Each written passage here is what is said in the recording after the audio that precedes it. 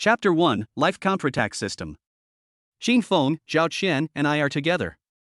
As you know, he's a top-rich second generation. Although I'm the most beautiful girl in the department, I can't get in touch with him at all. Fortunately, you share the dormitory with him. So, you'll just be dumped. The school beauty was wearing a pink sexy suspender skirt, her waist slightly tilted, and her bunny almost jumped out with her movements. She smiled sweetly at Xin Feng lazily. It doesn't sound like she's talking about breaking up, but more like she's acting coquettishly. Xin Feng raised his hand and pushed up his glasses. The lenses reflected the light and I couldn't see his expression. He responded calmly. Oh. What does that mean? The flower is slightly annoyed. Damn it. Why is he so cold every time I talk to him? If you have anything to say, wait until I come back from my part-time job. Xin Feng pushed Bai Ruru away and walked forward carrying the steamed bun. Part-time workers get 20 per hour, 100 for 5 hours, and half of the salary will be deducted if you are 10 minutes late. It will be a loss. The beauty clenched her fists in anger, and shouted out loudly when she could no longer bear it. Xin Feng. I said you were dumped. You were dumped. Each word seemed to be magnified 100 times and hit Xin Feng. Xin Feng shook off the words and continued to move forward. The girl was so angry that she almost fainted. Two childish voices rang out. Sister, my dad already has a wife and a daughter. What you are doing is not called breaking up, it's called interfering. That's right, little sister. It's not my dad who got dumped, it's you who got cheated on. Bai Ruru was stunned and looked in the direction of the voice. I saw two little girls, about 4 or 5 years old, wearing peach pink cake skirts, with soft, slightly curly flaxen hair tied in two small buns with lace headbands. At this time, he was explaining science to her with a serious expression. Bai Ruru was almost melted by the cuteness for a moment. It took her a while to react. What do they mean by what they say? Does that mean Xin Feng is their father? How is it possible? Bai Ruru stood there in a daze, and was just about to ask the two kids for clarification. The two little ones ran towards Xin Feng with their cake skirts and little buns, hugging Xin Feng's thighs from the left and right. They frowned, puffed their cheeks angrily, and spoke to Xin Feng in a fierce manner. Dad! You're out flirting with other girls again. Humph! Dad! You clearly promised us that you would keep your distance from other girls, but you didn't keep your word. Xin Feng thought that it was some kid who took the wrong road and recognized the wrong person. He lowered his head and stood there in a daze. These eyebrows and features are, if not 50% similar to his, at least 30% similar. The key point is that the remaining 7 points are extremely similar to another person, so similar that they are simply a smaller version of her. Xin Feng was startled and 2 bags of steamed buns slipped from his hands. You got the wrong person, didn't you? The two little girls were stunned. Beads of tears as big as beans instantly seeped out of their eye sockets and hung on their long and thick eyelashes, about to fall. They trembled their lips and looked at Xin Feng in disbelief. Dad, you don't recognize us anymore? Are we children without a dad? Xin Feng panicked instantly, and quickly squatted down and coaxed her softly. Don't cry yet. Let me think about it. What is going on? A subtitle scrolled in front of Xin Feng's eyes and was read out in a mechanical voice. 20 years ago, you were dumped by the school beauty, and then she confessed her love to you. 15 years ago, you became a senior executive of a large company and proposed to the school beauty. 10 years ago, the school beauty gave birth to twin daughters for you. 8 years ago, your true identity as a young master was exposed, and you exchanged with the fake young master Zhao Qian. You brought the school beauty and a pair of daughters, returned to your roots, and entered the top circle of the rich and powerful. 5 years ago, you lost yourself in the power, sex, and fame. You started not going home, not answering calls, not replying messages. Your disappointed wife left the mansion with her 2 daughters and moved back to your old home. 3 years ago, your daughters were poisoned and were on the verge of death. Your wife called you, but you hung up on her while you were at the negotiation table. Your daughters died, and your wife cut her wrists in despair.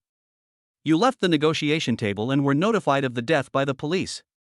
You went home in panic and saw your wife bleeding on the bedside and your daughters lying on the bed, all cold. You suddenly realized your mistake and regretted it beyond repair. At this time, you are 40 years old, your body is damaged by alcohol and sex, and you finally fall due to long-term depression. At the same time, the Zhao family building collapses, your father runs away with the money and his illegitimate son, and you are burdened with 10 billion debts. Your life has reached a dead end.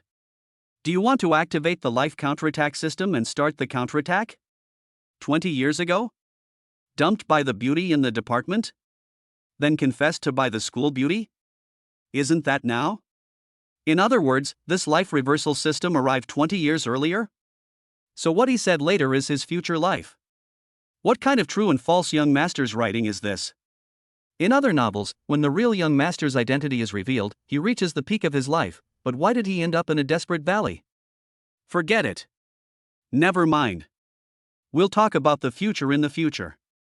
Right now, we have to deal with the things at hand first. Xinfeng looked down at the two little ones holding his legs. At this moment, they opened their big, blinking eyes with tears hanging on them, looking at her aggrievedly. These two little ones, are they really his daughters? After looking at it for a while, the school beauty by Roro finally understood what was going on. She walked quickly towards Xinfeng. Xinfeng, you've had enough. In order to pretend that you weren't sad about being dumped by me, you actually found two little actors to play your daughter to save face. Do you have any shame? The two little ones raised their heads, pouting on their little faces, and glared at Bairuru in a fierce manner. Don't you dare say that, Daddy. We are Daddy's girls. The acting is quite realistic. Tell me, Xinfeng, where did you hire those professional child actors? It must have cost a lot of money, right? Bairuru continued self-righteously. Xinfeng caught a glimpse of a familiar figure out of the corner of his eye. She had black hair like a waterfall, a straight back, slender limbs, and was wearing a white dress and canvas shoes. She was walking towards her from a distance. The air around her seemed to become fresh because of her. All the people who were watching the show were attracted by this figure for a moment. Xinfeng's eyelashes trembled slightly, and he said firmly, "No, they are my daughters." "What about their mother? Don't tell me that you alone can give birth to a baby." Bairuru gritted her teeth and whispered. Xinfeng slowly raised his hand and pointed towards the distance. "Their mother is here. She's there." Chapter 2, Holy Crap! A school beauty confesses her love? Bairuru curiously looked in the direction of Xinfeng's finger. She was stunned at first, then she found it funny. "What are you kidding? Xinfeng, I am not the one who is actively pursuing you, giving you an illusion that you are infinitely charming, am I? And the school beauty is the mother of your child, why don't you say it is? Dilly Reba." Bairuru's voice became smaller and smaller. Because the school beauty Chu Yue was getting closer and closer to them, and finally stood in front of them. There was an uproar all around. 3 months ago, the news that the beauty from the finance department pursued the poor top student from the electronic engineering department had already caused a sensation on the school forum. Today, the beauty from the finance department broke up with the poor academic bully, and now the campus bell has come running, and there's going to be another explosion. No one wanted to miss it, so they excitedly raised their phones and started taking pictures. The two little guys' eyes suddenly lit up and they shouted, "Grandma! Mom! Mama!" Bairuru was stunned. The onlookers were once again in an uproar. What the hell? What are these two kids calling Chu Yue? Mom? No way. Don't tell me, these two little girls really look 70% like the school belle. Could it be that these two children are really Chu Yue and Xinfeng's? If that's the case, Chu Yue and Xinfeng have been together since high school and they even have a baby. Hiss. It seems that Xinfeng and Chu Yue really went to the same high school. Xinfeng looked at Chu Yue steadily. According to the system, Chu Yue will confess to me next. If she really confessed, it means that what the system said is true. Chu Yue was stunned.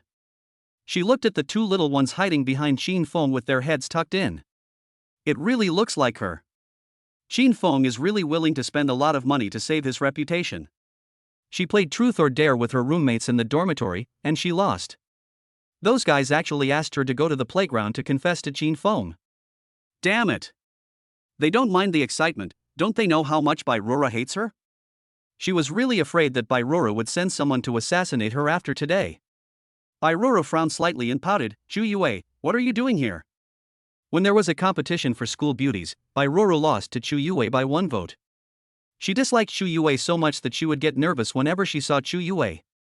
Are you going to act with Qin Feng as well? Shu Yue raised her hand and hooked a strand of hair behind her ear. She took a deep breath, ignored by Ruru, and looked towards Qin Feng. No, I'm not here to act. I'm here to confess my feelings. Qin Feng, I like you. Be with me. Please. Qin Feng's eyelashes twitched. The lens flashed. That's right. Ding, congratulations to the host for starting the life counterattack system.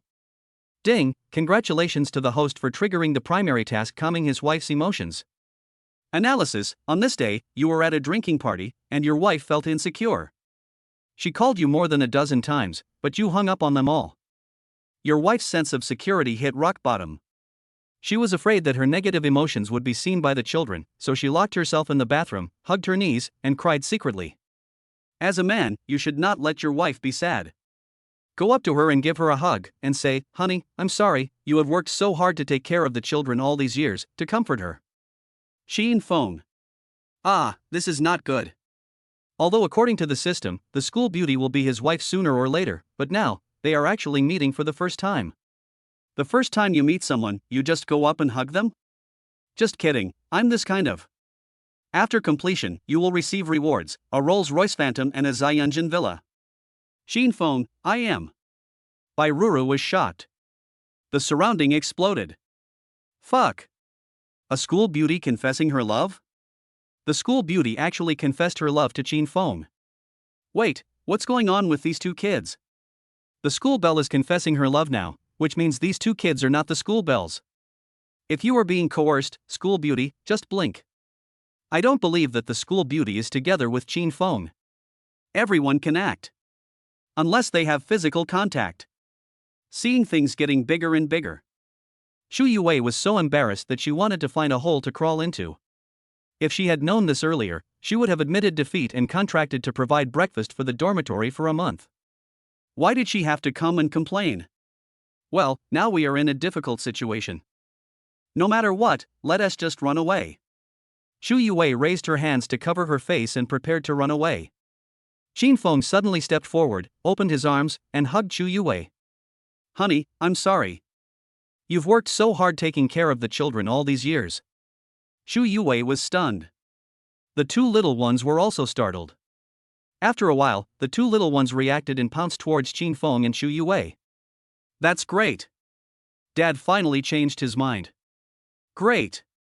Daddy is back to being that gentle daddy again. Shu Yue.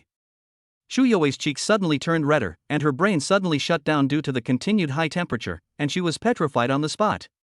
A wonderful feeling slowly rose and spread in Shu Yue's heart. It's so strange, I should have pushed Qin Feng away. But why do I have such a happy feeling, as if my husband who hasn't been home for a long time has finally come home, and I really want to hug him tighter. His embrace is so warm, I want to cling to it so much. Ding.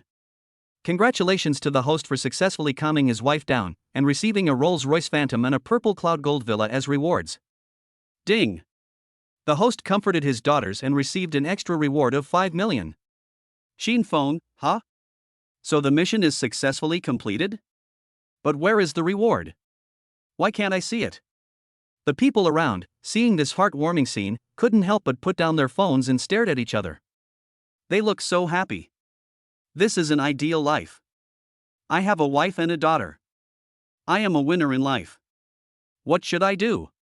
Suddenly, I also want to find someone to marry. At this time, Bai Ruru, who was standing aside like a clown, finally couldn't bear it anymore. Qin Feng. Shu Yue. You guys are going too far. You guys are trying to embarrass me on purpose. At this moment, a Porsche Youth Edition drove over from a distance and stopped in front of them.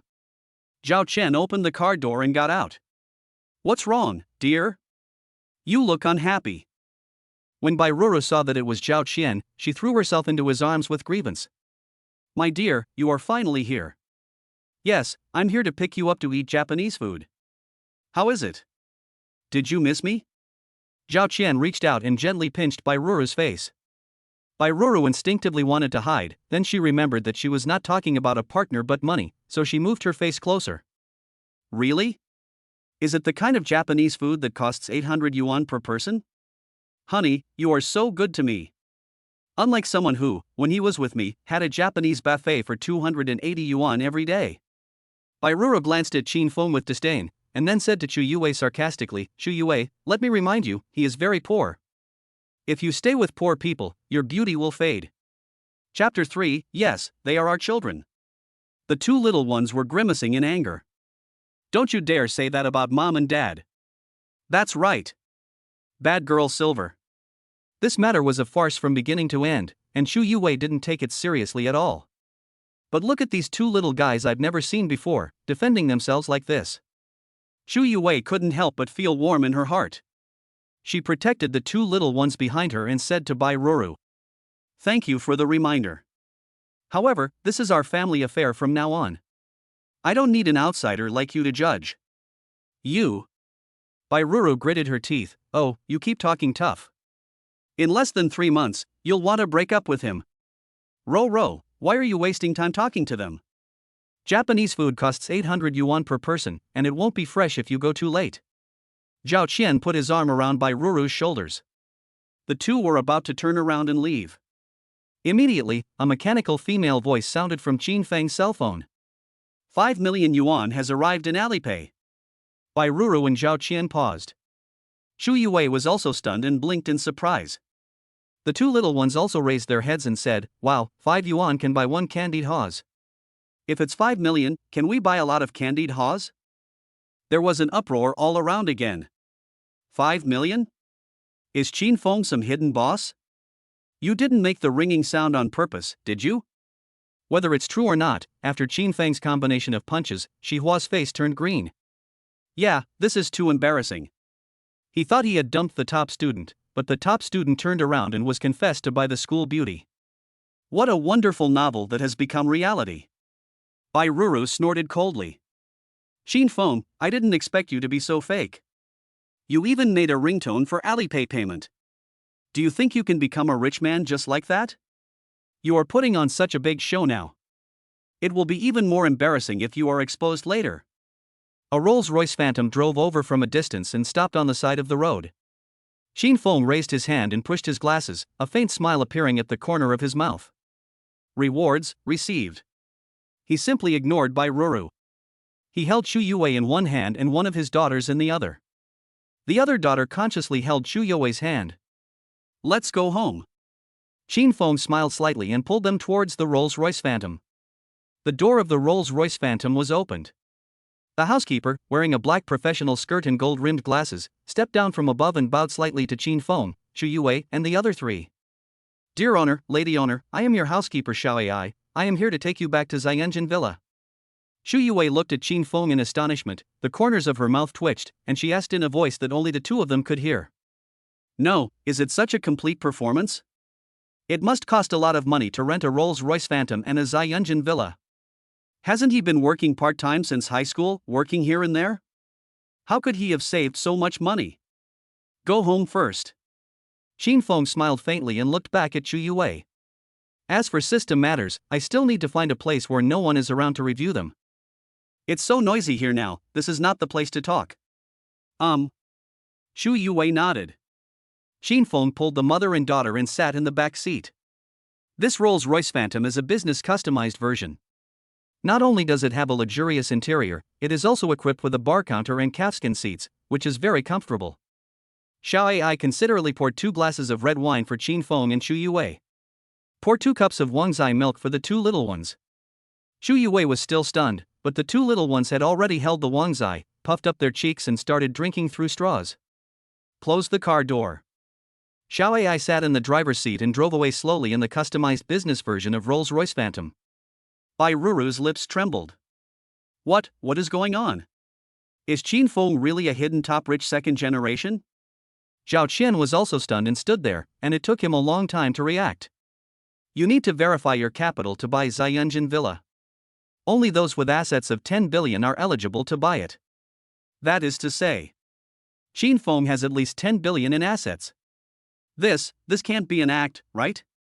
Forget renting the Xianjin Villa. Even renting that Rolls-Royce Phantom costs a lot for a day. Yeah, it looks like a specially customized version. You can't rent it even if you have money, right? Hiss. Xin Feng is really rich. That beauty in the department dumped Xin Feng, so doesn't that mean the school beauty got the upper hand? Everyone looked at Bai Ruru with sympathy. Bai Ruru stood there petrified, and it took her a while before she felt a dull pain in her heart. Puff Bai Ruru vomited blood. In the car. The atmosphere was a little awkward.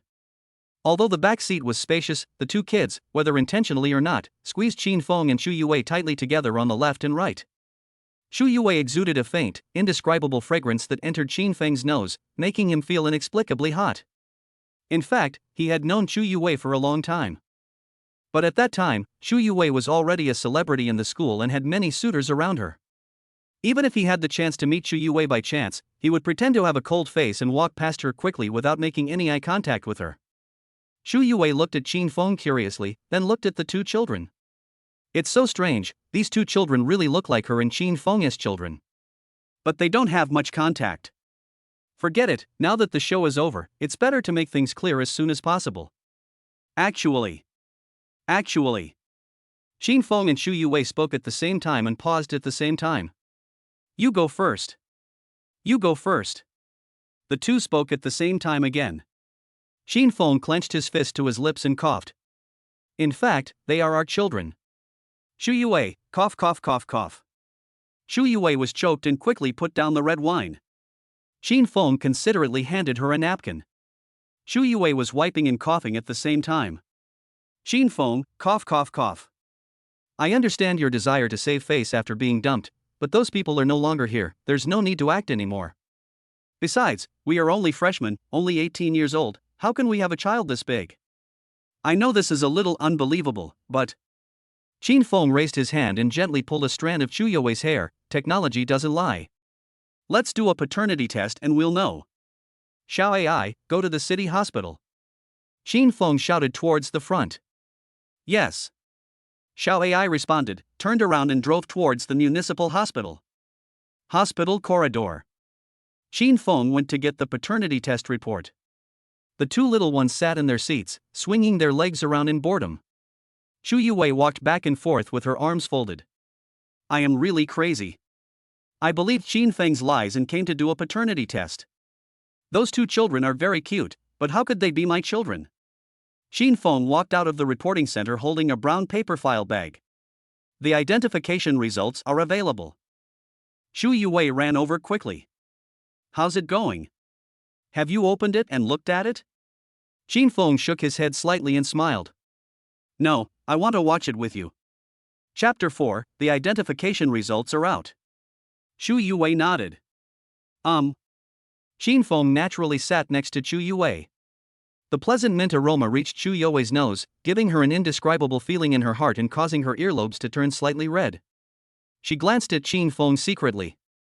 In fact, he should be very handsome, especially his eyes, which are deep and bright.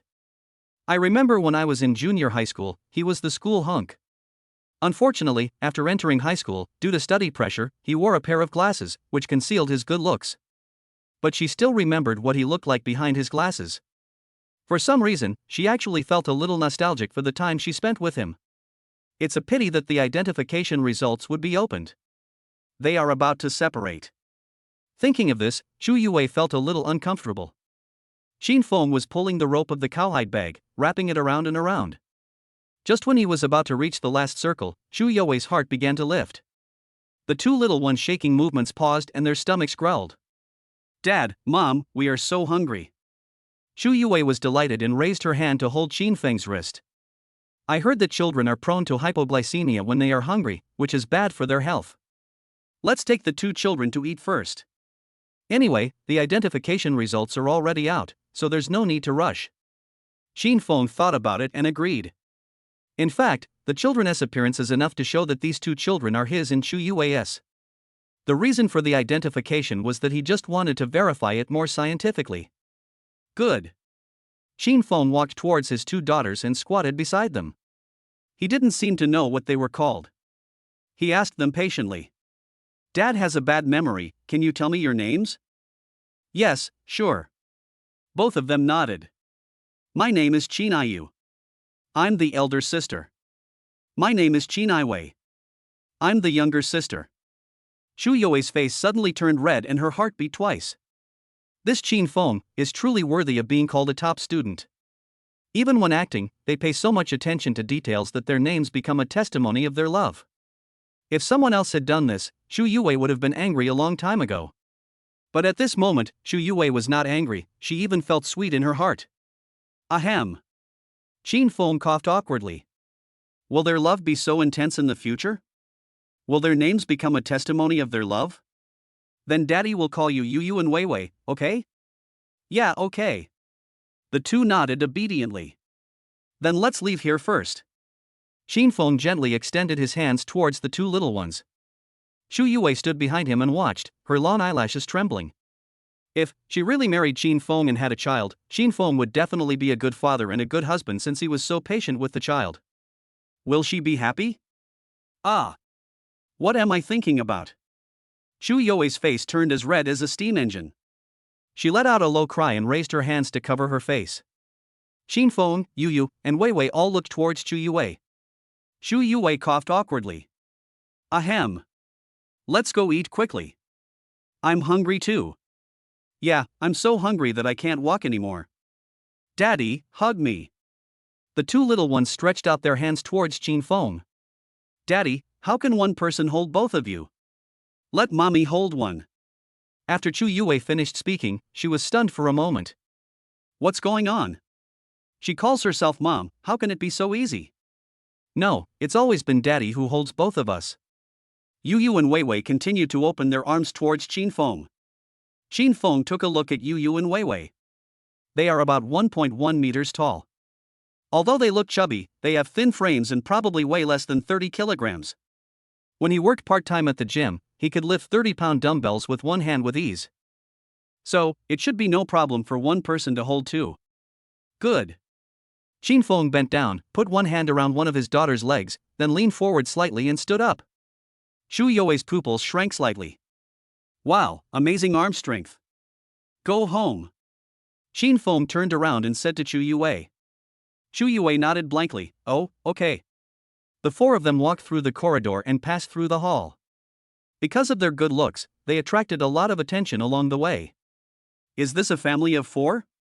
Mom and Dad look too young, don't they? Are you a brother or sister? They look so similar. They must be the older brother and sister with two younger sisters. Whose parents are so blessed to have 4 children? Not necessarily. Nowadays, rich people take care of themselves and look younger, which is normal. Whose rich family wears Adidas? The 4 of them walked to the door. Xiao Ai drove a customized business version of Rolls-Royce Phantom to them. Then he respectfully opened the car door for them. Dear owner, ma'am, please get in the car. Everyone. This is really rich. The 4 of them got on the back seat. Xiao Ai asked respectfully, excuse me, sir, madam, where are we going now? Qin Feng looked at Yu and Wei Wei, do you want to eat anything? I want to eat the Kung Pao chicken made by Dad. Yu raised her hand. I want to eat the pineapple pork made by Dad. Wei Wei raised her hand. When Qin Feng worked part-time as a food delivery driver, he often had to wait for meals. He would watch while waiting, and when the boss was too busy, he would take over and cook. These two are really his specialties. Okay. Dad will cook it for you guys when he gets home. Qin Feng raised his hand and rubbed their little heads, then said to Xiao Ai, go home. Home. He is an orphan and grew up in an orphanage. He had no home, but now, it seems like he has one. Although it was 20 years earlier. Shu Yue frowned slightly. It is said that Ziyunji Villa requires a capital verification of 10 billion yuan to purchase, and it is not rented out to the public. Wait a minute, this play won't be able to go on. But she also wanted to eat the food Qin Feng cooked, Kung Pao chicken, pineapple and pork, which sounded delicious. Qin Feng, why don't you go to my house first? Shu Yue mustered up her courage and spoke to Qin Feng. Qin Feng looked at Shu Yue.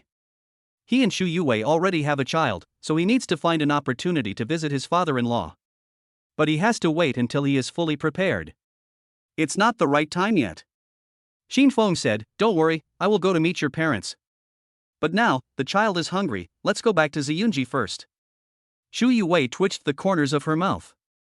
This Qin Feng is really good at acting. She wanted to say something else. The customized business version of Rolls-Royce Phantom drove directly into Ziyunji and stopped in front of the A8 detached house. Xiao Ai opened the car door and smiled politely. "Dear owner, Madam Owner, we have arrived, please get out of the car." Chu Yue's pupil shrank slightly, and she gasped and exhaled. "It's really purple cloud gathering. Qin Feng, how much does it cost to rent this place? You must have put all your savings from working part-time for 10 years into it, right?" Chapter 5, I wish he was really my boyfriend. Qin Feng raised his hand and pushed his glasses, saying seriously, "I didn't rent this." Chu Yue was stunned for a moment and said with a smile, "You didn't rent it? Did you buy it?" Strictly speaking, it wasn't bought by Qin Feng. But the matters of the system were mysterious. Even though Chu Yue was his future wife, he still couldn't tell her directly. Qin Feng nodded, "I guess so." "Is it?" Chu Yue smiled. Okay. Still acting, right? I want to see how long you plan to continue." She imitated Xiao Ai and said please to Qin Feng. "Then please ask our dear owner to come home and cook 2 delicious dishes for us." "Good." Qin Feng nodded and stepped forward. The door of the automatic facial recognition system successfully recognized Qin Feng the moment he approached, and opened with a ding sound. Qin Feng stepped in. At the same time, the whole house fresh air system and epoxy central air conditioning are also turned on automatically. Chu Yue held Xiao Yu in her left hand and Xiao Wei in her right hand and walked in together. Knowing that Ziyunji Villa was luxurious, Qin Feng and Chu Yue were still shocked the moment they stepped in. The whole style has both Western luxury and Chinese elegance, combining the two into one very well. The house is very big. But it does not seem lonely and cold, giving people a warm feeling. It is obvious at first glance that the layout of the entire house was designed with reference to feng shui. Otherwise, with such a large space, people would easily feel overwhelmed when they enter. But Ziyunji gives people the feeling that the house can support people. In addition, Ziyunji's geographical location places it at the core of the Beijing Circle. Qin Feng couldn't help but sigh. Being expensive does have its advantages. Chu Yue was attracted by the furnishings in the room for a long time, and came back to her senses when she heard Qin Feng's words. She looked at Qin Feng and complained in her heart.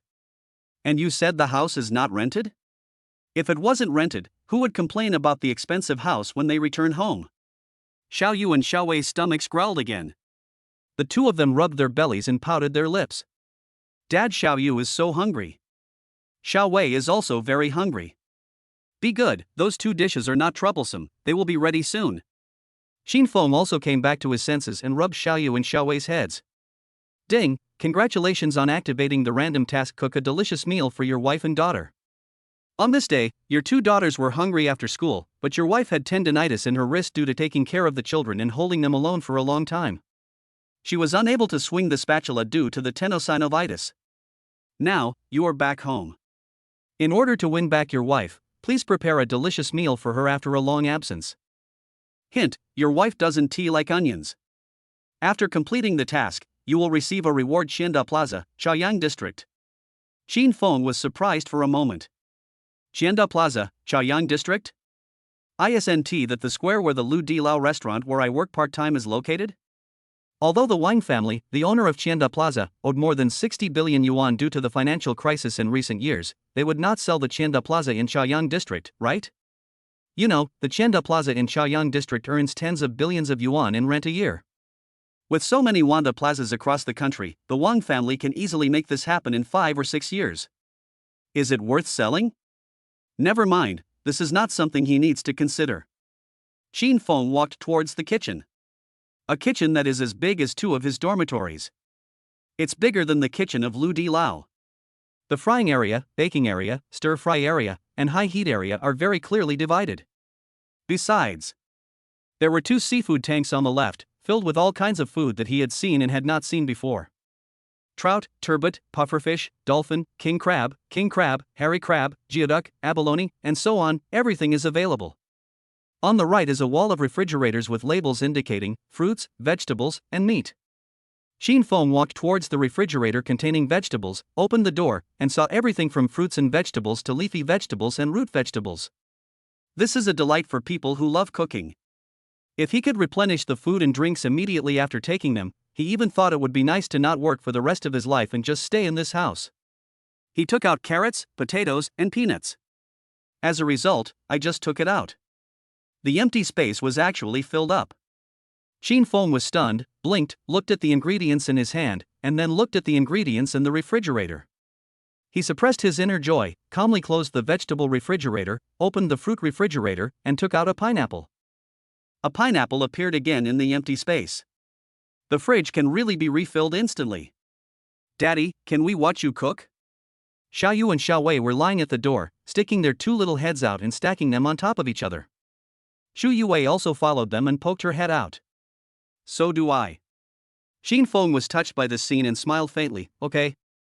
Xu Yue pulled the two little ones and walked in quickly. Xin Feng calmed his mind and took out the meat from the refrigerator. Wear an apron. First, take out the northeastern rice number 2, wash the rice, add water, and steam it in a wood-fired rice cooker. Then wash the food. After washing the ingredients separately, Xin Feng placed them on the chopping board and heard dong dong dong dong. The meat and vegetables were cut into shapes of different sizes and placed on plates. Xin Feng took some green onions, tied 2 knots into them and put them aside. Remove from heat. Heat both pots together. Heat the pan, add oil, and pour the ingredients. Crash. The fire suddenly rose. Xin Feng was shaking a pot with one hand, and the ingredients were jumping up and down in it. The firelight reflected on Xin Feng's gold-framed lenses, refracting light. Xu Yue was stunned and stood there, her heart was slightly rippling and beating thump, thump. Xiaoyu and Xiaowei exclaimed wow, their round eyes lit up, and they moaned softly. Dad, you're awesome. Mom is right. Dad who cooks is so handsome. Stir fry halfway. Xin Feng threw the tied-up shallots in and continued to stir fry. Seeing that it was almost done, Xin Feng picked out the green onions with chopsticks and put them on a plate. It only takes 15 minutes from putting the 2 dishes into the pot to serving them. This is the professional quality of being a part-time delivery man. Xin Feng took off his apron and carried the dishes to the dining table. He took out 3 pairs of chopsticks and handed them to Xu Yue, Xiaoyu, and Xiaowei respectively. You guys eat first. I'll go see if the rice is ready. Xu Yue's eyes flickered as she looked at Xin Feng's back and called out softly. Xin Feng. Xin Feng paused and looked back. Why do you put so many onions when you cook? Xu Yue asked. Xin Feng replied naturally, don't you not eat onions? Then adding onions can enhance the flavor, but you won't get the pungent taste of shallots. Anything else? Xu Yue shook her head. Xin Feng continued to serve the rice. Xu Yue couldn't help but clench her fists, and her heart began to ripple. He actually knew that I don't eat onions. Moreover, when cooking, I also thought of ways to take both into account. Xin Feng is such a thoughtful and kind man. It would be great if he was really my boyfriend. Chapter 6, You have obtained Xianda Plaza, Chaoyang District. Xiaoyu and Xiaowei took the chopsticks and each picked up a piece of sweet and sour pork. It's delicious. It's so delicious, better than in a restaurant. It was so delicious that both of them narrowed their eyes and pouted their lips. Ding, congratulations to the host for successfully completing the mission. Reward, a building in Xianda Plaza, Chaoyang District. Xin Feng was serving rice when his cell phone buzzed and a text message came in. He put down the spatula, picked up his phone and took a look. Chaoyang District Xianda Plaza Equity Change Notice. Congratulations to Mr. Xin Feng, you now own 100% of the equity of Xianda Plaza. Xin Feng smiled faintly. It seemed that they were very satisfied with the taste of the food. He put away his phone, filled 4 bowls of rice, returned to the restaurant and placed them on the dining table. I saw that the rice was full and crystal clear, and the grains were close to each other without being sticky. It looked neither dry nor hard, but full of elasticity. And the fragrance instantly filled the entire restaurant. Xu Yue is thin, 1.68 meters tall and weighs less than 90 kilograms, just because she doesn't like to eat rice very much. When I smelled this fragrance, my internal organs started to stir. I wanted to have 2 big bowls of rice with a little vegetable soup. Seeing Xu Yue standing there in a daze, Xin Feng couldn't help but frown. Is it because as a school beauty, she needs to maintain her figure? If I remember correctly, beautiful women all strictly control their carbohydrate intake. Is it not to your liking? Should I prepare some coarse grains for you? Xin Feng said this as he was about to take the bowl of rice in front of Xu Yue. Xiaoyu and Xiaowei, who were holding the bowl and burying their heads, eating with a grunt sound, raised their heads and said in unison when they heard it. Mom doesn't want to eat? Then let's eat. Xiaoyu picked up the rice in front of Chu Yue, put half into her sister's bowl, and put the remaining half into her own bowl. Then I ate a lot again. I eat. Chu Yue hadn't finished her words yet, and her belly was about to fall. Her pair of phoenix eyes drooped instantly, her pupils became dim, and her stomach growled even louder. Xin Feng said with a smile, "There is still some in the pot, wait a moment, I will get more." Not for a while. Xin Feng filled another bowl and placed it in front of Chu Yue. Chu Yue took it, picked up the chopsticks, picked up some pork tenderloin and diced chicken and put them in the bowl. At first, she was a little reserved. She picked up a small piece of rice, wrapped the pork tenderloin, and stuffed it into her mouth. After taking a bite, she couldn't help it, so she picked up the bowl and showed off like Xiaoyu and Xiaowei. Xin Feng held his chin and looked at the three people eating happily. A smile appeared on his face and he felt happy in his heart. In a short while, the bowl of rice was finished. Chu Yue put down the bowl, raised her head, and looked at Xin Feng. Thinking back to how she had eaten just now, her cheeks suddenly turned red with shame. Thanks. You're welcome. You're the child's mother, and I should cook for you. Xin Feng said. Chu Yue's heart skipped a beat and she rubbed her hands awkwardly. Could it be that he took her confession today seriously? Otherwise, why don't you explain it to him? If she lied to him like this, then what's the difference between her and Rora who deceived him about his feelings? Thinking of this, Chu Yue took a deep breath. Xin Feng, actually. Xin Feng's cell phone rang. Buzz buzz buzz. Xin Feng picked up the phone casually, and the caller ID read, "Manager of Lu Di Lao." Xin Feng then remembered that he had not gone to his part-time job today and had not asked for leave, which was indeed not good. "Excuse me, I have to take a call first," Xin Feng said to Chu Yue, then pressed the answer button. Xin Feng. What's wrong with you? If you say you won't come, then don't come. The manager's irritable voice came from the receiver of the mobile phone. Xin Feng put the phone away. Don't think you can get carried away just because your cooking tastes good. Who do you think you are? You're just a waiter, but you think you're a chef. Half of your part-time salary for this month is gone. I'll give you another 20 minutes. If you're still not in the store, your part-time salary will be gone. From now on, you don't have to come here anymore. Chu Yue's eyelashes trembled slightly. Xin Feng is still working part-time, so this villa, that car, and these two little actors must have been rented by him to deceive Ruru. According to the plan, after deceiving Ruru, he still had to work part-time. However, because the two young actors and she were hungry, he risked being fired and cooked for them. No matter what his motives were. His heart is kind. Or, I won't tell him yet that I confessed to him because of the truth or dare game. Just let him be your boyfriend first, carrot carrot. Chu Yue conquered herself in this way. Xin Feng. Xin Feng. Are you listening to me? Did you hear me? 20 minutes, come here quickly. The manager continued to yell. Xin Feng brought the phone closer and said calmly. Manager, I quit. Quitting? Do you have the living expenses for next month? Do you have the tuition for next semester? If you say you're quitting, then don't do it. Do you think you're rich? I'll just take that as a joke. At most I'll give you half an hour. Come here now. The manager's tone softened a little. Xin Feng said again, No, manager, I just don't want to do it. The manager was stunned. You really quit? Yeah. Xin Feng confirmed. The manager panicked. No, I'm just kidding you, don't really quit. You are the chef of our restaurant now. How many customers come to eat every day at the time of your part-time job? If you don't come, how sad will those customers be? At worst, I won't deduct your money.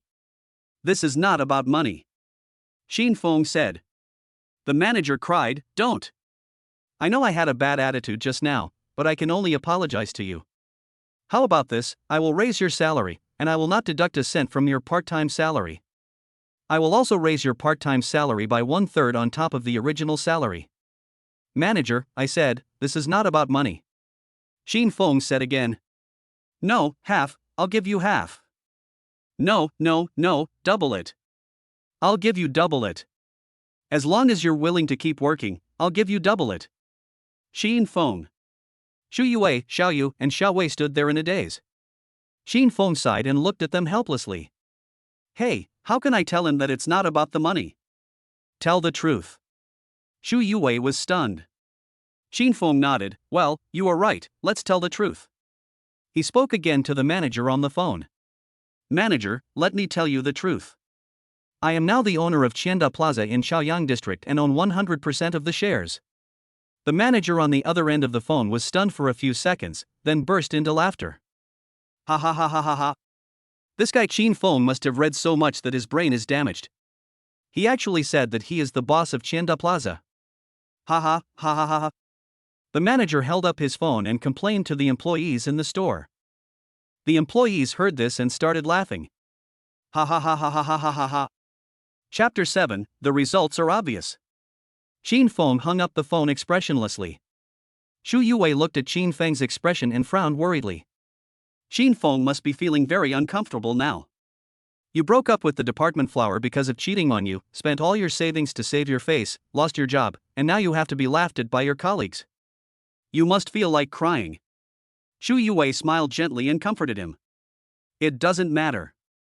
They don't believe you. I believe you. This should encourage him. Xin Feng raised his eyes and looked at Shu Yue, and was stunned for a moment. Well. Shu Yue actually believed that I was the boss of Qianda Plaza, which is so outrageous. She is really naive. What's going on? I feel a little touched. When Shu Yue saw that Xin Feng didn't say anything, she thought that Xin Feng didn't believe her and believed him. She continued. I really believe you. Really? If you don't believe me, ask Xiao Yu and Xiao Wei. They will definitely believe you too. Xiao Yu, Xiao Wei, do you believe that Daddy is the boss of Qianda Plaza? Shu Yue tilted her head and asked Xiao Yu and Xiao Wei. Xiao Yu and Xiao Wei had finished their meal at this time. Their bellies were bulging. They held their stomachs in satisfaction and lay on the chairs with their arms and legs spread out. Hearing Shu Yue's words, Xiao Yu and Xiao Wei raised their heads, curved their eyebrows and smiled sweetly. I believe it. We will believe whatever our father says now. Because of Dad, things have gotten better. Xin Feng felt warm in his heart, smiled softly, raised his hand and rubbed Xiao Yu and Xiao Wei's heads. Thank you. Shu Yue breathed a sigh of relief when she saw Xin Feng smile. He finally smiled. But he still lost his job. I heard that the market is not good this year and it is difficult to find a job. By the way, my uncle works in the marketing department of Qianda Plaza. He is usually responsible for checking whether the stores in Qianda Plaza are operating in violation of regulations, and he often deals with these store managers. Otherwise, let your uncle help Xin Feng talk to the manager of Ludi Lao. Xin Feng. What's wrong? Xin Feng asked softly. In fact, Xin Feng seldom interacts with girls, especially alone with them. So, when sitting with Shu Yue at this moment, he felt a little awkward and didn't know how to manage his facial expression properly, so he simply didn't manage his facial expression at all and had a blank expression on his face. Shu Yue's heart tightened when she saw Xin Feng's expression. She poked gently with her hand under the table. What should I do? Would it be too abrupt to say it directly? Would the boy not like his girlfriend interfering in his work? But Xin Feng has used up all his savings on renting so many things, so he can't do without a job. Shu Yue mustered up her courage and said. Xin Feng, actually my uncle works in the marketing department of Qianda Plaza. Xin Feng looked slightly relaxed. I see. Since he is the child's mother's uncle, there is nothing wrong with promoting him. Shu Yue breathed a sigh of relief. Phew. Great, Xin Feng agreed. Okay, then I'll call my uncle when I get back to the dormitory at night. The two sat face to face, looking into each other's eyes. The air is somewhat sweet. Shu Yue's face turned a little red. Suddenly, a burst of snoring interrupted the silence between the two. They both looked towards the source of the shouting. Xiao Yu and Xiao Wei were full and were sleeping in the leather sofa chairs. They looked so cute, just like two dolls. Shu Yue was touched by the cuteness. Wow, they are so pretty. Shu Yue held up her face. Of course, because you gave birth to me. Xin Feng smiled. Shu Yue's face suddenly turned even redder. How could she have given birth to two such cute babies? But she did not refute Xin Feng's words. She just tilted her head, smiled and nodded. The antique mechanical clock struck once. Chu Yue raised her hand and glanced at her watch. It's already 8 p.m. It's still some distance from here to school, and it will be too late if I don't go back now. Chu Yue stood up and said, "Classmate Xin Feng, I have to go back to the dormitory first." Xin Feng originally wanted to ask Chu Yue to stay here at night. But after thinking about it, he realized that he hadn't met his parents-in-law yet, and hadn't married Chu Yue yet. It seemed impolite to live together without knowing the reason. "Well, I'll take you there." Xin Feng nodded. "No need, I can just take the subway back." Chu Yue waved her hand. "It doesn't matter. Xiao Ai is free anyway, so let her drive you," Xin Feng said again. Chu Yue glanced at Xiao Ai, who was standing at the door. "If you rent a house or a car, it will probably take 24 hours, and the time hasn't come yet. So, it might as well just leave it there." "Oh well." Chu Yue nodded. "Xiao Ai, please send her back to school," Xin Feng shouted to Xiao Ai, who was standing at the door. "Okay, my respected owner." Xiao Ai stepped forward respectfully and made a please gesture to Chu Yue. Chu Yue turned and walked towards the door. Xiao Ai opened the door of the villa, walked out first, and opened the car door for Chu Yue. Chu Yue got in the car. Xiao Ai sat in the passenger seat and started the engine. Xiao Yu and Xiao Wei, who were lying on chairs, heard the noise, woke up immediately, and hurriedly chased after them. "Mom! Mom, don't go!" The two men jumped off their chairs and ran after the car, shouting. Chu Yue looked at the two little ones with red eyes, and her heart was in knots. She almost got out of the car. She quickly shouted to Xiao Ai. "Wait a minute, stop the car." Xiao Yu and Xiao Ai leaned on the car window. "Mom, don't you want Xiao Yu and Xiao Ai anymore? Hasn't Mom forgiven Dad yet?" The two little ones looked at Chu Yue pitifully. Chu Yue didn't know what to say for a moment. They just got a script, why are they acting so tragically? Should I cooperate with them and coax them? Just as Chu Yue was struggling, Xin Feng squatted down and comforted her. "Xiao Yu, Xiao Wei, don't be sad. Mom is not leaving, but going back to school. Mom is a student now, so she has to live in school. After a while, we will go visit Grandpa and Grandma together, and then Mom can live with us." "Really?" The two little ones looked at Chu Yue eagerly. Chu Yue nodded affirmatively. "Yes, it's true. Mom doesn't want you anymore, Mom just wants to go back to school. The teacher in the junior class did say that college students have to be in school at night. Well, then, you can go back, Mom." Xiao Yu is the older sister, and she pretended to be sensible. "Well, Mom has to come back to visit us when she has time." Xiao Wei is the younger sister, and she echoed her elder sister. "Yes, of course." Chu Yue agreed with a smile, feeling extremely sad in her heart. She was afraid that once she returned to the dormitory, she would never see these two cute little actors again. Xin Feng suddenly thought of something. "By the way, we haven't read the appraisal report yet." Chu Yue had also forgotten about this, but the result is obvious, so there's no need to look at it, right? Chu Yue said with a smile. Xin Feng nodded, "That's right. Xiao Yu and Xiao Wei look so much like Chu Yue that it doesn't matter whether you see them or not." The car started again. Xin Feng held the two little ones, waved to Chu Yue, and watched her walk away. Chapter 8, Taking Over Tianda Plaza.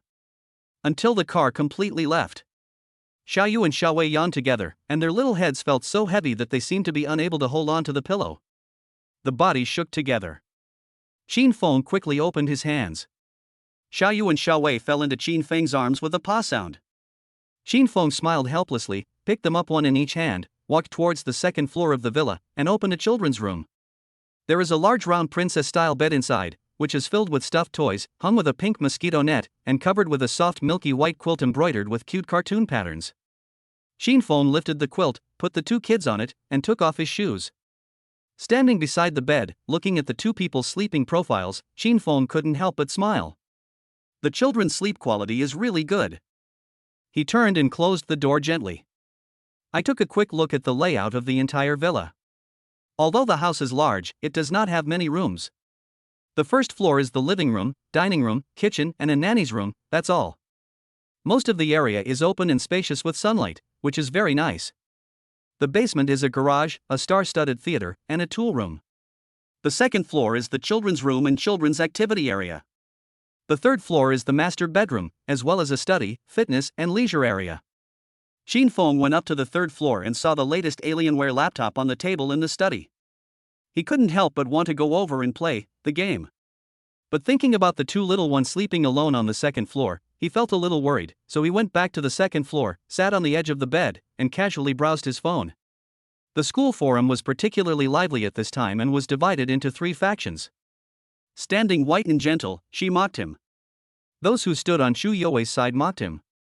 Those who stood with Bai Ruru and Shu Youwei mocked him. The content was mostly about how he had the right to date the most beautiful girl in the department and even the most beautiful girl on campus. Most of the taunts above start with mom and end with organ. Fortunately, he has no mother. Xin Feng closed the forum and prepared to continue watching Douyin. The cell phone suddenly rang, and the caller ID showed Qianda Plaza General Manager's office. Under normal circumstances, Xin Feng would definitely think it was a scam call.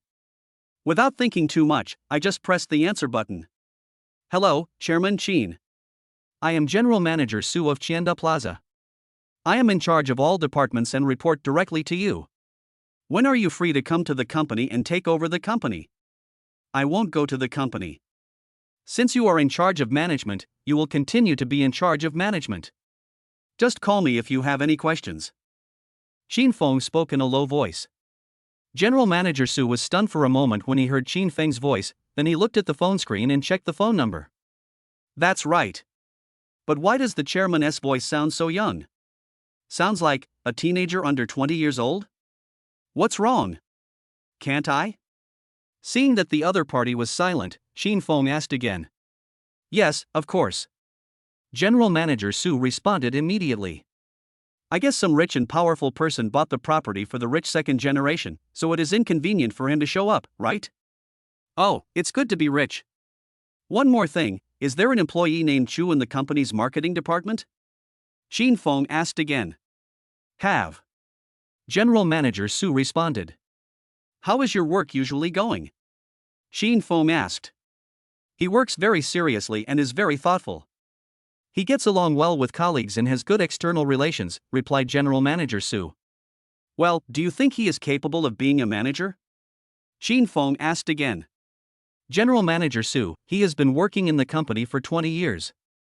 In fact, the company has long wanted to promote him to manager, but his first degree is a college degree, which is too low. As long as you have the ability, you will be appointed based on your merits. Academic qualifications are just a stepping stone, and a college degree from 20 years ago is very good. Xin Feng said. Okay. Then I will promote him to manager tomorrow, said General Manager Su. Okay, that's it. Good night. Xin Feng hung up the phone. General Manager Su looked at the phone screen and blinked in shock. On the first day of taking over, the chairman knew that there was an old employee named Su who had been working in the company for 20 years. This means that he knows everything about the company inside out? Also, he did not directly recommend Lao Chu as the manager right away, but instead asked a few questions, each of which was based on the main points.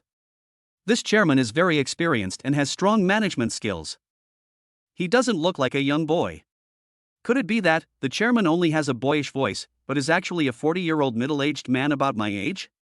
Well, that must be it. It seems that I cannot be careless at all in my future work reports.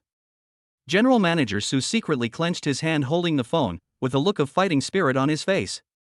Xin Feng put away his phone and put it in his pocket. On the bed. Xiao Yu and Xiao Wei had sat up without knowing when. Xin Feng walked over and rubbed their heads. What's wrong? Did Dad wake you up? Xiao Yu and Xiao Wei shook their heads vigorously, and their curly hair fell loose. Their rosy little faces looked more like 2 rag dolls under the light. It's not that, Baba, we still use kerosene to wash the dates.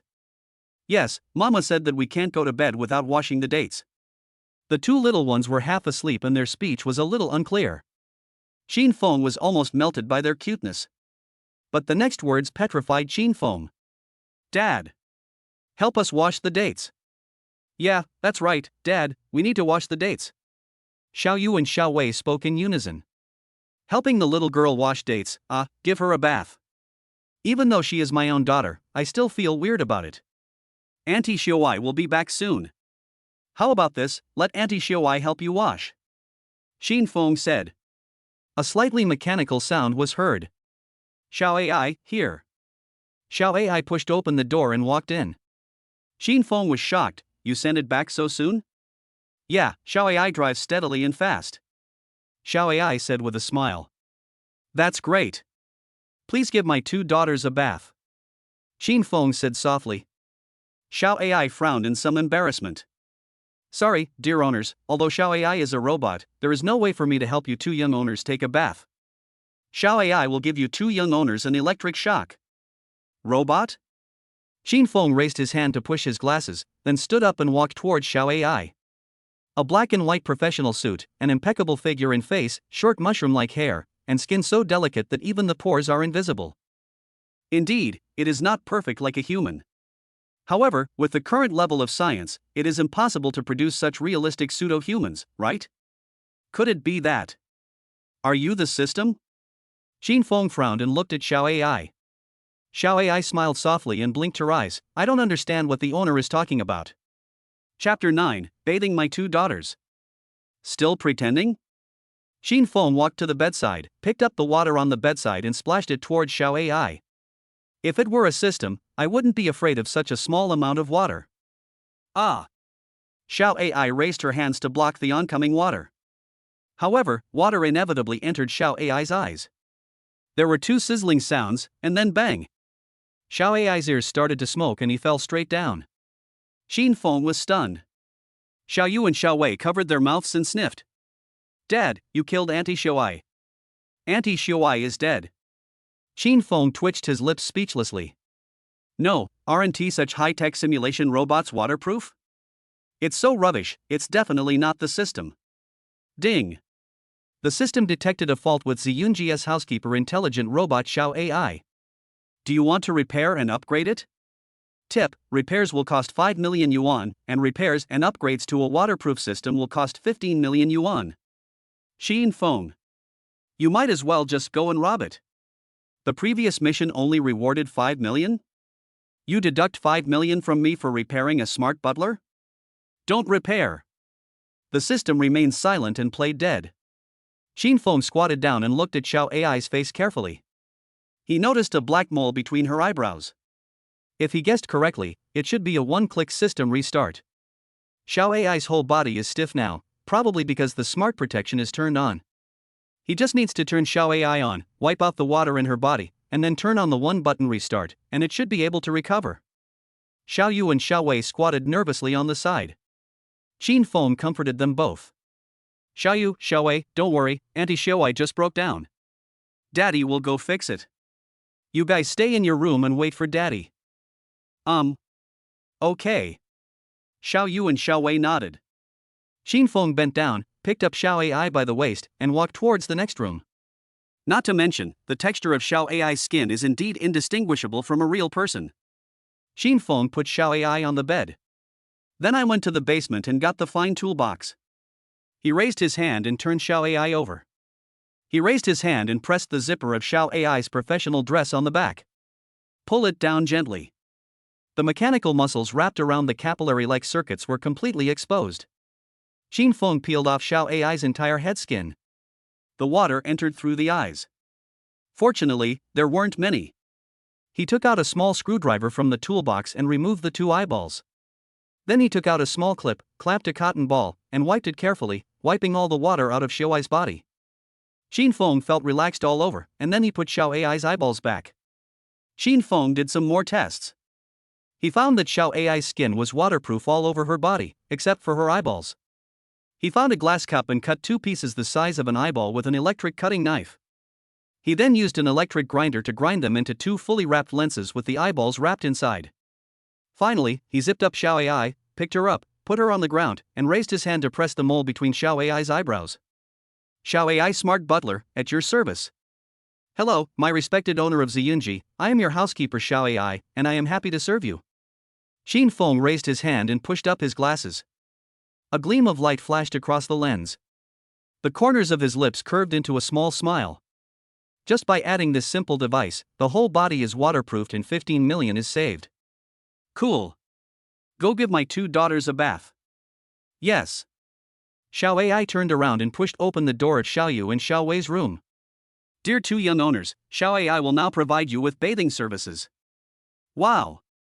Dad is so awesome. He really fixed Auntie Xiao Ai. Yeah. Daddy is awesome. Xiao Yu and Xiao Wei clapped their hands happily. I must tell Mom someday how awesome Dad is. He accidentally broke Aunt Xiao Ai, then he carried Aunt Xiao Ai to the next room and fixed it in 10 minutes. Mom will definitely think that Dad is awesome. The 2 little ones happily showed their little fangs, their eyes sparkling with brilliance. Xiao Yu and Xiao Wei were taken away by Xiao Ai. Qin Feng sat back on the sofa and rested. Speaking of which, taking care of children is really tiring. Ding, my daughters wore old clothes that were washed white to kindergarten and were laughed at. You haven't gone shopping with your wife and daughter for a long time.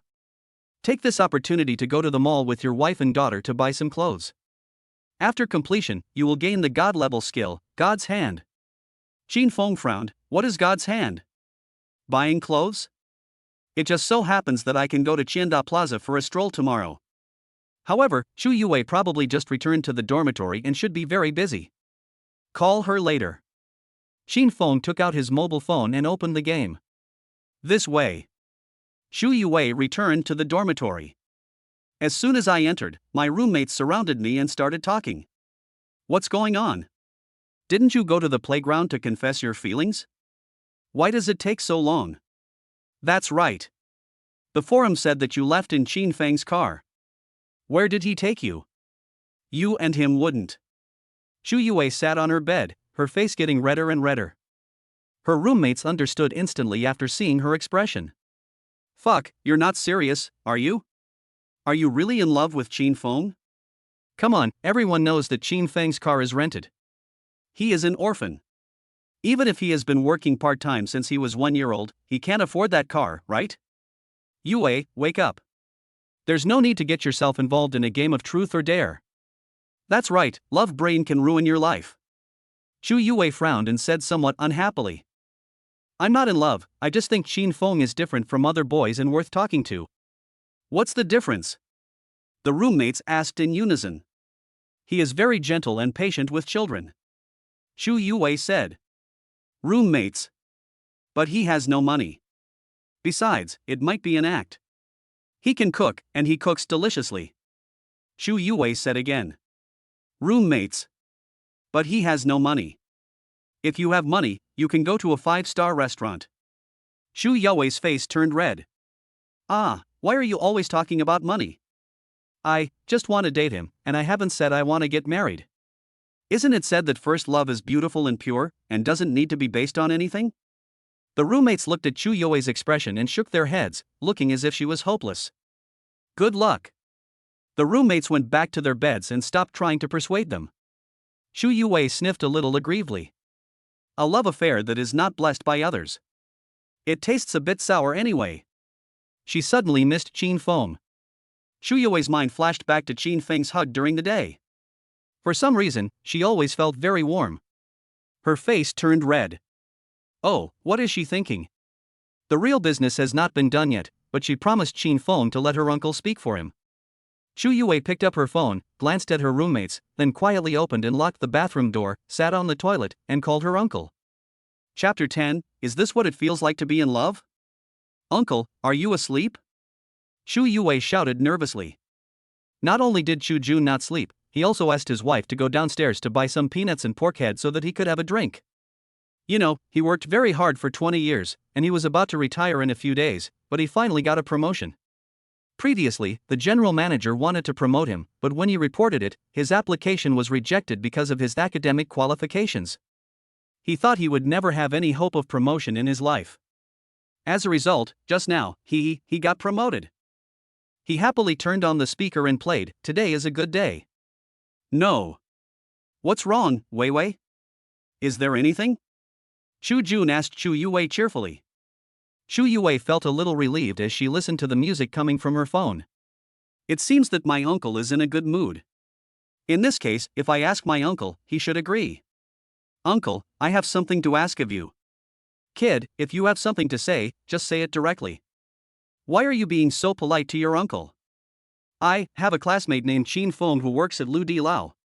He was delayed today by something and didn't go. The manager of Lu Di Lao wants to fire him. Can you talk to the manager of Lu Di Lao for me and ask him not to fire him? It's hard to find a part-time job these days, and he needs to save up for next semester's tuition. No problem. I have a good relationship with the manager of Lu Di Lao and your uncle. He is usually a nice person, but he gets angry and speaks without restraint. He probably said he wanted to expel your classmate out of anger. Wait. Could this Qin Feng be your boyfriend? The Chu army grasped the key point. Chu Youwei's face suddenly turned blood red. No, I can't let my uncle know that Qin Feng is my boyfriend, otherwise he definitely won tea help and will tell my parents. Chu Youwei quickly lied. Oh, uncle, what are you talking about? I'm still young, how can I fall in love? Well, that's good. Let me tell you, our family is not a wealthy one. We just need to manage our own life and be content with it. Don't do poverty alleviation. Poverty alleviation is something that only rich girls do. Our family conditions are not suitable. Do you understand? Chu Youwei's eyes were slightly red. Damn it, why is Qin Feng so poor? In her opinion, Qin Feng has been working part-time and supporting himself since high school, which is very impressive. Once he graduates from college and finds a job, he will definitely make a name for himself with his own hands. Uncle, don't forget this. It's getting late now, and we're not allowed to make too much noise in the dormitory. I'll hang up first. Okay, don't worry, Uncle won't forget it. Hang up the phone. Chu Youwei sighed deeply and sat on the toilet dejectedly. What's going on? Why doesn't anyone think highly of her and Qin Feng being together? I feel so upset and uncomfortable. I want to cry. Qin Feng has just won 5 consecutive championships. A red envelope of 500 yuan popped up on WeChat. Thank you, sir. You helped me get back to the top so quickly. You're welcome. Qin Feng clicked to receive the red envelope. Raise your hand to your forehead. What's going on? It seems like making money has become a habit. I just want to relax, but when I pick up my phone, I start to do leveling again. Forget it, I'll just call Chu Youwei and make an appointment. He picked up his phone and suddenly found Chu Youwei's cell phone number was not left. Oh, yes, WeChat. Qin Feng opened the school group and found Chu Youwei's WeChat. He clicked on the avatar and sent a friend request. Chu Youwei's phone vibrated. She picked it up and saw, Qin Feng apply to add you as a friend. Since she and Qin Feng confessed their love today, more than 100 people have pretended to be Qin Feng and added her as a friend. Chu Youwei was just about to click reject, but her finger slipped and clicked accept. She was annoyed and wanted to delete the person. Qin Feng's voice popped up. Youwei, can I ask you out tomorrow to go buy clothes for Xiaoyu and Xiaowei? The listless Chu Youwei immediately sat up straight, picked up her phone, and listened to it again. It's Qin Feng's voice. This is Qin Feng's WeChat. Fortunately, I neither rejected nor deleted it. It seems like they are destined to be together, otherwise why would she make the mistake of agreeing to Qin Feng's friend request? It must be like this. Chu Youwei cheered and danced silently in the bathroom, then she took a deep breath to slow down, picked up her phone, pressed the voice button, and replied. Can. Then I'll wait for you at the school gate at 9:30 tomorrow morning. Okay. Good night. Good night. Qin Feng sent another emoticon of a panda rolling up its bedding.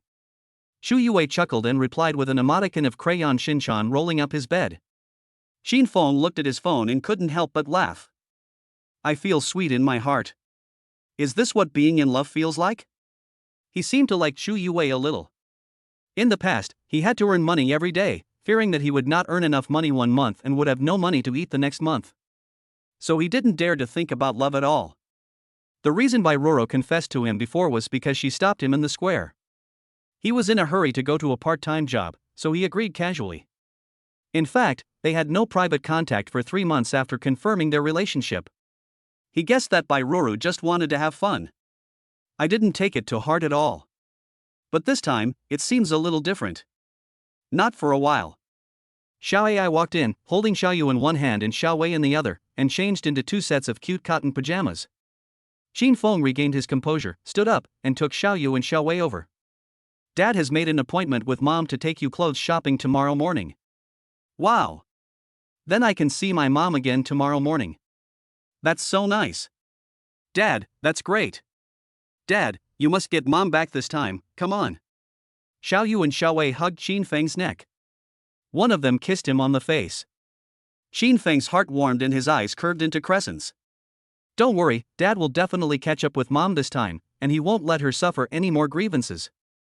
Go to bed early. Qin Feng held them and gently put them on the bed.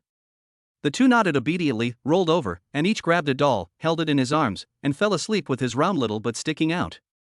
Qin Feng bent down to cover them with the quilt, then turned around, took a shower and went to bed. 22 o'clock.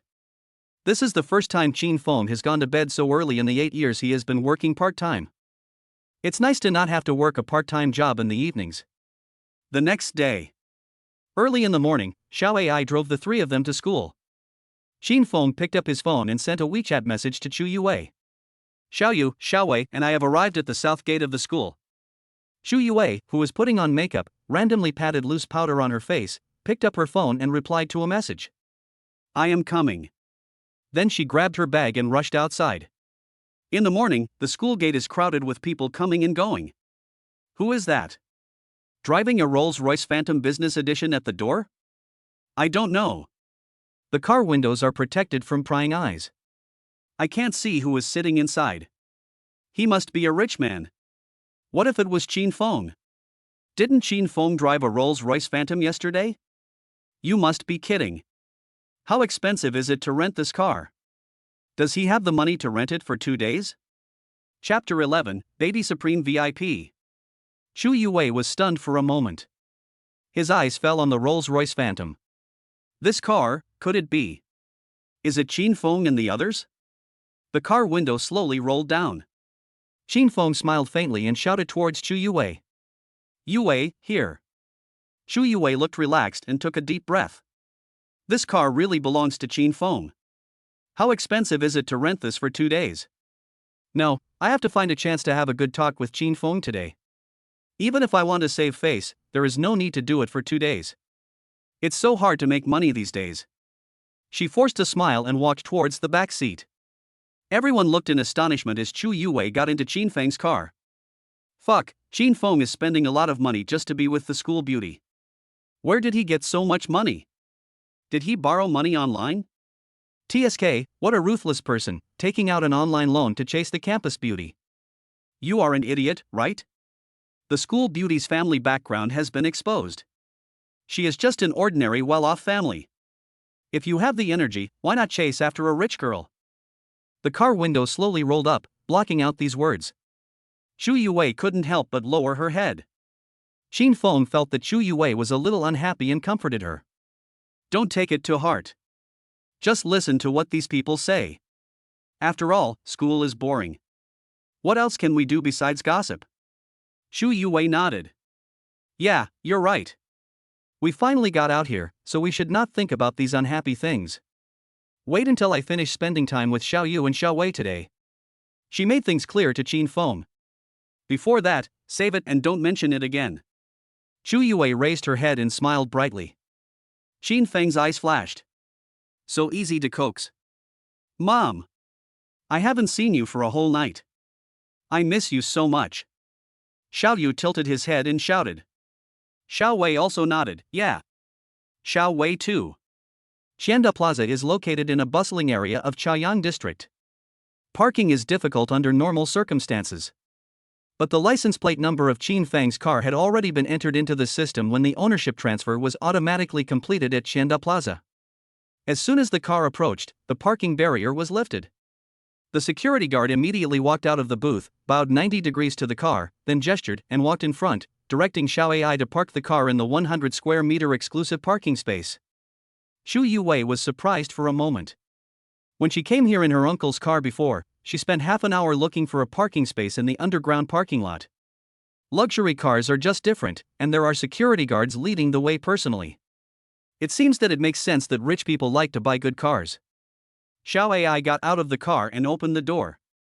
He bowed slightly to Qin Feng and Chu Yue. Dear owner, wife of the owner, and 2 young owners, I wish you a happy time. Xiao Ai will be here, waiting for you to come back. Xiao Ai, do you want to go upstairs and play with us? It would be boring here, right? Xu Yuwei said. Xiao Ai raised her hand and smiled. No, Xiao Ai needs to charge it in the car. Charge? Xu Yuwei looked at the books placed on the passenger seat. On modern intelligence and humanities, on whether robots have human emotions, on whether robots have life. Xu Yuwei's eyes lit up. As expected of Ziyunji's senior steward, he spends his rest time reading and recharging himself. No, when she returns to the dormitory tonight, she will also take out Mao's selected works and read them carefully. Okay, then we won't disturb you while you're charging. We'll go up first. Xu Yuwei held Xiao Yu in one hand and Xiao Wei in the other and smiled. Yes, dear lady. Xiao Ai bowed slightly, sat back in the driver's seat, leaned back, and with a click, the zipper on the back was stuck in the charging port on the seat, and Xiao Ai closed her eyes. Xu Yuwei had already come to Xiao Yu and Xiao Wei and turned to leave without noticing Xiao Ai's actions in the car. Xin Feng walked on the side of the driveway, protecting the three people. The four of them entered the elevator. I went directly to the children's clothing area on the third floor. The consumption level of Qianda Plaza is aimed at ordinary urban residents. A piece of clothing costs about 300 to 400 yuan. Occasionally, there will be some light luxury brand stores, where a piece of clothing costs several thousand yuan. Those who grit their teeth and live frugally can afford it. It's not as outrageous as in the World Trade City where a piece of clothing costs tens of thousands. That's why Qin Feng brought them here for a stroll. Even though he was rich now, he still felt it was foolish to pay more for something than it was worth. The four of them were strolling around casually. Xiao Yu and Xiao Wei's eyes lit up when they suddenly saw a very beautiful princess dress in the window. The skirt is made of handmade lace, layered together and embroidered with pearls, and there is a big satin bow ribbon hanging on the back, which is very fairy-like. Wow! Dad, Mom, that's so beautiful. The two kids said this and happily let go of Qin Feng's hand. Before the other two could react, they rushed into the store. This. Miss, please take 2 pieces and let us try them. Xiao Yu and Xiao Wei pointed at the little skirt in the window together.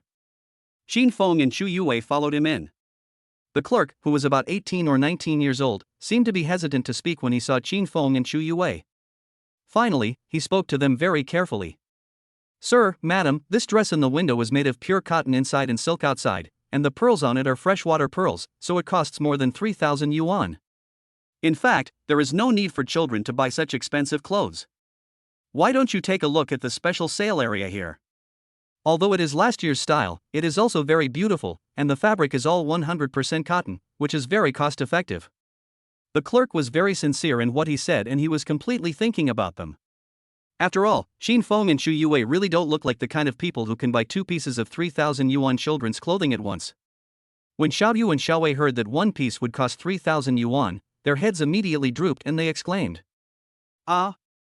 It costs $3,000. It's so expensive. Yeah, it's too expensive.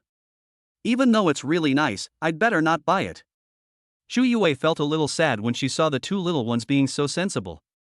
3,000 yuan is really expensive. But she has saved some living expenses over the years, so she has some money to play with. Xu Yuwei smiled gently at the clerk. It's okay. If it fits the test, we will buy it.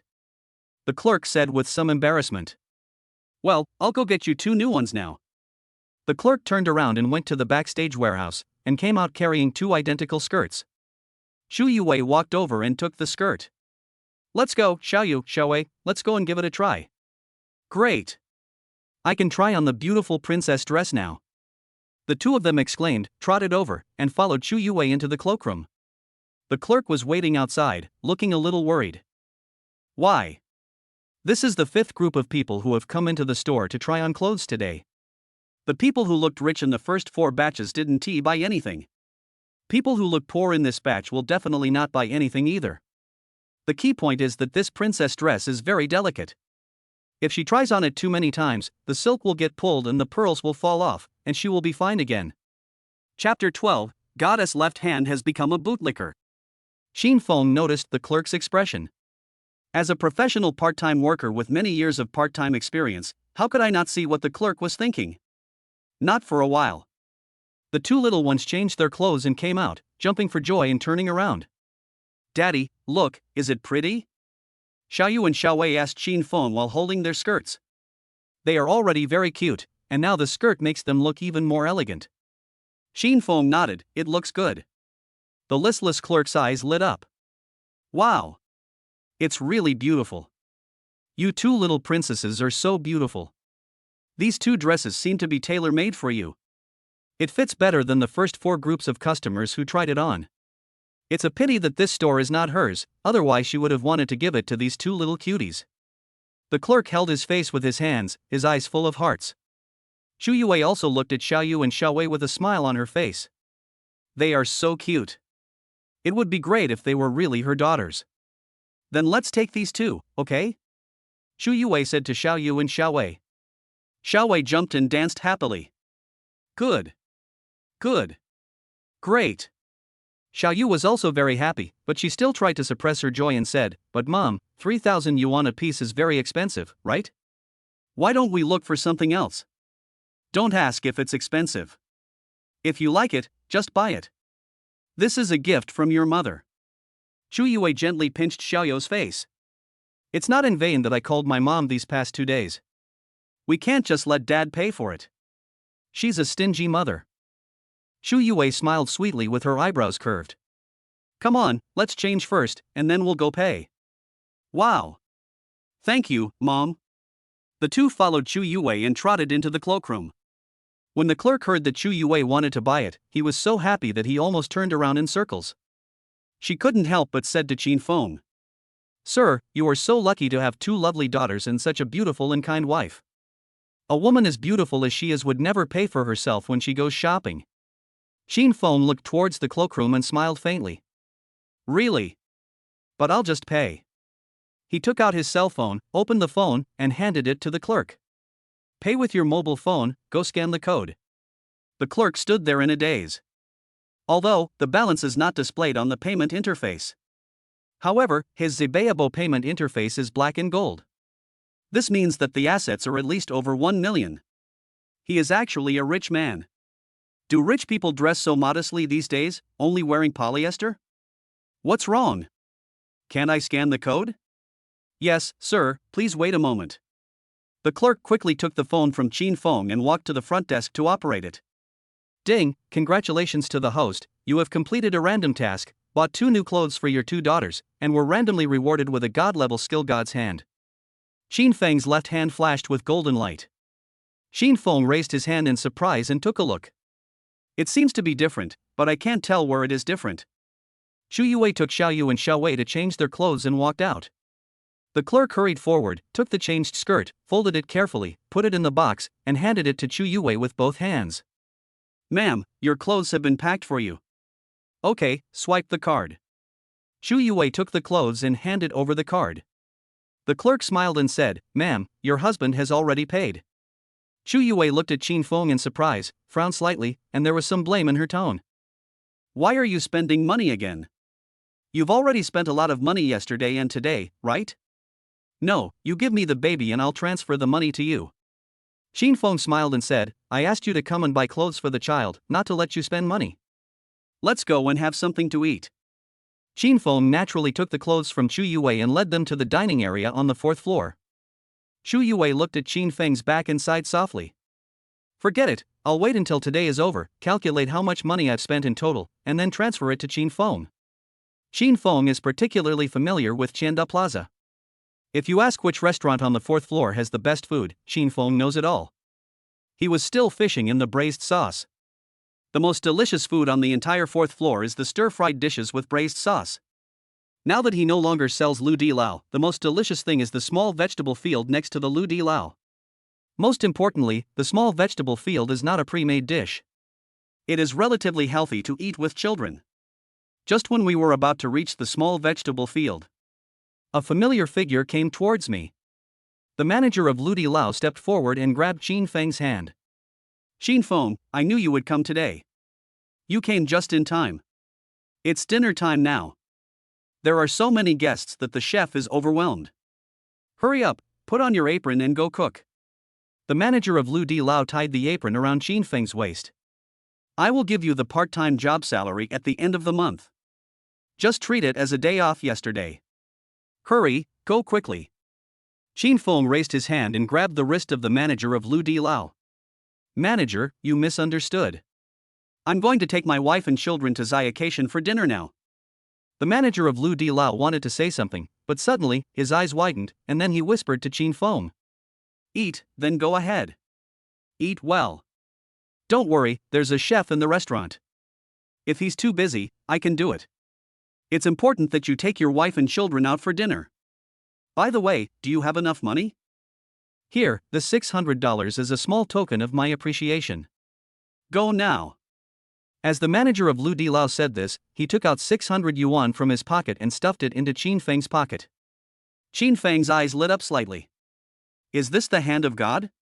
No matter who the other person is, as long as you touch him, he will become your liquor? Xu Yue, who was standing beside him, smiled slightly. It seems that my uncle has found the manager of Lu Di Lao. Although this manager has a bad temper, he seems to be a nice person. This is... The manager of Lu Di Lao also noticed Xu Yue and continued to talk to Qin Feng. This must be your wife, she's so pretty. These two must be your daughters, they're so pretty. Good man machine. Is this how a person who has been blessed by God speaks? Qin Feng complained in his heart. Xu Yue blushed slightly and explained in a low voice. Uncle, I am Chu Jun's niece, not his wife. Please don't misunderstand me. The manager pretended not to hear anything and just stood there motionless, smiling at them in a very human way. Xu Yue frowned in surprise. Qin Feng didn't return the money either. After all, the money he earned from his part-time job as a stewing chef was far more than 600 yuan. However, it is more important to feed the two little ones right now. Let's eat first. Qin Feng pulled Xiaoyu and Xiaowei and said. Chapter 13, What? My niece has a husband? Until a few people walked into the small vegetable garden. The manager of the Lu Di Lao restaurant, who was standing there smiling, finally reacted belatedly. No, what happened to me just now? I was so polite to Qin Feng and even gave him 600 yuan. Am I possessed by an evil spirit? The manager raised his hand and gently slapped his mouth. Manager, please come and help, we are too busy. The store clerk shouted at the manager of Lu Di Lao. Here I come. Xu Jun had just finished the formalities for taking office as manager, and he hurried to Lu Di Lao to carry out Xu Yue's instructions. I met the manager of Lu Di Lao face to face. He quickly grabbed the manager of Lu Di Lao. Manager Xu, don't go. I have something to ask you for help. Manager Xu also heard about Xu Jun's promotion. Although he was anxious, he still stood there and smiled. Manager Xu, what's the matter? After all, if you don't have a good relationship with the marketing manager, they may suspend your business for rectification today on the grounds that your store hygiene does not meet the standards. Tomorrow your store will be closed for rectification as its fire protection does not meet the standards. Forget about doing business. Xu Jun smiled and said, You're welcome. Why call me manager? Just call me Xu Jun. It's nothing serious. It's just that my niece has a classmate named Qin Feng. I heard that she worked part-time here. She was delayed by something yesterday and didn't come to work, so you asked her to resign. Look, can you please let him come back to work for my sake? Xu Mao, the manager of Lu Di Lao, hissed. Niece? She's pretty, tall, thin, fair, with long straight black hair? Yes, you saw her? Xu Jun nodded in a daze. Xu Mao rolled his eyes at the Chu army. My niece's classmate? I think it's my niece's husband. They took their two children to Zycation for dinner and cheated me out of 600 yuan in red envelopes. I think your classmate doesn't need to work for me anymore. It's not bad for him to have an uncle like you, the marketing manager of Chanda Plaza, to eat gigolo. Xu Mao felt sorry for his 600 yuan and deliberately said this to Xu Mao. The Chu army raised its voice. What? Husband? And two children? You're talking nonsense. My niece is only a freshman. Where did these children come from? Besides, I specifically asked my precious niece last night if Qin Feng was her boyfriend, and she clearly said no. I'm telling you, don't make up rumors for me, otherwise I'll check the fire protection of your store. Xu Jun gritted his teeth, turned around and walked towards the vegetable field. The expression looks like he wants to kill someone. Don't, brother Chu, we have known each other for many years, and I am also telling the truth. Before Xu Mao could finish his words, the Chu army entered. Xu Mao rolled his eyes. You say you don't believe it, but you still go and catch people? Qin Feng ordered a braised pork, a braised chicken foot, a cucumber and shrimp, a vegetarian dish, a braised eggplant, and a fish head in tofu soup. The dishes haven't been served yet. The Chu army rushed into the Xiacation hall at once. The hall manager was frightened when he saw the badge of Qianda Plaza marketing manager hanging around Chu Jun's neck. I thought there was no problem with the appearance and fire protection of my store. The garbage was thrown out on time in the morning and the lights were turned off on time at night. How come the marketing department came to me? She was just about to go forward. Chu Jun's eyes fell on a table by the window. Qin Feng and Chu Yue sat facing each other, with a delicate little doll sitting on each side. They really look like a family of four. Qin Feng just had his back to the Chu army. He was wearing a second-hand fur coat that the director of the orphanage had sent him. The fur coat is gray-brown. From a distance, he looked like a middle-aged man in his 40s. The Chu army was gasping for breath. Where did this old man come from? He actually dared to trick my precious niece into becoming her stepmother. The old cow eats the young grass. If I don't beat you to death, I'm not Yue's uncle. Yue! Chu Jun shouted and walked towards the table where Qin Feng and the others were sitting in 2 steps. Chu Yue's face suddenly turned pale. It's over. My uncle is here. She let out a low cry. My uncle must have misunderstood. Xiao Yu and Xiao Wei also cried out in fear. 7th uncle. Angry. Qin Feng looked back. The Chu army was tall and muscular, with typical northern horse latching man looks. Their fists were as big as sandbags, and it felt like one punch could kill someone instantly. Under normal circumstances, Qin Feng would have definitely run away. But now, he was still sitting there calmly, and even distracted himself to comfort Chu Yue. Don't be afraid. It's okay. I'm here. Xiao Yu nodded. Yeah, that's right, I'm not afraid as long as my dad is here. No, in the past, when dad went out to drink, my 7th uncle would beat him the worst. Xiao Wei held her head. Qin Feng twitched his lips. 20 years later, will he be so unreliable that he will be beaten by his wife's family? The Chu army was approaching. Qin Feng stood up, smiled and extended his hand towards the Chu army. Hello, uncle. The Chu army was stunned. Well. So young? Not a 40-year-old middle-aged man? Chu Yue stood up obediently and said with gritted teeth, Uncle. Xiao Yu and Xiao Wei also stood up obediently and said, 7th uncle. Chu Jun was stunned, rubbed his eyes and looked at Xiao Yu and Xiao Wei. What's going on? Why do these 2 little babies look so much like Yue, and a bit like this boy too? But there is no way Yue could give birth to 2 children this big.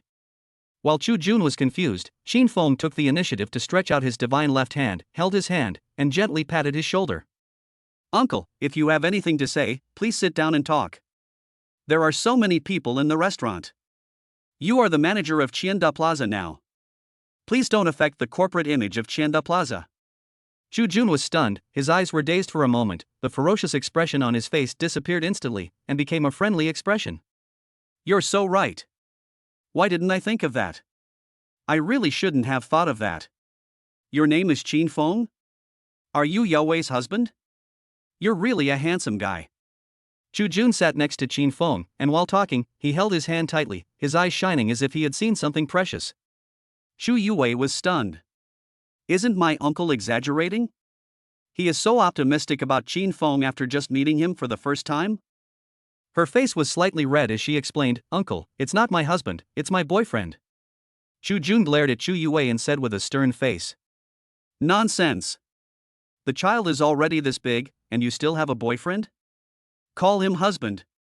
Yeah, 2 little darlings. Chu Jun said to Xiao Yu and Xiao Wei with a smile on his face. Xiao Yu and Xiao Wei were also frightened by Chu Jun's rapid change of attitude and smiled stiffly. Yes, 7th uncle. Hey. So good. Wait a minute, Uncle 7 will give you a red envelope. Chu Jun reached into his trouser pocket and pulled out a wallet. He took out all the $100 bills from it, divided it into 2 portions, and stuffed them into Xiao Yu and Xiao Wei's hands. Hey, Uncle 7 didn't bring much cash, so here's 2,000 each, save it for candy. Chapter 14, What? He is the chairman of Qianda Plaza? Xiao Yu and Xiao Wei looked at Qin Feng stiffly. The big eyes blinked desperately, as if saying, "Dad, help! What happened to my seventh uncle?" Shu Yue was so shocked that her mouth slightly opened and her pupils suddenly shrank. "What happened to uncle? Didn't he repeatedly tell me not to be cheated on the phone yesterday? Why didn't you just accept Qin Feng today, but also accepted Xiao Yu and Xiao Wei as well?" The key point is, Xiao Yu and Xiao Wei are really not like that. "Uncle, Yue, you don't have to say anything. Uncle agrees that you and Qin Feng are together. You two look so good together. When I get home tonight, I will call your mother and have a good talk with her. I will ask them to set a date and get your relationship done." Uncle! If her uncle didn't look so energetic now, Shu Yue would have thought he was possessed by evil spirits. The lobby manager of Xiacation also breathed a sigh of relief when he saw this. It turns out that he saw a relative, not someone who was looking for trouble. She waved to the cashier. The cashier hurried forward. "When this table pays the bill later, use my discount and get a 38% discount." "Yes." "No, there are still a few dishes that haven't been served. I will personally monitor them. There can't be any mistakes." The hall manager clenched his fists and pounded his hands as he walked quickly towards the kitchen. Not for a while. All the dishes were ready, and the hall manager personally brought them to Qin Feng's table. Chu Jun picked up the drink and poured 2 glasses, handed one to Qin Feng and held the other, then put his arm around Qin Feng's shoulders. "Qin Feng, come here, have this glass of wine. Your uncle is toasting to you. Your uncle thinks you are very likable. From today on, Yue is here. I am your uncle and you are your nephew's husband. Yue is not here. I am the elder brother and you are the younger brother. We are brothers. Don't worry about my brother-in-law. I will help you." Qin Feng took the drink handed to him by Chu Jun and smiled awkwardly. Is this divine move so miraculous? The Chu army drank it all in one gulp. Seeing this, Qin Feng also wanted to drink it all. Chu Jun quickly held his cup and said, I'll drink it. You can do whatever you want. We are brothers, so don't be so formal." Qin Feng looked at Chu Yue and smiled awkwardly but politely. Chu Yue felt like crying but had no tears, and felt like she was sitting on pins and needles. What to do? I really want to find a hole in the ground to crawl into. Qin Feng wouldn't think that I'm a woman who wants to get married, right? Come, eat. The Chu army greeted Qin Feng. He also pulled Chu Yue to pour a drink for Qin Feng. If you don't know, you might think Qin Feng is Chu Jun's nephew and Chu Yue is his nephew's wife. The meal is finished. Qin Feng stood up, took out his cell phone, and was about to pay the bill. The Chu army took the lead in pressing Qin Feng's shoulders. "Don't worry, take a rest after you're full. I'm going to the bathroom, and we'll talk when I come back." As he spoke, Chu Jun headed towards the bathroom. "When I came back, I passed by the cashier and settled the bill." Seeing this, Qin Feng quickly stood up and took a step forward to chase after him. The moment Chu Jun took out his mobile phone and clicked on the payment code, his eyes twitched and then returned to normal. "Wait, what's wrong with me? Why were you acting so friendly with Yue's boyfriend just now? And gave red envelopes of 4,000 yuan to those 2 kids of unknown origin? No. Yue is only a freshman, why would she want a date? I have to teach that brat a lesson." There was a fire burning in the eyes of the Chu army. He was just about to take back his phone. Qin Feng walked over, stretched out his left hand, and pressed down his right hand. "Uncle, this is not good, let me do it." Chu Jun's shoulders trembled, his eyes were stunned, the anger in his eyes disappeared instantly, and his face was full of smiles again. "We are close friends. Aren't we brothers? Besides, I am the marketing manager of Qianda Plaza. If you put your plate on my plate, how can I let you pay? That would be a slap in my face. Besides, it's not easy for young people to make money nowadays. Let me do it. Come on, sweep mine," Chu Jun said to the cashier. The cashier nodded, picked up the barcode scanner, and pointed it at Chu Jun's phone. "Your Alipay payment is 380 yuan. Qin Feng pursed his lips and looked at Chu Jun helplessly. Chu Jun raised his wrist and looked at his watch. "Brother, it's getting late. I have to go to work, so I can't accompany you anymore. Come to my house for dinner some other day, and I'll make you some iron pot stewed goose." Qin Feng. Good. The Chu army turned around and left in a hurry. Qin Feng looked at Xu Yue helplessly. Xu Yue also pulled Xiao Yu and Xiao Wei over. Xiao Yu and Xiao Wei blinked. Mom, seventh uncle, are you okay? Xu Yue looked helpless. I think it's okay. Never mind, it's getting late, let's go back first. Qin Feng nodded. He stretched out his left hand to grab Xiao Yu, but as soon as his hand was extended, he quickly locked it back and used his right hand to hold Xiao Yu. Yue, hold Xiao Wei with you. Qin Feng said with a smile. A family of 4 took the elevator and headed towards the parking lot. Chu Jun returned to the office and came to his senses. Etc.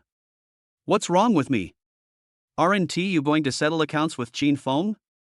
Why did you settle the bill again? What on earth is going on?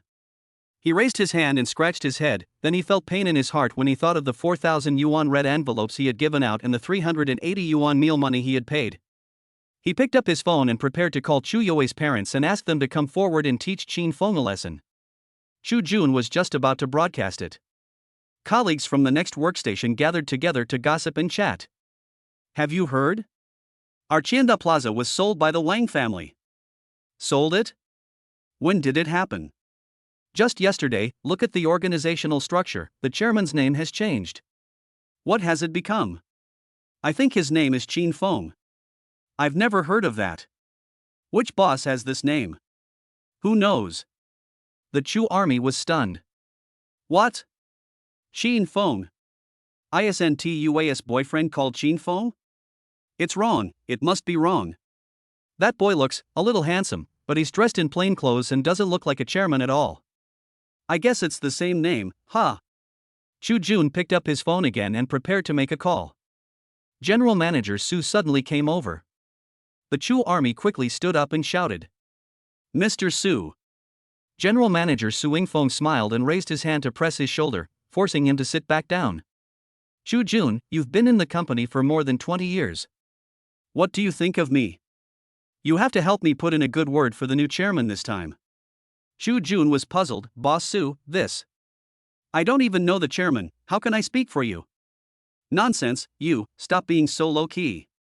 Chairman Qin Fengqin called me last night and asked me to promote you to manager, and you still said you don't know him? Don't worry, I won't tell anyone about this. Su Yingfeng lowered his voice and smiled. Xu Jun's heart skipped a beat. Could it be that? Is Yue's boyfriend really the chairman of Tianda Plaza? Chapter 15. Does she know that Xiao Yu and Xiao Wei are time travelers? The Chu army's pupils trembled violently. After a moment, he restrained his expression and smiled stiffly. Don't worry, I will definitely speak for you if I can. As for other things, I can't tell you too clearly, otherwise it will be difficult for me to do it. Su Yingfeng immediately understood and he held Chu Jun's hand tightly. You don't have to tell me.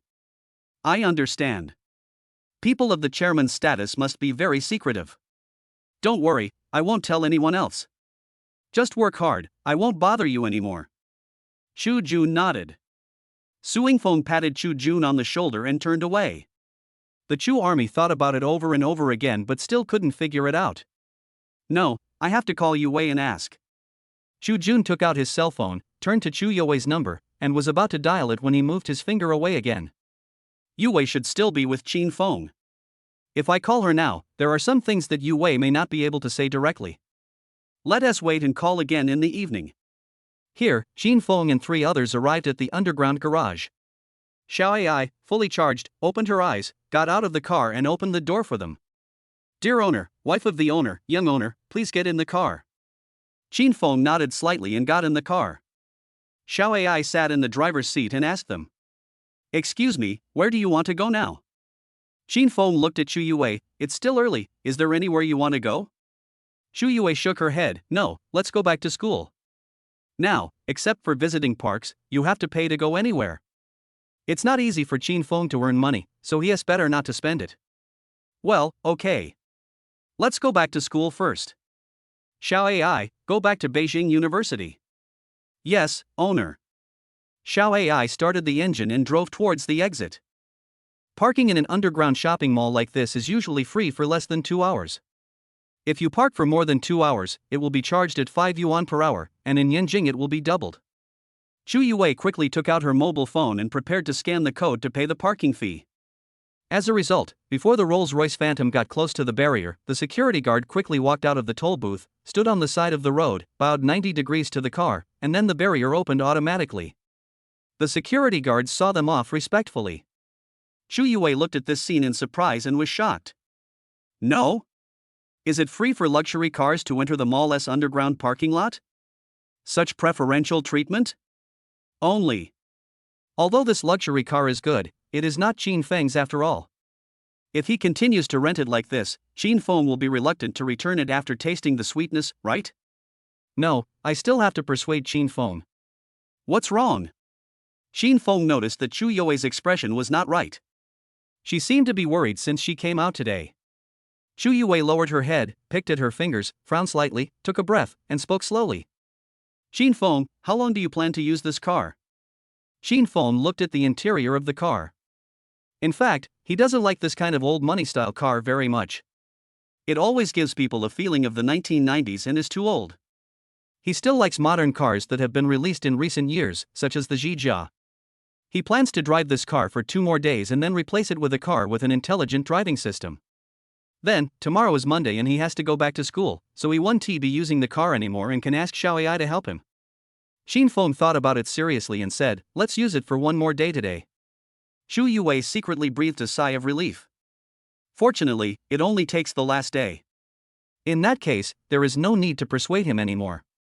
Qin Feng is worthy of being a top student in the Department of Electronic Technology. He has a sense of propriety in doing things. Chu Yue's cheeks turned slightly red. Yes. What about Xiao Yu and Xiao Wei? When are you going to send them back? Qin Feng looked at Chu Yue in surprise. Send it back? Could it be that she already knew that Xiao Yu and Xiao Wei were time travelers? You know everything? Yes, of course I know. I'm not stupid. How can I give birth to a child this big now? Even if I want to have one, it will take at least 2 years until I graduate from college. When she said this, Chu Yue's cheeks turned even redder. Qin Feng recalled the system's backtracking line and found that they did get married after graduating from college. Qin Feng looked at his 2 daughters. At this time, they were holding AD calcium milk in their hands, and Cuckoo was drinking it. If my guess is correct, the reason why they traveled from the future is probably because the system arrived early. If we send them back now, the future outcome will not change, they will die. Thinking of this, Qin Feng's heart ached a little. We can't send them back for now. If we send them back, there will be no one to take care of them. Qin Feng raised his hand and touched their heads with heartache. Xiao Yu and Xiao Wei paused in drinking milk and raised their heads. Xiao Yu licked her milk-stained lips and said in a baby voice, Xiao Yu doesn't want to go back. Xiao Yu doesn't want to see her drunken dad and sad and depressed mom. Xiao Wei is the same. Xiao Wei wants to be like this, with a gentle father and a happy mother. Xiao Wei said this, raising her hands to hold the 2 of them. They don't know what time travel is, and they don't even know what year it is. They just know that their current parents are still parents, and that's enough. Chu Yue looked at the 2 people with heartache. It turns out that Xiao Yu and Xiao Wei's life stories are so miserable. Does Qin Feng become their father because he wants to take care of them? I didn't expect that Qin Feng is so kind. Like those classmates with big tongues, I thought Qin Feng asked them to come over just to save face. I really went too far. I'm sorry, Qin Feng. From today on, I will take care of them with you. Chu Yue seemed to have made up her mind and spoke to Qin Feng seriously. Qin Feng was just about to tell Chu Yue about this. After all, for a grown man like him to take care of 2 little girls, many things would be inconvenient. Okay. But, in this case, I'm afraid we'll have to live together. Chu Yue's face turned red. Isn't that just living together? It's too fast. She just confessed her love to Qin Feng yesterday, so they have only been dating for 2 days. Are we going to live together even though we haven't held hands or kissed each other yet? Chu Yue's heart was pounding. Qin Feng added, but don't worry, we don't live in the same room, and I won't do anything to you. Oh, so that's it. Chu Yue whispered. She poked her finger, she thought. Why did he feel that she was a little disappointed? Qin Feng raised his eyebrows slightly. Do we need to go back to the dormitory now? Go back, I'd better go back for a while, I have to go back to the dormitory to get some things. Yeah, okay. Chu Yue was leaning on her seatboard. Suddenly, the car braked suddenly and fell towards Qin Feng. Qin Feng instinctively raised his hands and hugged her waist, and his body fell towards her due to weightlessness. The two were very close. The scent of gardenia on Chu Yue and the faint scent of tea on Qin Feng were entangled together. The atmosphere in the car suddenly became ambiguous. Chapter 16, Identification Result 99.999%. The two little ones poked their heads out and looked at them, one on the left and one on the right. Wow! Daddy and Mommy, do you want a kiss? Xiao Yu asked with bright eyes. Dad, if you hesitate you will lose. Xiao Wei will help you. Xiao Wei stretched out her little hand and held Qin Feng's head. Baji! The two kissed each other. Qin Feng's pupils shrank slightly. Xu Youwei's face turned red. The two of them stood there in a daze, looking at each other and blinking. Xiao Yu and Xiao Wei clapped happily. Great! Mommy and Daddy kiss me. Qin Feng quickly sat up straight and turned his face to the window. Xu Yue also coughed awkwardly and turned her face to the other side of the window. They both pursed their lips at the same time, savoring the feeling just now. Soft and sweet. It's like biting into a marshmallow. What should I do? I still want to kiss you. Xiao Ai turned around and said to them. Excuse me, dear owner, madam, someone just ran a red light, so we braked suddenly. Are you okay? Qin Feng and Xu Yue came to their senses and coughed. Fine.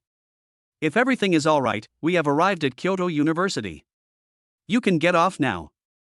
Xiao Ai curved her eyebrows and said with a smile. Well, okay, I'll get off. Xu Yue took the things, covered her red face, and ran away as if escaping. Qin Feng looked at Xu Yue's back and a smile appeared on his face. So cute. Go back. Qin Feng said to Xiao Ai. Yes, boss. Xiao Ai started the engine and turned the direction. Qin Feng casually opened his mobile phone and checked his Alipay balance. There was still 5.02 million left, with a daily profit of plus 307 yuan. Perhaps, this is the meaning of happiness. You don't need to be rich, just have a place to live, a car to drive, a school beauty wife, two cute and sensible lowly daughters, and a fully intelligent female housekeeper, an Alipay income of 300 plus, that's enough. Xu Yue trotted back to the dormitory, opened the door, spun around happily, then threw herself on her bed and buried her face in the pillow, her mind full of images of her and Qin Feng kissing each other. My heart is pounding. Jumping one after another. It seemed like it was about to jump out of my heart. Xu Yue covered her face with the pillow, rolled over on the bed, and giggled. The three roommates stood in a row, leaned their heads out, looked at her in unison, then looked at each other and shook their heads speechlessly. There's no hope. Xu Yue lay on the bed and laughed foolishly for a long time. The cell phone buzzed. Qin Feng? Xu Yue's eyes lit up. She turned over and picked up the phone, only to see the caller ID Uncle. Her eyes dimmed. She pressed the answer button. Uncle, what's wrong? Yue, Uncle wants to ask you, is Qin Feng the boss of Qianda Plaza? Chu Jun asked seriously. Xu Yue sat up from the bed instantly. Strange, why did my uncle suddenly ask this? Uncle, where did you hear that? What do you mean? Qin Feng is not serious? Chu Jun raised his voice. The roommates poked their heads out from their beds and looked at Xu Yue curiously. What's the meaning? Qin Feng is the owner of Qianda Plaza? Then the sun must rise from the west. No, Qin Feng is just an ordinary student. He works part-time here and there whenever he has free time. How could he be the boss of Qianda Plaza? But just yesterday, Chaoyang Qianda Plaza was sold by the Wang family to a man named Qin Feng. Chu Jun raised his voice. Chu Yue frowned in confusion. In my mind, I recalled the Rolls-Royce Phantom, the Ziyunji Villa, and Qin Feng's generosity in buying Xiao Yu and Xiao Wei a piece of clothing for 3,000 yuan. Could it be that? Is Qin Feng really the boss of Qianda Plaza? No. Impossible. How could Qin Feng be like this? He's crazy. Xu Yue shook her head and said with a smile, Uncle, there are so many people with the same name in the world, and Qin Feng's name is so ordinary, it must be a coincidence. My roommates nodded vigorously. Dormitory head Wang Tingting lowered her voice and complained softly. That's right. Qin Feng has been receiving scholarships. Will the school review the scholarships? My roommate Zhao Qian touched her chin and said, Isn't Qin Feng an orphan? Is it possible that his biological parents are big shots in the Beijing circle? Gumaner snapped her fingers. That makes sense. Maybe he was recognized and his parents felt guilty and bought him a Chanda Plaza to compensate him. The three of them became more and more excited as they talked, and they had already imagined a million-word novel in their minds. Chu Yuwei twitched her lips and spoke speechlessly to Chu Jun. Uncle, can I use Xiaobai's lower body to make you happy? Qin Feng is just an ordinary college student, not the chairman of Chanda Plaza. Otherwise, Xiaobai will be beaten to death. Xiaobai is a little yellow dog raised by Chu Yuwei since childhood. She loves and cares for the dog very much. In the early years, Chu Yuwei's mother disliked the trouble of walking the dog and wanted to eat Xiaobai's eggs. Chu Yuwei held Xiaobai tightly and refused to let go, protecting him for a long time before she finally saved him. Only then did Chu Jun believe that what Chu Yuwei said was true. Oh well. Xiaobai, woof woof, woof woof, woof woof %. Chu Yuwei asked curiously, Uncle, what's wrong with you? Why are you asking this suddenly? Nothing, just asking casually, isn't it just that they have the same name and surname? However, since they are not the same person, your uncle has to talk to you in detail. Don't fall in love with that Qin Feng. Uncle, the signal here is not very good. Hello, hello? Uncle. Beep beep beep.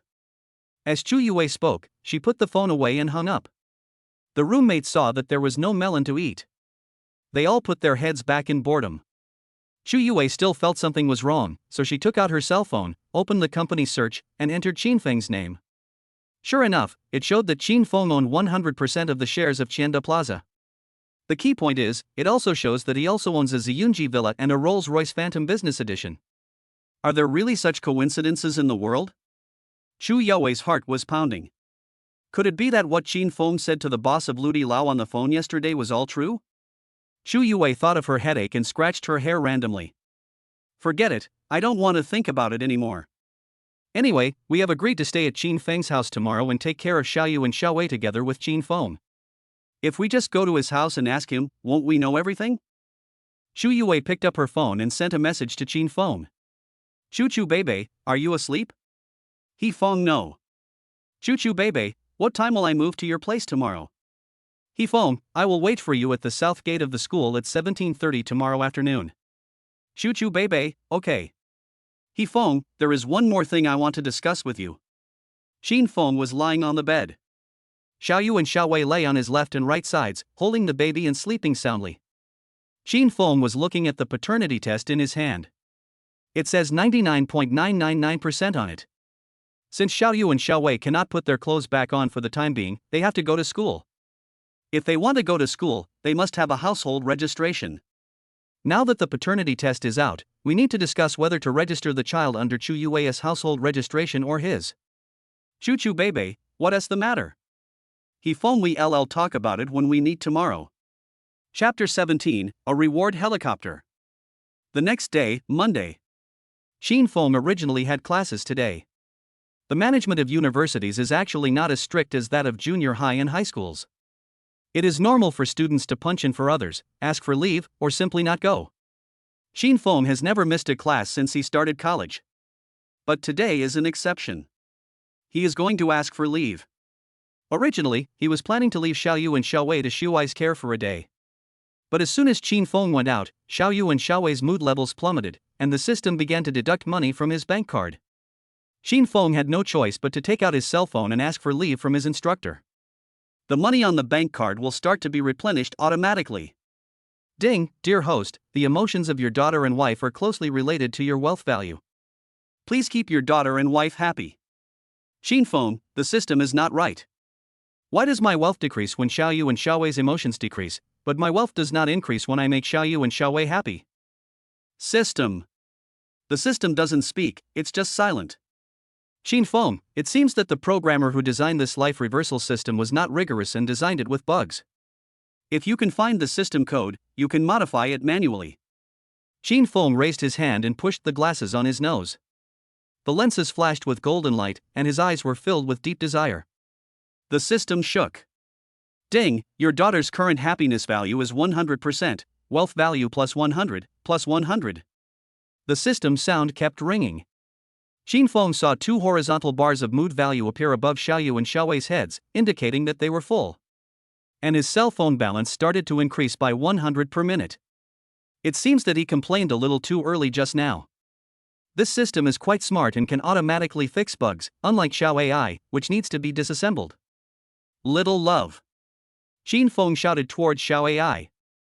Xiao AI hurried over. Dear owner, how can I help you? I don't like the Rolls-Royce Phantom very much. Please help me exchange it for cash, and then buy a Xiaomi S8 with the highest configuration. Mi S8?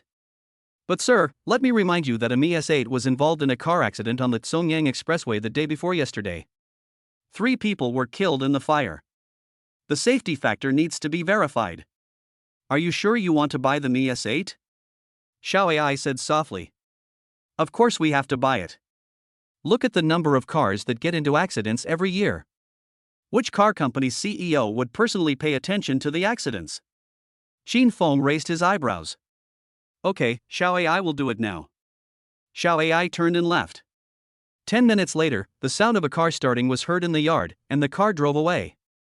30 minutes later, a message came into Xin Feng's mobile phone. Your car transaction is successful, and 8.8 million yuan has been received in your Alipay account. Congratulations on your successful purchase of the Mi S8. Your account has spent 380,000 yuan. 60 minutes later, Xiao AI drove the Mi S8 and parked in the yard. Xin Feng stood up and walked towards the yard. When he graduated from high school, he worked part-time in a driving school cafeteria for 2 months, which gave him the opportunity to learn to drive for free. Unfortunately, I have never opened it since I got it. Now I can finally drive a car that is completely my own. Xiaoyu and Xiaowei heard the sound of the car and rushed into the yard happily. Wow! Dad, you changed the car. Dad, this is our original car. So beautiful. Great, I can ride in my dad's car again. The two cheered. Xin Feng raised his eyebrows. Did the unreliable him in the future also buy the Xiaomi S8? It seems that they are surprisingly unanimous in their appreciation of cars. Don't care about the brand or price of the car. What is more important is to drive it yourself. Xiaoyu and Xiaowei, who were originally happy, walked around the car twice, but their little heads suddenly drooped down, their eyes full of loss. The mood value also dropped rapidly. Xin Feng's Alipay balance also dropped rapidly. What's wrong? Why are you suddenly unhappy? Xin Feng quickly squatted down and asked the two of them. Xiaoyu pouted, stretched out her little hand, took Xin Feng's finger and shook it gently. Daddy, when can you take Mom home? Xiaoyu wants to be with Mommy every day. Yes, Daddy, Xiaowei hasn't slept with Daddy and Mommy in her arms for a long time. Xiaowei wants to sleep with Daddy and Mommy in her arms. Ding! Congratulations to the host, triggering a random task to bring your runaway wife home. On this day, your wife had her period. She was very tired after taking care of the children all day.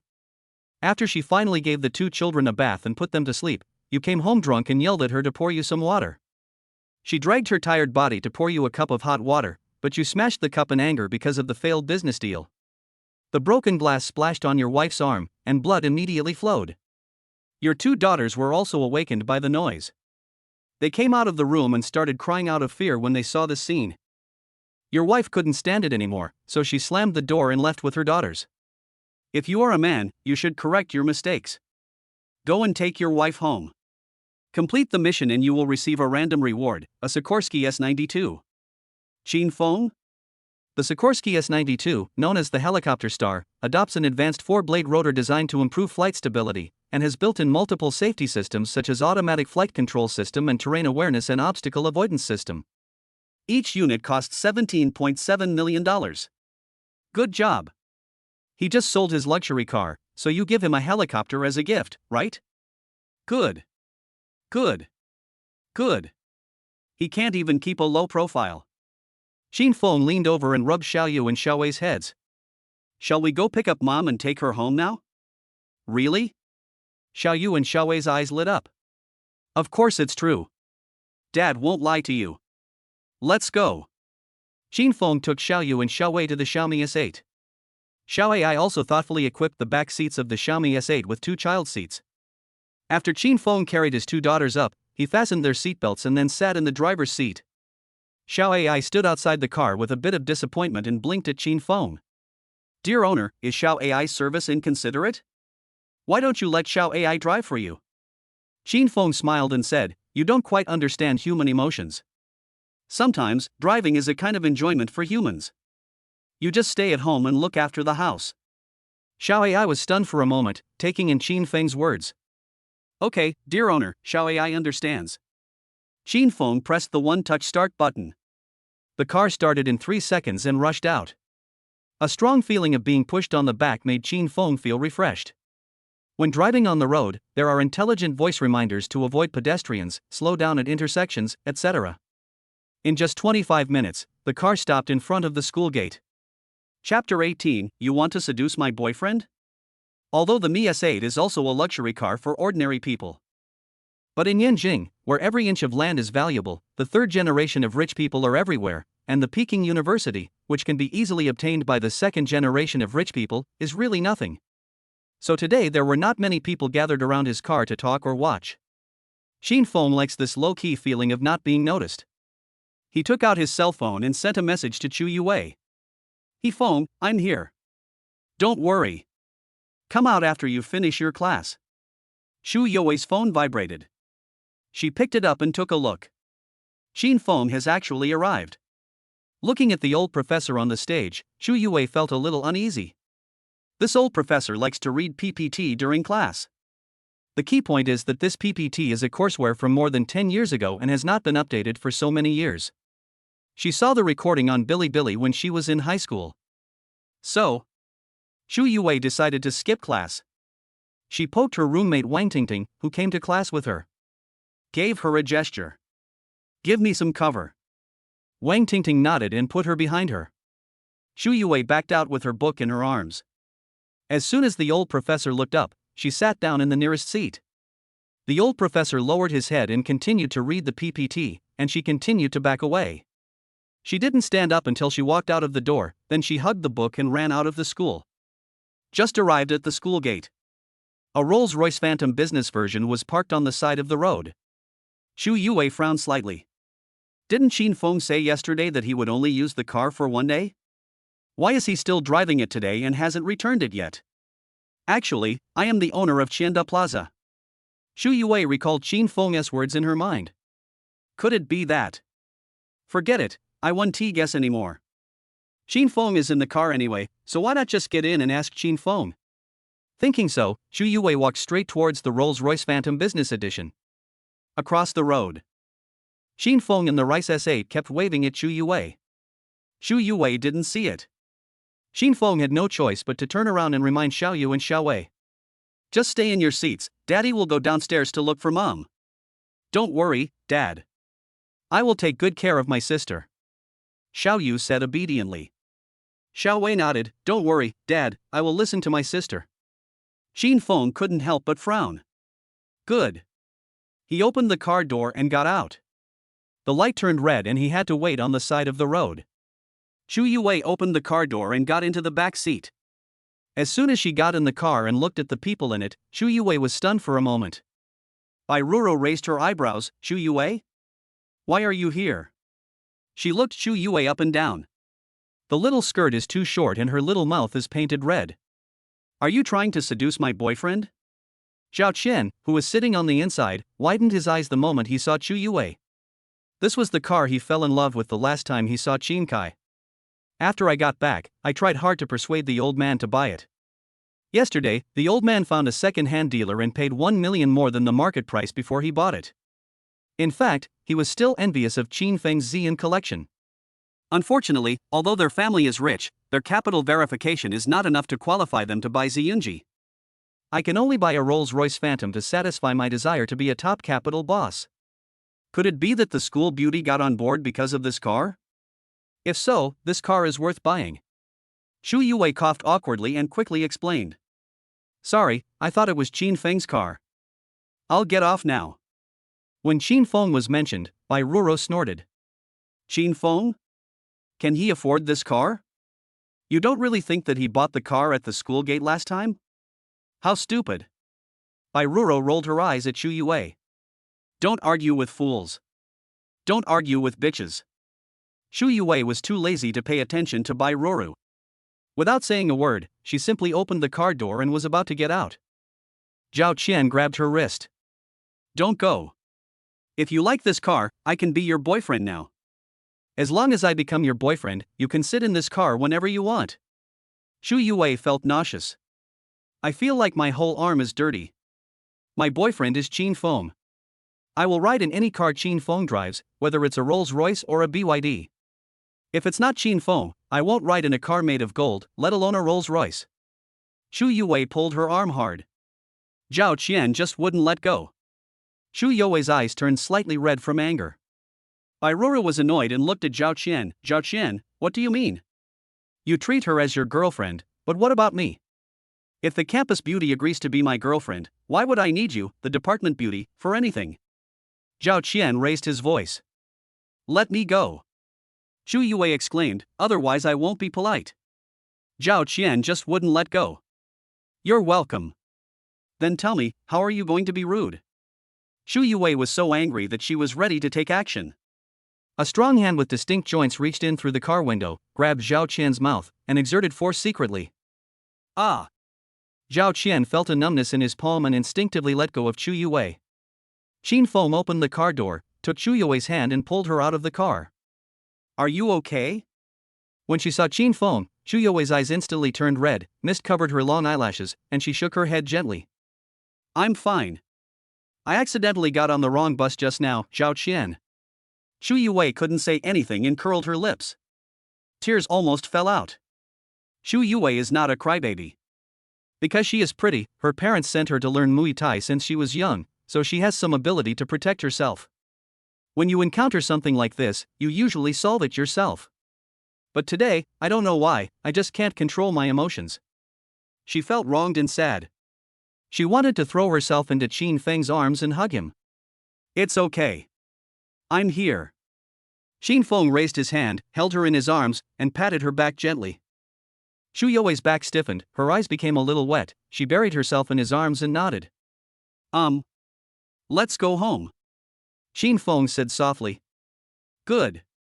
Shu Yue mumbled back. Ding, congratulations to the host for completing the random reward, and receiving a random reward, a Sikorsky S92. Qin Feng raised his eyebrows. Oh wow, the reward has arrived. Inside the car. When Zhao Qian and Bai Ruru saw Qin Feng, their expressions suddenly became very ugly. Outside the car. Qin Feng noticed Zhao Qian's car. This car. Isn't this the one he asked Xiao Ai to sell? It seems that Xiao Ai even raised the price when she sold it. So it was bought by Zhao Qian? Wow, Zhao Qian is really different. Whether it is women or cars, they all like to use second-hand ones. When Zhao Qian saw Shu Yue being pulled out of the car, he became furious. When he looked up, he found it was Qin Feng, and his anger grew even more intense. He suddenly opened the car door. Qin Feng? How dare you lay hands on me? Bai Ruru also got out of the car, crossed her arms over her chest, and said to Qin Feng sarcastically. Qin Feng, your girlfriend just seduced my boyfriend, did you know that? Qin Feng looked at Zhao Qian. Dare. Qin Feng looked at Bai Ruru. Have no idea. Chapter 19, The School Beauty is a Master? Zhao Qian bared his teeth in anger. Bai Ruru grinned angrily. Qin Feng, you don't think that just because you rent a Rolls-Royce Phantom for a day, you are rich, right? Do you know that I am the eldest son of the Zhao family? My Zhao family is at least ranked in the top 10 among the richest people in Beijing. Do you know what will happen if you offend me? Zhao Qian raised his voice. Bai Ruru followed suit. That's it, you know? Have no idea. Qin Feng had an indifferent expression and tone, and didn't take it to heart. Speaking of which, he is the real young master of the Zhao family. However, according to the system's retrospection, his life was not easy after being recognized as part of the Zhao family. Therefore, he really doesn't care about the position of the eldest son of the Zhao family. Have no idea? Qin Feng, I think you have become stupid from studying too much.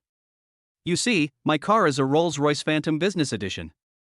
But I didn't rent this car. I paid for it in full yesterday. Zhao Qian said this with his head raised proudly. Qin Feng nodded. Yes, I know.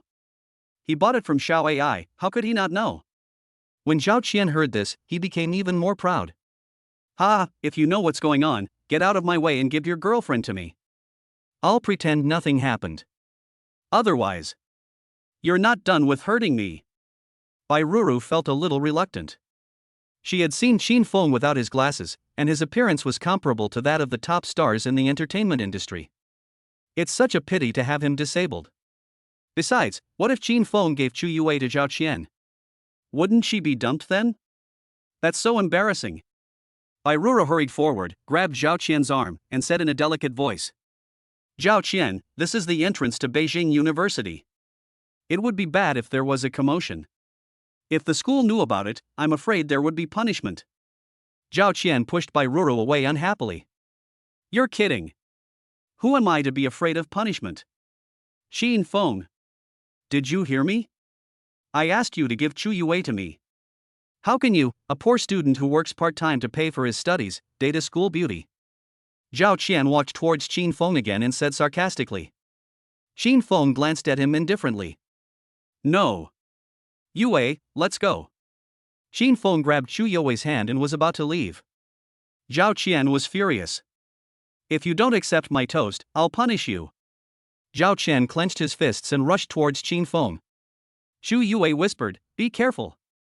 Qin Feng's ears moved, and he put his arm around Chu Yue's waist and spun away. Chu Yue stared at Qin Feng steadily. Her heart almost jumped out of her chest as she saw his calm face even though he was so close to her. Her cheeks were slightly red. Qin Feng, a very safe man. Zhao Qian's fist hit nothing and he fell forward, landing on his back with a cry of ouch. The people watching didn't want to laugh. But Zhao Qian's appearance was so funny that everyone couldn't hold back and burst into laughter. Chu Yue also looked at Zhao Qian and couldn't help but pursed her lips and smiled. Qin Feng looked at Chu Yue and smiled, and couldn't help but smile dotingly as well. Bai Ruru was so scared that she covered her mouth with a low cry, and quickly stepped forward to help Zhao Qian. Zhao Qian, are you okay? Zhao Qian was embarrassed and annoyed, his face turned red. He pushed Bai Ruru away, stood up and shook his arms. What can I do? Get out of the way. Bai Ruru was pushed back a step and almost fell down. Chu Yue reached out to support her and she managed to stand steady. Bai Ruru's eyes were red with grievance, but she was afraid of Zhao Qian's identity and dared not speak anymore. Zhao Qian took out his cell phone and pointed at Qin Feng. You're done. The bodyguards my father sent to protect me are nearby. How dare you attack me? They will be here soon. As soon as the words fell. Sure enough, I saw a lot of strong men walking towards this side from the left side, right side, and opposite side of the road. Although they were all wearing ordinary casual clothes, they all wore black sunglasses and looked like organized, disciplined and hired professional bodyguards. Qin Feng raised his hand to protect Chu Yue behind him and took a step back. During the summer vacation of his third year in junior high school, he worked in the canteen of the Special Forces. Because he had eaten in the cafeteria before and had experienced the cafeteria ants shaking hands, he would always take a little more food, and over time he won the favor of the group of Special Forces.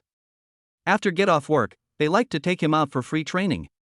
And the intensity of training is not just talk. It is very strict, and the practice often lasts from after dinner until late at night. So much so that during the summer vacation of the third year of junior high school, he went from being frail to having a strong and muscular body.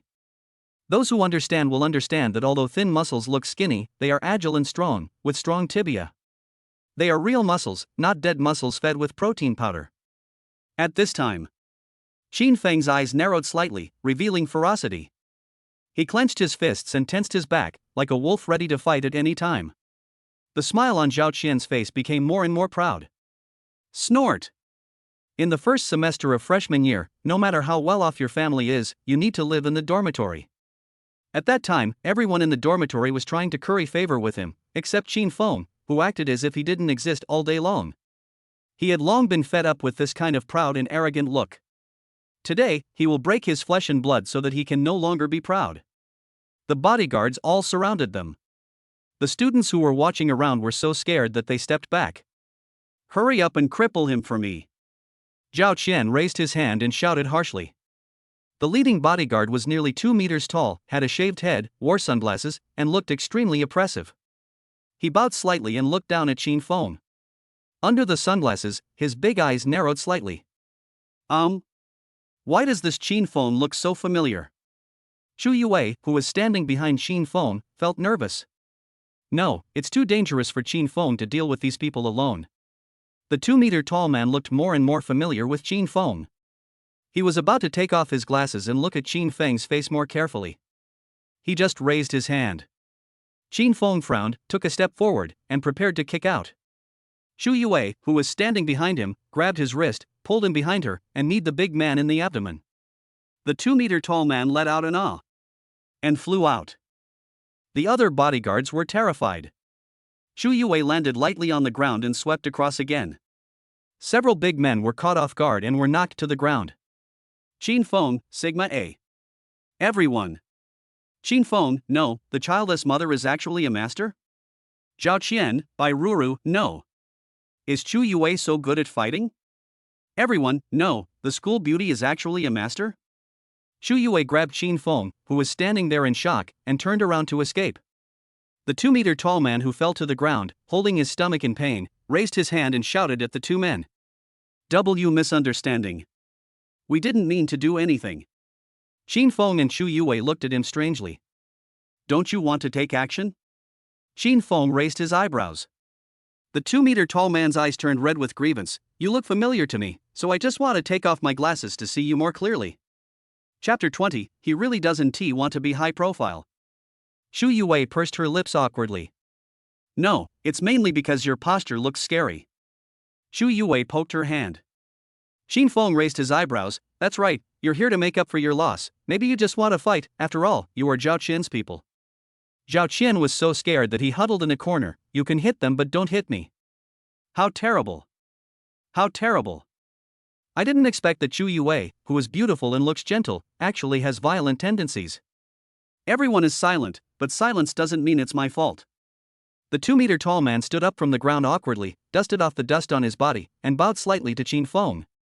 I'm sorry that our young master has caused you trouble. We're not in too much trouble, but you seem to have suffered some work-related injuries. Do you need some compensation for your medical expenses? Qin Feng felt that this big man seemed quite good. The 2-meter-tall man waved his hand quickly. No, you're welcome. Nothing else, we'll take the young master back to report first. As he spoke, he covered his butt and limped towards Zhao Qian, and helped Zhao Qian, who was hiding in the corner out of fear, up. Zhao Qian was both timid and annoyed. Why are you helping me? Go and beat them up. If I just leave like this, how am I going to survive in Beijing University in the future?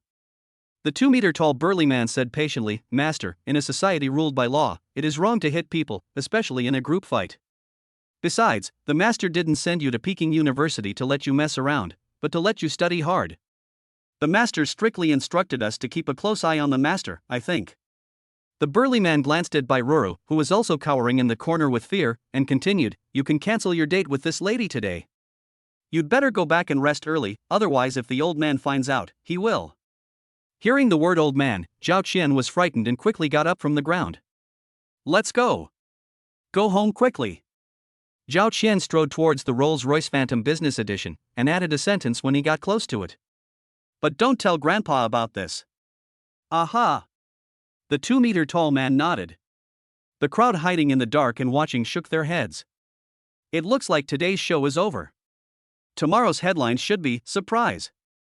The school beauty is actually a martial arts master, a beauty saves the poor. Just when everyone was preparing to go back home and find their fathers. Chwang chwang chwang. A loud noise came from the air, coming closer and closer. Everyone looked up in the direction of the voice. Then I saw a helicopter flying over. Suspended in mid-air. The man who was as quiet as a chicken suddenly exploded. Fuck. You can't even use a Rolls-Royce Phantom to show off your wealth? You have to use a helicopter? This is not an ordinary helicopter, this is the Sikorsky S-92, known as the helicopter star. The price is $20 million. To be precise, it's $18 million US. Fuck. Who is so rich that he can take a helicopter to school? That's exaggerated. Why do I feel like this helicopter is here to slap Zhao Qian in the face? I didn't see it before, but today when Zhao Qian drove a Rolls-Royce, I saw it. That makes sense. Could it be that one of the top rich people in the real Beijing circle couldn't stand Zhao Qian showing off his wealth every day and came here on purpose to slap him in the face? Xin Feng frowned slightly. No way. The reward arrived at this time. Is it really not intentional by the system? He really doesn't like to be high profile. Let's go home first. Xin Feng said softly to Chu Yue. Chu Yue glanced at the helicopter. She also doesn't like watching such pretentious and face-saving occasions. Xin Feng took Chu Yue's hand and walked towards the Xiaomi S8 across the street. Their natural movements made them look like a couple who had been together for many years. Chu Yue's cheeks turned slightly red, and Xin Feng's back was all in her eyes and heart. Bai Ruru, huddled in the corner, looked at the two people's happiness, her eyes red with jealousy. Just when Xin Feng was pulling Chu Yue to the other side, a floating ladder hung down from the helicopter and landed in front of Xin Feng and Chu Yue. Xiao Ai held a loudspeaker and shouted at them in a professional and polite voice that sounded almost human-like while sitting in the helicopter. Dear Ziyunji Black Gold owners and their wives, Xiao Ai is here to take you home. Xin Feng. Chu Yue. Everyone. Fuck. Is this helicopter Xin Feng's? Xin Feng is so rich? Didn't he say he has been earning money by working part-time?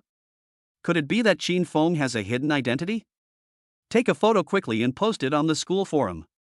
The forum leaders will analyze Xin Feng's true identity. Snap. Snap. At that moment, the onlookers hiding in the corners picked up their mobile phones and took pictures of Xin Feng and Chu Yue, so blatantly that they didn't even remember to turn off the flash. The two men stared at each other with their necks stiff. Chu Yue had a blank expression on her face. You rented another helicopter to install. B. Xin Feng, ahem, no, it's not rented. Chu Yue? If it's not rented, could it be borrowed? Kaisher, Xin Feng still has some connections in the field of electronic technology, so it shouldn't be difficult to borrow a helicopter. It's just, is it appropriate to show off with such a big fuss? While the two were talking, Xiao Ai on the helicopter thought that the noise was too loud and they didn't hear it, so she took a big loudspeaker and repeated it again. Dear Ziyunji Black Gold owners and their wives, Xiao Ai is here to take you home. Xin Feng was so embarrassed that he wanted to find a crack in the ground to crawl into. He quickly pulled Chu Yue along and drove all the way, opened the passenger seat, stuffed her in, then jumped into the driver's seat and drove away in the Xiaomi S8. Result. The helicopter followed Xin Feng's car all the way, and the horn played automatically. Dear Ziyunji Black Gold owners and their wives, Xiao Ai is here to take you home.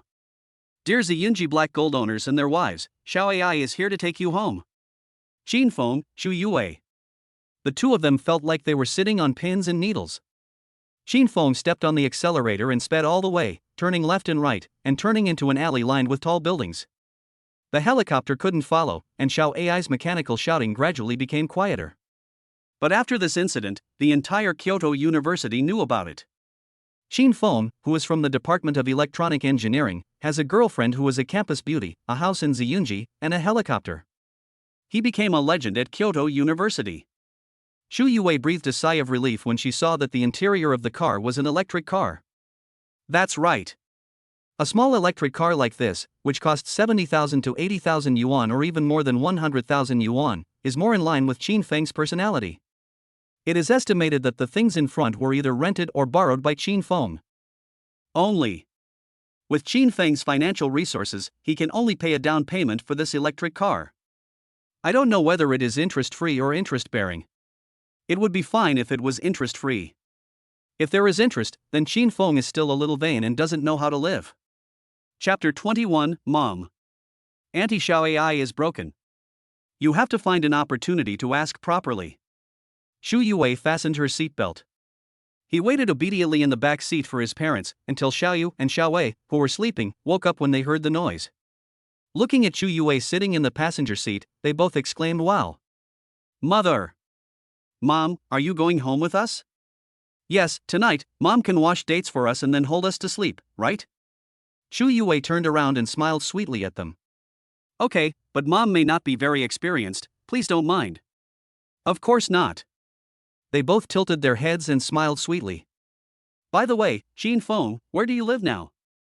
"Purple clouds are gathering," Xin Feng replied while driving. "What? That house, you haven't returned it yet?" "It's too big." Shu Yue exclaimed. It's a bit big. I don't like big houses. They don't give me a cozy feeling. I still prefer a house where I can see my family when I turn around. Shu Yue was stunned for a moment. That's not what I meant. I meant. Arrive. Xin Feng parked the car in the yard. Mi S8 is really fast. Xin Feng got out of the car and opened the door. Xiaoyu and Xiaowei ran out of the car and dashed towards home. Great.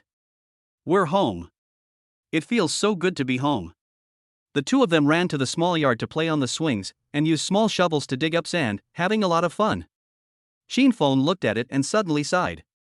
But for the sake of the child's growth, it seems that a big house is more conducive to the child's activities, right, Yue? Shu Yue blinked. Her mind and heart were a little confused. She felt a fog in front of her eyes.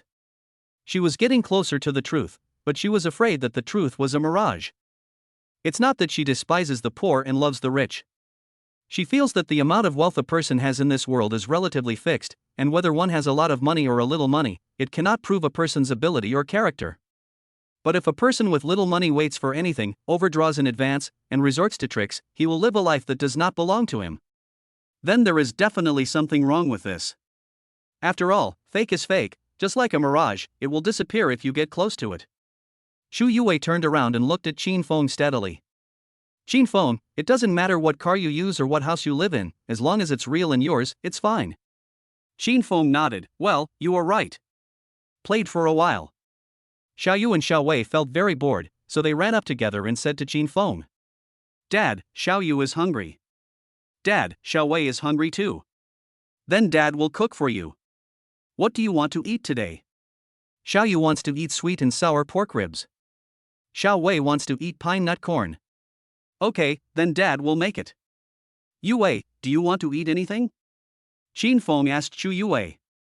Shu Yue thought for a moment and said, well, let's add some stir-fried kidney and scrambled eggs with chives. Yeah, okay.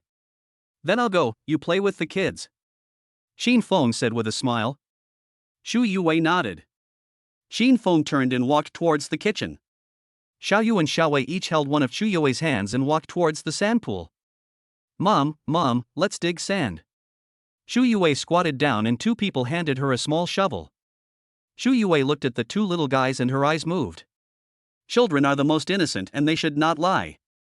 Why not ask them about Qin Feng's situation? Xiaoyu, Xiaowei, Mommy is asking you, does this house belong to Daddy? Yes. Xiaoyu and Xiaowei replied without raising their heads while digging in the sand. Then Mom asks you, do the car and helicopter also belong to Dad? Yes, Dad is rich now, and he doesn't smoke or drink. Mom, please forgive Dad and live a good life with him. Xiaoyu is the older sister. She raised her head very sensibly, blinked her eyes, and advised Shu Yue like a little adult. Xiaowei also nodded, tilted her head, and said innocently. Yes. Daddy is still very good. Last time, Auntie Xiaowei was broken by Daddy. It was Daddy who took her to the room, took off her clothes, and gave Auntie Xiaowei a good beating. Only then did Auntie Xiaowei get better. Daddy said that Auntie Xiaowei got soaked in water and that's why she got broken. What? Shu Yue's face turned red, and even her eyes turned red. Xin Feng actually did this to Xiaowei. Shu Yue stood up angrily. Xiaoyu, Xiaowei, Mommy doesn't want to eat anymore. Mommy has something else to do, so I'll go back to the dormitory first. Seeing this, Xiaoyu and Xiaowei quickly grabbed Shu Yue's hand. Come on, Mom, what's wrong with you? You were fine just now.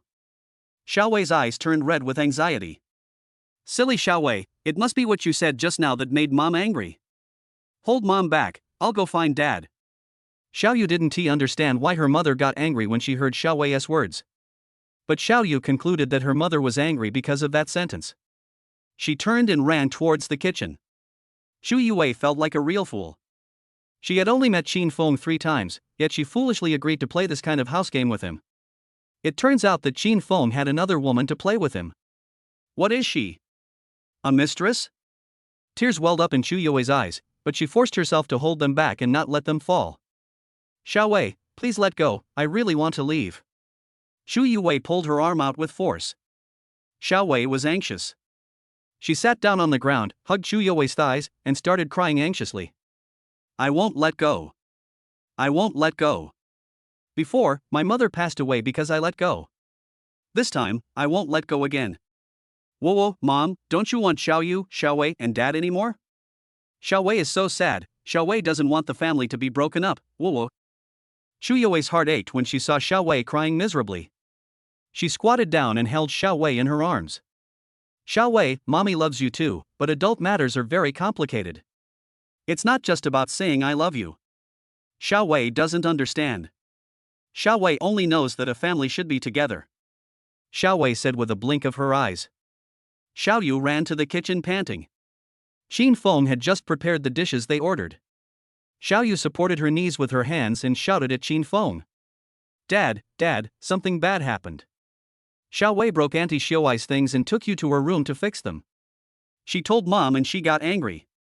Now we have to go back to school. What? Xin Feng exclaimed, then twitched the corner of his mouth. This sounds as if he had done something to Xiao Ai. No wonder Chu Yue was angry. Dad, I got it. Dad will explain it to Mom right away. Don't worry. Xin Feng put down the spatula in his hand, took off his apron, and walked outside. Xu Yue was squatting on the ground, coaxing Xiaowei. The setting sun was shining on her, casting a layer of glow on her whole body. Xin Feng walked over and said softly. Yue, you misunderstood. Chapter 22, Dad carries Mom and Xiao Ai into the room. Xu Yue raised her head and looked at Xin Feng. Her lips trembled slightly, and she lowered her head, her bangs falling in front of her eyes, hiding her lost look. Don't lie to me, Xiaowei told me that you and Xiaowei were like that, so it could be a misunderstanding? Xin Feng, I never thought you were that kind of person. Yue, you really misunderstood. Xiaowei is an intelligent robot. I accidentally splashed water on her and she short-circuited. Then I was afraid of scaring Xiaoyu and Xiaowei, so I took her to the next room to repair her. Xu Yue was stunned, then smiled at herself. Xin Feng, do you think I believe you in everything, so you think I'm stupid and make up such outrageous words to deceive me? Xiao Ai is flesh and blood, although her speech is a little human, but how is she like a robot? Never mind. This is indeed a bit unbelievable. But when Xiao Ai comes back, I'll demonstrate it to you and you'll believe it. Xin Feng said softly. As soon as he finished speaking, the helicopter flew over the villa. Dear Ziyunji Black Gold owners and their wives, Xiao Ai is here to take you home. While shouting, the helicopter landed and stopped in the yard. This mechanical sound really sounds like a robot. The corners of Chu Yue's mouth twitched. But with current technology, it is impossible to create such an intelligent robot. So, it must be fake. Xiao Ai walked down from the helicopter and bowed to Xin Feng and Chu Yue. Owner, Madam Owner, the helicopter has been parked. It is a pleasure to serve you. Okay, delete these etiquettes from your program in the future. They are too human-like. Xin Feng complained. Received the instruction, starting to delete now. Xiao Ai stood there, motionless, without blinking. Xu Yue was surprised for a moment. The performance really had the flavor of a robot. But Xu Yue walked forward and raised her hand to poke Xiao Ai's face. Her skin was elastic, warm, and as delicate as a baby's. Where can you make such a realistic robot nowadays? Xin Feng, don't drag Xiao Ai to act with you. I'm tired. Well, that's all we can do.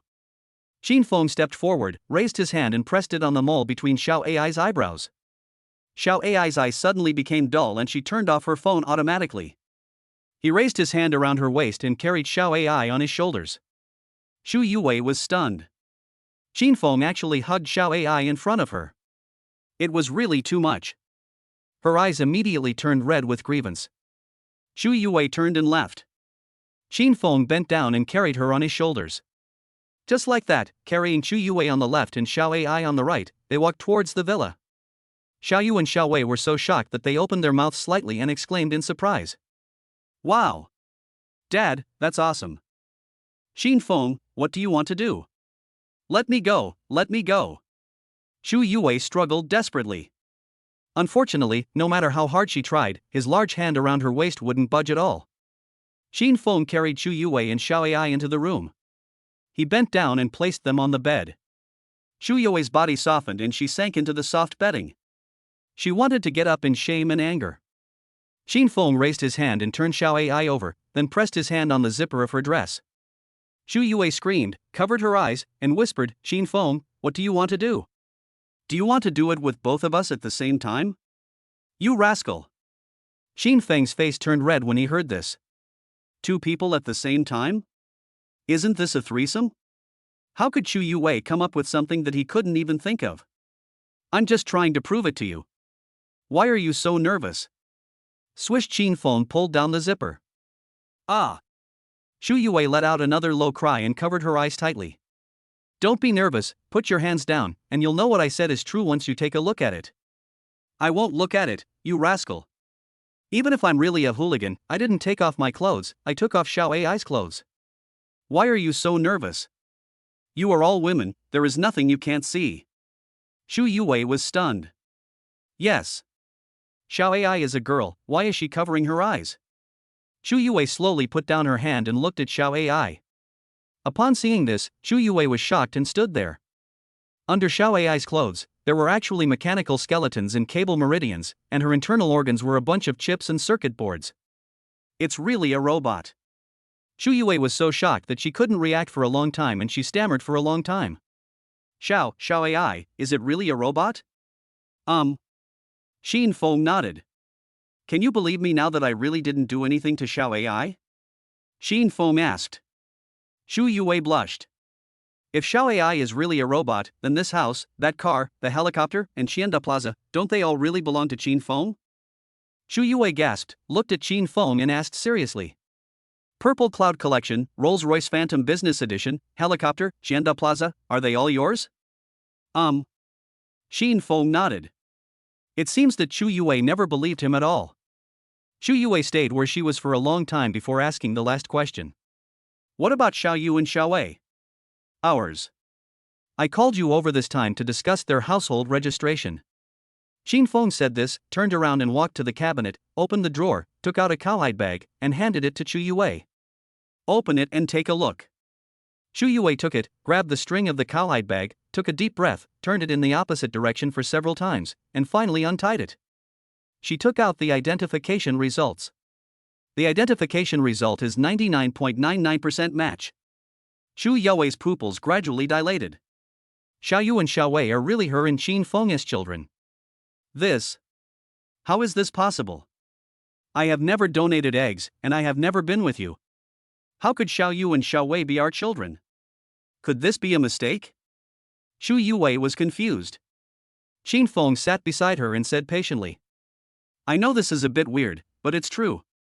Xiao Yu, Xiao Wei, and the others traveled here from the future. Indeed, it is the child we will give birth to in the future.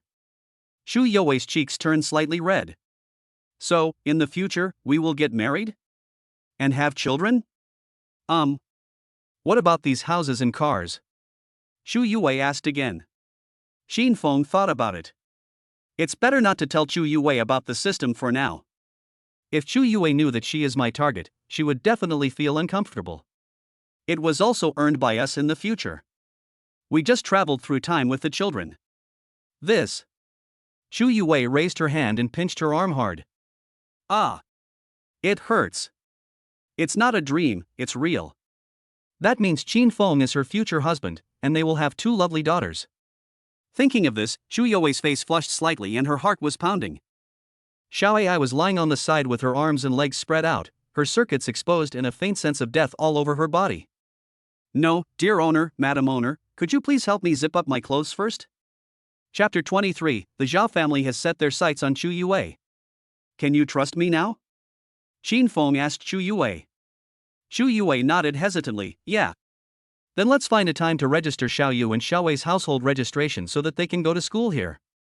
Otherwise, it will be boring at home every day. We have to go to school and we won't be able to accompany them every moment of the day. Xin Feng said. Xu Yue nodded again, yeah. But, haven't you thought about one thing? Xu Yue asked. What's the matter? Xin Feng was surprised. We are not old enough. If we take the identification report to register our household registration, we may be. Xu Yue hesitated. Xin Feng took over the conversation, catch. Xin Feng raised his hand and touched his chin. It's indeed a problem. We need to slowly figure out a solution. Let's go out for dinner first. Xiao Yu, Xiao Wei, and the others must be worried to death. Qin Feng said softly. Xu Yuwei nodded. The two people walked outside. Xiao Ai. Qin Feng walked to the door and suddenly remembered that Xiao Ai had not been dealt with yet. He looked back at Xiao Ai, walked forward and zipped her up. Then he turned her over and pressed the power button between her eyebrows. Xiao Ai's eyes moved and she jumped up from the bed. Xu Yuwei was startled and hid behind Qin Feng. Xiao Ai said politely with a hint of resentment, "Dear owner, next time before you turn off the phone, could you please say hello first? I haven't prepared anything." Qin Feng coughed. Good. Xu Yuwei poked her head out from behind Qin Feng and stared at Xiao Ai carefully. It's so realistic. Whether it's the pores, skin or hair, it looks exactly like a human. Even the breath she exhaled while speaking was the same. Xu Yuwei said weakly. Could it be that this robot also traveled from another world? Is the technology in the future so advanced? I don't know, actually. Qin Feng spread his hands. Things are given by the system. Where the system came from, who knows? Qin Feng took Xu Yuwei to eat. Over here.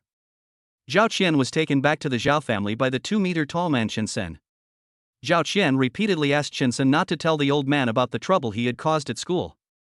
Shensen agreed, and Zhao Qian breathed a sigh of relief and returned to his room. But when he turned around, the intercom hanging on Shensen's ear rang. Shensen, come to my room. On the intercom came the deep and majestic voice of Mr. Zhao. Shensen couldn't help but respond respectfully, yes. Come to the room on the 3rd floor. Old Mr. Zhao was sitting in a wheelchair, holding a remote control in his hand. On the projector opposite him, what happened to Zhao Qian at the school gate was played. I already know what happened at Kyoto University today. That person's name is Qin Feng? Old Master Zhao raised his voice. Yes, Master. Shensen bowed. With your skills, it's impossible for you to be ambushed by that little girl named Xu Yuwei. What were you thinking at that time? Mr. Zhao asked again. Shensen didn't dare to hide it and spoke directly. I thought Qin Feng looked too much like the patriarch when he was young, and I was stunned for a moment. Yeah. Not bad. Mr. Zhao nodded. Go check all the information about Qin Feng, especially the orphanage where he grew up. Yes. Also, this matter must be carried out in secret, and Zhao Yun must not be informed. Yes. Zhao Yun, Zhao Qian's father. Over the years, he has been in charge of the Zhao family's business. He dotes on Zhao Qian and gives him whatever he wants, to the point that Zhao Qian is almost useless. Mr. Zhao was quite dissatisfied with this. But Zhao Yun thought that the Zhao family had more money than they could spend, so what was wrong with pampering the children? Mr. Zhao said no more. Go ahead. Mr. Zhao waved. Shensen retreated. Zhao Qian ran to Zhao Yun's room on the 2nd floor crying. Zhao Yun was holding a video conference. When he saw his beloved son come back, he directly handed over the meeting host to the vice president and turned off the video. What's going on? Good boy, let me see. Zhao Yun waved towards Zhao Qian. When Zhao Yun lost his own son, the old man got so anxious that he almost beat Zhao Yun to death. Fortunately, he adopted Zhao Qian in time. The sorcerer said that the young master of the Zhao family was destined to face a disaster, and Zhao Qian was here to protect him from it. The old man then kept Zhao Qian and did not settle accounts with Zhao Yun again. But over the years, I have never given up looking for my grandson. Zhao Qian walked towards Zhao Yun with a sad face. Dad, my son was beaten by a woman at the school gate today. What? What kind of woman is so bold as to hit my precious son? Aren't Shensen and the others here? It was Xu Yuwei, the campus beauty of Beijing University. She got into my son's car by mistake. My son said a few words to her, and she started to fight.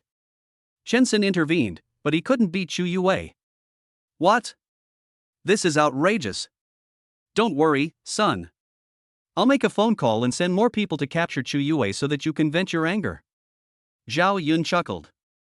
Zhao Qian was delighted and almost laughed out loud with excitement, but he still pretended to be worried. But Grandpa, why do you care about him? When he was young, he had the strength to control me everywhere. Now he is old and in a wheelchair. What can he do? Don't take him seriously. Zhao Yun waved his hand. Zhao Qian half knelt in front of Zhao Yun and put his head against the bend of Zhao Yun's legs. Dad, you are so kind to me. You've called me Dad for almost 20 years. Shouldn't I be nice to you? Get up now. Zhao Yun pulled Zhao Qian. Zhao Qian stood up quickly. Xu Yue, who was eating, sneezed loudly with a chill. She raised her hand and rubbed her nose. What's wrong? Are you catching a cold? Xin Feng took out a piece of paper and handed it to Xu Yue. Xu Yue shook her head. I don't know, maybe there are too many catkins recently and my rhinitis has flared up. Dad, when Mom had rhinitis, you always helped her wash the dates. Xiao Yu said with his head tilted. Xiao Wei nodded. Yes, yes.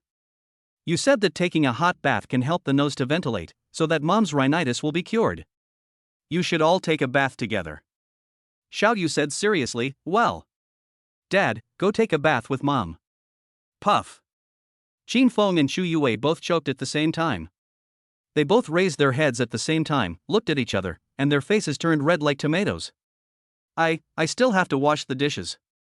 I'll go wash them first. Xu Yue stood up quickly. Xiao Ai stepped in front of her first. Leave the dishes to Xiao Ai. Go to the 3-meter-long bathtub in the bathroom and help Madam treat her rhinitis. Although rhinitis doesn't look serious, it's very uncomfortable when it really happens. Chapter 24, Xin Feng must be very gentle when he kisses me. Xiao Ai took the bowl in front of Xu Yue. Xiao Yu and Xiao Wei covered their mouths and looked at each other with a grin. Xu Yue's face was as red as an apple. Just when I didn't know what to do. Xu Yue's cell phone rang. She quickly picked up the phone and answered the call. Yue, your aunt is coming over from Suzhou today. Let's go to your uncle's restaurant in Qianda Plaza for dinner tonight. It's room A88. Don't be late. Ah. But Mom, I've already eaten tonight. Xu Yue exclaimed. If you've already eaten, then you should eat less. I'm not really asking you to come over to eat. Your cousin has a boyfriend in Beijing who has a house and a car. She asked us to come over to meet her boyfriend. And your cousin is here too, and her daughter is here too. Remember to prepare a red envelope for her daughter. Xu Yue pouted, but I don't want to go. Really, the person I hated the most since I was a child was my aunt. Every time she sees her aunt, she always criticizes her, saying that her grades are not as good as her cousin's, she is not as good at dressing up as her cousin, her personality is not as good as her cousin, and so on. This time it was said that they were having a meal, but in fact it must be that my aunt was showing off my cousin's boyfriend again. And I don't even want to talk about my cousin's daughter. She is so willful and capricious, and she loves to yell at the dinner table. She doesn't want to go. You have to go even if you don't want to. I'm telling you, your aunt doesn't come around very often, so you should dress nicely and wear those expensive clothes your mom bought for you instead of the rags you bought from PDD. Those are pure cotton skirts, so cute, how can they be torn? Xu Yue's cheeks were puffed up with anger and her almond eyes were red. No matter what, be there on time at 7:30 p.m. You still have an hour and a half. After saying that, Xu Yue's mother hung up the phone. Xu Yue lowered her head helplessly. I'm really about to cry. Only then did Xin Feng realize that the clothes Xu Yue was wearing were actually very ordinary. She wore a pure white short-sleeved shirt with a camellia embellished at the neckline, and a pink and white cake skirt on the lower body. The layered skirt made her slender waist look very pretty. But the material is just very ordinary pure cotton. The top is short-sleeved and shows signs of having been washed many times. It's just because Xu Yue is too beautiful and has too perfect a figure, so these clothes look outstanding against her. Ding, congratulations to the host, activate the random task, help your wife dress up nicely. Analysis, your wife hasn't been back to her parents' home for a long time. This time, your mother-in-law is having a birthday and calls her to come home. After sending her 2 daughters to kindergarten, she immediately bought a cake and rushed to the restaurant. At the dinner table, her aunt laughed at her for not dressing up and wasting her time like an old woman at such a young age. Her cousin also laughed at her for being love-brained and marrying the wrong person. Her cousin laughed at her for being stupid, for being pretty but not knowing how to find a rich man. She felt wronged, but she still defended you at the dinner table. It is her aunt's daughter's birthday, so please help your wife dress up nicely and show off in front of relatives. Ding, after completing the reward, you will receive a private kindergarten in Ziyunji area. Xin Fang's eyes lit up. Um, doesn't this solve the problem of Xiaoyu and Xiaowei going to school? Private kindergartens do not require a household registration, all you need is money. And it's his own private kindergarten, so there is no need for that. Isn't it just a meal? Don't worry, there are a lot of clothes and cosmetics in the villa's master bedroom cloakroom. Let's go. Xin Feng took Xu Yue's hand and walked towards the second floor. Xiaoyu and Xiaowei clapped happily. Come on, Dad. Help Mom dress up like a princess. That's right, come on, Dad. You must make Mom blind everyone's eyes. Xiao Ai cleared the plates off the table. Xiaoyu and Xiaowei took tissues and helped Xiao Ai wipe the table. Xin Feng and Xu Yue came to the second floor. Push open the cloakroom. The closet is filled with the latest models of Chanel and Dior, as well as matching bags and accessories. Xu Yue's eyes lit up in an instant. Although she never deliberately pursued luxury goods, she was still amazed when she saw these luxury items. They were indeed beautiful. This isn't appropriate. These things are too valuable. How can I just? Xin Feng raised his hand and pressed her shoulder, speaking softly. These are all yours. You are the mistress of this house. Try them on. These clothes are all in your size and tailor-made. Well. Xu Yue's lips slightly opened. Xin Feng casually took out a white dress and a pair of camellia flat shoes and handed them to Xu Yue. You are good looking and have a good figure. You don't need to wear exaggerated clothes to look good. Try this. During the summer vacation of his senior year in high school, Xin Feng worked part-time at a luxury goods counter for 2 months in order to earn more money. Earned enough money for 1 year's college tuition. So, he knows a little bit about luxury pairing. Xu Yue took the skirt and nodded slightly. You change, I'll go out and wait for you. Xin Feng turned and left, and considerately helped her close the door. Xu Yue's heart was slightly rippled. Xin Feng is so nice. Obviously, they are already husband and wife in the future, but he has never done anything out of line with me. Xu Yue calmed down and changed into a little skirt. Standing in front of the mirror, she was shocked by herself. If I were to say, she used to be an 8-point beauty. Now she is a 9-point beauty who can rival the top female stars in the entertainment industry. Bright and noble. Are you ready? Xin Feng asked while standing outside the door. Okay, that's it. Xu Yue nodded. Xin Feng pushed the door open, and the moment he saw Xu Yue, a smile appeared on his face. His wife is just beautiful. He then took out a small off-white bag from the cupboard and handed it to her. Pair it with this. Then he opened the drawer again, took out a red envelope and stuffed 800 yuan into it. If they treat you well, you can give them 8,000 yuan, but if they treat you badly, just give them 800 yuan as a token of your appreciation. Xu Yue was surprised for a moment and stared at Xin Feng blankly. Xin Feng actually even considered this. Just in a daze. Xin Feng looked at Xu Yue carefully. It seems like something is missing. Hair. Xu Yue's hair is straight and shiny, and does not need any extra decoration. Makeup. Xu Yue put on light makeup herself. As she was naturally beautiful, with thick eyebrows, long eyelashes, and fair skin with a hint of pink, she didn't need any extra decoration. Just. Xin Feng suddenly moved closer to Xu Yue's face. Xu Yue's heartbeat stopped instantly and her tense back straightened. Xin Feng raised his hand and held Xu Yue's face. Xu Yue's heart started beating like a drum. What does he want to do? Does he want to kiss me? Xin Feng is so gentle, if he kisses me, he will definitely be very gentle too. Xu Yue closed her eyes in anticipation. Chapter 25, Xu Yue was ridiculed? Xin Feng opened the drawer, took out a lipstick, held Xu Yue's face, and touched up her color. All right. Xin Feng said. Xu Yue opened her eyes and her face turned red. Then she realized that she had misunderstood. She thought. Your face is so red, you don't even need to put on blush, that's great. Xin Feng said seriously. Xu Yue became even more embarrassed, her face turning red so much that it seemed like blood was about to bleed. Thanks. Xu Yue bowed 90 degrees, I'll go first. Then he ran outside as if escaping. Xin Feng raised his hand and scratched the back of his head in confusion. What did I say wrong? Wait a minute, Yue, let Xiao Ai drive you. Xin Feng followed. Xiao Ai drove Xu Yue towards Chanda Plaza. Chu Yue sat in the back seat, showing an annoyed expression from time to time and tapping her forehead with her hand. What's wrong with me? I have all these weird fantasies in my mind every day. Chu Yue muttered softly. Xiao Ai looked as if she had been hurt and smiled faintly. This is the feeling of being in love. Every minute and every second, anytime and anywhere, you will have illusions of being with each other, maybe hugging, or being naughty. No, Xiao Ai, don't talk nonsense. Chu Yue held her little face in her hands, her ears were almost burning. Xiao Ai laughed and chuckled twice. Ma'am, we're here. The car was parked outside Chanda Plaza. Chu Yue opened the car door and got out. You go back first.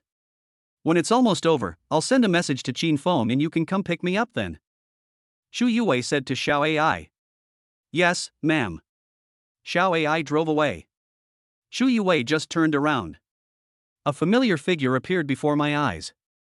Yue? It's really you. I thought I made a mistake. A man standing next to Chu Tiantian's eyes lit up when he saw Chu Yue. This is my cousin. She is studying at Kyoto University. She has always been a bookworm who only knows how to study since she was a child. It doesn't look like that. She's dressed very beautifully. The man opened his mouth slightly and almost drooled in amazement. Chu Tiantian felt unhappy and raised her hand to pinch the man secretly. Oh, you are dressed very beautifully today. You are wearing the same clothes as Chanel. You have good taste and the quality is good. It is a high-end version, right? And this bag, with white little gold balls, the original one costs more than 50,000 yuan. I am afraid yours is a high-end product worth 2,000 yuan.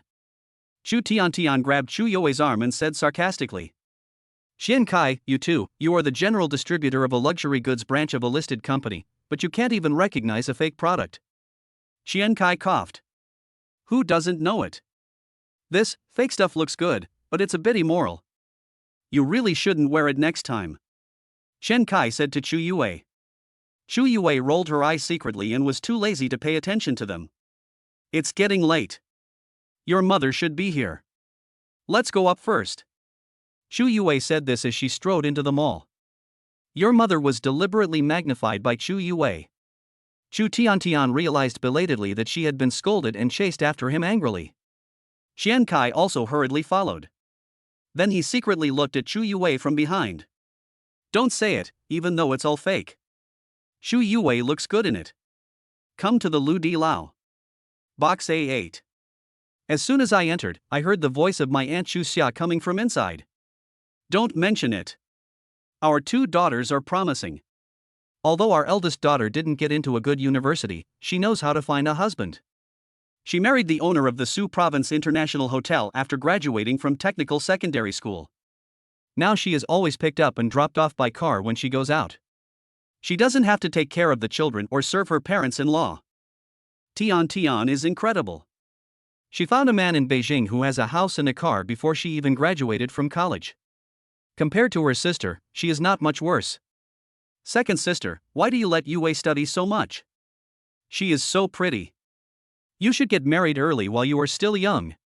Chu Feng smiled awkwardly. Yue is still young, she is only a freshman in college, she is not in a hurry to have a boyfriend. I told her to wait until she graduates before having one.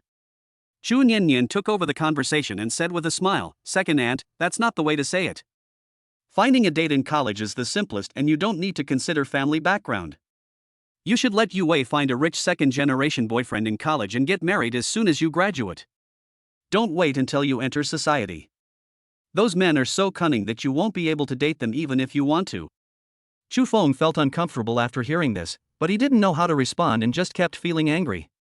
She just smiled awkwardly and stopped talking. Chu Yue arrived at the door and just heard their conversation. She stepped in and sat next to Chu Feng. Aunt, cousin, you don't have to worry about my affairs. Aren't you here to see Tiantian's boyfriend today? He has arrived. Everyone looked towards the door and saw Chu Tiantian walking in with her arms around Xian Kai. Xian Kai looks to be about 30 years old. Chu Tiantian is only in her early 20s. The key point is that Xian Kai seems to have been struggling in society for many years and has the smell of money of a rich man. He put his arm around Chu Tiantian with his backhand and clasped his big hands on Chu Tiantian's shoulders. The contrast between the two of them together was comparable to that in a daily life movie. Chu Feng, Chu Xia, and Chu Niannian all looked obviously shocked. After a moment, Chu Xia smiled stiffly and praised. He is really a handsome man. Yes, she is a perfect match for our Tian Tian. Chu Niannian followed suit. Chu Feng opened his mouth and wanted to praise, but after looking for a long time, he really couldn't find anything to praise, so he closed his mouth again. At this moment, Chu Niannian's daughter, who was sitting in a child's chair, slapped the table and shouted while laughing in a shocking manner. Ah ha ha, you really look like a toad. Xian Kai's face suddenly turned ugly. Chu Tian glared at Chu Niannian fiercely. Chu Niannian was shocked and quickly covered her daughter's mouth with her hand. Xiao Yu said that he looks like a golden toad and looks rich. Xian Kai's expression then turned funny. He sat directly in the main seat at the top and pretended to casually throw the car keys in his hand onto the table. Xu Xia took a look and her eyes lit up. Oh. This car key, this is a Mercedes-Benz E-Class.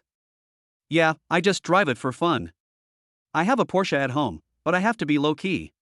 Driving that thing is too high profile and doesn't suit my temperament. In fact, it doesn't matter if it's a car or not, the main thing is the license plate. Now you have to draw lots to get a Beijing license plate, and even if you have money, you are not eligible to draw. Xian Kai spoke in a deliberately pinched voice. This, cousin, right? Do you have a boyfriend? How about I introduce you to someone in my circle someday so you can get to know him? He stared straight at Chu Yue.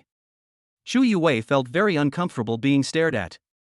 Chu Feng felt a little uncomfortable and said with a stiff smile, "No need, my Yue is still young, we can't talk about it in college." Chu Tiantian saw that Xian Kai was interested in Chu Yue, and she felt unhappy and sneered. What are you talking about? I was bored the other day and was browsing the Kyoto University alumni circle, and I saw my cousin confess her love to a poor student in public. Chapter 26, Xin Feng rushed to rescue his wife.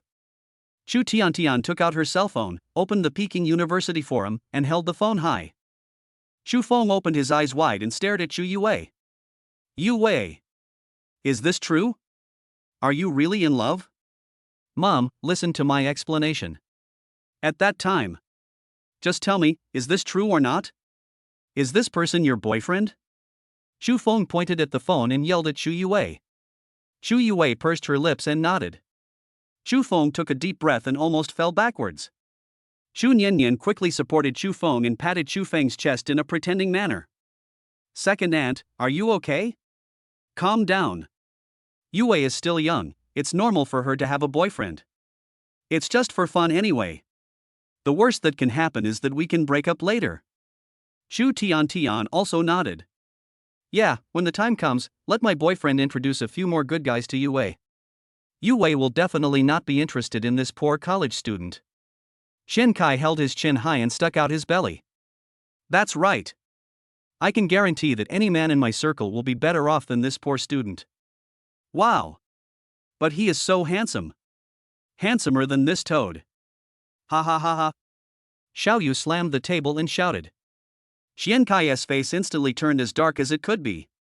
Children are ignorant. Being handsome can't make a living. That's right, that's right. What can a handsome guy do these days?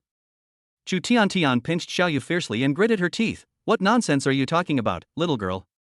Ah. It hurts. Auntie pinched me, woo woo woo woo. Xiao Yu started crying immediately, kicking and struggling. Chu Niannian quickly covered Xiao Yu's mouth and took her out. The box fell silent instantly. Chu Feng took a deep breath, suppressed the anger in his heart, and grabbed Chu Yue's hand. That's outrageous. Shouldn't you tell Mom in private about your boyfriend? You actually let me know about your boyfriend from someone else. Is the relationship between us mother and daughter that bad? Chu Yue's heart relaxed and she looked at Chu Feng in a daze. Mom. Chu Feng held Chu Yue's hand and looked at Chu Tiantian and the others. What's wrong with being a poor student? Those who can get into Beijing University with their own strength will not be without food in the future. My daughter and he have hands and feet and can fight for themselves. Even if things don't work out, there are still me and Yue's father to help them, and they won't starve to death. Chu Yue was so touched that her eyes instantly turned red. Chu Tiantian and the others were so angry that their faces turned blue and red. Xu Xia said dissatisfiedly, "Second sister, Yue is still young and naive, and you are also naive. Fight for yourself? With the current social employment environment being so difficult, can the two of them fight for success in Beijing? It's so funny. Don't be so concerned about your reputation. Say something nice to our Tian Tian boyfriend. Our Tian Tian boyfriend is not a stingy person. He will definitely be willing to help Yue Wei find a boyfriend. Qian Kai pulled a business card from his wallet. That's right. Come on, sister. Go to my brother-in-law's company tomorrow and he will definitely help you. As he said that, he was about to force it into Chu Yue's hand. Chu Feng was so angry that he snatched the business card and threw it away. You guys are going too far. Big sister, you usually bully me, but now you are helping outsiders to bully my daughter.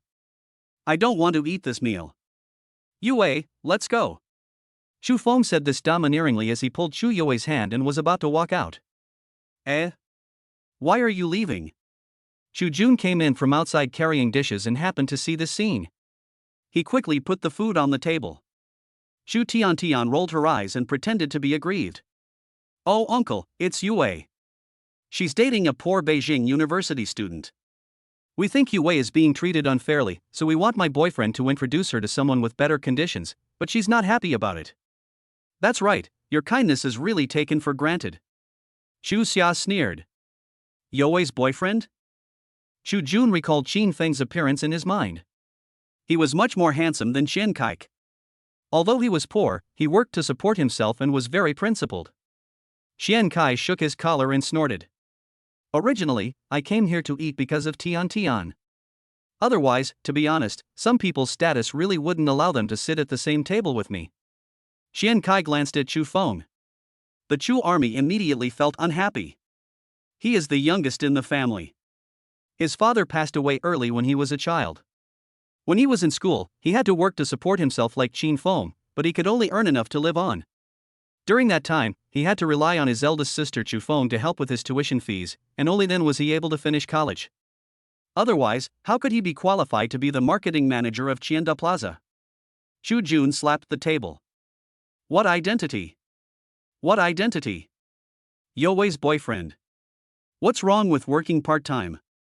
Working for yourself means being poor. Being poor means you are unworthy. I introduced her to a boyfriend, which was giving her face. If she doesn't appreciate the face, she doesn't deserve to sit at the same table with me. Chen Kai snorted coldly. Poor? He's the boss of Qianda Plaza. If you don't believe me, search it and see if the boss of Qianda Plaza is called Qin Feng. The Chu army was furious, but only one sentence popped into their minds. He doesn't care whether it's true or not. He has such a bad temper because he can't stand Qian Kai's nouveau riche face. Chu Yue was stunned for a moment and whispered, Uncle. How do you know that Qin Feng is the boss of Qianda Plaza? She thought that when she told her uncle last time that Qin Feng was not the one, her uncle believed her. Did my uncle investigate it himself afterwards? As expected of my uncle. He has a pretty good brain. Chu Jun was also stunned. Wow. Yue Wei even cooperated with the performance. As expected of his niece. They just have a tacit understanding. Qian Kai, Chu Xia, Chu Tian, and Chu Niannian, who had just returned from coaxing the children, were stunned for a moment and then burst into laughter. Ha ha ha ha. Uncle, you said Yue Wei's boyfriend is the boss of Qianda Plaza? Ha ha, this is so funny. How could the boss of Qianda Plaza be so young? That's right. Everyone knows that Qianda Plaza is owned by the Wang family. How can the surname be Qin? This way.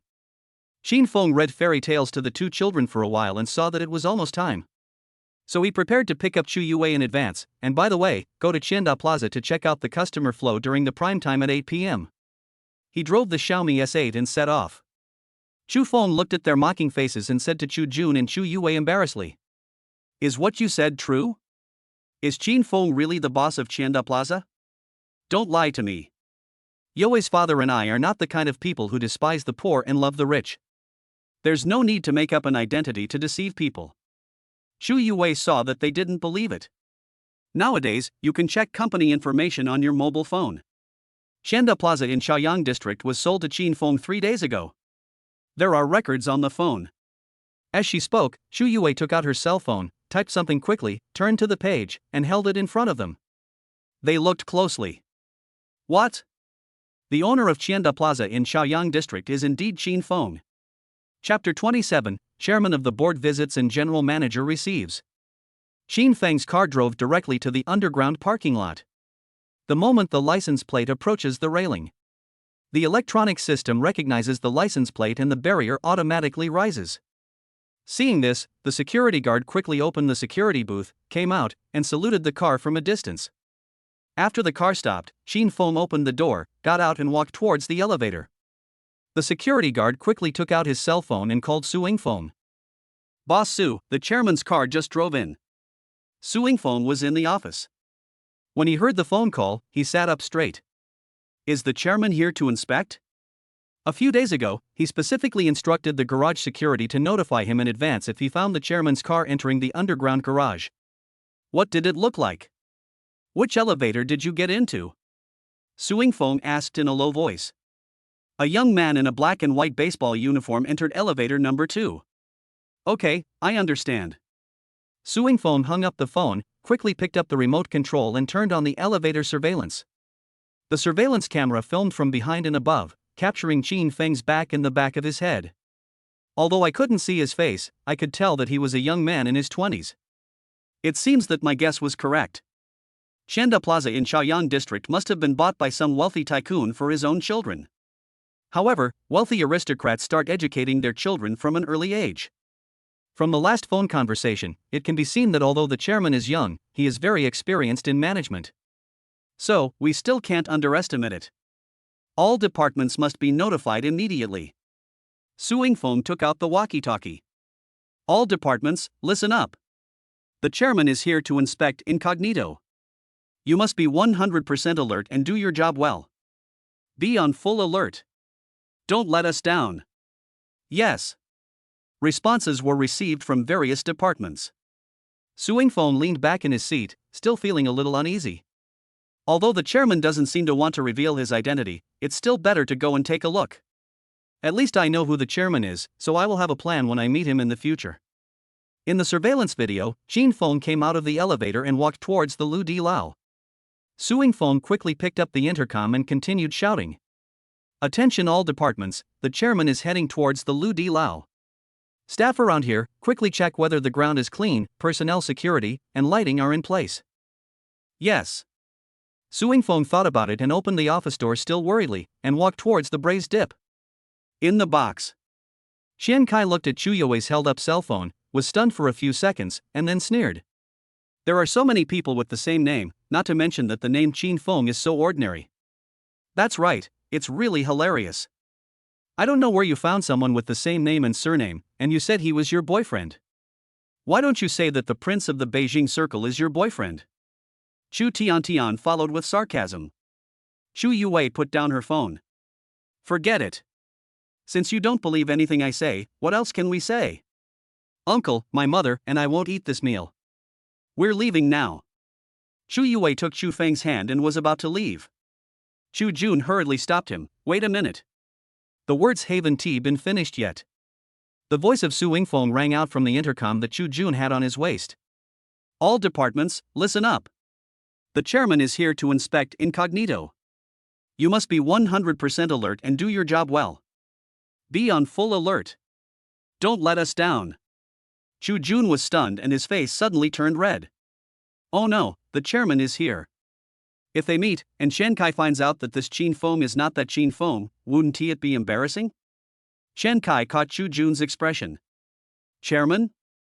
Aren't you talking about the boss of Tianda Plaza? That's perfect. Let's go and take a look. Then we'll know if he's my cousin's boyfriend or not. Chu Yue's eyelashes trembled. Is Qin Feng worried about me, so he came to pick me up? However, he probably doesn't like to show off in front of others. Chu Yue raised her head and said to Qian Kai. No need. I have no obligation to prove anything to you. You can believe it if you want to, or forget it if you don't want to. Chu Jun was afraid of being exposed, so he nodded quickly. That's right, do we need to prove anything to you? Second sister, let's go. Chu Jun also held Chu Feng's hand. The three of them walked out. Qian Kai was immediately furious. Seeing that her wealthy future son-in-law was angry, Chu Xia quickly stepped forward to stop Chu Yue and the other two, and rolled up her sleeves. Stop singing the same tune. It's clearly written on the Tian mobile phone Beijing University forum just now that Qin Feng is a poor student. And he's the boss of Qianda Plaza. He's really bragging without thinking. Big sister, I think your daughter is really a money loser. Don't run off to support a man before she graduates. You have no future. You, how can you talk like that? Chu Feng was so angry that he almost died. She has a simple and honest temper, is not good at speaking, and has no idea how to respond to Chu Xia. But she knew that Chu Yue was her only daughter and she must protect her. I know what my daughter is like. If you dare to say one more word, we will sever our ties and never have any contact with each other again. Chu Feng glared at Chu Xia fiercely. Chu Yue's eyes turned red with emotion. Her mother attaches the most importance to sisterly love. Even though her aunt had done so many things in the past, her mother did not sever the relationship for the sake of sisterly love. But now, for his own sake, he says he will not have any contact with his aunt's family. It shows how determined he is. Right at this moment, the walkie-talkie on Chu Jun's waist rang again. Attention all departments, the chairman is heading towards the Lu Di Lao. Staff around here, quickly check whether the ground is clean, personnel security, and lighting are in place. Qian Kai sneered. Wow! What a coincidence! The chairman of Qianda Plaza is coming this way. Why don't we go out and see if this Lu Di Lao boss Qin Feng looks the same as You's boyfriend Qin Feng in Tiantian's phone?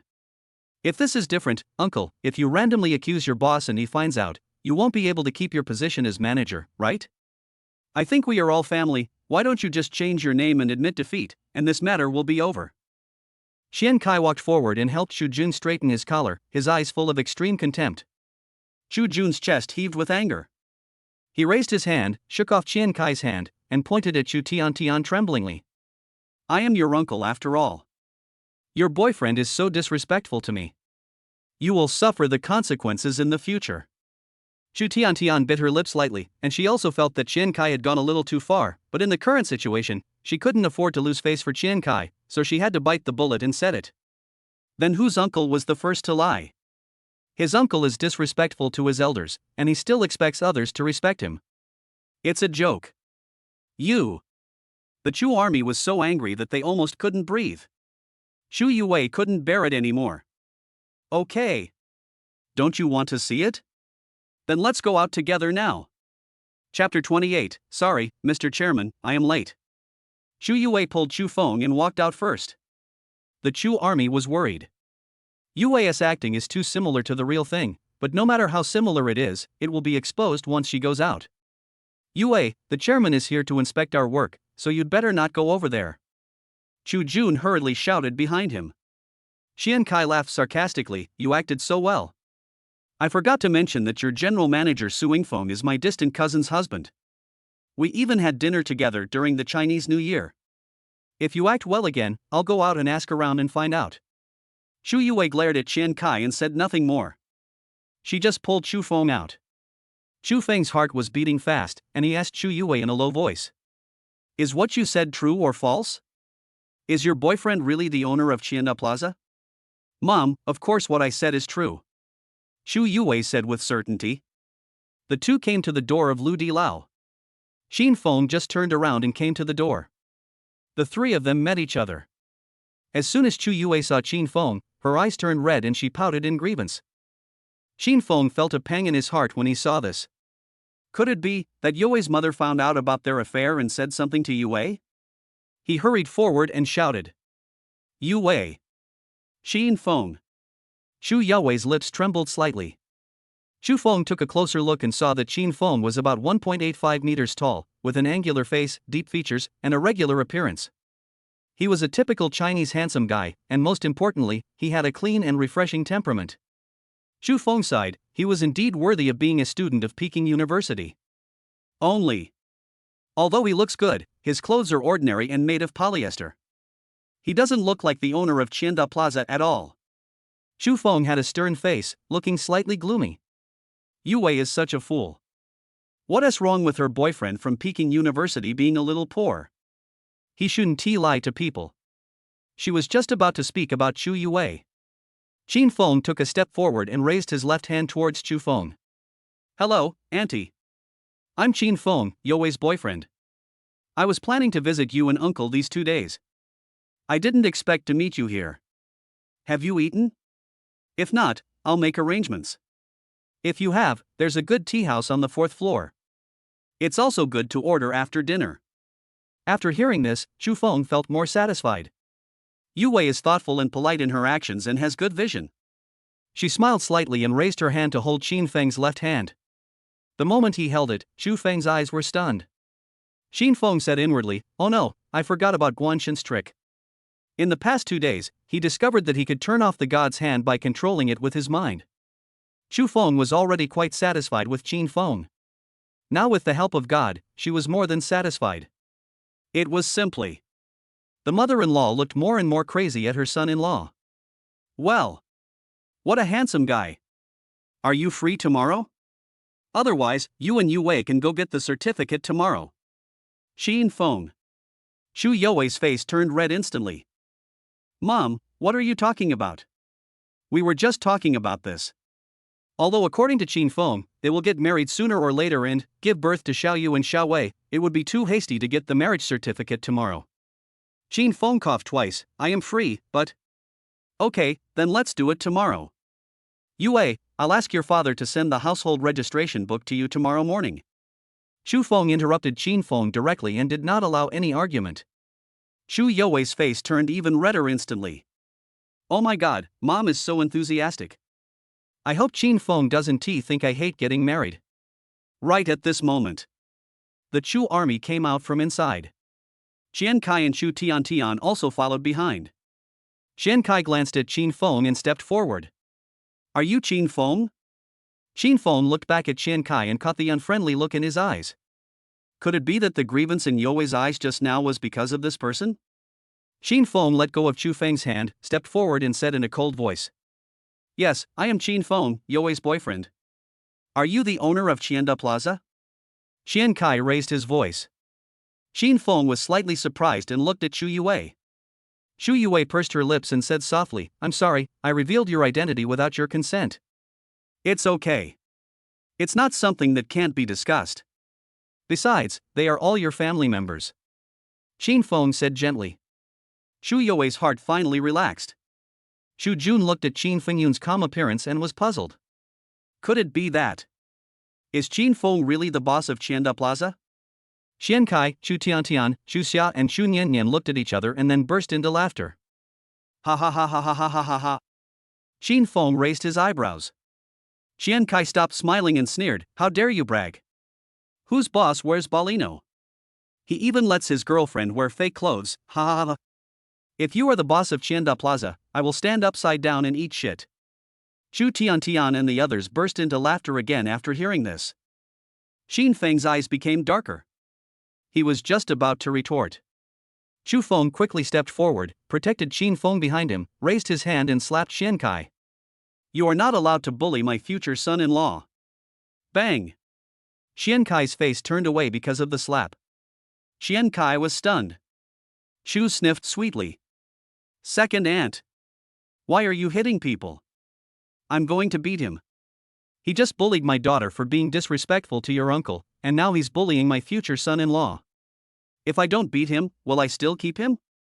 Chu Youwei and Chu Jun dropped their jaws in shock. It was the first time they saw Chu Feng so angry. Qin Feng felt warm in his heart. It was the first time that he was protected by an elder. Looking at Chu Feng's loving back, he really wanted to shout mom at this moment. Qian Kai covered his face in anger. Good. Good. Good. Just wait for me, I. Qian Kai kept saying I for a long time but couldn't think of a way to retaliate. Su Yingfeng walked towards him quickly from a distance. Qian Kai's eyes lit up. My cousin's husband is here, you're done. Qin Feng turned around and looked at the person who came. He didn't recognize him. No matter who comes, in a society ruled by law, what can be accomplished? Didn't you just get slapped by my mother-in-law? The worst that can happen is I'll compensate you. Qin Feng said calmly. The Chu army panicked when they saw the people coming. He gently tugged at Qin Feng's sleeve and spoke in a low voice. This is our general manager. You'd better leave now. Otherwise, if he finds out that you're pretending to be the chairman, he'll definitely sue you for fraud, and I'm afraid I'll lose my job. Qin Feng frowned slightly. General manager? You came at the right time. Leave? Wish. Qian Kai laughed arrogantly. He grabbed Qin Feng's arm with one hand and shouted at Su Yingfeng, who was rushing over. Brother-in-law. You've arrived at the perfect time. Someone here is pretending to be your chairman and committing fraud. Su Yingfeng walked up to him and looked at Qin Feng intently. The person dressed exactly like the one in the surveillance video is Mr. Chairman. I'm sorry I'm late. Su Yingfeng bent down and held Qin Feng's left hand, his tone extremely respectful. Chapter 29, I don't agree with you being together. Qian Kai's expression was petrified. Cousin, brother-in-law, you are not mistaken, he looks so ordinary, how could he be the boss of Tianda Plaza? Does it have anything to do with you? And who is your cousin's husband? Su Yingfeng glared at Qian Kai with a cold face, then spoke respectfully to Qin Feng. I'm sorry, Chairman, I don't know this person. Do you have any suggestions or opinions on the management of the square during your inspection? Qin Feng said lightly. I'm not here for inspection today. I'm here to pick up my girlfriend. Let's not talk about work. Let the others who are secretly observing do their own things. Yes. Su Yingfeng bowed respectfully, then turned and left. Everyone stood there in shock. What? You's boyfriend is actually the chairman of Tianda Plaza. Chu Jun's eyes twitched. If You's boyfriend was really Qin Feng, the chairman of Tianda Plaza, then his promotion. Wasn't he a Qin Feng who spoke to the chairman? Chu Jun recalled his previous unfriendly attitude towards Qin Feng, and his old face suddenly turned red. Ah! He deserves to die. Chu Feng's eyes widened. When the effect of God's left hand wore off, she suddenly regained her sanity. Thinking back to his previous attempt to please Qin Feng, he frowned. If Qin Feng was just an ordinary poor student at Peking University, she would still think he and Yue were a good match. We are a little poor, at most we can work hard together. But now, since Qin Feng is the boss of Tianda Plaza, the gap between his status and their Chu families is too big. If Yue marries him, she might not be able to get used to the lifestyle of a wealthy wife. Chu Xia, Chu Niannian, and Chu Tiantian's eyes turned red with jealousy. Hateful. Chu Yue really managed to marry a rich man. Why Chu Yue? Chu Xia secretly pinched Chu Tiantian, hinting that she should go up and please Qin Feng quickly. Compared with Qin Feng, the boss of Tianda Plaza, what was Qian Kai? Chu Tiantian immediately understood, pulled her skirt down, exposed her neckline a little, and squeezed forward. Hello, I'm Chu You's cousin, my name is Chu Tiantian. She stretched out her hand towards Qin Feng in a flattering manner. Qin Feng had a blank expression on his face. He ignored her and turned to look at Chu Feng and Chu Jun. Aunt, uncle, have you not eaten yet? Should we sit down and eat first? Qin Feng asked respectfully. Chu Feng opened his mouth to refuse. Chu Jun knew his second sister best. He guessed what she wanted to say and spoke first. Okay. Let's go eat first. Chu Jun grabbed Chu Feng's hand without hesitation and dragged her towards the private room. It just so happens that the table I arranged just now hasn't been moved yet. Let's go quickly, otherwise the food will get cold and it won't be good. We can't waste it. Chu Jun pushed Qian Kai, who was standing there in shock for a long time, aside. I went back into the private room for the braised sauce dish. Qin Feng smiled gently, took Chu You's hand and followed. Chu You's cheeks turned slightly red. Chu Tiantian's hand hung in the air, feeling awkward. Chu Xia quickly pulled her and lowered her voice. What are you standing there for? Hurry up and follow them. You need to be thick-skinned. Oh. Chu Tiantian hurriedly followed. Hey! Tiantian! Qian Kai shouted at Chu Tiantian. Chu Tiantian glanced at him, looked down on him and said, Qian Kai, we have a family dinner today, you should go back first. As he spoke, Chu Tiantian and Chu Niannian followed. Qian Kai's face turned pale and blue with anger. Xiaoyu stuck out her tongue at Qian Kai, ugly bastard, I told you that you are not as good looking as him, and you got me beaten up, Liliali you deserve it, you are going to be dumped by my aunt soon. You! Qian Kai gritted his teeth in anger and was about to lose his temper. Xiaoyu quickly ran into the box. The box door was closed. Xian Kai wanted to go in, and Su Yingfeng came over. I remembered you. You are Qian Lei's son. Why are you here instead of helping your father look after the pork stall at home? Xian Kai was so scared that he quickly looked in the direction of the box, fearing that Su Yingfeng's words were heard by Chu Tiantian. That's right, his identity as a rich second generation is fake. The so-called owning a car and a house, the car is a second-hand Alto, and the house is a small 3-bedroom apartment in Yanzhou. His job in Yanjing is to drive for rich people. These 2 days he was driving his boss's car to pick up Chu Tiantian. Xian Kai quickly lowered his voice and spoke respectfully to Su Yingfeng. Brother-in-law, you finally remembered me. My father asked me to say hello to you. No need to say hello. I saw that you were not getting along with my boss just now. I advise you to behave yourself and not cause trouble. Otherwise, don't blame me for not giving your father face. Su Yingfeng warned. Yes. I'm leaving now and I won't cause any trouble. Xian Kai quickly bowed, turned around and left obediently. Su Yingfeng stood there and watched Xian Kai leave, then he returned to the office with peace of mind. Box. Xin Feng asked Xu Fenggang to sit down. Xu Xia, Xu Tiantian, Xu Nianyan and Xu Xiaoyu came in. Xu Xia sat down next to Xu Feng, Xu Tiantian and Xu Nianyan sat next to Qin Feng, and Xu Yue was squeezed directly to the door. Qin Feng, how old are you this year? What do your parents do? Look, when you are free, invite your parents out for dinner? Xu Xia spoke to Qin Feng with a smile on her face. Xu Nianyan took the wine jug and handed it to Xu Tiantian. Xu Tiantian quickly stood up and poured Qin Feng a glass of wine. Brother-in-law, come and have a drink. When she poured the wine, her body tilted slightly, and her collar was open, and 2 rabbits almost jumped out. However, even if it didn't jump out, with this degree of openness, Qin Feng could see everything as long as he raised his eyes slightly. Seeing how enthusiastic the family is, if you didn't know, you would think it was a parent-teacher meeting of Qin Feng and Chu Tiantian. Chu Feng's face was extremely dark. The Chu army was so angry that they were speechless. Xu Yue pursed her lips, feeling very embarrassed. After all, Xu Xia and the others are her relatives. Qin Feng wouldn't think that their family tradition is bad, right? Xu Tiantian was lying down when her hand suddenly slipped and the wine spilled all over Qin Feng's body, soaking the key part of his pants. Xu Tiantian screamed ah! And quickly took out a napkin to help Qin Feng wipe it. Brother-in-law, look at me, I'm so clumsy. Xu Feng couldn't bear it any longer and was about to explode. Qin Feng's body turned sideways, and Xu Tiantian missed him and fell to the ground, lying on the ground in a mess. Xu Jun almost laughed out loud. Ah, brother-in-law, what are you doing? Qin Feng stood up and said coldly, you are not welcome here, please leave. Xu Tiantian's eyes were red, and she looked up at Qin Feng with grievance. What's wrong? Brother-in-law, are you angry? Why are you so stingy? I'm You's sister. At most I can buy you a pair of pants as compensation.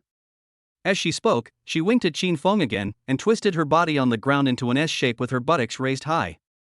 That's enough. Xu Tiantian, don't go too far.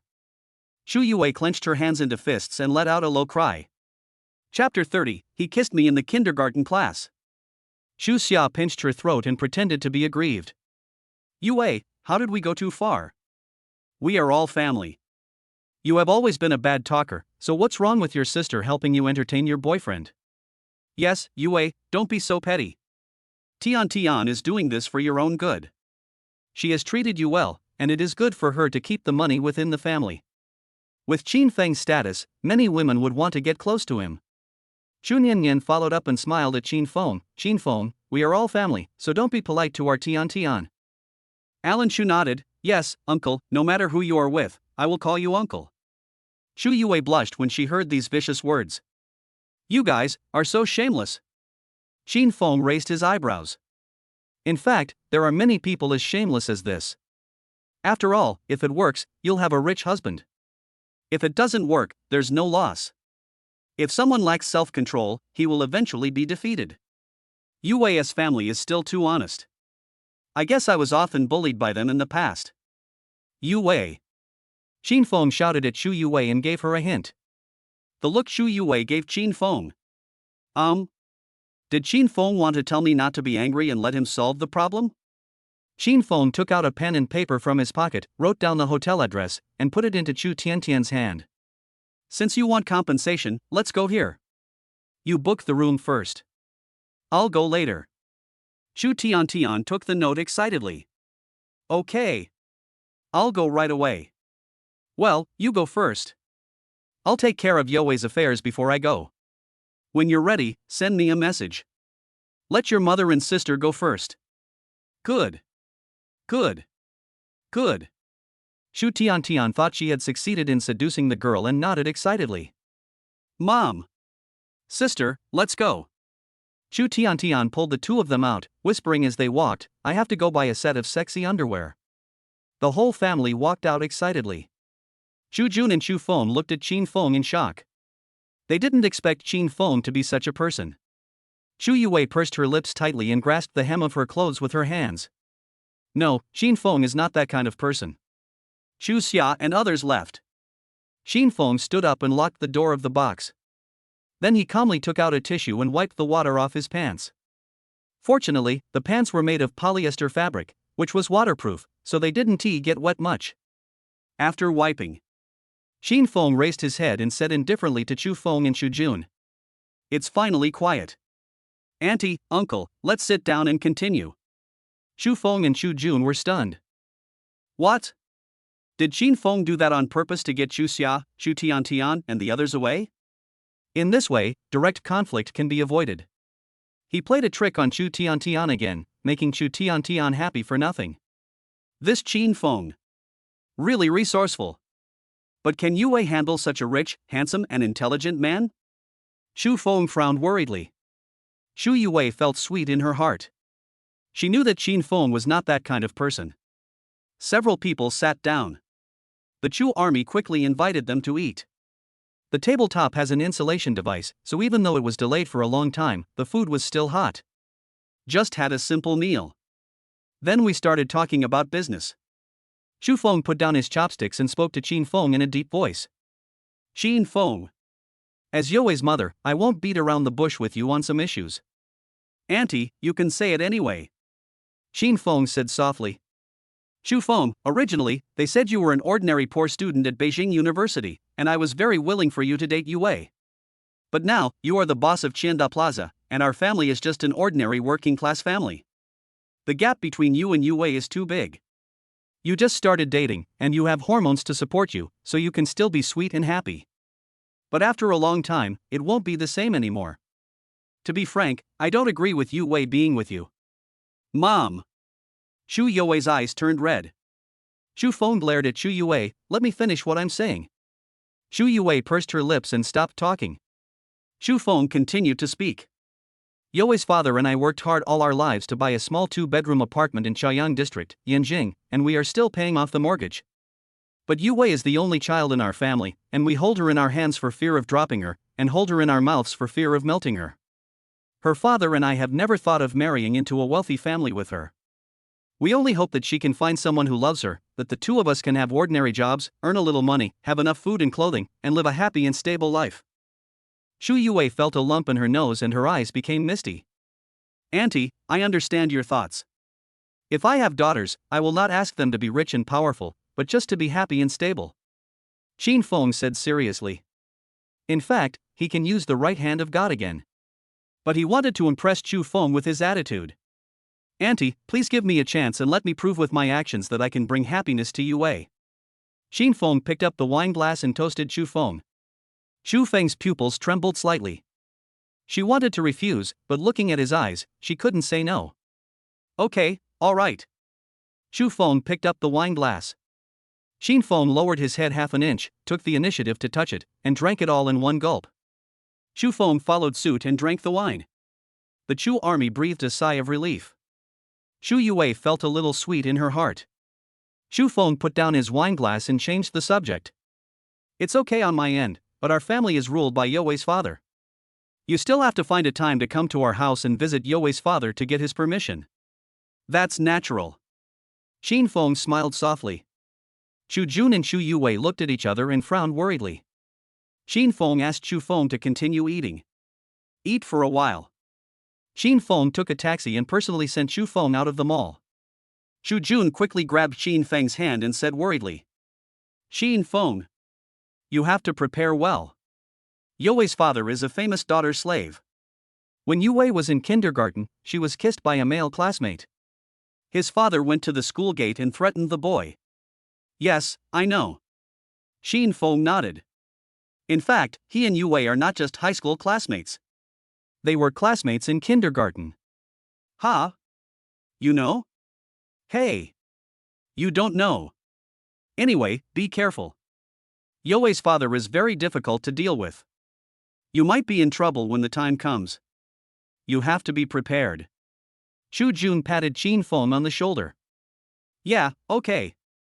Xin Feng nodded again. Uncle, Yue and I will go back first. The mall is about to close. You should go home and rest early too. Yeah, okay. Xin Feng took Shu Yue's hand and walked towards the underground parking lot. Shu Jun, wait. They went back first. Could it be that Xin Feng and Yue are already living together? It's terrible. If Yue's father knew about this, wouldn't he be so angry that he would pick up a knife and fight Xin Feng to the death? Chapter 31, Randomly Receive a Reward Kindergarten. The Other Side. An international hotel. Shu Tiantian checked into a room, put on an extremely sexy lingerie, lay on the bed, took an extremely seductive photo, and sent it to the number on the note Xin Feng wrote to her, along with the room number he left behind. A few minutes later. Xin Feng didn't reply. Shu Tiantian held the phone and frowned. Is it because he is trying to ditch Yue and has been pestering her for a while? Never mind, I'll just wait a little longer. Anyway, Xin Feng has taken the bait, and You's rich husband is mine, ha. Wait and wait. Shu Tiantian fell asleep directly. Woke up again, 11 o'clock. The hotel urged her to check out, and Shu Tiantian gritted her teeth and paid more than 1,000 yuan for the room, her flesh aching. Of course, this is a later story. Xin Feng drove the Xiaomi S8, carrying Shu Yue, on the way back. Shu Yue sat in the passenger seat. The car was dim and the atmosphere was ambiguous. Shu Yue secretly glanced at Xin Feng's profile through the rearview mirror, and her heart beat faster because of his handsomeness. Ding, congratulations on winning the random reward, a private kindergarten in Ziyunji area. The formalities have been automatically completed for you and the kindergarten has been transferred to your name. Immediately, a text message was sent to his mobile phone. Dear owner, Ziyunji Kindergarten has been transferred from Liming to 1800142994 to your name on April 21, 2025. Please contact the original owner as soon as possible to handle the handover. Xin Feng smiled slightly. One more set of assets. It is about 50 meters away from Xin Feng Rice S8. Several cars followed quietly. A bodyguard picked up his mobile phone, took a video and sent it to Zhao Yun. Zhao Yun picked up his phone and glanced at it. A school beauty dares to hit his son. Humph, I'll catch you, lock you up in a room, and give you some medicine, and see if you still don't beg for mercy from my son. Third floor. Shensen took a pile of information and brought it to Mr. Zhao. Grandpa, all of Xin Feng's information is here. The time he entered the orphanage is basically the same as the time when the young master went missing. In addition, I went to the orphanage and asked the person who took Xin Feng in. Judging from the appearance of the person who sent Xin Feng to the orphanage, it is very likely that he is. Who? Mr. Zhao asked in a low voice. It's the eldest master. Shensen spoke in a deep voice. He couldn't believe that someone would send their own son to an orphanage, but that was the fact and he had to believe it. Shensen took out the photo of Xin Feng entering the park from a pile of information. Every child entering the kindergarten must take a photo with the person who brought them in. In the photo, Zhao Yun did not show his face and was wearing a mask and a baseball cap. However, from his figure and exposed eyes, Mr. Zhao recognized at a glance that this person was Zhao Yun. Cough, cough, cough. Damn it! He actually sent his own son to an orphanage. Shensen looked at Mr. Zhao with heartache. Yeah, it's really hard to understand why he did this. What's so confusing? He's just jealous of his own son. He's jealous that he's better than him in every way. He doesn't even think about the fact that it's his genes. Mr. Zhao slammed the table and yelled angrily. Shensen looked at Mr. Zhao in confusion. What does this mean? If Xin Feng is the young master, then it is the young master's genes. Could it be someone else's genes? Boss, we have found a large number of suspicious vehicles following Qin Feng's vehicle. They seem to have bad intentions. Do we need to intercept them? The intercom next to Chen Sen's ear rang. The sound was neither loud nor soft, just loud enough for Mr. Zhao to hear it. Intercept. Must intercept. Mr. Zhao chuckled. They want to hurt my precious grandson, no way. Yes. Chen Sen responded. Then press the intercom. Intercept immediately. Ensure Qin Feng's safety at all times. Yes.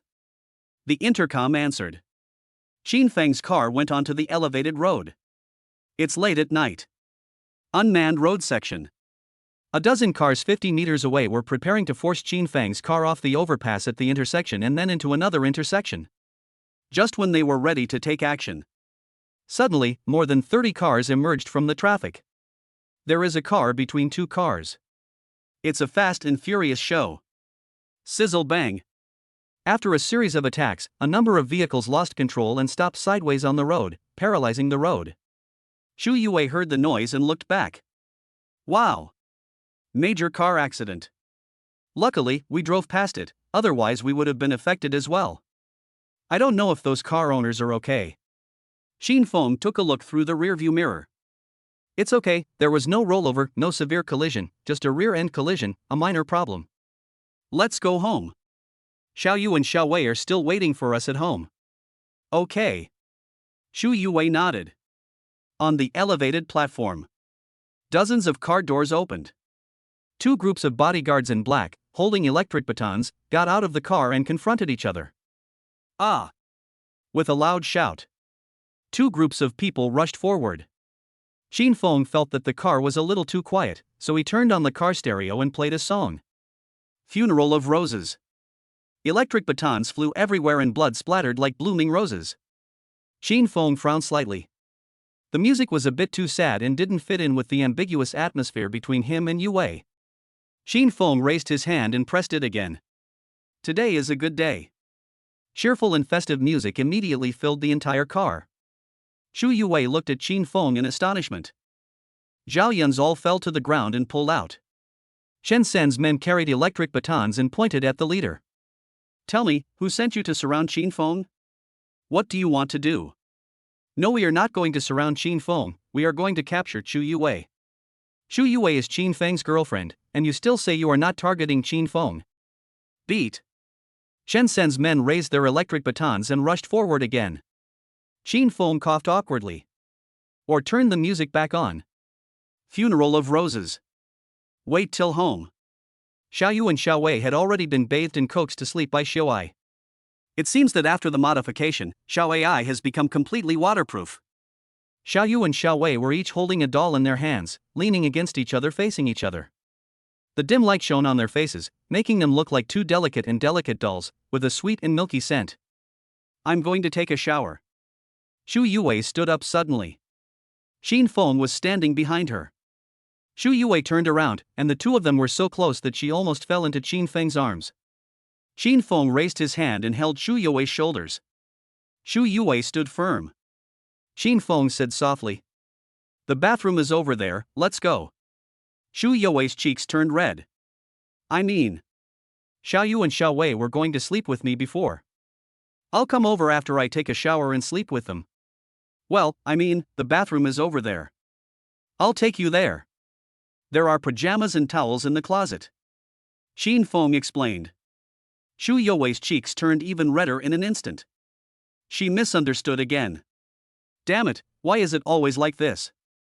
It's okay, I'll go by myself. Xu Yue ran outside in panic. Qin Feng suddenly grabbed her wrist. Xu Yue's body swayed and she fell into his arms. Qin Feng raised his hand and grabbed her waist, pushing her against the wardrobe. Are we now confirmed in our relationship? Chapter 32, Smart Little Wei. Xu Yue's cheeks flushed and her heart was pounding. Well, I guess so. Although she had confessed to Qin Feng because of the truth or dare game. But now, she really fell in love with Qin Feng. Can I kiss you then? Qin Feng lowered his eyes, looked at her lips and asked softly.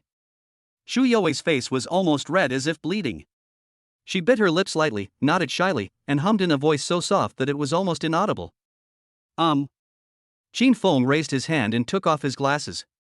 He bent down, leaned over, and kissed her. Shu Yue instinctively leaned back and closed her eyes. Qin Feng's kiss was very gentle. Gently and sweetly, like a breeze blowing through marshmallows. Shu Yue unconsciously indulged in his kiss. The atmosphere is ambiguous and lingering. Maybe it's because the two of them were so close. Qin Feng's body straightened up uncontrollably. Shu Yue felt something blocking her. She twisted her body uncomfortably and groaned.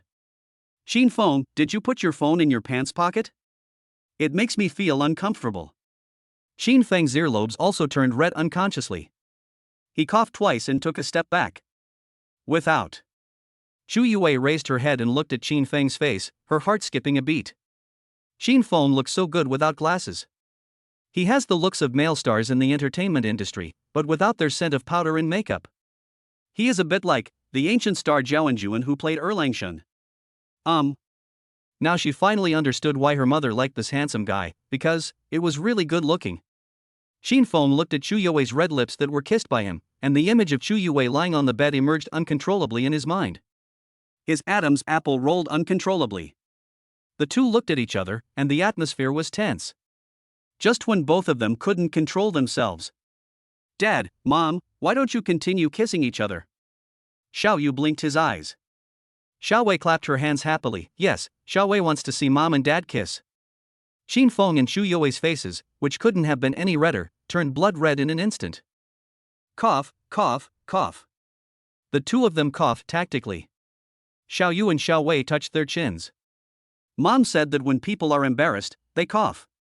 Qin Feng and Shu Yue quickly looked up at the sky and down at the ground, scratching the wall and pulling the drawers. Dad said that when people are embarrassed, they will be very busy. Qin Feng, Shu Yue.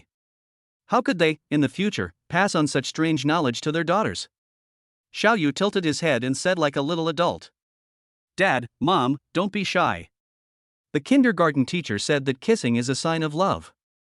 Xiao Wei clapped and danced along, reaching out her hands towards them. That's right, Xiao Wei also wants Mommy and Daddy to kiss her. Qin Feng and Shu Yue were touched by their sweet smiles. The two men bent down, each of them smacked the little one's face. Okay, it's getting late.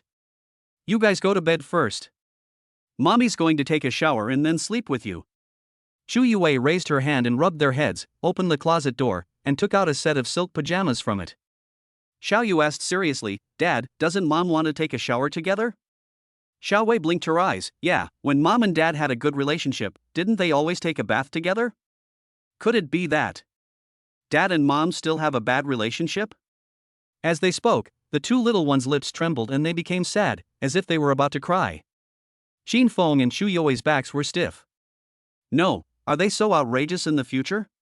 They actually took a bath together and the child knew about it. Mom and Dad don't talk, that's it. Mom and Dad must have a bad relationship. The two were about to cry as they talked. Shu Yue hurriedly coaxed her softly. Okay, Mom and Dad will take a shower together.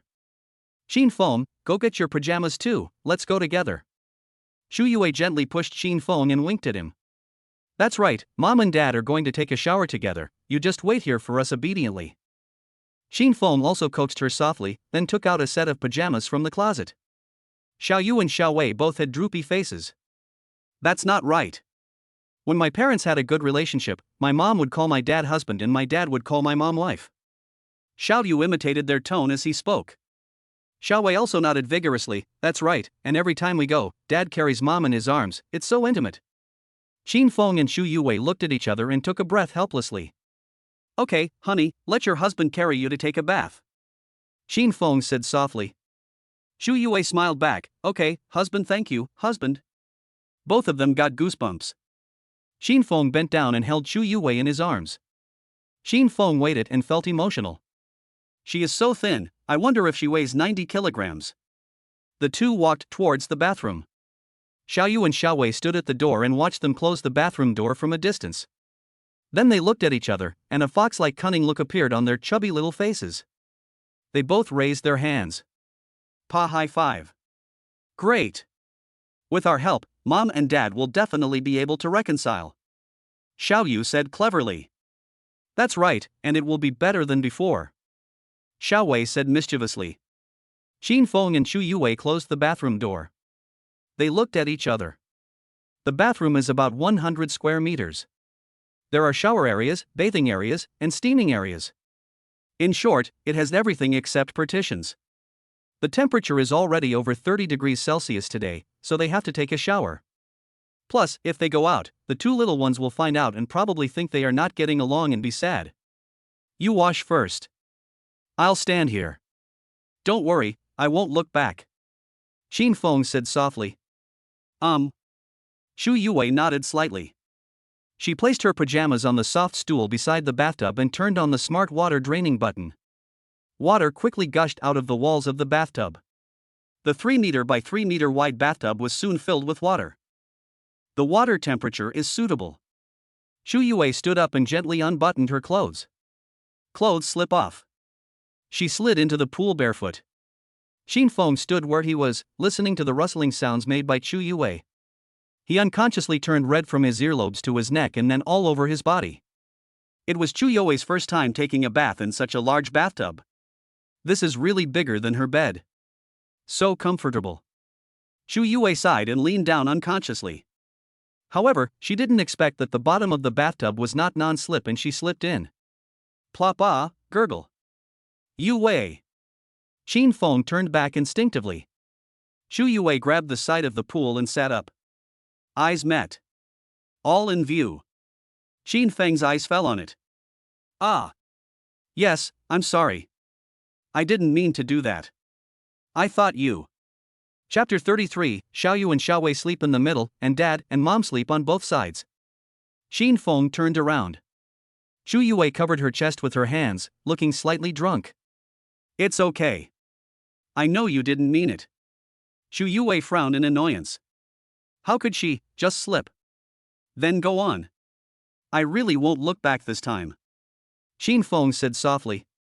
Xu Yue nodded and took a bath obediently. In the room, Xiao Yu and Xiao Wei looked at each other and laughed even more happily. It's this familiar sound that Mom and Dad often make when they have a good relationship. Xu Yue didn't dare to soak in the pool for too long. After taking a shower, she came out of the pool and wrapped herself in a dry hair cap and bath towel. I'm fine, you go ahead. This time I'll stand here and blow dry my hair, and I won't look back. Qin Feng took his clothes and walked towards the shower room. He put his clothes outside. Then he took off his clothes one by one, threw them on the ground, and stepped in. Xu Yue picked up the hairdryer and stood in front of the mirror, preparing to blow dry her hair. She suddenly discovered. The mirror can actually clearly reflect the shower room in the distance. Ah, I learned physics in vain. Although the mirror is at the door and far away from the shower room cannot be seen in the mirror from a distance, but when you look closer, the mirror can reflect the entire layout of the shower room. Qin Feng's figure is clearly visible. Perhaps because he has been working part-time for many years, he doesn't have a single piece of extra fat on his body, and his muscles are thin and well-developed, full of strength. As Chu Yue watched, her whole body unconsciously became hot. Qin Feng raised his head and stood under the shower head. The shampoo flows down along the muscle texture. Chest muscles, mermaid, buttocks. Xu Yue swallowed. Not for a while. Qin Feng finished washing, wrapped in a bathrobe, and walked out while drying his hair. Xu Yue was still holding the hairdryer, standing in front of the mirror, but hadn't started. What's wrong? Is the hairdryer not working? Qin Feng asked Xu Yue. No, it works. Xu Yue quickly pressed the power button and blew the hair. Qin Feng didn't notice that Xu Yue's expression was wrong. He walked over, stood behind her, and took the hairdryer. Your hair is long and it's hard to blow dry. Let me help you. Run your fingers through your hair. The wind was buzzing. His warm fingertips occasionally touched her earlobes and neck, causing her to feel tingling all over. My heart was beating so fast that it was about to jump out of my chest. Qin Feng's eyes fell on her white neck and red earlobes, and he inexplicably felt his blood boiling and his mouth and tongue dry. You should blow it yourself. I'm going back to my room to change clothes. Xu Yue nodded. Qin Feng stuffed the hair dryer back into her hands.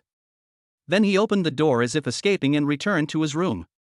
Chu Yue took a deep breath, the image of Qin Feng taking a bath lingering in her mind, and her body trembled inexplicably. She quickly shook her head vigorously. Oh no, I can't think about it anymore. She turned on the hairdryer with cold air and blew it at her face for a while. She calmed down a lot and then switched to hot air and continued to blow dry her hair. Qin Feng returned to his room, changed into pajamas, and then went to Xiaoyu and Xiaowei's room. The two of them sat on the bed, holding their dolls, waiting for Chu Yue obediently. See Qin Feng. Both of them eyes lit up. Wow. Dad, you're done washing, where's Mom? Xiaoyu asked. Mom is ready too. She's blow drying her hair. Qin Feng said with a smile. Huh? Why doesn't Dad help Mom blow dry her hair? Xiaowei asked. Qin Feng coughed and replied, Mom is worried that the two of you will wait in the room for too long, so she asked Dad to come and see you first. Oh, I see. Xiaoyu and Xiaowei nodded obediently. The two of them tilted their heads and thought about it. Well, Dad is getting old. The time I spend taking a bath with my mother is shorter than before.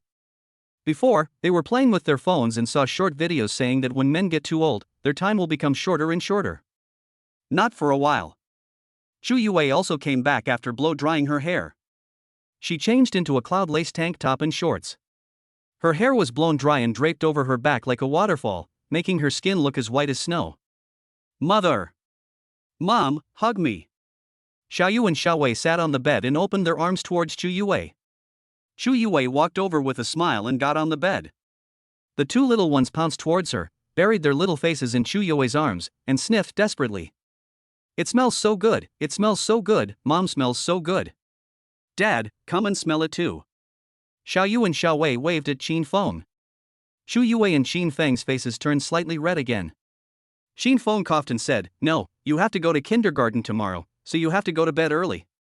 Dad will go next door, and you guys should sleep with Mom. Having said that, Qin Feng turned around and was about to leave. Xiaoyu and Xiaowei blinked their big dark eyes. Daddy won't sleep with us? Did Mom and Dad have a fight? Yes, a family should be neat and tidy. Mom and Dad should either sleep together or with the four of us. Dad will only sleep alone when we have a quarrel. Xiaoyu and Xiaowei's eyes are about to turn red again. Qin Feng quickly coaxed, No, this bed is too small, there is no way for the four of us to sleep in it. How could that be? Our bed used to be much smaller than this one, but we still slept together, didn't we? Xiaoyu said seriously. Qin Feng felt a little headache. These two little ones are really hard to fool. Qin Feng looked to Chu Yue for help. Chu Yue suddenly had an idea. Then how about this, Xiaoyu and Xiaowei will be in the middle, and Mom and Dad will sleep on both sides to protect you, okay? In this case, there is no physical contact, so it's okay even if we sleep in the same bed. Yeah. Xiaoyu Xiaowei cried happily. Qin Feng had no choice but to walk towards the bed. Xiaoyu and Xiaowei were lying in the middle. Chu Yue was lying on the far left and Qin Feng was lying on the far right. Qin Feng raised his hand to turn off the light. Xiaoyu turned over, buried her face in Chu Yue's arms, and used her hands and feet to hug Chu Yue tightly. Xiaowei also turned over, buried her face in Qin Feng's arms, and used her hands and feet to hug Qin Feng tightly. After a while, the two little ones' breathing became shallow. Chu Yue and Qin Feng couldn't fall asleep. The air was filled with each other's scent. As a result, as soon as they closed their eyes, the other person's figure appeared in their mind. They didn't dare to move. The bed is 1.8 meters long, which is neither big nor small. If you turn over, you will definitely bump into the other person. That's all. I don't know what time it was, but the two of them finally fell into a deep sleep. The next day. The sunlight shines in through the gaps in the curtains. Qin Feng and Chu Yue opened their eyes slowly. The other person's face, nose tip to nose tip. Qin Feng and Chu Yue blinked in shock. The two then realized that the two little ones were no longer in the middle without them knowing. And what held them tightly was each other. Chapter 34, Tuition fee is 180,000 for half a year. Dad, Mom. Xiaoyu sat astride Qin Feng's body. Good morning. Xiaowei sat astride Chu Yue. Qin Feng and Chu Yue quickly let go of each other and sat up. Xiaoyu and Xiaowei hugged the two men's necks and gave them a kiss on the cheek. Qin Feng and Chu Yue's hearts were almost melting with sweetness. If I wake up every morning and my two daughters hug my neck and kiss me, I can't even imagine that life. Dad, Mom, you guys are so mean. Didn't we agree that we sleep in the middle and you sleep on the sides? Xiao Yu muttered. Xiao Wei took over the conversation. As a result, we just woke up and found that we were almost squeezed under the bed by you guys. The two of them had stern faces, pouting, and put their hands on their hips. Xin Feng and Xu Yuwei looked at each other and coughed tactically. Cough, cough, cough, cough. I'm going to make breakfast. Xin Feng picked up Xiao Yu, got out of bed and went out. I'll change your clothes. Xu Yuwei picked up Xiao Wei, opened the wardrobe, and took out the princess dress she had bought before. Closed the door and changed clothes for both of them. Then he tied two small buns on the two people's hair. They looked like two Barbie dolls. Xu Yuwei sighed and thought that if she brought the two of them to her parents, they would definitely love them to death when they saw them. Only. Traveling from the future is too unbelievable. I'm afraid Mom and Dad won't believe it at all. I'd better wait for an opportunity to tell my parents slowly later. Xu Yuwei pulled Xiao Yu and Xiao Wei downstairs. Xin Feng had already prepared breakfast, a simple sandwich with hot milk. Wow! That looks delicious. Not only does it smell good, it's also very pretty. It's a pretty meal. Xiao Yu and Xiao Wei ran over.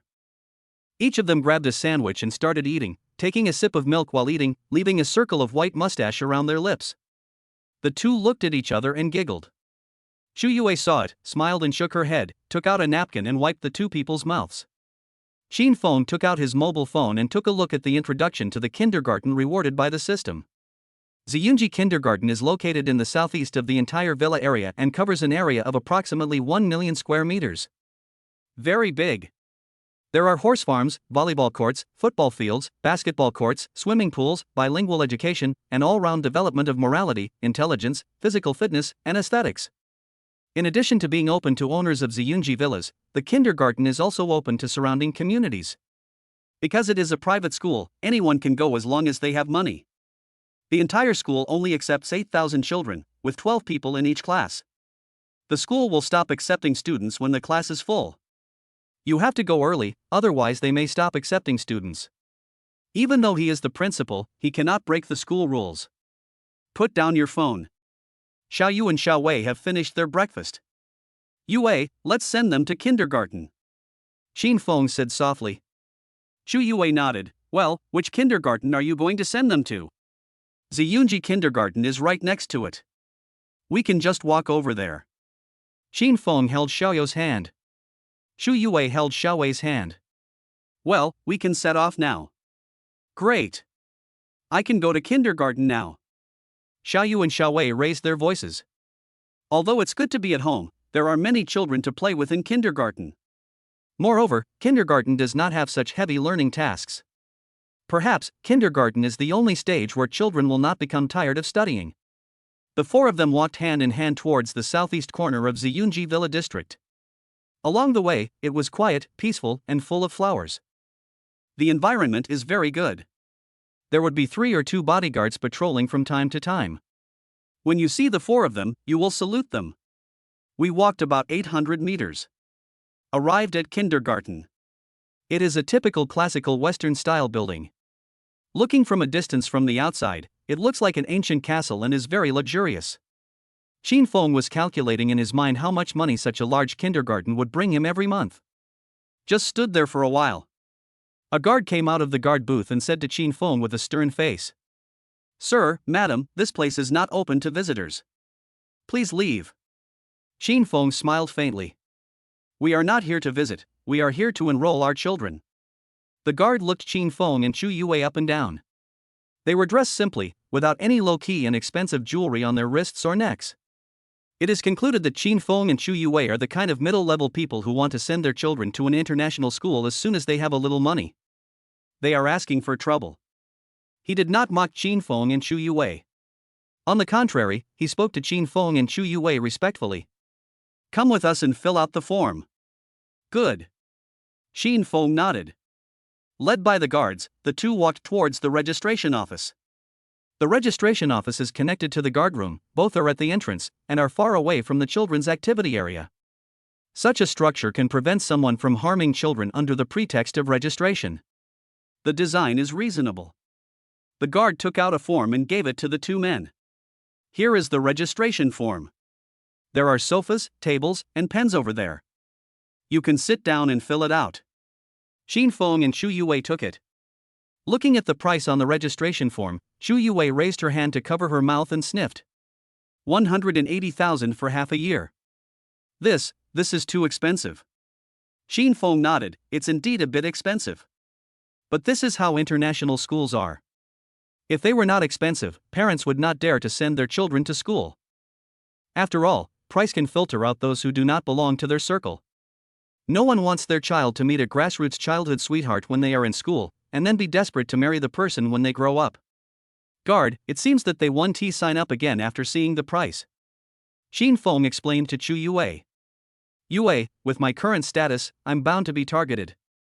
It's safer to let Xiaoyu and Xiaowei go to school here. Chu Yue thought about it and said, that makes sense. Okay, let's do it here. The guard frowned, he actually stayed. You see, he won't be able to study for half a year and can't afford the tuition, so he doesn't want to go to school anymore. When you come here to study, you need to spend more than just tuition. There are also class fees, clothing fees, tuition fees for overseas travel, fees for overseas competitions and performances, etc. Xin Feng picked up the pen and filled out the registration form. Then I just picked up my phone, scanned the code and paid the tuition.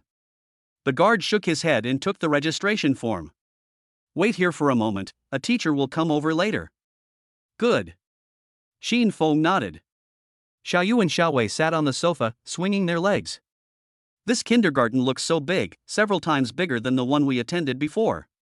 Yes, it's much more luxurious than our previous kindergarten. Chu Yue frowned. Xin Feng said that the assets under his name were their future, because the chain reaction caused by the two children's time travel had arrived early. If this is the case, shouldn't Xiaoyu and Xiaowei also study in an international school? Why do they say this place is much bigger and more luxurious than the kindergarten they attend? Xiaoyu and Xiaowei always say that their parents have a bad relationship and quarrel. What happened in the future? Chapter 35, Father and Son. It seems that I have to find an opportunity to ask Xiaoyu and Xiaowei what exactly happened between her and Xin Feng in the future. Chu Yue was thinking. A female teacher who looked like Yang Mi walked over wearing a suit and skirt. Hello parents, I am Yan Lily, the director of Ziyunji Kindergarten. You have already paid the tuition, and I will arrange for your child to attend the class. You can log into the school app, enter your mobile phone number to log in, check the real-time monitoring, and observe your child's growth. Then you can go back and hand the child over to us. Yan Lily smiled at them, then reached out to Xiaoyu and Xiaowei. Xiaoyu and Xiaowei's eyes lit up. Wow, the teacher is so beautiful. She is almost as beautiful as her mother. Many people used to say that my mother looked like Louis Fei. This teacher has a different kind of beautiful feeling than my mother. They were originally worried that they would not be able to adapt to the new kindergarten, but now they are relieved. Go quickly. Xiaoyu, Xiaowei. Chu Yue urged softly. Xiaoyu and Xiaowei quickly stepped forward and held Yan Lily's hands. Yan Lily took Xiaoyu and Xiaowei and walked towards the teaching area. Xin Feng and Chu Yue stood where they were, watching them go away. Looking at their backs, they still had a subtle feeling in their hearts. Today is Monday, and we should go to school. Chu Yue nodded. Xin Feng naturally held Chu Yue's hand. Chu Yue lowered her head and her face blushed slightly. The two went home first. Xin Feng told Xiaoyu, and Xiaowei about their school time and asked her to pick them up. Then he drove Chu Yue to Peking University. Zhao family. Zhao Qian ran to Zhao Yun's room and asked about Chu Yue. Dad, how's the school beauty thing going? It should be about time. I'll call Li Si to ask. Li Si was Zhao Yun's right-hand man, and Zhao Yun entrusted the task of kidnapping Chu Yue to him. Well, thank you, Dad. You are so nice. Zhao Qian called Zhao Yun Dad all the time, which went straight into Zhao Yun's heart. Zhao Yun felt emotional. It's a good thing that I threw away my own son back then. Otherwise, how could he have his current status and such an obedient son? If his biological son were still alive, the old man would definitely skip him and hand the Zhao family over to him. Zhao Yun narrowed his eyes, and a hint of coldness flashed in them. Then he picked up his cell phone and called Li Si. Last night. After being beaten up, Li Si's men were dragged into a car and thrown onto a boat, which had already sailed across the ocean. Li Si's cell phone rang for a long time but was not answered. Zhao Yun looked at the phone strangely. Li Si never fails to answer the phone. Could something have happened? What's wrong, Dad? Nothing, he should be busy, you should go to school first. I'll call you when he's ready. Well, okay, thank you, Dad. You are the best dad in the world. Zhao Qian hugged Zhao Yun's thigh and acted coquettishly. Zhao Yun touched Zhao Qian's head with satisfaction. Don't worry, son. Not to mention a woman, even if you want the moon in the sky, Daddy will pick it down for you. Zhao Qian raised his head and smiled obscenely. Dad, today is Monday, Zhu Yue must go to school. In fact, it is more convenient to kidnap Zhu Yue directly at school than outside. There are many empty classrooms in the school. If all else fails, I can get her to the dormitory and have sex with her directly. She will be my son's. Zhao Yun frowned somewhat dissatisfiedly. He thinks men shouldn't pay too much attention to women. Zhao Qian took out his cell phone, opened the photo of Zhu Yue, and handed it to Zhao Yun. Dad, look how pretty Zhu Yue is. It would be great if she could give you a grandson. Zhao Yun's eyes lit up. To give birth to a grandson, just find an obedient one, no need to find one that is pretty. But this woman. I think it would be nice for her to serve both father and son. There was also a hint of vulgarity in Zhao Yun's eyes. Mr. Zhao was lying on the sofa. Looking carefully at Qin Feng's information, and seeing that his eyes and brows were 70% similar to himself when he was young, Mr. Zhao couldn't help but burst into tears. Fenger, you have suffered a lot outside these years. Shensen walked in from outside and bowed respectfully to Mr. Zhao. Old man, we successfully intercepted more than 20 people last night, intercepted the young master, and then sent him to the sea overnight. Yes. Mr. Zhao nodded with satisfaction. From now on, I will protect Fenger secretly every day. And Fenger's girlfriend. Yes. In addition, the investigation over the past 2 days also found that Master Qin Feng and his girlfriend Zhu Yue have 2 children. During this period, they also did a paternity test to confirm that they are a match. Shensen respectfully handed the photos of Chu Xiaoyu and Chu Xiaowei to Mr. Zhao. Mr. Zhao took it in surprise. Fenger is only 1 year old, and she's pregnant? Could this be a mistake? The moment I received the photo, Mr. Zhao was instantly melted by the cuteness. He had never seen such a beautiful and lovely child. Originally he doubted whether these 2 children were Qin Feng's, but now he just looked up and laughed. I have a great-grandson now, and he's such a lovely great-grandson. Fenger is worthy of being my grandson, he has a bright future. But Master Qin Feng is still 20 days away from turning 19. How could there be a child this big? Is there? Shensen hadn't finished speaking yet. Mr. Zhao frowned and interrupted directly. What's wrong with being only 19? In the Republic of China, many people got married at the age of 12 or 13. Okay. Shensen bowed. Old Master Zhao held the photo, stroked his beard, and looked at it, his eyes slightly narrowed. It seems like it's time to prepare and leave all of the Zhao family's assets to Fenger and his 2 precious great-grandchildren. Please make arrangements for me. I want to see my grandson. Yes. Shensen responded and then asked again. As for this matter, young master, keep it strictly confidential. Zhao Yun has grown a lot over the years. If he knew Fenger was back, he would probably do something in secret. Mr. Zhao narrowed his eyes slightly.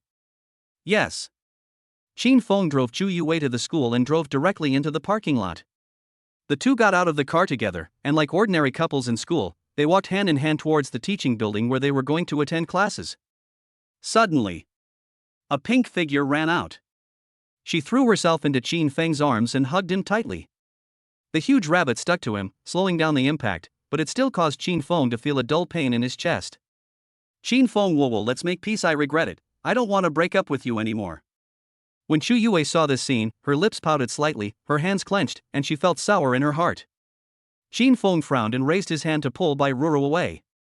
But Bai Ruru's hands were tied tightly and she couldn't pull them free. As he pulled her, she squeezed even tighter into his arms. In summer, people were wearing thin clothes anyway, so it was no different from being naked when he held her. They had never been this intimate when they talked before. Qin Feng. Zhu Yue snorted, turned and ran away. Yue. Qin Feng wanted to catch up. Shu Yue had already run far away. Chapter 36, Shu Yue got caught. She didn't want to be jealous, and she knew it wasn't Qin Feng's problem. There was no reason for her to be jealous. But when she saw the two of them hugging each other, she just couldn't control herself. Bai Ruru's lips curled up, and a hint of cunning flashed in her eyes. Zhao Qian said that as long as she could separate Qin Feng and Shu Yue, they would have a misunderstanding. He wouldn't break up with her.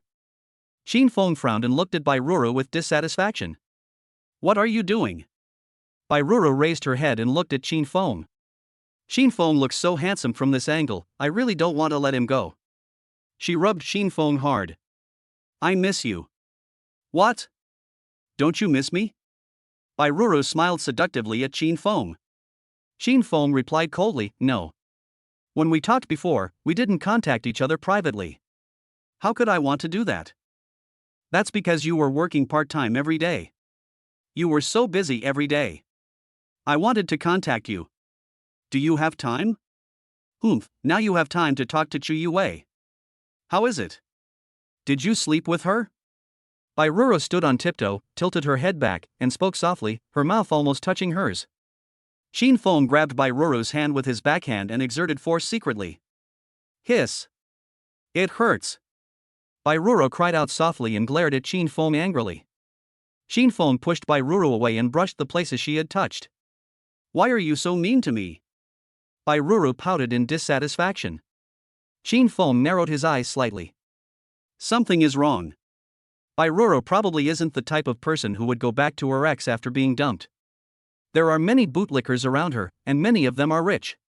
Even if Zhao Qian doesn't want her anymore, she can still find someone else rich. What is your purpose in doing this? Qin Feng asked Bai Ruru coldly. Bai Ruru rolled her eyes left and right guiltily. What's my purpose for doing this? I do this because I want to get back together with you. What other purpose could that be? Even if it was for this, you could have come to me privately, but you chose to come when Chu Yue was here. Tell me, why? Qin Feng stepped forward, grabbed Bai Ruru's wrist, and pinched her knuckles with his fingertips. Bai Ruru's face turned pale due to the pain and tears fell down her face. Ah! It hurts. It hurts so much, I don't know what you are talking about. If you don't tell me, your hand will never be able to hold heavy objects again. Qin Feng increased his strength again. Click. Bai Ruru felt like her bones were about to break. The look in Qin Feng's eyes again was as if he wanted to eat her. She was so scared that she spoke quickly. I'll tell you. I'll tell you. Zhao Qian sent me to sow discord between you and Chu Yue. He said that if I could piss Chu Yue off, he would not break up with me. Qin Feng thought of the car accident on the elevated road last night. Oh no! Yue is in danger. Qin Feng let go of Bai Ruru and snorted, idiot.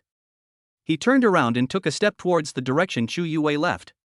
Bai Ruru rubbed her wrist aggrievely. He was so mean to me and even scolded me. What is so good about Chu Yue?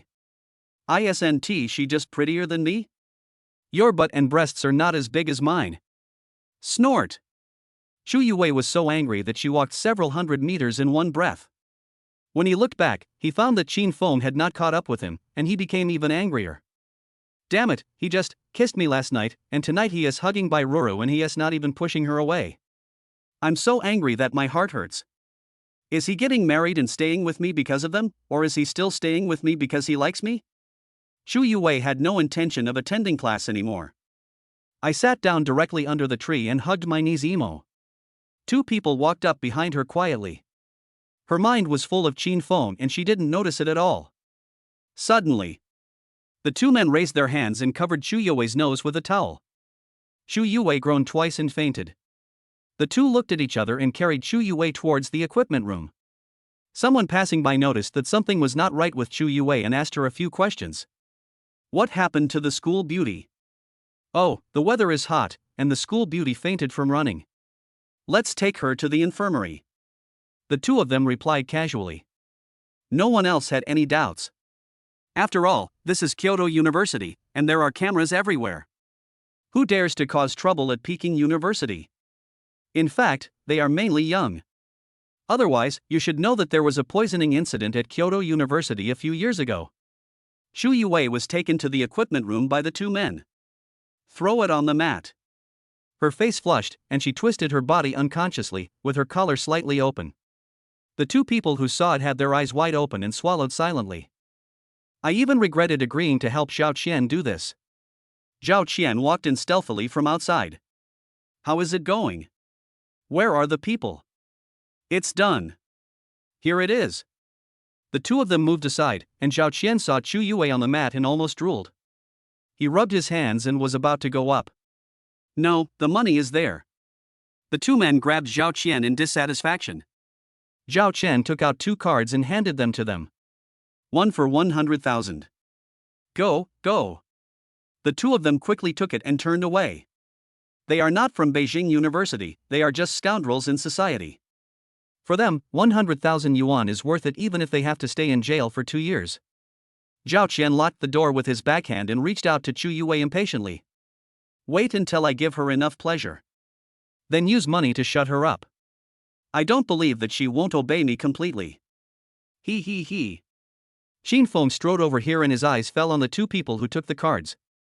I'm rich. 100,000. I can't earn that much money in my entire life. That's an exaggeration. A year of moving bricks on a construction site is enough. Who's going to do that unlucky job? Ha ha ha, this is still a fast way to make money. That's right, ha ha ha ha. From their smiles, the cards in their hands, and their conversation, Xin Feng instantly understood that they were the ones who took Chu Yue away. His eyes were filled with anger and he kicked them in the heart with both feet. Ah! The two were kicked to the ground. You fucking horse, what are you doing? The words haven't been finished yet. Xin Feng kicked each of them again. Tell me. Where did you take Chu Yue? If you don't tell me, I will kill you.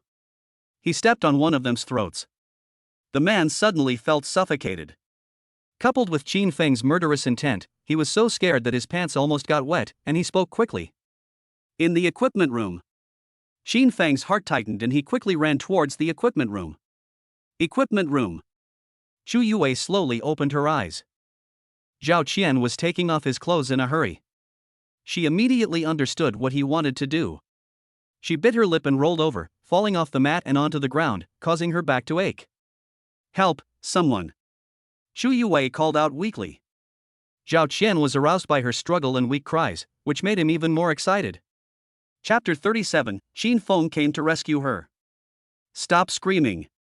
No one will come to save you even if you scream your throat out. The louder you scream, the happier I am. Zhao Qian threw his short-sleeved shirt aside and walked towards Chu Yue. Chu Yue crawled desperately towards the door. Unfortunately, I feel weak all over and feel hot and uncomfortable. After climbing for a long time, I was still in the same place. Zhao Qian bent down, grabbed Chu Yue's ankle and dragged her back. Chu Yue's eyes were red and her face was full of despair. Just when Zhao Qian was about to start unbuttoning his pants. Bang! Xin Feng kicked the door open. The whole thing fell down. Zhao Qian paused. Xin Feng looked at Chu Yue who was lying on the mat. Chu Yue's face turned red, her eyes were filled with tears, and her lips trembled in grievance. Xin Feng. Zhao Qian was shocked and whispered, Xin Feng? What the hell are you doing? The words have not been finished yet. Xin Feng kicked up. Zhao Qian was kicked out and his back hit the shelf. He fell to the ground and fainted. Xin Feng quickly took off his baseball jacket and wrapped Chu Yue up. Hold in your arms. Xin Feng, you are finally here. Chu Yue hummed softly, her face resting in Xin Feng's arms, her body trembling slightly. Xin Feng looked at the person in his arms with heartache and guilt, and whispered. I'm sorry I'm late. Xin Feng, I feel uncomfortable. Chu Yue hummed softly. Especially when leaning in Xin Feng's arms and smelling the scent of Xin Feng, it was even more uncomfortable. It's okay, I'll take you away now. Xin Feng held Chu Yue and walked out quickly. In Yue's situation, she definitely won't be able to attend class. The school's medical room has limited facilities and may not be able to cure the drug in her body. Besides, there are many people in the school and if others find out, there is no telling how the news will spread. Although he never cared about fame. But Yue is a girl after all, and she is afraid of what people say. After comprehensive consideration, Xin Feng decided to drive to the hospital. He sped all the way and carried Chu Yue into the car. After putting her in the back seat, we drove towards the hospital. Chu Yue fell on the back seat, the blush on her face becoming more and more intense, accompanied by rapid breathing and humming sounds. The temperature inside the entire car rose. Xin Feng, who was driving, was also affected by the sound made by Chu Yue, and his hands gripped the steering wheel even tighter. Xin Feng, I feel so uncomfortable. Xin Feng. Chu Yue put her legs together and clamped them tightly. But she still felt uncomfortable, as if she was swallowed by magma. With her eyes blurry, she crawled forward aimlessly, climbed onto the back of Xin Feng's chair with both hands, and put her arms around him from behind. The hot air sprayed on Xin Feng's ears. Xin Feng. Xin Feng's back stiffened and he braked suddenly. The car stopped by the roadside. Inertia caused Chu Yue to fall onto Xin Feng's legs, and her little face hit Xin Feng's lower abdomen. Chu Yue groaned. Xin Feng swallowed. Yue, just bear with it for a while, we'll be at the hospital soon. But I'm so hot. My clothes are so tight on me, I want to untie them, help me. Chu Yue was lying on her stomach, with her little hands reaching behind her back, picking at the buttons. Pa! Buttons unraveled. Chu Yue's clothes loosened. The two lumps pressing on Xin Feng's legs suddenly softened. Xin Feng's back became even stiffer. Yue. Xin Feng. She narrowed her eyes and reached for Xin Feng's buttons. The little face kept rubbing. Xin Feng grabbed her wrist and said, "No, this is on the roadside, in the car. The car windows are covered with anti-peep film. But, in the daytime, on the roadside, this is a bit. Besides, he has never had sex with a woman." Chu Yue opened her eyes slightly, tears hung on her eyelashes, her little mouth was slightly pouting, revealing a hint of resentment. Are you still obsessed with Bai Ruru? Do you want to get back together with her? Of course not. Xin Feng exclaimed. Then why don't you want to help me? Chu Yue's voice was filled with tears and grievance. Xin Feng's heart ached when he heard this. Sweet wine, are you incompetent? Let me do it. Another wave of heat came over me. Chu Yue ripped open Xin Feng's zipper. I don't care, I want you to help me now. Her body was very soft, and with a little effort she slid onto the front seat and straddled him. With this movement, her foot accidentally touched the button of the smart seat. The smart seat can be folded back and connected to the back seat to form a small bed. Xiaomi S8 smart voice assistant rang. Detected that the owner is resting, turned on full anti-peeping mode. Above the car's windshield, a roll of film descended with a swish sound. For a moment, the entire car formed an enclosed space. The smart ventilation air conditioning is also turned on. The lights are on and the atmosphere is ambiguous. Chu Yue held Xin Feng's face, her eyes full of expression as she stared at him. She took off Xin Feng's glasses. Xin Feng's deep eyes suddenly stood out, enhancing his appearance by n degrees. Chu Yue's heart was moved when she saw this. Her fingertips moved down along the bridge of Xin Feng's nose and pressed on Xin Feng's lips. Xin Feng, you are so beautiful. Xin Feng swallowed silently. Chu Yue pressed her fingertips on Xin Feng's Adam's apple. Xin Feng immediately straightened his waist. Chu Yue kissed him. Xin Feng's hands couldn't help but support her legs. Boss Xiao, the school called and said that the young master was kicked unconscious at school. Zhao Yun is resting in the office. The subordinate Zhang San came in and reported to Zhao Yun. Zhao Yun sat up and narrowed his eyes slightly. What? How is he? Any other injuries? Zhang San said quickly, one of his ribs was broken and his internal organs were injured. He needs to recuperate for a while. What? Zhao Yun was furious. Who did this? How dare you kick my son unconscious? According to the investigation, someone saw Xin Feng appear at the place where the young master fainted. Zhang San replied. Xin Feng? It's him again. He is so bold that he dares to make my son unhappy again and again. Where is he now?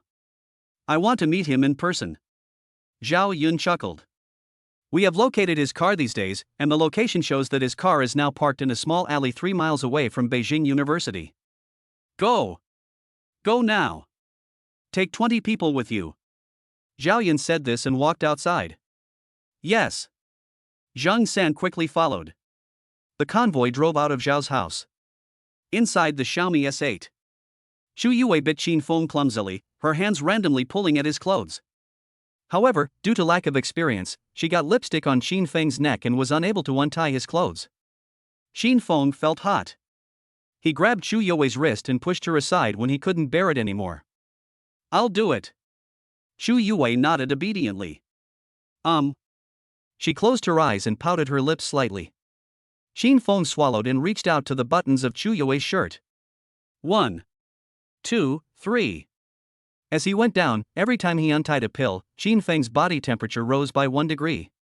Chapter 38, Xiaoyu and Xiaowei were bullied? At the critical moment, Xu Yue tilted her head, snored softly, and fell asleep. The red marks on the face also faded. Qin Feng froze. Looking closely, some water stains could be seen on the key areas of her tight white cotton flared pants. Not started yet. She has already solved. Qin Feng's face turned red instantly. He quickly pulled his coat over her and covered her with it. What should he do then? Qin Feng looked down at himself. It already looks like a sourdough baguette. He let out an inaudible sigh. Forget it, let Yue sleep first. This time, she was probably frightened. If he rashly took advantage of her while she was asleep, she would probably feel even worse when she woke up. Qin Feng recalled how Xu Yue had lost her mind just now. The 11 baguettes are getting bigger and bigger. The zipper was almost popped. He grabbed the pillow and pressed it down. I don't know when Yue will wake up. I can't drive the car with her lying like this. Qin Feng picked up his phone out of boredom and watched videos. That's right. See how Xiaoyu and Xiaowei are doing in school to divert your attention. Qin Feng downloaded the Ziyunjin kindergarten app, entered his mobile phone number, and logged in. It shows above that Xiaoyu and Xiaowei were assigned to Class 1 and Class 2 respectively. It's strange. It would be easier to manage the two sisters if they were assigned to the same class. Why did the school deliberately separate the two sisters? Qin Feng clicked on the surveillance video of Class 1. There are 12 children in the first grade class. 4 children sat around one table, there were 3 tables in total. There was a seat that was vacant. It's Xiaoyu. Xiaoyu is not here? Qin Feng frowned in surprise and clicked on the video of Class 2. As a result, Xiaowei was not there either. What's going on? The 2 kids are not here during class time? Qin Feng clicked on the contact information of his head teacher and called directly. Hello, Mr. Qin. Excuse me, where are my daughters, Xiaoyu and Xiaowei? Xiaoyu and Xiaowei, it's like this. Because their English foundation is too poor and they can't keep up with our all-English teaching, they have been assigned to a special class. Special class? Qin Feng frowned. Yes, I'm in a special class now, with one-on-one teaching. Hang up the phone. Qin Feng clicked on the videos of Special Class 1 and Special Class 2 again. As a result, you see it. Xiaoyu and Xiaowei were arranged in 2 separate classrooms. 2 foreign female teachers who looked very ugly sat opposite them, holding a teaching stick in their hands and pointing at the English on the blackboard. The pronunciation is wrong, please say it again. Teacher, I have read it many times, can I take a break? Listen, honey. You are already far behind other students. If you don't catch up in the junior class, you won't be able to keep up when you reach the middle class. If you can't keep up in the middle class, you won't be able to keep up in the senior class. If you can't keep up in the senior class, you won't be able to keep up in elementary school.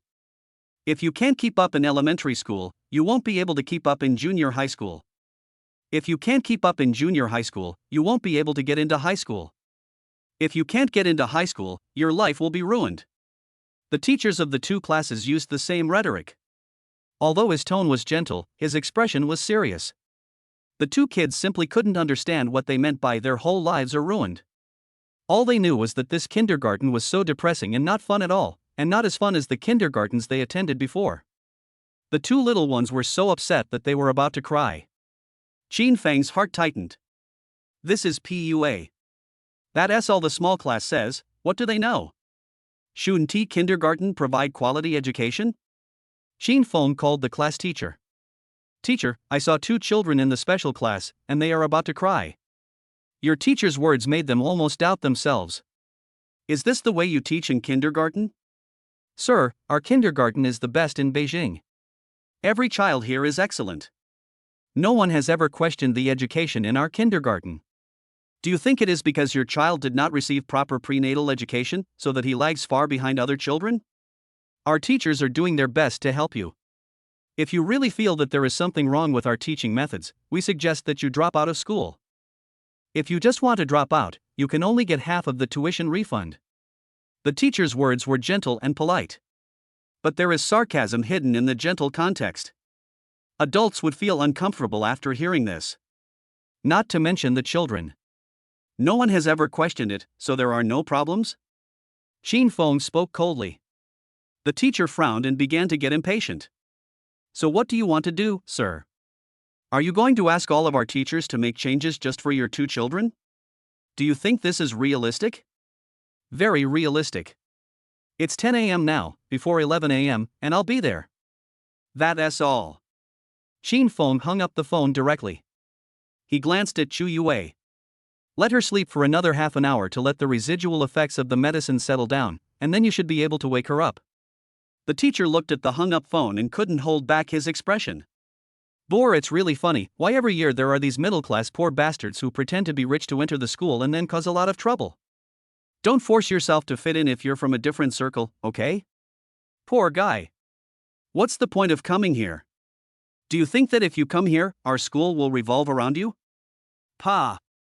The teacher answered the phone.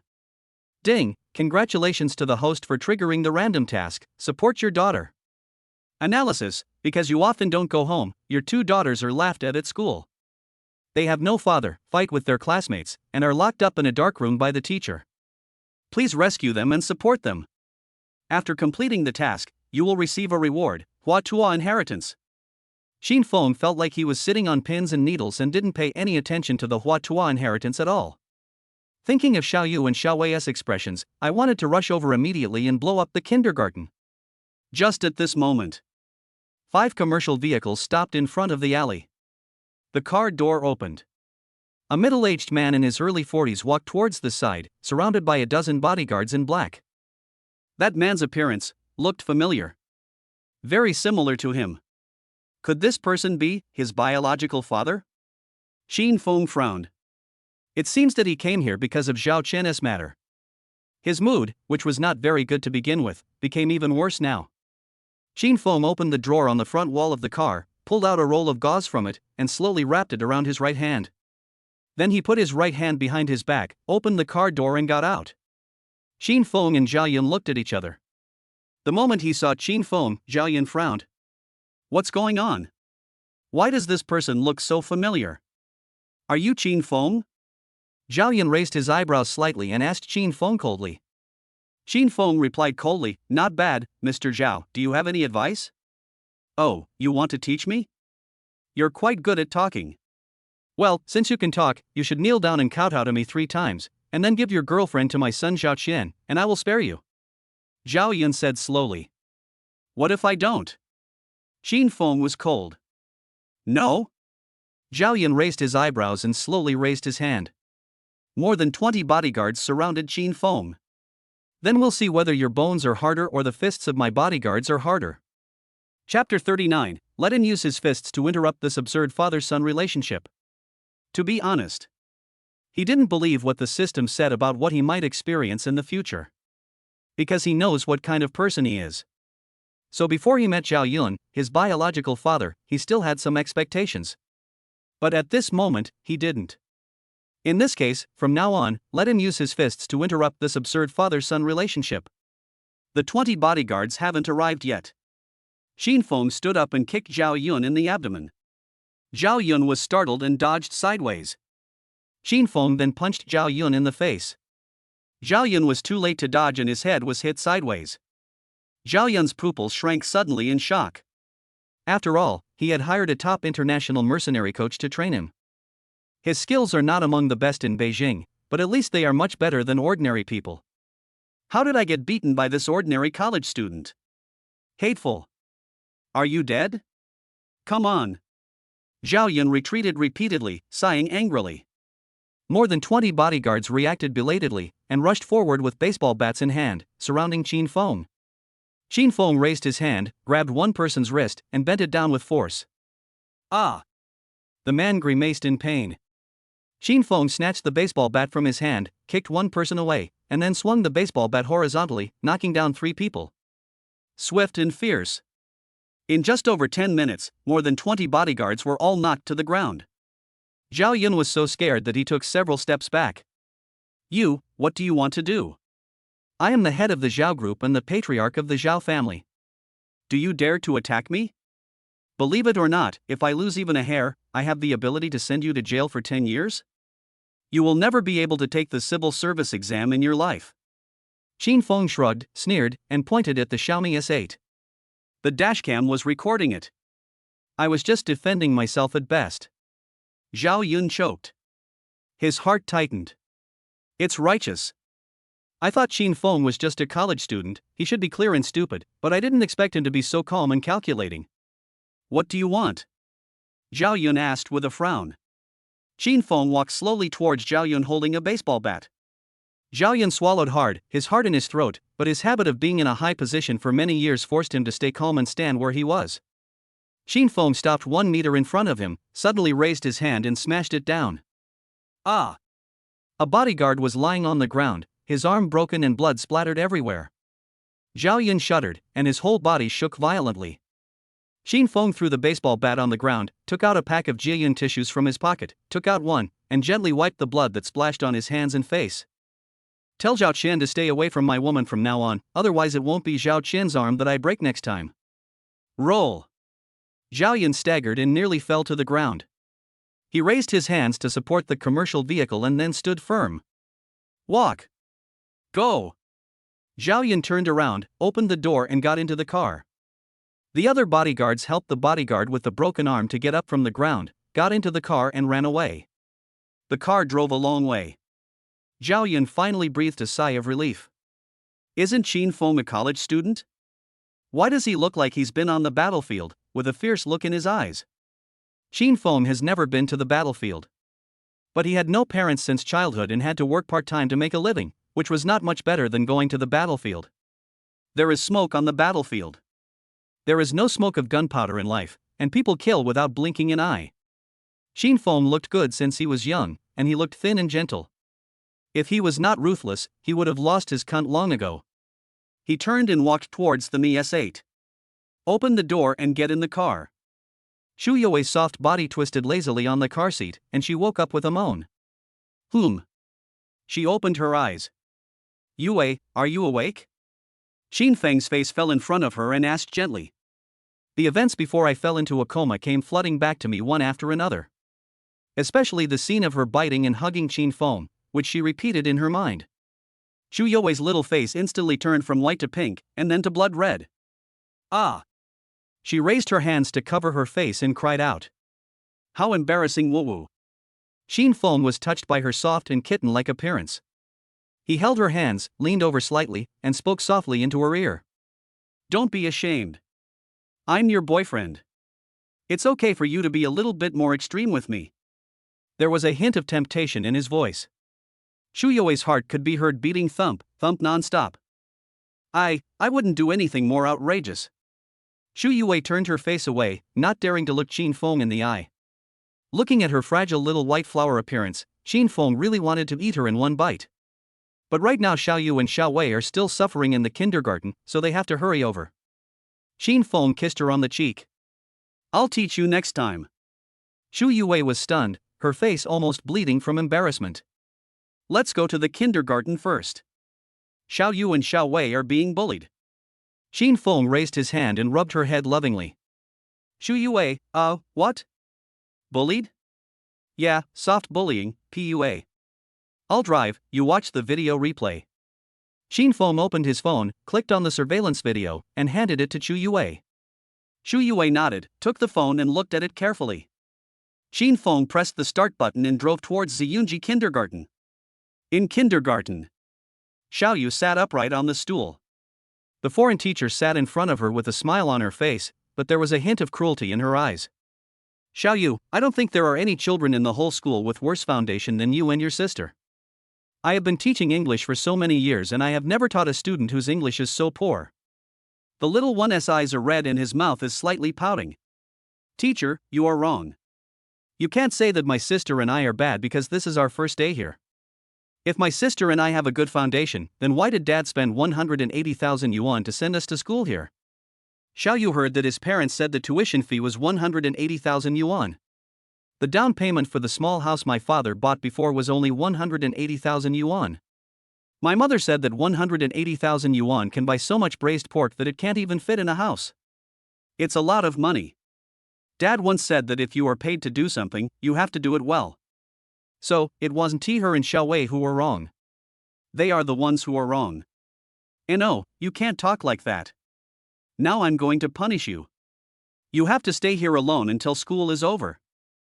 This time, the smile on the teacher's face disappeared. She stood up, walked straight outside and locked the door.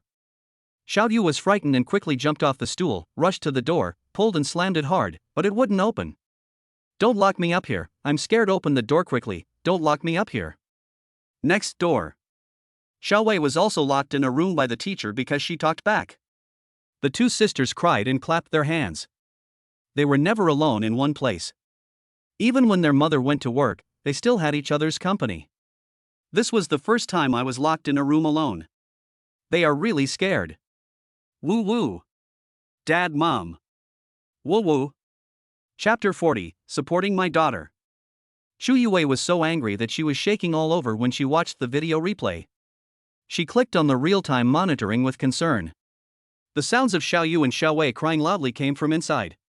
Xiao Yu, Xiao Wei, don't be afraid, Mom and Dad are here. Shu Yue's eyes were red and she was crying. They are going too far. How could they treat Xiao Yu and Xiao Wei like this? As soon as the words fell, the surveillance footage was directly cut off. What happened? They turned off the surveillance. Shu Yue gritted her teeth and cried out. Qin Feng's blood rushed to his head, his eyes turned red, and he stepped on the accelerator to the bottom. Don't be afraid, they don't dare to do any substantial harm to Xiao Yu and Xiao Wei. Let's go now. Shu Yue nodded. Qin Feng must be feeling very uncomfortable right now. But he was still comforting her. He was driving, and she couldn't create emotions and influence him anymore. Neither of them spoke, just staring at the road ahead. I can't wait to fly to the kindergarten. Although it is not flying, it is equivalent to flying. Just 10 minutes. The car stopped directly in front of the gate of Ziyunji Kindergarten. Qin Feng opened the car door, took Shu Yue's hand, and the two of them walked towards the school in big strides. The security guard at the door saw that the two men had strange expressions, so he quickly came out and raised his hand to stop them. Sir, madam. This is not an open day, so parents are not allowed in.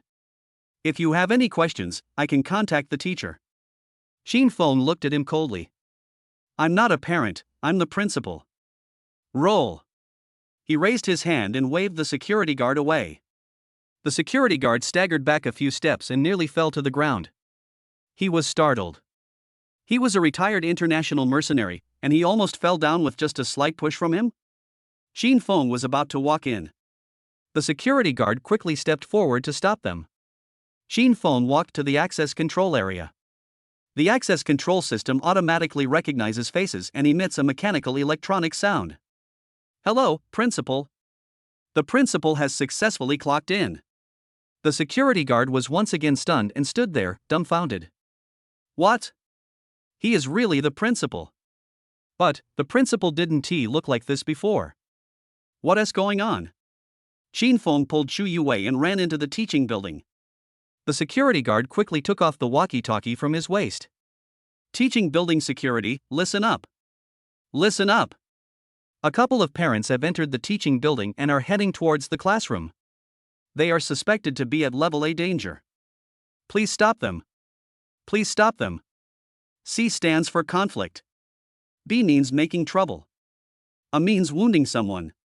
All of a sudden, the security guards of the teaching building quickly rushed to the entrance. Qin Feng had already studied the map of the kindergarten. I guess there will definitely be someone blocking us at the entrance. So he took Shu Yue and went straight through the staff passage, used facial recognition to enter the teaching building from the back kitchen, and came to the classroom where Xiao Yu and Xiao Wei were. Dad! Mother! The crying sounds of both of them could be heard through the crack in the door. Qin Feng and Xu Yue felt a pinch in their hearts, and the two of them opened a door each in tacit understanding. Xiaoyu and Xiaowei had already cried their eyes out, their pretty big eyes were red and swollen, and their thick eyelashes were froze together from crying. Seeing their father and mother, Xiaoyu and Xiaowei could no longer hold back. They pouted their little lips, their cheeks trembling, and threw themselves into their arms. Woo woo. Dad, Mom, you're finally here, woo woo woo.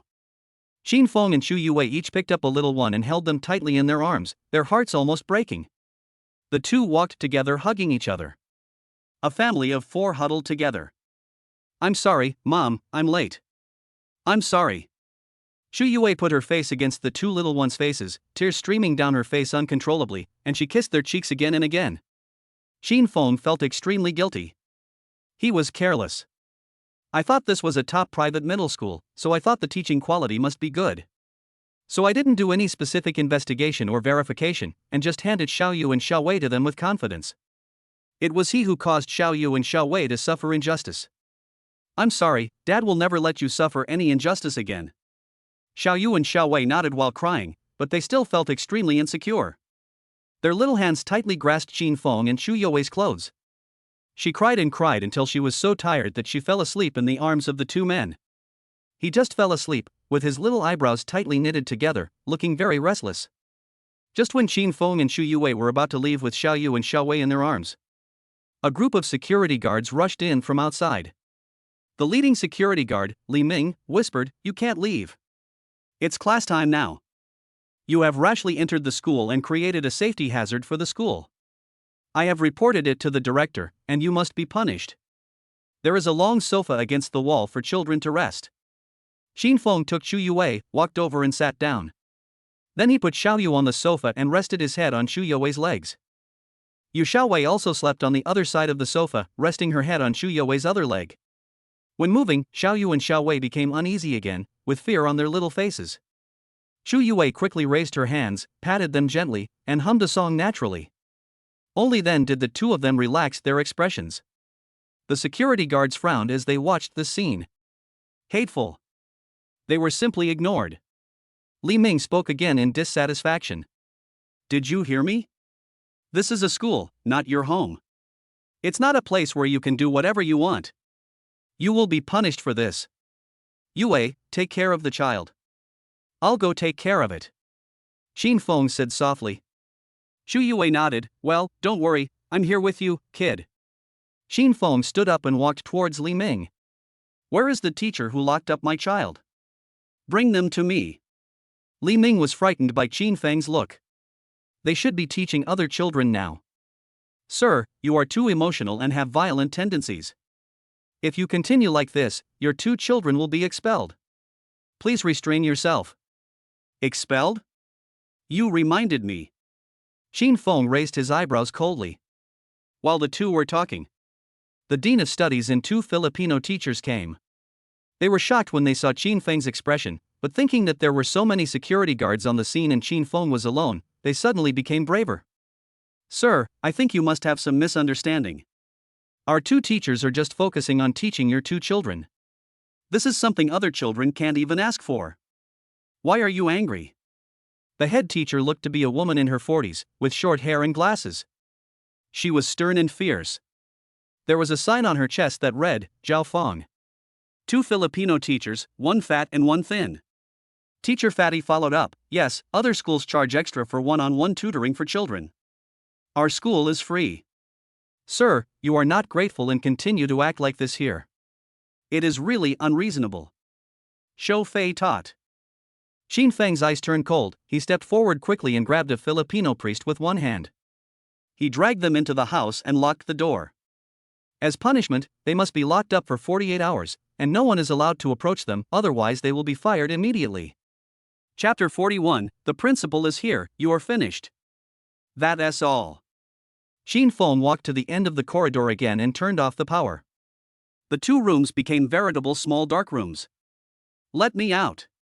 You are breaking the law. Let us out. You can't do that. Qin Feng narrowed his eyes slightly, and a fierce light flashed in his eyes. Can't do that? He hasn't done any more than that. Qin Feng pulled out a fire hose from the wall, opened the window, and rushed towards them. The two people's shouts were drowned by the sound of water. Soon, the whole classroom was flooded, and the two of them fell to the ground, leaking water continuously. Qin Feng closed the window again. The people present were standing there in shock. Crazy. Really crazy. This is the first time I've seen such crazy parents in all these years. What are you all standing there for? Hurry up and send him to the police station. Dean Zhaofeng reacted belatedly, raised her finger and pointed at Qin Feng and screamed. Security Chief Li Ming raised his hand and waved. The security guards quickly stepped forward and surrounded Qin Feng. Qin Feng looked at Li Ming, flew over and kicked him in the heart. Li Ming dodged sideways. Qin Feng actually spun his leg in midair and kicked towards Li Ming's neck. Li Ming fell to the ground immediately. Qin Feng stepped on his chest, with his toes pressed tightly against Li Ming's neck. Let's see who dares to move. When the security guards saw that Li Ming, the most skilled one, had fallen to the ground, they all dared not move. Zhu Yue, who was comforting Xiaoyu and Xiaowei not far away, was stunned. It was the first time she saw Qin Feng so angry. No matter what Qin Feng does, his emotions are always calm, neither happy nor angry, neither humble nor arrogant. This time, they touched Xiaoyu and Xiaowei, which really touched his reverse scale. Qin Feng looked at Zhao Feng. Zhao Feng was so frightened that he stepped back repeatedly. You're done. Our principal is the head of the Zhou family, which ranks among the top 3 in Beijing, and Zhou Gongmin's cousin Li Mingde. If you dare to cause trouble here, our principal will come and send you to the police station, and you will never get out for the rest of your life. Zhao Feng forced herself to roar at Qin Feng. Principal? Li Mingde? Qin Feng raised his eyebrows. The school was transferred to him. But matters within the school have not yet been handed over face to face. He originally thought that as long as he inherited the previous employee handover like Chenda Plaza, there would be no need for a special handover. Now it seems that this is really necessary.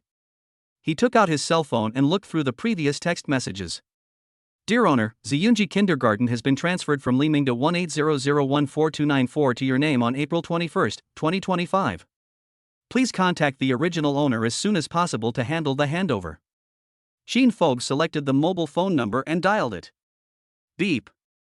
Former Principal Li Mingde quickly pressed the answer button. Hello, Principal Qin, hello, are you here to handle the handover formalities with me? May I ask where you are?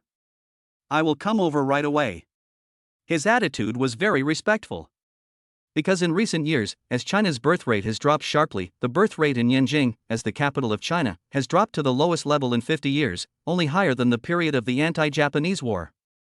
Therefore, the kindergarten's turnover has been declining sharply in the past few years, and in the past 2 years it has even reached the critical point of almost losing money.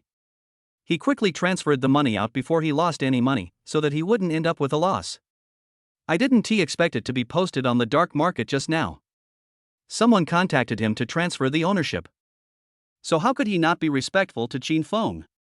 This was simply his savior. I'm at the school right now. After getting to know the school, I found out that its operations are in a mess. I suspect that there are problems with the financial statements you disclosed to the public. Qin Feng spoke coldly.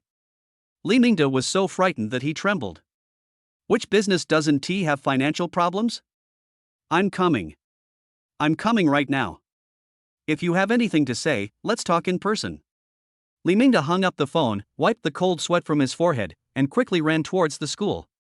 Zhao Feng looked at Qin Feng in surprise. What's the meaning? This Qin Feng took over the kindergarten? What a joke, he just looks ordinary, and the clothes he wears are made of polyester, only rich people from good families wear this. This must be another trick the poor people came up with to save face. Zhao Feng crossed his arms over his chest and sneered. Who did you call? To get them to cooperate with you and put on this show? Our kindergarten is located in Ziyunji, a place where every inch of land in Yanjing is worth a lot of money. The students who come to our school are either rich or noble. Our principal makes a net profit of hundreds of thousands or even millions every day when he opens his eyes. How could he transfer such a profitable school to you? Qin Feng glanced at her and was too lazy to pay attention to her. He kicked Li Ming away and walked towards Zhu Yue. Li Ming rolled over, holding his chest and groaning in pain. Zhao Feng was startled. The security guards took several steps back in fear. Qin Feng walked over to Zhu Yue and sat down. He raised his hand and touched Xiaoyu and Xiaowei's faces. A little hot. It should be a fever caused by shock. Xu Yuwei whispered. When children are frightened, their kidney qi will be damaged, and weak kidney qi will easily cause a low-grade fever. Qin Feng groaned. I'll ask Xiaoai to come over and order a home doctor, and then have her pick you up. Qin Feng said gently. Good. Xu Yuwei nodded. Qin Feng picked up his phone and sent a text message to Xiaoai. Xiaoai replied, yes. Seeing that she was ignored, Zhao Fang became angry and shouted at the security guards. Look at how cowardly you are. You were hired at high salaries to protect the school. Now this man is openly provoking you, and you haven't taken him to the police station yet? Do you want to wait for the principal to come and fire you? The security guards looked at each other in embarrassment. First of all, they felt that they really couldn't beat Qin Feng. Secondly, the child was frightened by the two teachers and had a fever, so it is normal for him to be angry. The school's educational methods are indeed a bit abnormal, and they have felt so for a long time. Unfortunately, they are just security guards, not deans or teachers. Seeing that no one came, Zhao Fang gasped in anger. Wait a minute, I'll call the principal. Zhao Fang also picked up her phone and called Li Mingde. Li Mingde was just running towards the side, answering the phone while running. Director? What's wrong? Principal. This is terrible. Someone came to the school to cause trouble. Not only did he beat Li Ming, but he also locked our two foreign teachers in a small dark room. Zhao Fang shouted. What? Li Mingde raised his voice. No wonder Qin Feng called him and said there were problems with the business. It turned out that someone was causing trouble at school, and Qin Feng happened to run into them. Okay, I'll be there right away. Tell him to wait until I get there, and I'll definitely take him to the police station. Well. Zhao Feng nodded excitedly. After hanging up the phone, Zhao Feng sneered smugly at Qin Feng. Did you hear that? Our principal will be here soon. He has connections in the Chaoyan District Police Station in Yanjing. You will have to stay in there for as many years as they say you should be in. There is no point in suing him. A burst of hurried footsteps came from the end of the corridor.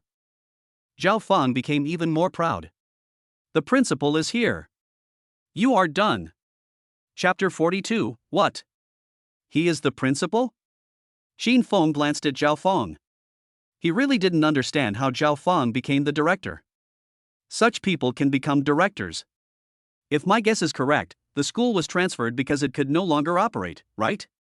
The footsteps are getting closer. A turn.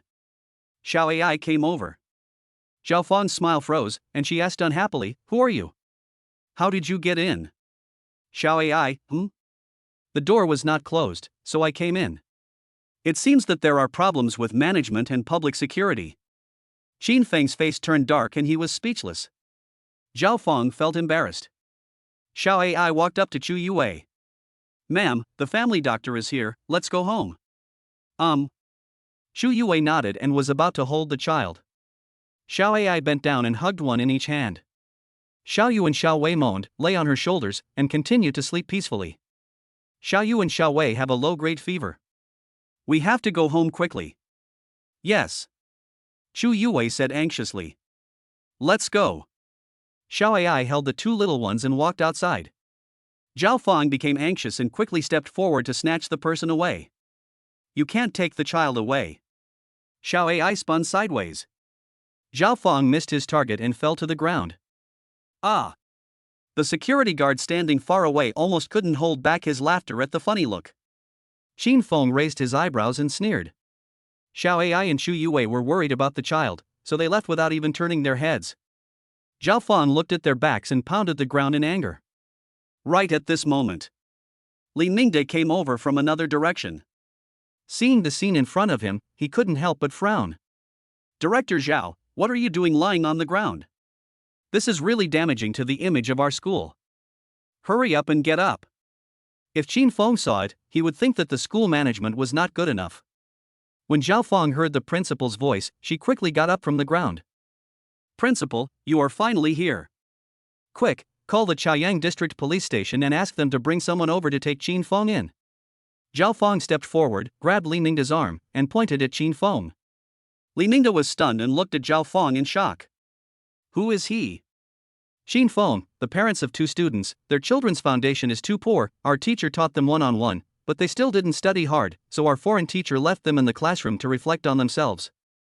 As a result, this Xin Feng came over and not only locked our teacher in a small dark room, but also beat up our security guard. Li Ming was even injured by him. Li Ming covered his chest and nodded. Yes, principal. Li Mingde looked at Xin Feng.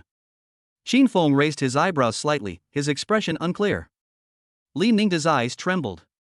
Zhao Fong and Li Ming looked at Xin Feng, both revealing proud expressions. The security guards in the distance shook their heads slightly. I'm afraid Xin Feng is finished and will be sent to jail.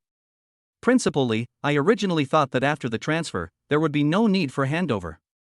Now the school's management is really a mess. The teachers are soft bullying the students and discriminating against the students' parents. In this case, I have to check carefully to see if there is any fraud in the accounts. Xin Feng's voice was soft and his expression was indifferent.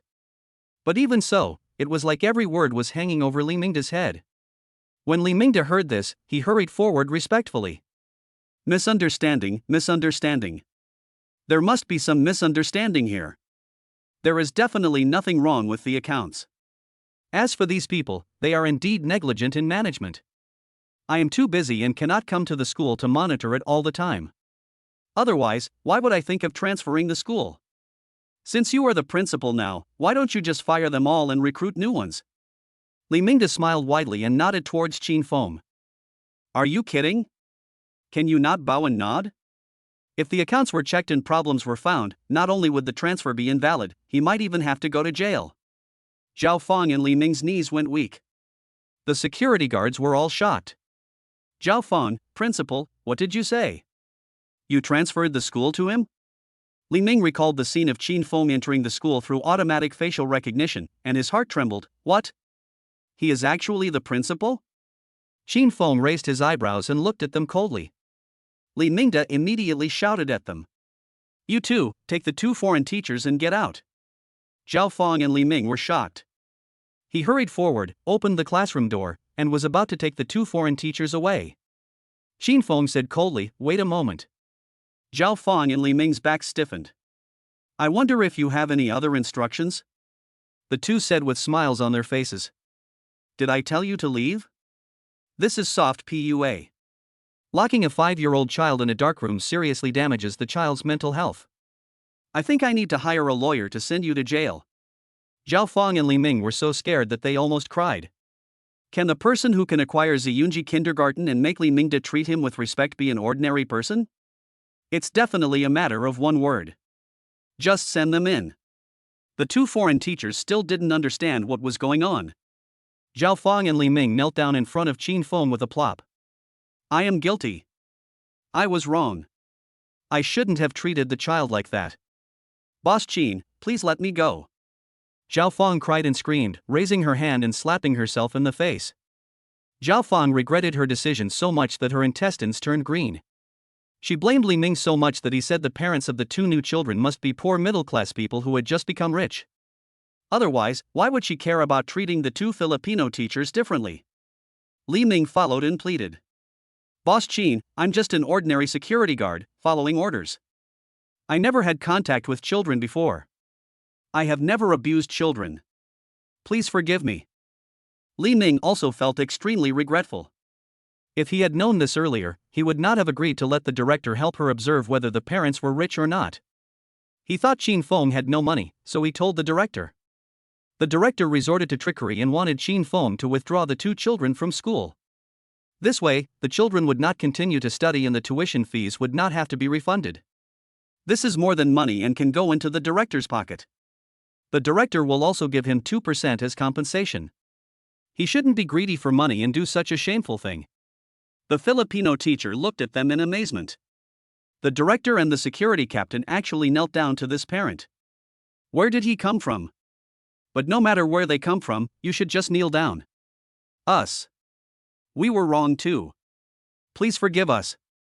Li Mingde felt a little reluctant when he saw the 4 people kneeling down to Xin Feng. Boss Xin, you see they all know they are wrong, so just let them go, they won't dare to do it again. Xin Feng glared at Li Mingde. Li Mingde immediately fell silent and dared not speak. Qin Feng spoke softly. Let me ask you, how many children have dropped out of school this year? Li Mingde was shocked and replied in confusion. 3, what's wrong? How long have you 3 been studying? Did you drop out after just 1 month? Qin Feng asked again. Li Mingde continued to nod, yes. Then let me ask you again, according to the school's rules, tuition fees will not be refunded if you drop out? Qin Feng asked again. Li Mingde's heart skipped a beat, and he seemed to understand something. Retreat. Qin Feng sneered. Zhao Feng, Ming Li, and the 2 Filipino teachers all gasped. Chapter 43, Fired? All sent to the police station. Let them talk about whether they will retreat or not. Qin Feng said. Li Mingde walked towards Zhao Feng. You won't retreat? Zhao Feng stammered and was unable to speak. Li Mingde slapped her in the face with his backhand. Say. Wow, don't retreat. Zhao Feng was shocked and terrified.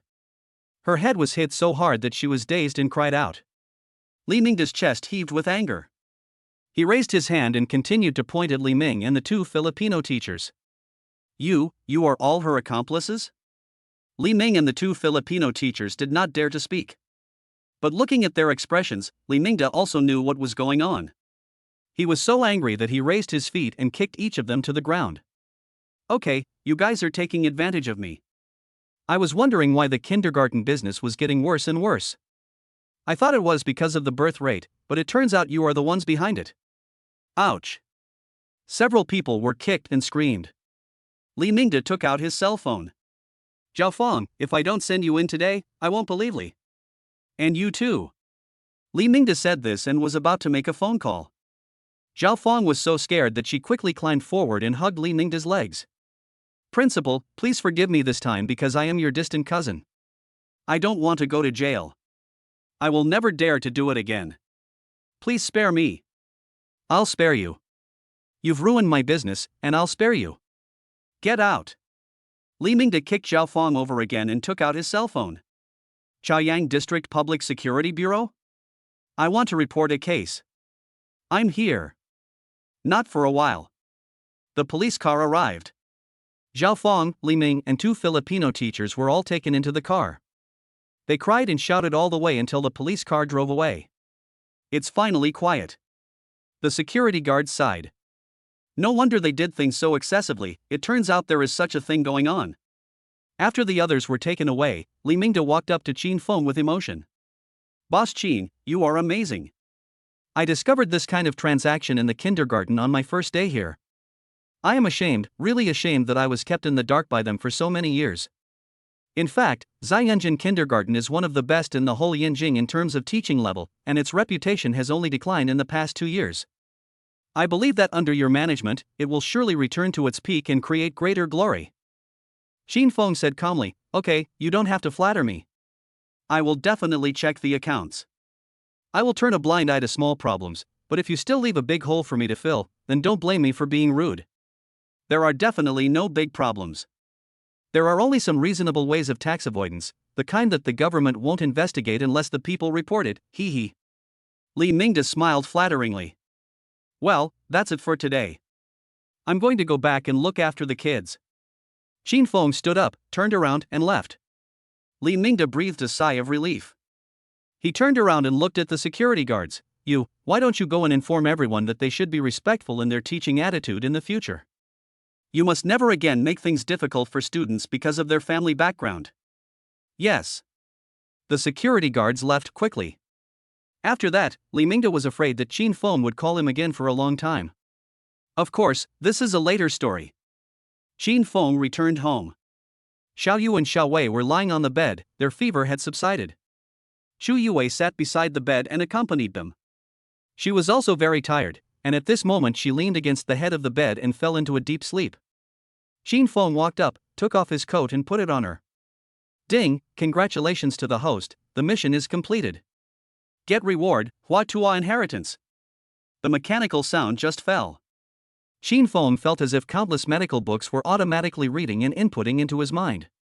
His chest was filled with excitement, and he felt that if he were given a set of silver needles at this moment, he would be able to accurately find the acupuncture points and complete the corresponding treatment. Got to find a chance to try it. Shu Yue woke up, opened her eyes faintly, and was about to get up. Xin Feng, you're back? Xin Feng held her down. Rest for a while, the matter has been dealt with. Is everything fine at school? Otherwise, let's not send Xiaoyu and Xiaowei to school. They look scared. Shu Yue whispered. The person who caused the trouble has been dealt with. From now on, I will let Xiao Ai go there every day to temporarily take over the position of principal and recruit more qualified teaching staff. Xin Feng said. Shu Yue nodded and finally felt relieved. But is Xin Feng still the principal of Ziyunji Kindergarten? How could he have so many assets? Even if, according to what Xin Feng said, these were his future money that arrived in advance. But will he be so rich in the future? He is just an orphan. Can he earn so much money by working alone in just over a decade? Shu Yaowei's lips moved slightly and she was about to speak. Xin Feng spoke frankly first. The kindergarten is indeed mine. To be more precise, I bought it for Xiaoyu and Xiaowei to go to school. The transfer of ownership was only completed yesterday, and I haven't had time to hand it over yet, so I don't know much about the management of the kindergarten. Are you so rich? Shu Yue has no concept of money. We only know that Xin Feng has a Qianda Plaza. Does having Qianda Plaza mean he can directly acquire an international-level private kindergarten? I haven't calculated it either. According to the current market conditions. Maybe if you calculate carefully, you will find that you are in debt. But it doesn't matter. When money reaches a certain amount, it becomes just a number. Shu Yue felt a little hungry, so she raised her hand and rubbed her stomach. Today, she only had breakfast. And it's already 3 o'clock in the afternoon. Noticing Shu Yue's subtle movements, Xin Feng said softly. If you don't want to rest, let's go cook together. Cook? Shu Yue's face suddenly turned even redder. Cooking is a popular internet meme, referring specifically to that kind of thing. Does Xin Feng want that? Cooking? It's not a good time at this time, right? Shu Yue coughed. Indeed, but there's no need to worry too much about time. Xin Feng grabbed Shu Yue's hand and pulled her up from the bed. Walk. Shu Yue followed behind Xin Feng. Her heart was beating faster and faster, and her mind was still floating with the intimate behavior between her and Xin Feng in the car. Result. Xin Feng pulled her into the kitchen. Shu Yue's lips twitched. No. It's really cooking. Come in. Xin Feng turned his head and looked at Shu Yue, who was standing at the door. Shu Yue smiled awkwardly and walked in. What's wrong? Can't you cook? Or don't you like it? Xin Feng asked cautiously. Because he has no home and no family since childhood, Xin Feng likes to find the feeling of home and the flavor of home through cooking. Shu Yue smiled brightly. Of course not, I also like cooking, and I feel that when I cook, my heart will be at peace. You've cooked for me many times, why don't I cook for you this time? At this end of the year, very few young people know how to cook. Chapter 44, Obtaining Hua Tuo's Inheritance. Shu Yue's hands are slender and white, and she looks like she has never done any housework. I didn't expect that she can actually cook. Yeah, okay. Whatever you want to cook, the ingredients are ready in the refrigerator. Xin Feng said.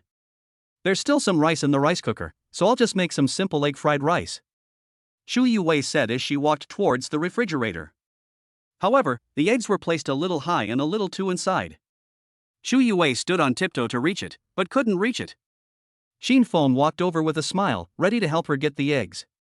Unexpectedly, Shu Yue twisted her feet and fell backwards, and happened to fall into Xin Feng's arms. Xin Feng held her waist with both hands, arched his back slightly, and leaned over to look at Shu Yue. Shu Yue blinked and her face turned red. The air was filled with Xin Feng's breath. Shu Yue's heart beat faster and faster. Xin Feng. Shu Yue called out softly. Xin Feng groaned. Actually, this morning, I know Bai Roro ran over to hug you on purpose, but when I saw that scene, I just couldn't help but get angry. Do you know why? Shu Yue looked into Xin Feng's eyes and asked softly. Xin Feng couldn't help but feel warm in his heart when he saw her look like that. Why? Shu Yue slowly raised her arms, wrapped them around his neck, and said coquettishly, "Because I like you, I want to possess you and I don't want any woman to touch you. Do you think I'm bad?" Shu Yue blinked her eyes, with a hint of playfulness in her innocence, just like a cute little rabbit. Qin Feng saw it and felt his throat tighten. "Bad. But I like it." Shu Yue raised her voice, "Really?" Qin Feng groaned. Shu Yue stood up happily and took the initiative to hug Qin Feng tightly, hugging her soft body tightly, wishing she could rub it into his. "From now on, I will be the only one who can hold you like this." "Well, you can only hold me like this." Qin Feng raised his hand and gently placed it on the back of her head, and his soft hair passed through his palm. Shu Yue raised her head and her eyes fell on Qin Feng's lips. There is desire in the burning eyes. Qin Feng felt a heat in his abdomen, his Adam's apple rolled, and he swallowed silently. His gaze also fell on Shu Yue's lips. Pink. Tender. It is slightly thick, and under the light, it gleams with a hint of water, looking like a piece of chewy jelly cake. The atmosphere is just right. He instinctively lowered his head and kissed Shu Yue's lips. Just when it was about to fall. "Dad, Mom, Xiao Yu is hungry. Xiao Wei is hungry too, are you guys cooking?" The two little ones stood at the door, rubbing their eyes and muttering. Qin Feng and Shu Yue suddenly jumped back as if they had been electrocuted, looking up, down, left and right. As we all know, people become particularly busy when they are embarrassed. "I'm hungry. Mom is going to make fried rice with eggs. Wait for me, ahem. Qin Feng, help me get 5 eggs. Shu Yue said softly. Qin Feng nodded, quickly took 5 and handed them to Shu Yue. Shu Yue poured the rice in the pot into a large bowl, then beat 3 eggs on the rice and stirred the egg liquid and rice thoroughly so that every grain of rice was coated with the egg liquid. Qin Feng looked at him, and a smile appeared in his eyes. Yue can indeed cook. The egg fried rice made in this way can make it look golden in color, with distinct grains and not sticky to your teeth. After mixing the rice, she put the large bowl aside. He took out another bowl, beat the remaining 2 eggs into the bowl, beat them with chopsticks, and put them aside. Heat the pan and add oil. She poured the egg liquid in, and the eggs fluttered instantly. She gently poked the eggs twice with chopsticks, fried the eggs until they were just cooked, and then quickly served them up. Then pour the mixed rice in and stir fry. When it changes color and is almost done, add the scrambled eggs, continue adding salt, and stir fry. Expert. The fried rice made in this way is not only golden in color, but also has very tender egg chunks.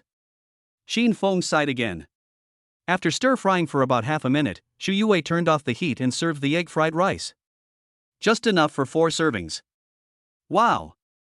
It smells so good. Mama's egg fried rice is the best.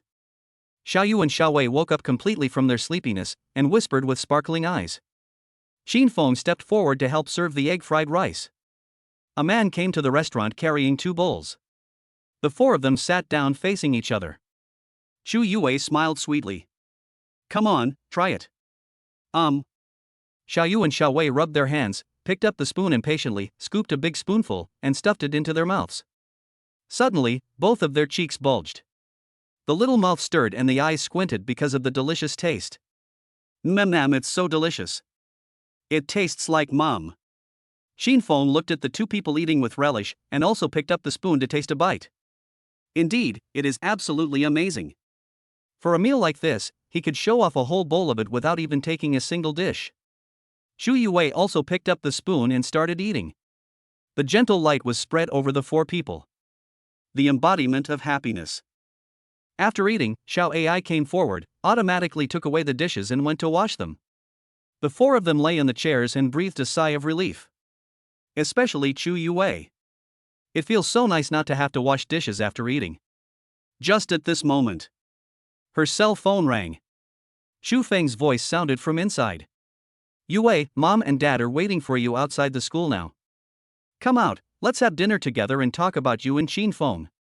Shu Yue's face turned red and she panicked. Xiao Yu and Xiao Wei recognized Shu Feng's voice. Xiao Wei exclaimed happily, Grandma, it's Grandma. Qin Feng quickly covered Xiao Wei's mouth and said hush to Xiao Yu. Shu Feng frowned. Yue, whose voice is that over there? Ah, it's my classmate. I was in class and she asked me to keep my voice down. Shu Yue lied. She hasn't told her parents that she and Xin Feng are living together. If her father knew about this, he would definitely not listen to her explanation and would think that Xin Feng was an irresponsible scumbag. Really? Are you in class? I looked at the class schedule, and you only have classes in the morning today, and no classes in the afternoon? Xu Feng frowned. I said something wrong. I'm in the dormitory. I'm a little sleepy and I want to sleep. Mom, let's make an appointment tomorrow to talk about Xin Feng. Xu Yue rarely lies. Because she gets nervous and stutters when she lies. Xu Feng felt that there was something wrong with Xu Yue's tone.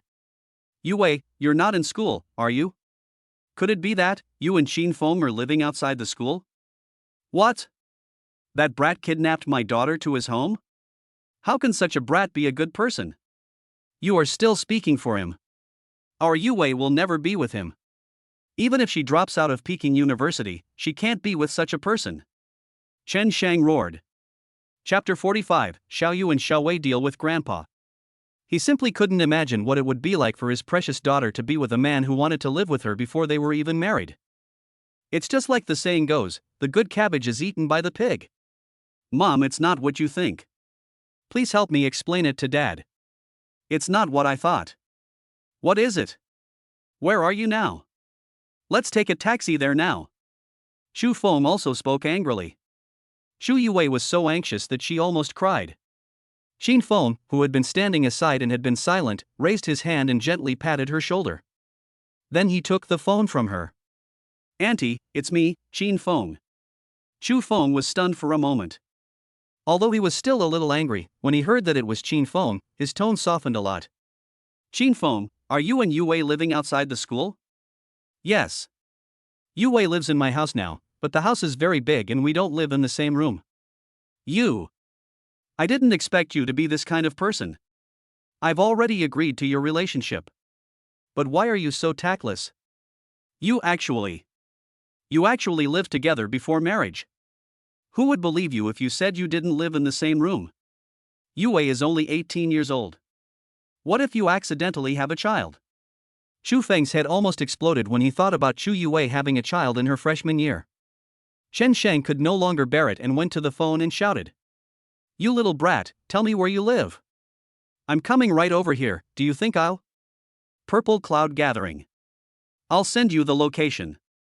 Xin Feng interrupted Chen Sheng's roar. After saying that, he hung up the phone. Instead of continuing to ignite the anger of Yaowei's parents on the phone, it is better to make things clear when you meet. Xin Feng sent the address directly. Xu Yue took a breath and stood up quickly. You actually sent the address. You don't know my father's temper. He can be very scary when he gets angry. Xiao Yu and Xiao Wei both had red eyes. Is it Grandpa? Is Grandpa still alive? That's great. We haven't seen Grandpa for a long time. Woo woo. As they talked, they started crying. Xu Yue looked at Xiao Yu and Xiao Wei strangely. What do you mean by that? Could it be that Dad will die in the future? Xiao Yu was crying and wiping her tears. I don't know. 3 years ago they said Grandpa had cancer, and we haven't seen him since. Yes, Mom and Dad, we really miss Grandpa, whoa. Xiao Wei followed. Xu Yue was struck by lightning, her vision went dark and she almost fainted. Xin Feng hurried forward and supported Xu Yue. Yue, don't worry. Xiao Yu and Xiao Wei traveled through time. According to the reverse timeline, this is what happened more than 10 years later. Even if your father is pregnant now, it's in the early stages and there's no danger. It's a good opportunity to try Hua Tua's inheritance and take Yue's pulse. Yeah, okay. Xu Yue managed to calm herself down and nodded. She looked at Xiao Yu and Xiao Wei. What about Xiao Yu and Xiao Wei? How should I explain this to my parents? Xin Feng thought for a moment and said. Just as you thought before, we'll just say we adopted them. You're living here to take care of them. Yeah, okay. Xu Yue nodded. Xin Feng squatted down, held Xiao Yu and Xiao Wei's shoulders, and spoke softly. Xiao Yu, Xiao Wei, you are from the future. This is very unbelievable to older people. So, in order not to scare Grandpa and Grandma, you have to say that you were adopted by Dad and Mom, okay? Xiao Yu and Xiao Wei nodded, seemingly understanding. Yeah, okay. Xin Feng raised his hand and rubbed their little heads.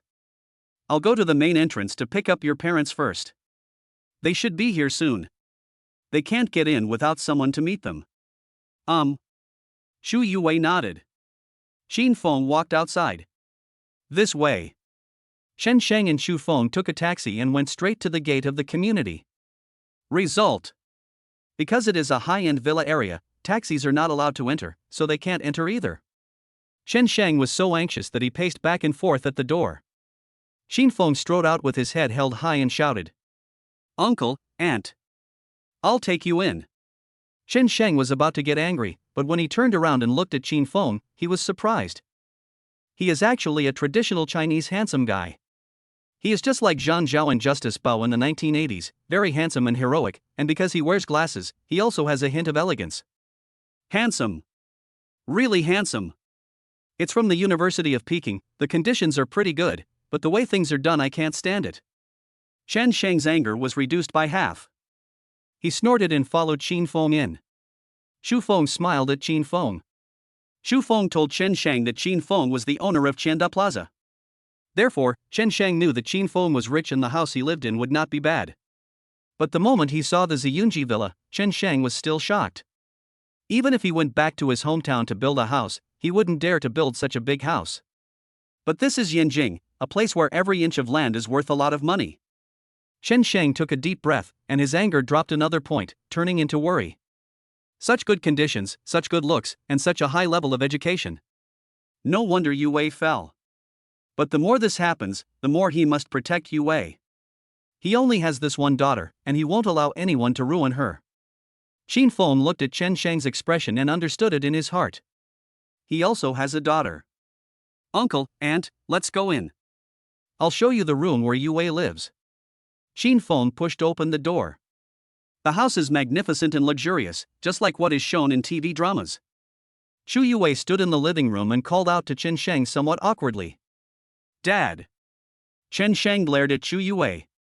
Suddenly, Xiao Yu and Xiao Wei suddenly jumped out from behind Shu Yuwei. Ran towards Chen Sheng and Shu Feng. Grandpa. Grandma. The two men each hugged one of their thighs and looked up and shouted at them. Chen Sheng and Shu Feng stood there in a daze. This looks too much like Yue Wei and Xin Feng's child. If Yue Wei had not been in junior high school 5 years ago and had not been under their supervision the whole time, it would have been impossible for her to get pregnant and give birth to such a big child. They almost thought that these two children were born to their daughter Yue Wei. What's going on? The two asked in unison. Xiao Yu looked up and explained patiently. Grandpa, Grandma, we were adopted by Mom and Dad. Mom lives here to take care of us. Yes, Grandpa and Grandma, please don't blame Mom and Dad, they are very nice. If it weren't for Mom and Dad, we would be hungry. Xiao Wei hugged Chen Sheng's legs, blinked her eyes, and her pink little mouth was slightly raised. Chen Sheng's heart was melted at once. Chapter 46, Uncle, you are sick. Did you really adopt them? Chen Sheng asked Shu Yuwei. Shu Yuwei nodded, yeah, that's right. Because they are two little girls, it's not convenient for Xin Feng to take care of them, so I came over and helped them take a bath. Dad, they are really well behaved. Xin Feng thought they looked too much like our children, so he adopted them because he thought it was fate. Chen Sheng's anger was completely gone. He said softly, even if that's the case, such a big thing should always be discussed with Mom and Dad. You two children just adopted two children like this, do you know how to raise them? No, Dad knows. He cooks for us every day. Xiao Yu smiled while tilting his head. Yes, Grandpa, look how fat and white we are because of our dad. Xiao Wei smiled while pinching her chubby cheeks. Grandpa, don't be angry. Xiao Yu shook Chen Sheng's arm. Seeing this, Xiao Wei hurriedly shook Shu Feng's arm. Grandma, don't blame Mom and Dad. The two of them were no longer angry. Chen Sheng and Shu Feng quickly bent down and held the two little ones in their arms. Ah, look at how well behaved the two grandchildren are. If they had told me earlier, Grandpa and Grandma would have been so happy. How could they be angry? That's right. It's all because Mom and Dad thought our grandparents were old-fashioned and kept it from us until now. That's why we're angry. Shu Yuwei and Xin Feng looked at each other and smiled. It seems that it is solved. Xin Feng stepped forward again and spoke. Uncle, we didn't mean to hide it from you, because we adopted Xiaoyu and Xiaowei just these few days, and Xiaowei has only lived here for 2 days. We tried to find a kindergarten for Xiaoyu and Xiaowei, but the kindergarten was unreliable, and the 2 children were discriminated against. The 2 children suffered injustice. We thought that after their schooling was settled, I would go to their house in person and explain the situation to their uncle and aunt. What? Xiaoyu and Xiaowei were wronged? What kind of school is discriminating? Shen Shang was furious when he heard this. I, your uncle, work in the education bureau. Which school is it? I'll go check it out right now. Xin Feng coughed twice awkwardly. Uncle, it's Ziyunji Kindergarten. I knew it was a private school. Any public school would not be like this. Shen Shang snorted and comforted Xiaoyu and Xiaowei, don't be afraid, dear. When Grandpa goes to work tomorrow, go report it and check the finances of Ziyunji from top to bottom. No one will dare to bully you. No, Uncle, I bought Ziyunji yesterday. Xin Feng said softly. What? Bought it? Shen Shang's heart skipped a beat. You should know that Ziyunji is the most expensive kindergarten in Beijing. Xin Feng actually bought it? How rich are you? You even bought the Purple Cloud collection? Shen Shang exclaimed. There isn't much money on the books, but there should be several hundred million in fixed assets. Xin Feng said seriously. Shen Shang's pupils dilated and he looked at Xin Feng in shock. Xu Yuwei was also startled. She really never thought that Xin Feng was so rich. You are so rich? Shen Shang couldn't help but exclaim. Well, actually it shouldn't be a big deal in Beijing. Xin Feng said lightly. After all, there are too many rich people in Beijing. Take the Zhao family for example, they have at least tens of billions of assets. Shen Shang, Xu Feng, and Xu Yuwei stood there in shock for a long time. Shen Shang handed the child to Xu Feng. Xu Feng was holding 2 children by herself. Shen Shang held Xu Yuwei's hand. Let's go. We can't afford such a family background. But Xiaoyu and Xiaowei are our granddaughters, we won't give them to you. Although our family doesn't have a lot of money, we still have some small amounts, which are enough to raise Xiaoyu and Xiaowei. Xu Feng nodded. That's right. Several people were about to go outside. Xu Yuwei turned around and looked at Xin Feng eagerly. Xin Feng quickly stepped forward and stopped Shen Shang. Uncle, I was a poor man before. It was only an accident that I became rich. Accident? Shen Shang raised his eyebrows. Xin Feng nodded, yes, I was an orphan before. Auntie should have told you that I went to Beijing University by working part-time. After entering Beijing University, I also had to work part-time after class to barely make ends meet. I know what my uncle is worried about. He thinks that rich people don't take relationships seriously and just play around with life. But I'm different from those people. I have no home since I was a child. I want to have a home. Xin Feng spoke seriously with a sincere tone. Shen Shang was stunned for a moment.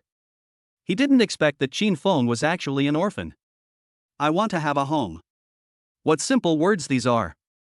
I'm afraid that few young people of this era still have such simple desires. Then where did your money come from? Shen Shang asked in surprise. I won the lottery by accident and got my first round of funding. Then I invested in Xianda Plaza and my assets increased. Xin Feng said lightly. Obtaining the system should be similar to winning the lottery. Shen Shang said with emotion, it seems that God saw that you had suffered too much, so he gave you compensation. Uncle, please sit down and take a rest first, we will talk slowly.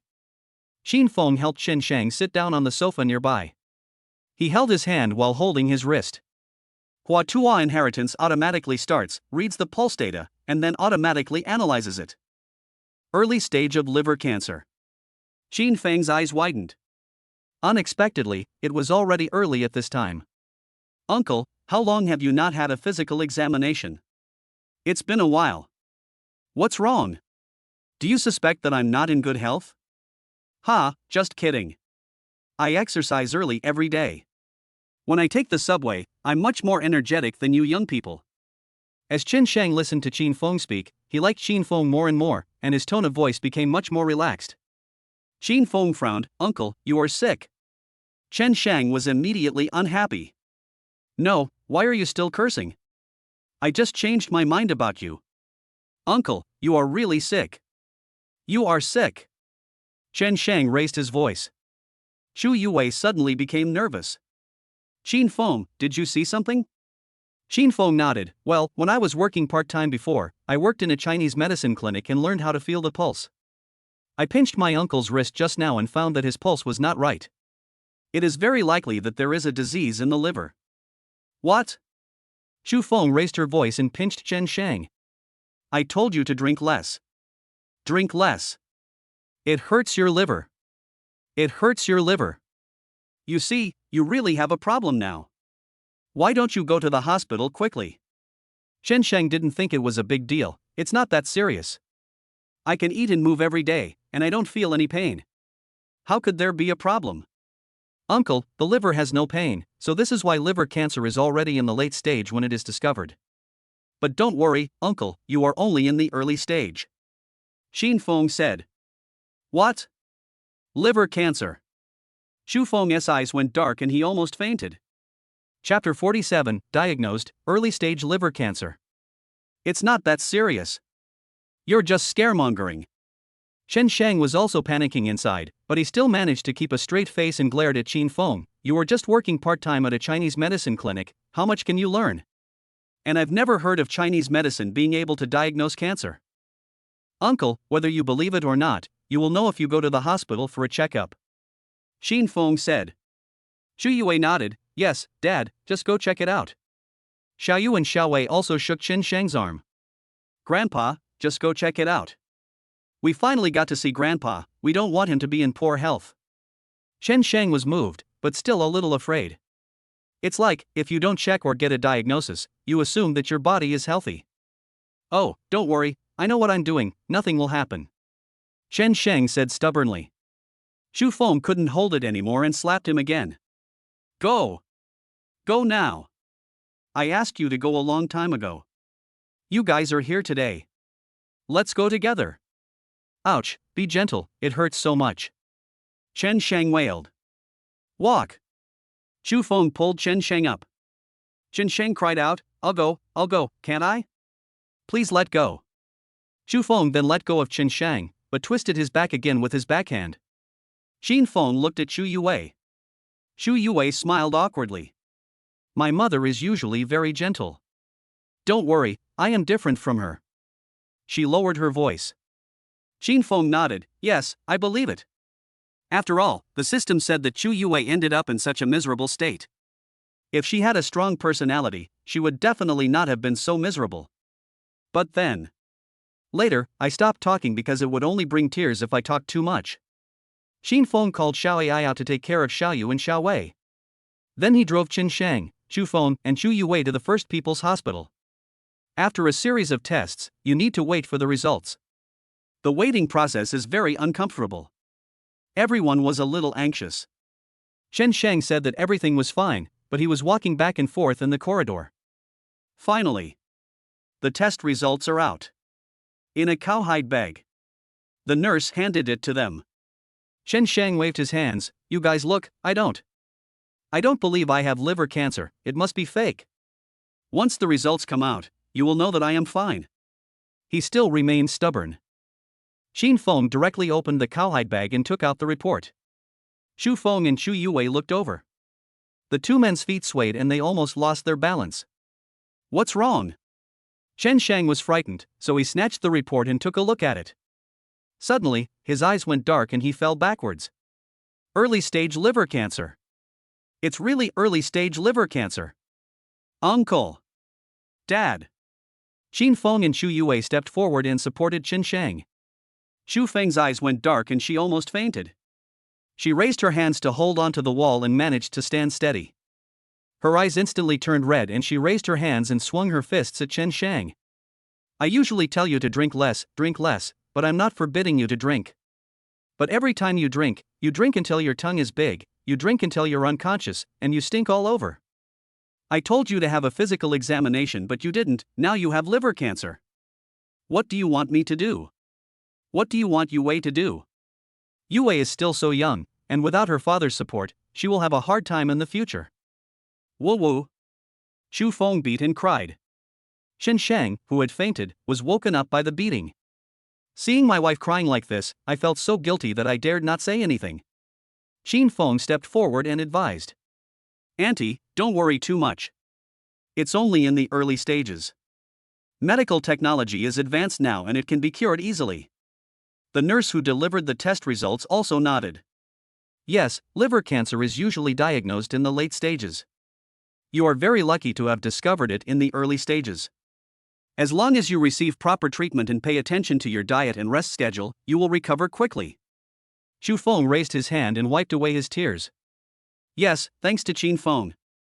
If Qin Feng hadn't taken the baby's father's pulse, it would have been unknown when the problem would have been discovered. Xu Feng grabbed Qin Feng's hand. Thank you.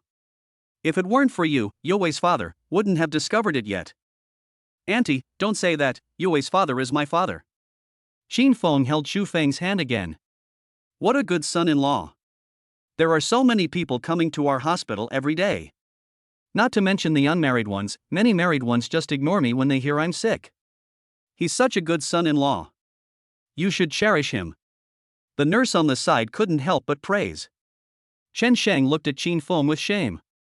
I treated him like that before. Oh, damn. Chen Sheng also took the initiative to hold Qin Feng's hand. Good boy, we'll leave Yue to you. Qin Feng looked at Chu Yue and smiled faintly. Xu Youwei's cheeks turned slightly red. Uncle, you'll be hospitalized for observation today, and then we'll see how the hospital treats you later. Yeah. Okay. Chen Sheng nodded. I'm going to go through the hospitalization procedures. Qin Feng took the medical record and turned to walk towards the payment window. Shen Sheng and Xu Feng looked at Qin Feng and nodded with satisfaction. This guy is really good. Yeah, it's really nice. Yue, you have good taste. Yue, you have to seize the moment, don't be so willful, and be nice to others.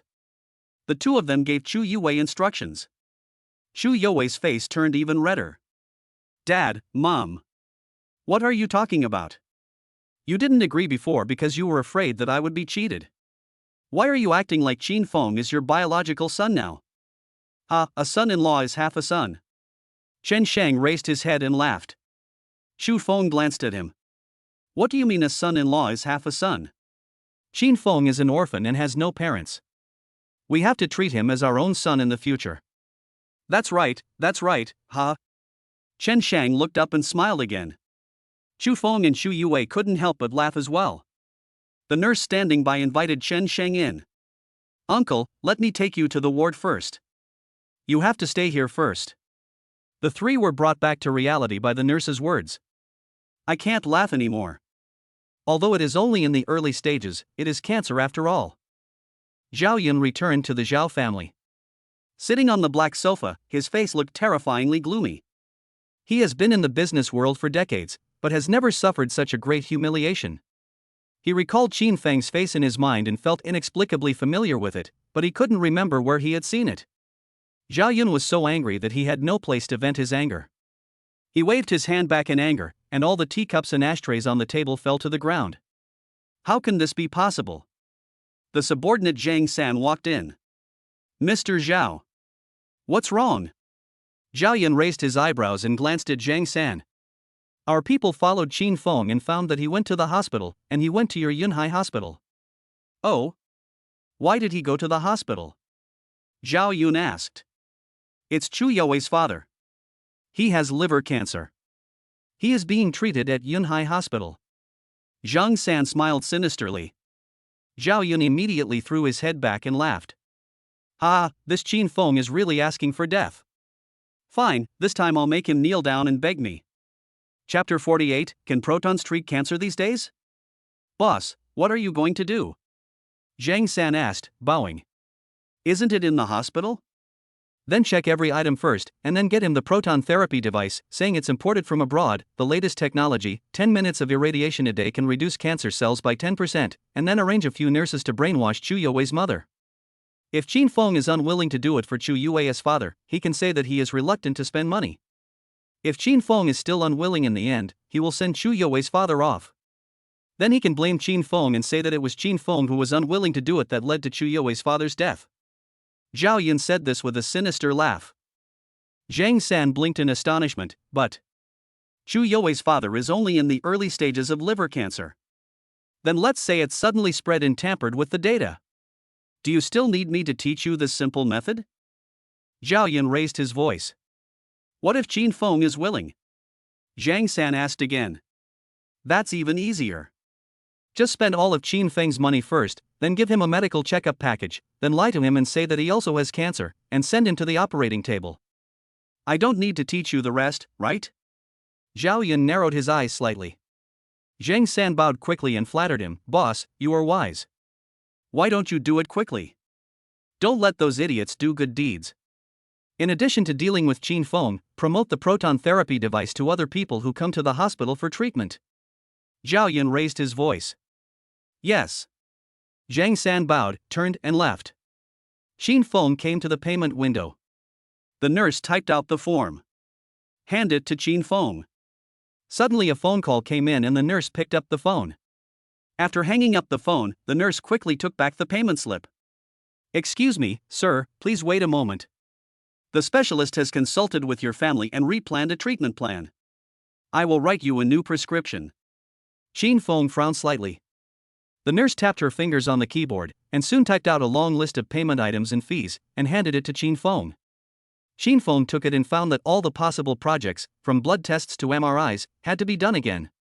Treatment options range from acupuncture to proton therapy devices that you've never heard of before, and targeted therapy. Targeted drugs are generally used in the middle and late stages of cancer, which cause great damage to the body. After all this trouble, let alone curing the disease, let alone making it worse. Ding, congratulations to the host for starting a random task, reverse brainwashing your mother-in-law. Your father-in-law died of cancer 3 months ago. Your mother-in-law became confused and began to think she was sick. She went to many clinics for checkups. Finally, she came across a black-hearted clinic that said that as long as you paid money, you could live a healthy and long life to be 100 years old. Your mother-in-law didn't want her daughter to lose her father and then her mother, so she sold her house and paid all the money. As a result, the unscrupulous clinic injected your mother-in-law with veterinary drugs, which caused an overload on her heart and she died of myocardial infarction. As a husband, protect your wife's family. Start saving your mother-in-law. Ding, after completing the task, you will be awarded a top-level hospital. Whatever you want will come true. Now that you have your own hospital, are you still worried that you won't be able to cure Yue's father? Qin Feng narrowed his eyes slightly and said to the window staff. I'll come back to pay later. I'll go confirm the payment items with the director first. Okay, but you have to be quick, otherwise there will be no beds and we will be off work soon, said the window staff. Good. Qin Feng nodded, turned and walked towards the ward. This way. Chen Sheng had already changed into a hospital gown and was being pressed down on the bed by Chu Feng. Chu Yue was sitting beside the bed, peeling an apple for Chen Sheng. The director of treatment and the nurse stood in front of them. The nurse held the information and explained the treatment plan to them.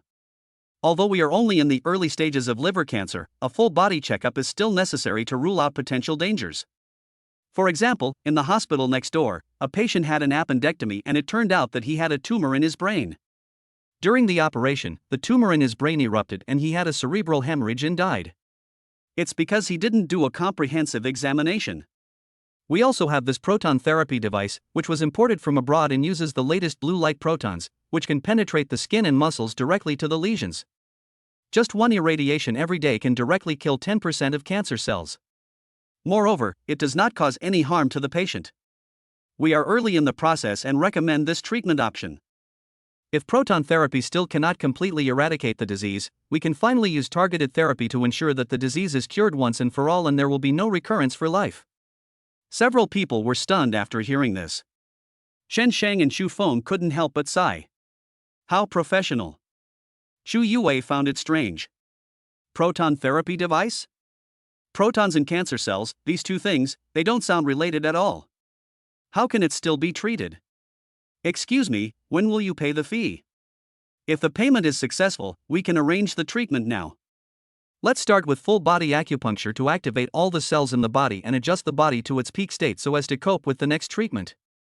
The nurse said again. Chu Yue's brows couldn't help but frown even more tightly. Whole body acupuncture? Can it activate cells throughout the body? So if a person dies, if we pull him up and give him acupuncture all over his body to activate all the cells, can he be brought back to life? Xu Yuwei was about to speak.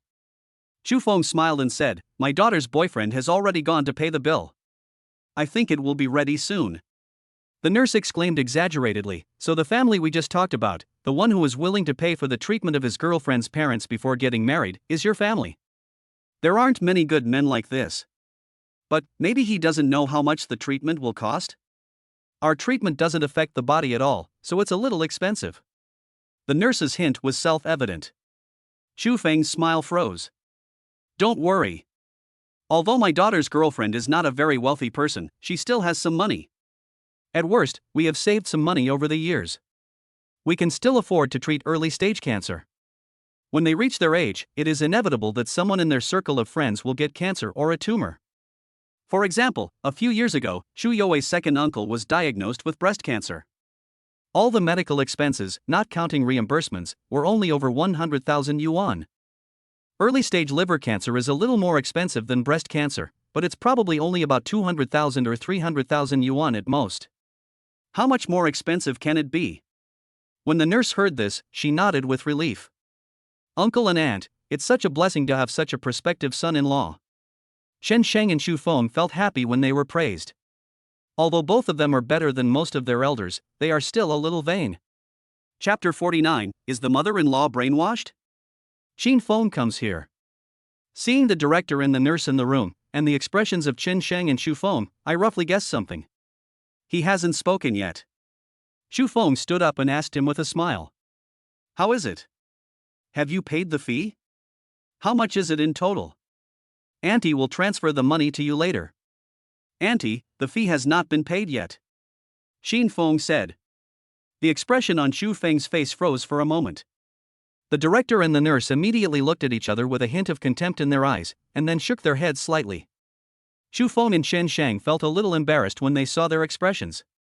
Xu Feng suppressed his dissatisfaction and said to Qin Feng, "Qin Feng, why haven't you paid yet?" "Because there was some problem with the bill." Qin Feng replied neither humbly nor arrogantly, then turned to look at the director and the nurse. "Excuse me, my uncle has early-stage liver cancer. Why does he need full-body acupuncture? Also, what is a proton therapy device? Has research shown that protons can treat cancer? What kind of proton is this?" The nurse was speechless for a moment. How would she know what a proton is or not? She read online novels every day, and all she knew about were protons sent to other countries and forced to love by the heroines. The director frowned and said, "We have just explained it clearly to the patient. Do you not want to pay? If you do not want to pay, we suggest that the patient's family pay as soon as possible and do not delay treatment." The director looked at Chen Sheng and Xu Feng. Chen Sheng turned his face away and snorted. "Mother, you should pay the fee. Outsiders are unreliable." Xu Feng nodded. "Okay, I'll go." Xu Yuwei hurried forward and grabbed Xu Feng. "Mom, Qin Feng is not that kind of person, and I also think there is something wrong with this whole body acupuncture and proton therapy device." "What's the problem? Didn't the nurse explain it clearly? Whole body acupuncture is to help your father adjust his body to the best condition. Each irradiation of the proton therapy device can reduce 10% of cancer cells without harming the body." "How great!" Xu Feng glared at Xu Yuwei.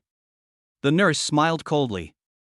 "Sometimes, it is only when it comes to the critical moment that we know whether our children are filial or not. Many children assume that their parents' money is their own money, and they feel uncomfortable when their parents spend more." When Xu Feng heard this, he immediately became angry. "Yuwei, is this what you think? Do you think that dad is spending your money on cancer treatment? Of course not." Xu Yuwei waved her hands quickly. "You are still helping Qin Feng. Get out of the way. I need to pay the fee." Xu Feng waved Xu Yuwei away. Xu Yuwei wanted to catch up and explain. Qin Feng raised his hand and held Xu Yuwei. "Wait a minute. You will know when you go there." Xu Yuwei looked at Qin Feng in surprise.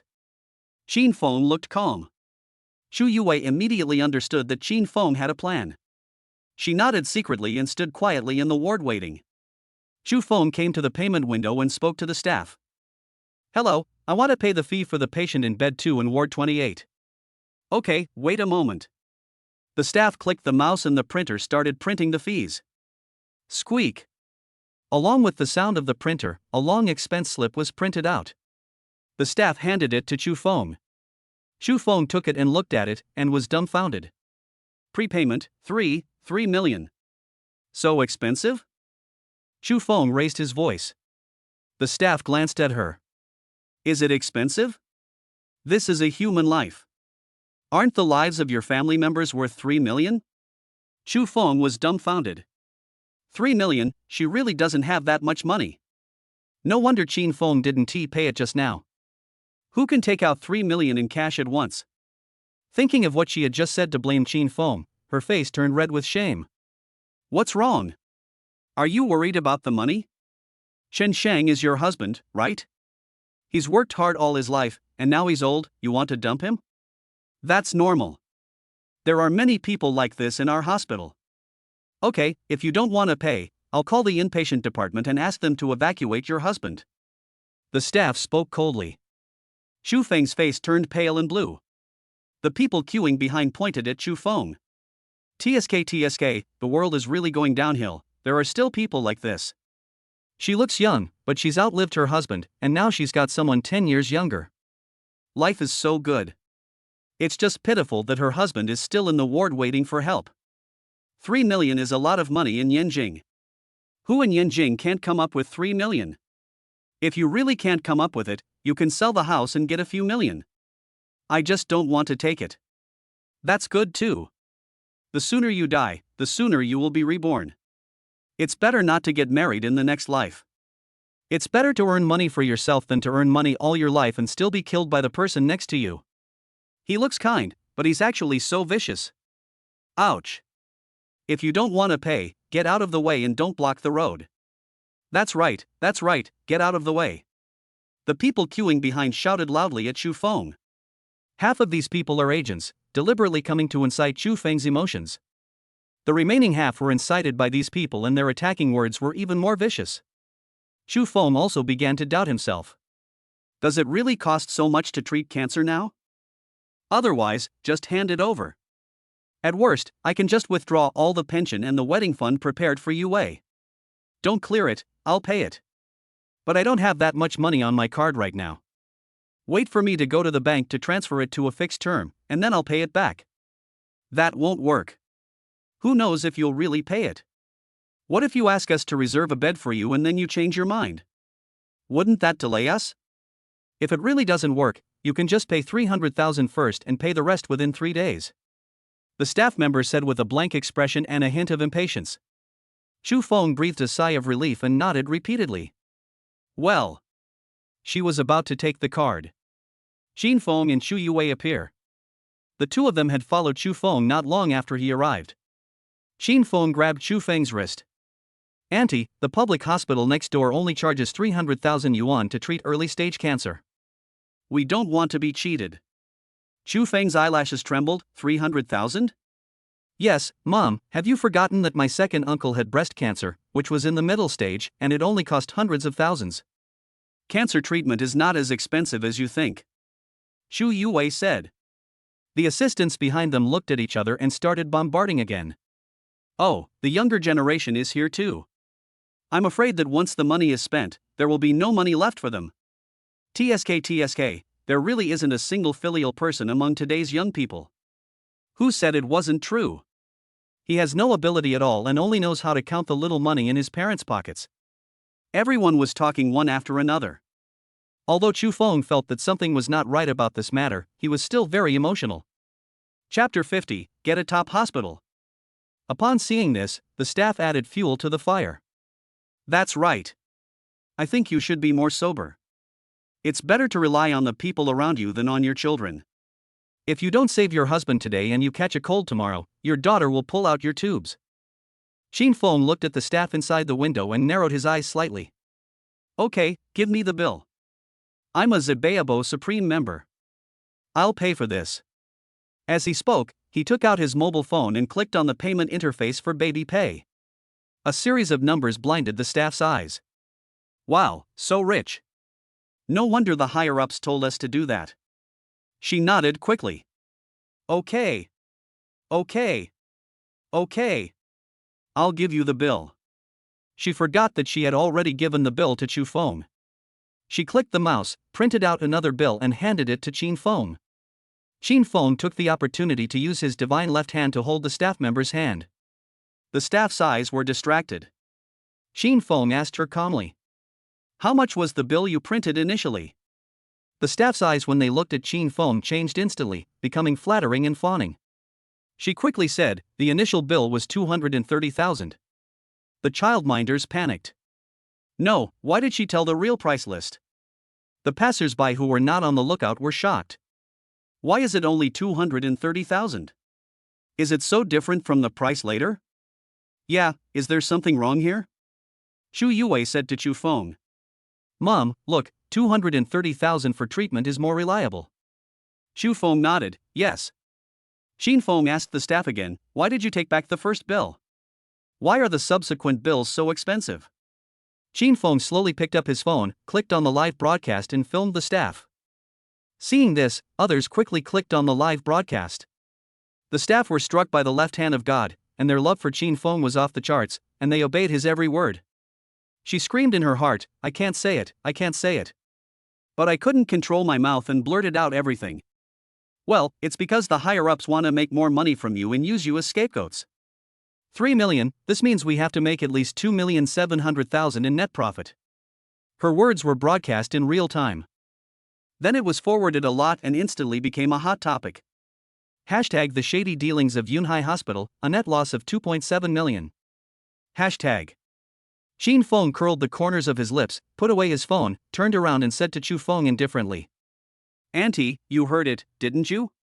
Chu Feng was so angry that he pointed at the window and cursed.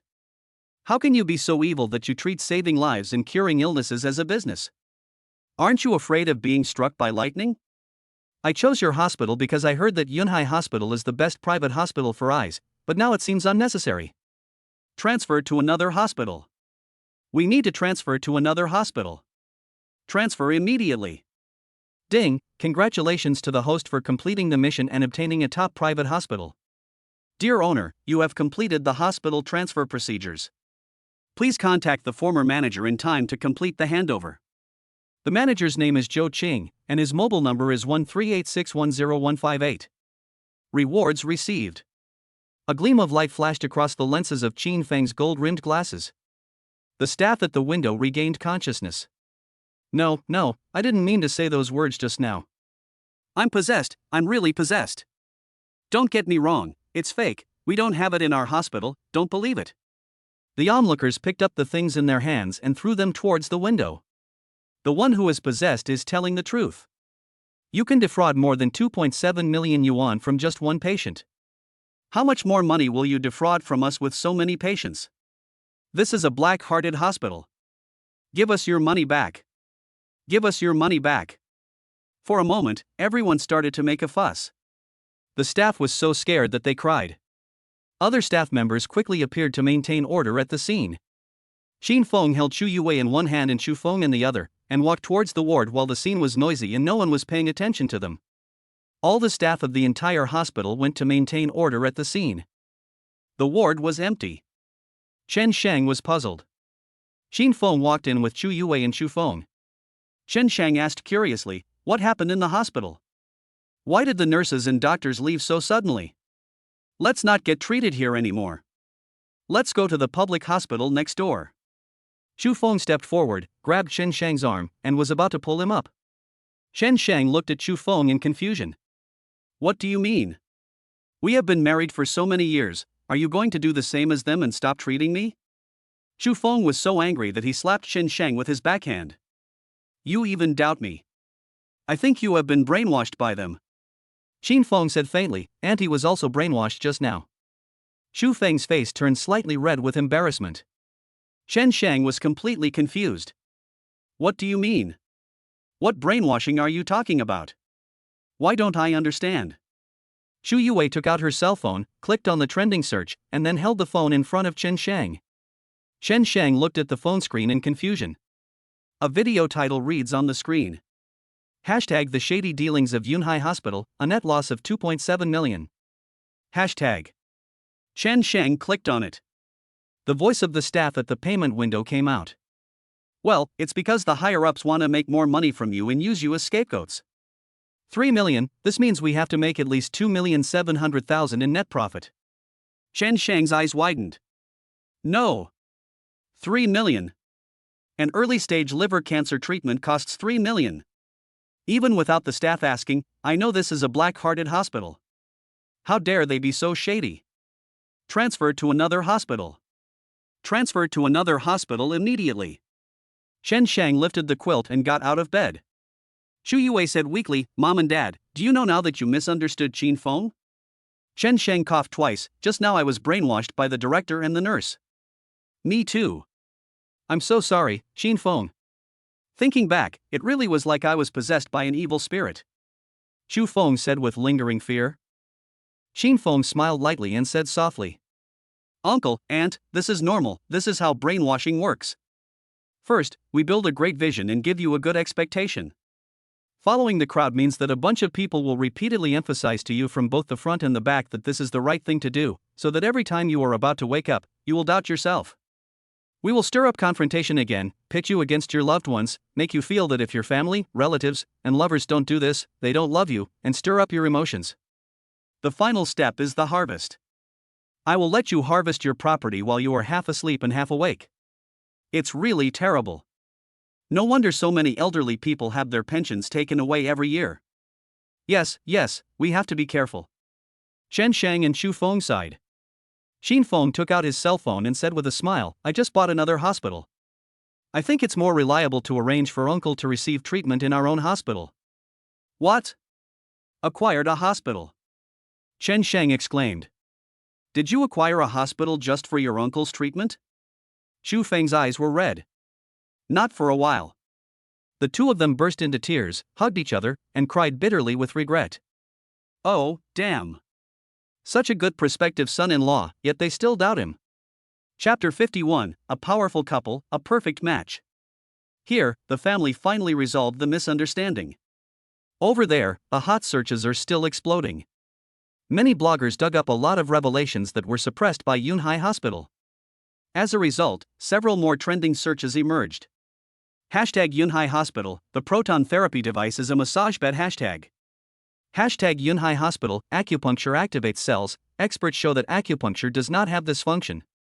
Hashtag Yunhai Hospital treated pregnancy as a stomach disease, causing a woman to miscarry. Hashtag Zhao Yun was leaning back in his chair, waiting smugly for Qin Feng to come and beg for mercy. A phone call came in first. When Zhao Yun took a look, he found that it was a call from Pei Tianlei, the head of the Pei family. He quickly picked up the phone respectfully. Boss Pei, how come you have time to call me today? Most of the business in his hands was given to him by Pei Tianlei through his fingers. It can be said that his current income and status are entirely due to Pei Tianlei's cultivation. You're still talking like that. How long has it been since you last checked your phone? Can't you just check the trending searches? After reading this, think carefully about how to deal with this matter and give me an explanation. Pei Tianlei roared, then hung up the phone with a click. Zhao Yun's heart sank. Hot search? He quickly picked up his phone and looked at the trending searches. It would have been fine if he hadn't looked at them, but when he did, he almost vomited blood and died. Zhang San! Zhao Yun shouted. Zhang San quickly bowed and ran in. Boss, you called me. Zhao Yun was so angry that he threw his phone away. Explain to me, what is going on?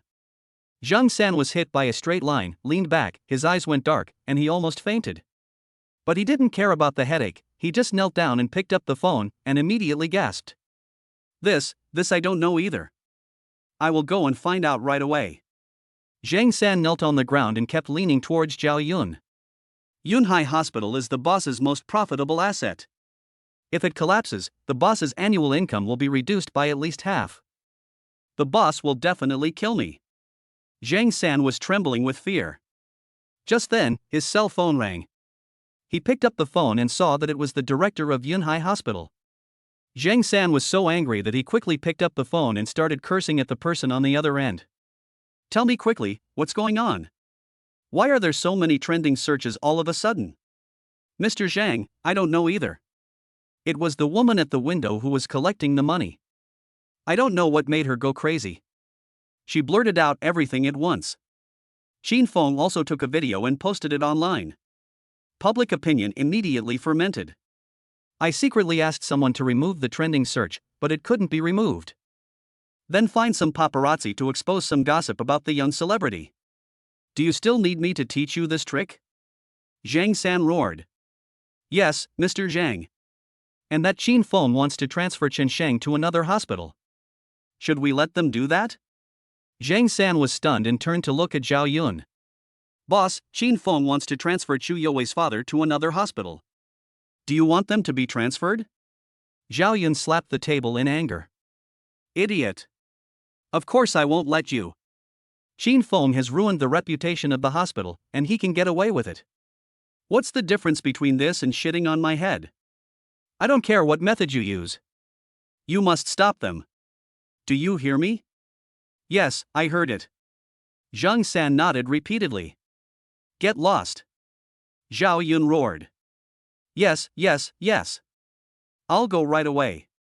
Zhang San lay on the ground, rolling and crawling away. Xin Feng and Chu Youwei packed up their things, preparing to leave with Chen Sheng and Chu Feng.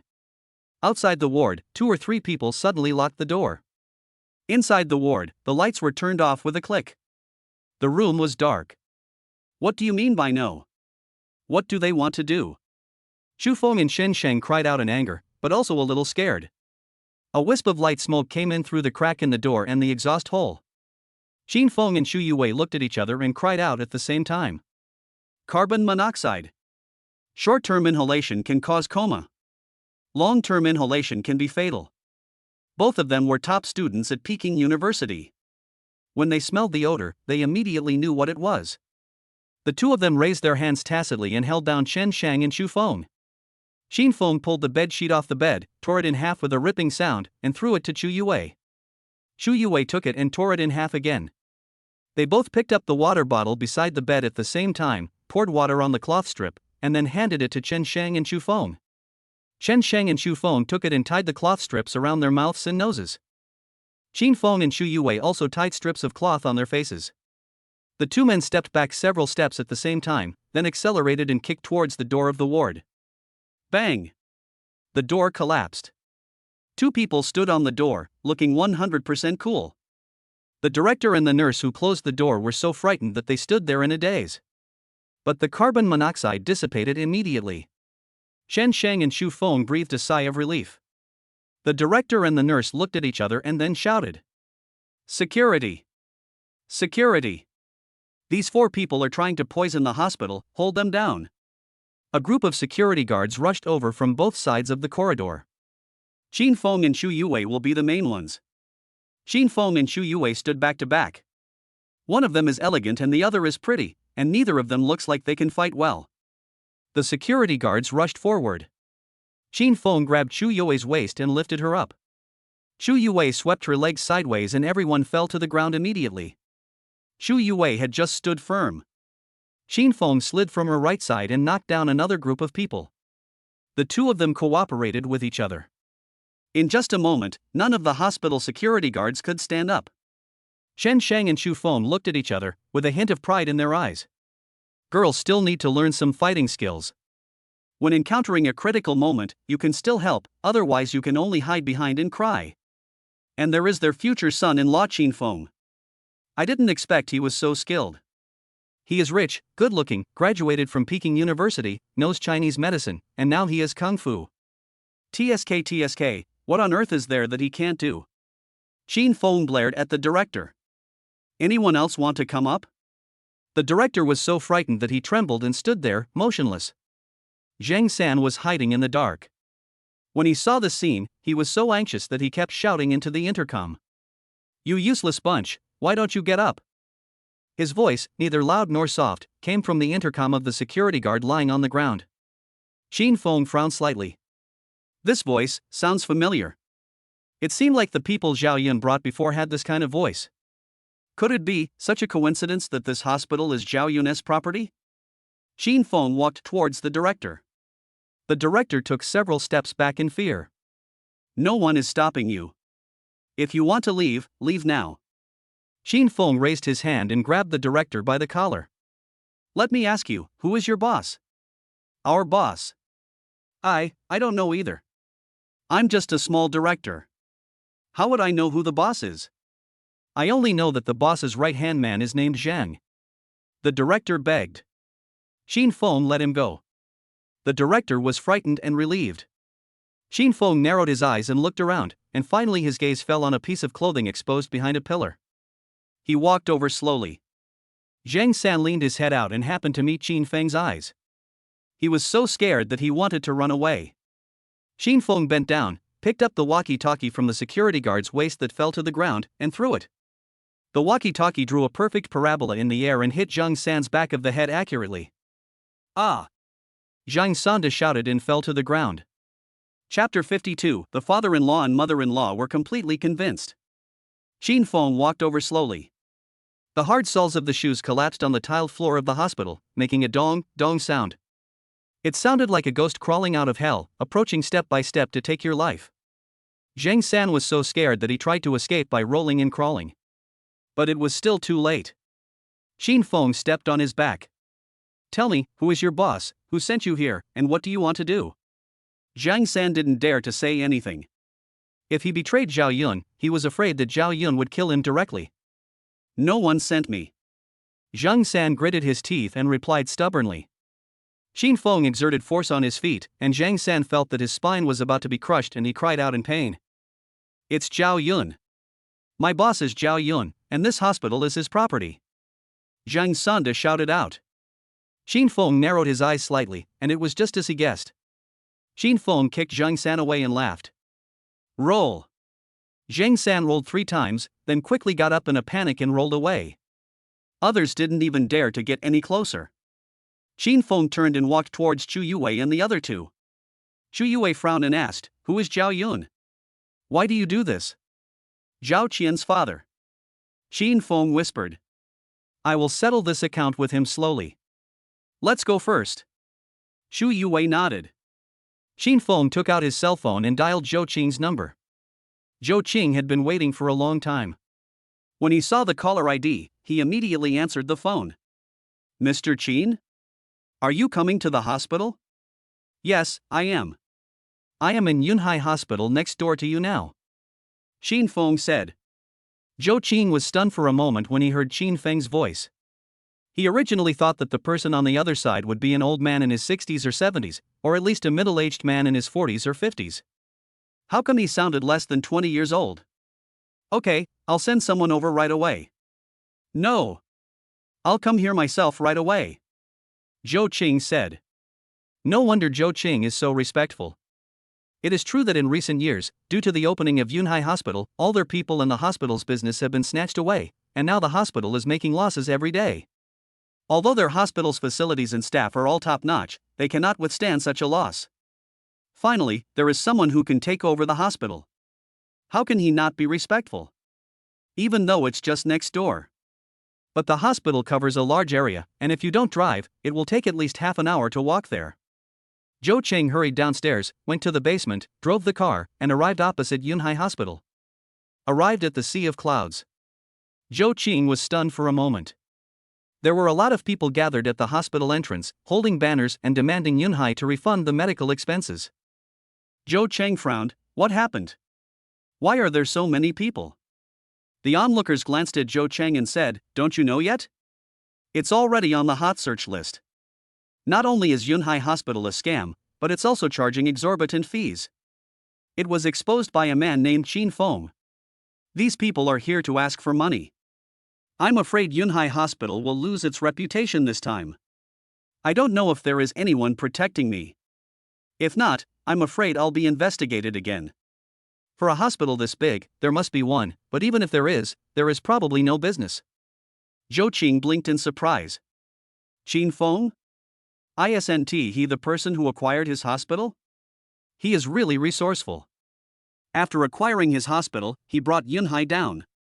Zhou Qing raised his hand and slapped his forehead in regret. Why didn't I think of that at the time? While talking, Xin Feng and 3 others walked out. Shen Sheng and Xu Feng followed Xin Feng, feeling a little nervous. Although, Qin Feng acquired the hospital with good intentions. But how can a hospital that is acquired so quickly in such a short period of time be a good hospital? It must be a small private school. If it's a small private hospital, the doctors are all trustworthy, but are the equipment there reliable? Can early-stage liver cancer really be cured? The two were a little skeptical, but Qin Feng had already done this for them. Chen Shang and Xu Feng didn't know what to say. Zhou Chang stood at the hospital entrance and looked around. He didn't know what Qin Feng looked like. There were so many people here, what if he couldn't find him? He was a little anxious. On the way here, Qin Feng searched for Zhou Qing's photo on his mobile phone. As soon as you walk out of the gate of Yunhai Hospital, I recognized Zhou Qing at a glance. He strode towards Zhou Qing and whispered, "I am Qin Feng." When Zhou Chang saw Qin Feng, he was shocked again. Oh shit. Is this Qin Feng? He is really a teenager. He thought he just sounded young, but he didn't expect he really was young. He is so young and yet he can take over people in hospitals. What is the identity of this Qin Feng? Could it be that? Could it be the grandson of the Qin family, the first family in Beijing? It must be. Zhou Qing suddenly became respectful and raised his hand to wipe his body. Then he stretched out his hand towards Qin Feng. "Hello, Mr. Qin, hello. The business car is ready. Please come this way." Chen Sheng and Xu Feng looked at each other. Eyes widened in shock. The two of them asked Zhou Qing hesitantly. You are the director of Renha Hospital?" Zhou Cheng nodded ashamedly. "It used to be, but not now. Now, this person is." Chen Sheng and Xu Feng were shocked again. They were shocked to the point where they couldn't be more shocked. The two took a deep breath and asked Qin Feng. Qin Feng, the hospital you acquired couldn't be Renha, right?" Qin Feng nodded calmly, "Yes." Chen Sheng and Xu Feng's eyes widened and they stood there in a daze. Xu Yuwei was stunned for a moment.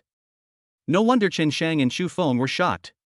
It is true that Renha Hospital has a mysterious aura in the eyes of old Yanjing people. Decades ago, many diseases could not be treated in public hospitals and were treated solely by individuals. But in recent years, Renha has gradually fallen from the altar. I didn't expect that. Unexpectedly, the hospital acquired by Qin Feng was Renha. Chen Sheng and Xu Feng's hearts ached and their eyes became moist. It is said that a son-in-law is worth half a son. This is not just half a son, Qin Feng is 3 sons at once. Uncle, aunt, let's not chat here for now. Let's go to Renha first and book a ward for you. Qin Feng said. Zhou Qing asked doubtfully, "Who are these two?" "They are my girlfriend's parents." Qin Feng said with a smile. "Aren't those your parents?" "No, it's still under investigation." "What? Someone like you still needs to be examined?" Zhou Chang looked at Chen Shang and Xu Feng in astonishment. Could it be that there is a family in Yanjing that is more powerful than the Qin family? Chen Shang and Xu Feng coughed quickly. "No, I passed it a long time ago." "What's the point of inspection?" Yeah. Xu Yuwei smiled with her eyebrows curved in amusement. "I guess Dad and Mom really approve of Qin Feng this time. Mom and Dad, please get in the car first. There are too many people here." Xu Yuwei urged. "Ah, yes." Chen Shang and Xu Feng's attitudes changed completely and they bowed and got into the car. Qin Feng and Xu Yuwei looked at each other and smiled slightly. The two also got in the car. The car drove towards Renha. "Dean Zhou, after selling Renha, where are you planning to go for a better job?" Qin Feng asked casually. Chapter 53, Who is Qin Feng? Zhou Qing smiled awkwardly. "Where else can I go? The market is so bad now, and I'm so old. If I apply for a job at another hospital, they won't hire me. I can only retire on the interest from the sale of the hospital." "Then Dean Zhou might as well come back and continue to manage the hospital," Qin Feng said. Zhou Qing thought he had heard it wrongly. "Boss Qin, what did you say?" "I say, it would be better for Director Zhou to come back and continue to manage the hospital. Of course, if the director is unwilling to transfer, then forget it," Qin Feng said. "After all, no one likes to work all the time." Zhou Qing hurriedly whispered, "I am willing, of course I am willing, but you also know that the hospital almost went bankrupt under my management. I only have professional knowledge about hospitals, not management." "It doesn't matter." You only need to have professional knowledge in management treatment. You don't need to worry about the management aspect. Xin Feng said. Okay. That's great. Zhou Qing's eyes were red with excitement and he almost cried. For him, being able to always be on the front line of treatment is much more interesting than picking his feet at home. After a while, people arrived at the hospital. Zhou Qing arranged for someone to treat Qin Sheng in the main hospital, and then held a consultation with experts to develop a treatment plan. Chu Feng stayed in the hospital with Chen Sheng. The ward is a 2-bedroom, 2-living-room suite, just like a small apartment. Not only is there a special person to deliver meals at regular times, but there are also senior nurses to take care of Chen Sheng. Chen Sheng was lying on the bed, and he didn't seem to be here to get treatment, but rather to enjoy himself. Xin Feng's cell phone suddenly rang. He picked up his phone and looked at it. It's Xiao AI's video. He clicked on it and answered it. 2 cute little heads appeared on the phone screen. Xiao Yu and Xiao Wei's little faces were full of worry, and they asked in a baby voice. Dad, Mom, and Grandpa, how is he? My sister and I were so worried that we couldn't sleep. Chen Sheng, lying on the bed, felt a pang of heartache. This is simply my granddaughter. I'm afraid even my own granddaughter wouldn't be so worried. Let Grandpa talk to you himself. Xin Feng saw what Chen Sheng was thinking and handed the phone to him directly. Grandpa, Grandma. Xiao Yu and Xiao Wei cried out in a loud voice. Chen Sheng and Chu Feng's eyebrows curved instantly. Hey! The two of them responded with a smile. Grandpa, are you feeling better? Xiao Yu asked. Grandpa, are you okay? Xiao Wei asked. Chen Sheng smiled and said, Don't worry, Grandpa is fine. He will be well soon. Grandpa, you and Grandma must live a long life. Xiao Yu said with a frown. Xiao Wei nodded and said, Yes, Grandpa and Grandma have to live until my sister and I are old, then that's fine. Ha, there's no way we can live to that age. Chen Sheng threw his head back and laughed. Chu Feng also laughed and said, That's right, if you live to that time, you will become an old monster. Xiao Yu and Xiao Wei waved their hands quickly and said in unison, No, it's not an old monster, it's an old immortal.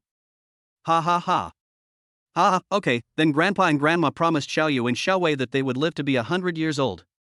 It's so late now, why aren't you asleep yet? Chen Sheng asked softly. Xiao Yu and Xiao Wei curled their lips. We don't want to sleep by ourselves. Chen Sheng raised his hand and gently patted his forehead. Grandpa is really getting old and confused. Xiao Yu and Xiao Wei are only 5 years old. They will be scared if they sleep by themselves. Grandpa will ask Mom to go back and sleep with you. Thank you, Grandpa. When we don't have school on Saturday and Sunday, we'll go visit Grandpa. Xiao Yu and Xiao Wei shouted in unison. The sensible look of the two people immediately sweetened the hearts of Chen Sheng and Chu Feng. Okay. After chatting for a while, Xiao Yu and Xiao Wei yawned, and Chen Sheng and Chu Feng reluctantly hung up the phone. Xin Feng, Yu Wei, you two should go back quickly. I'll take care of this place. Xiao Yu and Xiao Wei will be lonely at home alone. Chu Feng said to the two of them. Xu Yue said, Mom, don't worry, there is a housekeeper Xiao Ai at home. That won't work either. No matter what, the child still needs to be taken care of by his parents. I'm fine, you guys can go back. Chen Sheng urged. Okay, then Uncle and Aunt, we'll go back. Xin Feng said politely. Chen Sheng and Chu Feng nodded. Xin Feng took Xu Yue's hand and went out. Looking at their backs, Chen Sheng and Xu Feng looked at each other. We can't let outsiders snatch such a good son-in-law away. Her mother, please talk to Yu Wei someday and tell her that we have set our eyes on Xin Feng. Ask her to find a time to get married with Xin Feng first. Chen Sheng nudged Xu Feng lightly with his elbow. Xu Feng hesitated and asked, Isn't it too hasty? Why are you in such a hurry? The sooner you settle it, the sooner you can feel at ease. There is nothing wrong with Xin Feng's character, but there are so many bad people in this era. I'm afraid someone will set a trap for us. Chen Sheng exclaimed. Xu Feng nodded, that's what you said. Zhao family. The hot search pulled up a bunch of revelations from small celebrities, but it was finally suppressed. But Yunhai Hospital's stock still fell by 10%. The proton therapy device could no longer be pushed forward, and the public security and procuratorate even sent people to investigate. If it weren't for the Pei family's intervention in smoothing over the relationship, I'm afraid he will have to go in.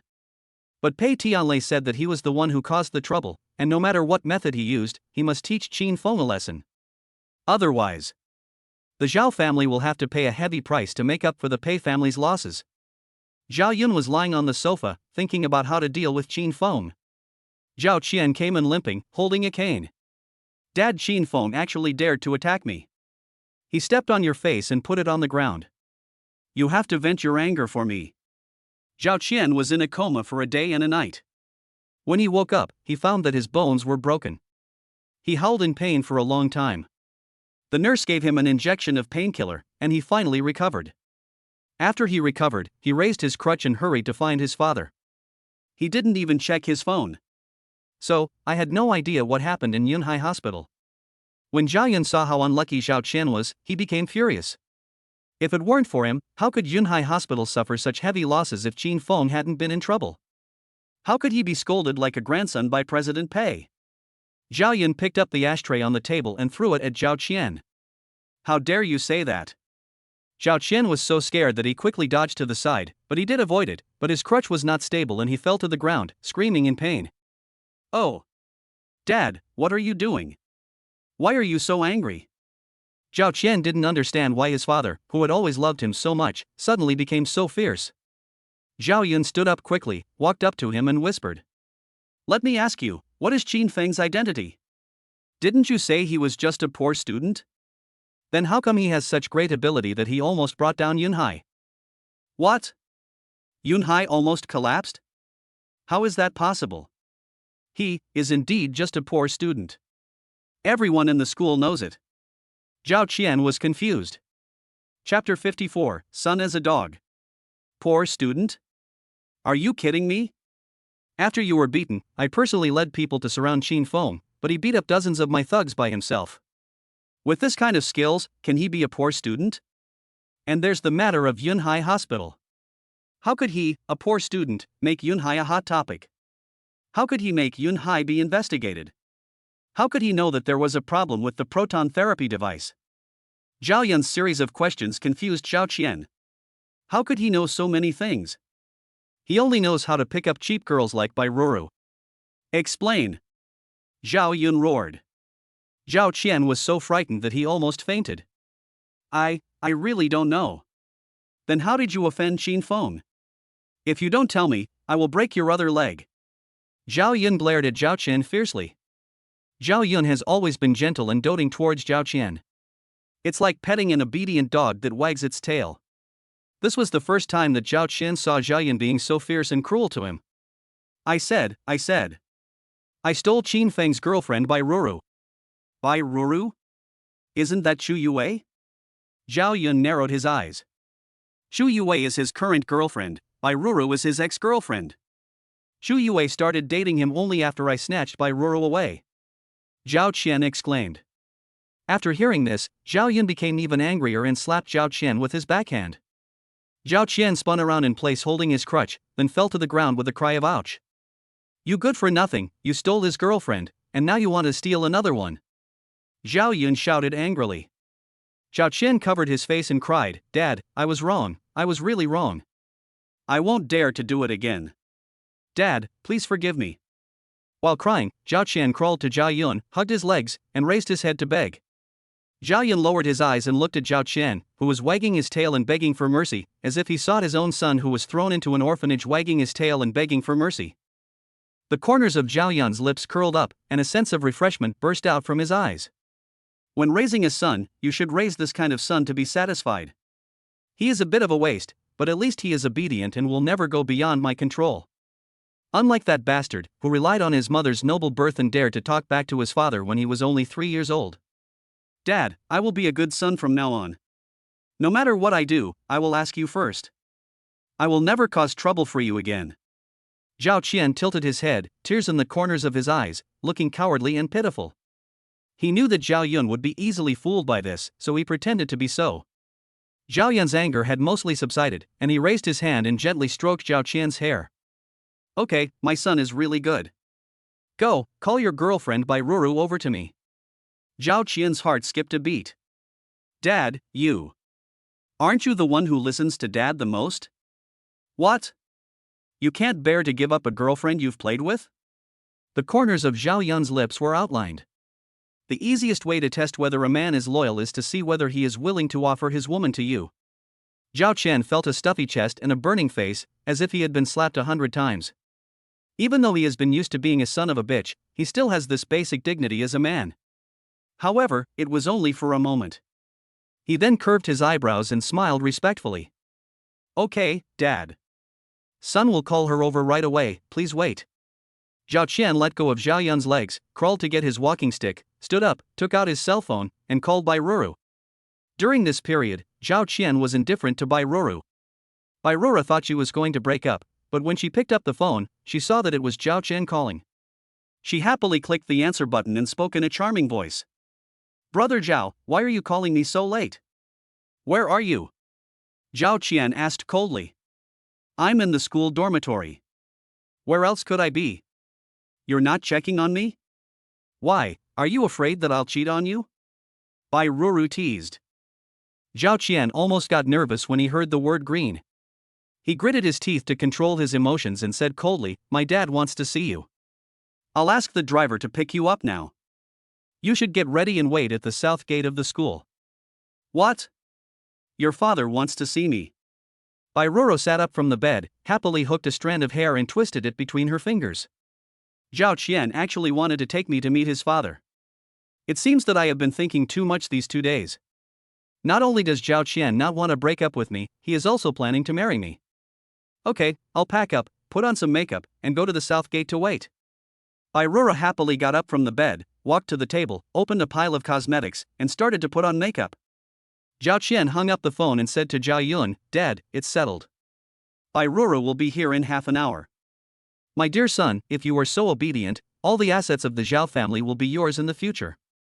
Zhao Yun raised his hand and gently patted Zhao Qian's face. Dad, look at what you said.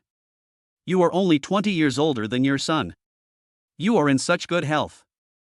I am afraid you will live to be 100 years old. Your son will die before you. Zhao Qian complimented. Zhao Yun raised his head and laughed. Ah, you are really a good son to your father. Xin Feng and Chu Yue returned home. Push opened the door. The 2 little ones ran towards them. Dad! Mother! Xin Feng and Chu Yue looked at the 2 little faces full of joy, and they couldn't help but smile, bend down and open their hands. Xiao Yu and Xiao Wei threw themselves into their arms. Xin Feng and Chu Yue picked them up. Be good, Mom will take you to bed. I want Mom and Dad to sleep with me. Xiao Wei exclaimed. Xiao Yu frowned slightly and said in a sisterly manner, Xiao Wei, after Mom and Dad coax us to sleep, they can sleep together. Have you forgotten that the kindergarten teacher said that we can't cling to Mom and Dad to sleep together? Oh, that's right, the teacher said that Mom and Dad will have a good relationship only if they sleep together, and they will not get divorced if they have a good relationship. Okay, then Mom and Dad can coax us to sleep and then go back to your own room to sleep. Xiao Wei said sensibly.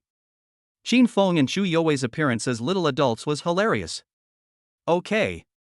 Chu Yue still felt a little guilty when she had close contact with Xin Feng before.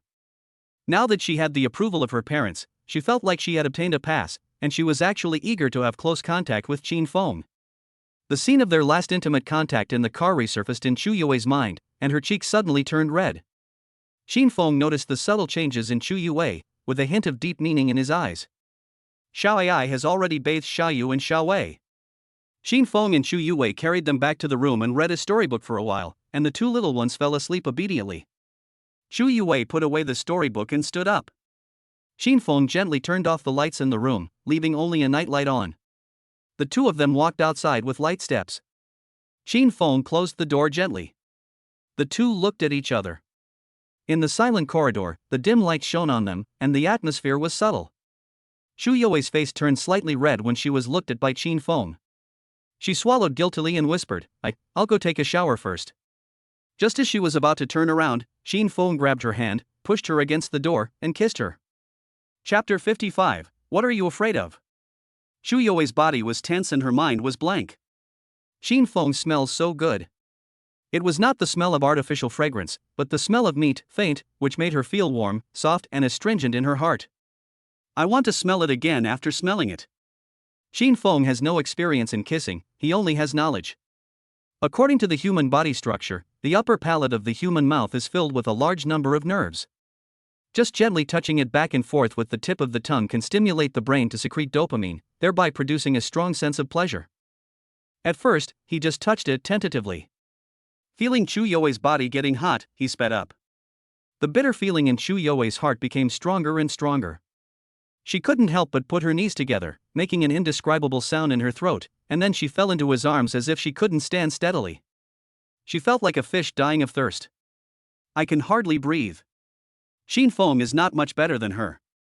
Although he didn't get the roof of his mouth irritated. But her body leaning over and pressing against his chest made his lower abdomen tense and his adrenaline rise. If you continue. He was really afraid that he would lose control and do something to her. Xin Feng rationally let her go. Chu Yue finally broke free from the shackles and lay on his chest, gasping for breath, her shoulders and back shaking slightly. Xin Feng. Chu Yue shouted weakly with a hoarse voice. Kindness? Xin Feng's voice was also a little hoarse. Have you ever tried it? Chu Yue's face turned red. She didn't say what she tried. But Xin Feng immediately understood what she said. No. To be precise, you are the first girl I got close to. Xin Feng said seriously. A sweet smile appeared on Chu Yue's lips. She stretched out her finger and gently poked his chest, her voice as small as a mosquito's hum. Then, do you want to give it a try? Xin Feng's lower abdomen tightened again and he swallowed instinctively. Not today. Huh? Why? There was some disappointment in Chu Yue's voice. Xin Feng rubbed her head helplessly. Because we didn't prepare effective measures. You're only a freshman, and we can't afford to have any accidents. Chu Yue felt warm in her heart. Yeah. Then you should get ready tomorrow. Now that your parents have taken a liking to you, it's okay for us to be a little intimate. As she spoke, Chu Yue's face turned even redder, so red that it seemed like blood was about to bleed. Xin Feng's lips curled up into an indulgent smile, and he groaned, well, then tomorrow. After hearing this, Chu Yue's heart began to beat fast. Oh my god. Does that mean I'm going to do that with Xin Feng tomorrow? The image of Xin Feng's strong and thin muscles emerged in Chu Yue's mind, and her head suddenly felt like a boiling kettle that was about to smoke. I'm going to take a shower first. Having said that, she left as if escaping. You have to escape. If she didn't run away, she was afraid she wouldn't be able to wait until tomorrow. As a girl, this is too embarrassing. Xin Feng looked at her cute appearance and smiled even more happily. Actually, it's not impossible today. It only takes a dozen minutes to place an order via mobile phone and have it delivered to your door. But he want to study it. Otherwise, if Chu Yue is disappointed, it might affect the relationship. Xin Feng went to get his pajamas and went into the master bedroom shower room to take a shower. Chu Yue was taking a bath in the private bathroom. The image of each other appeared in the minds of both of them. They both lowered the water temperature by several degrees at the same time before they sobered up. Then she didn't dare to wash anymore. She quickly put on her clothes, put on her pajamas, and went back to the room Xin Feng arranged for her. She tossed and turned until midnight before falling asleep. After taking a shower, Xin Feng returned to his room, took out his mobile phone, searched for a lot of videos and information, studied them carefully, and then tossed and turned until midnight before falling asleep. Beijing University. Bai Ruru dressed up carefully. She changed into a pink and white silk halter dress, casually tied her hair into a half bun, and waited at the school gate. Zhao Qian's car was parked on the side of the road. Bai Ruru ran forward happily, but it was Zhang San who opened the car door. The smile on Bai Ruru's face froze for a moment. Zhang San looked Bai Ruru up and down. She is indeed beautiful, and most importantly, she has a great figure. No wonder the young master wants to snatch her away. But compared to Chu Yue, she is still a little bit inferior. Whether it's appearance, figure, skin color, or skin texture. Hello. Are you Miss Bai Ruru? I'm the housekeeper of the Zhao family. Young Master Zhao Qian asked me to pick you up. On the phone, Zhao Qian did say that he would ask someone to pick me up, but he didn't say he would pick me up himself. Bai Ruru, who was originally a little wary, was relieved a little and smiled faintly. Yes, I'm Bai Ruru. Please get in the car.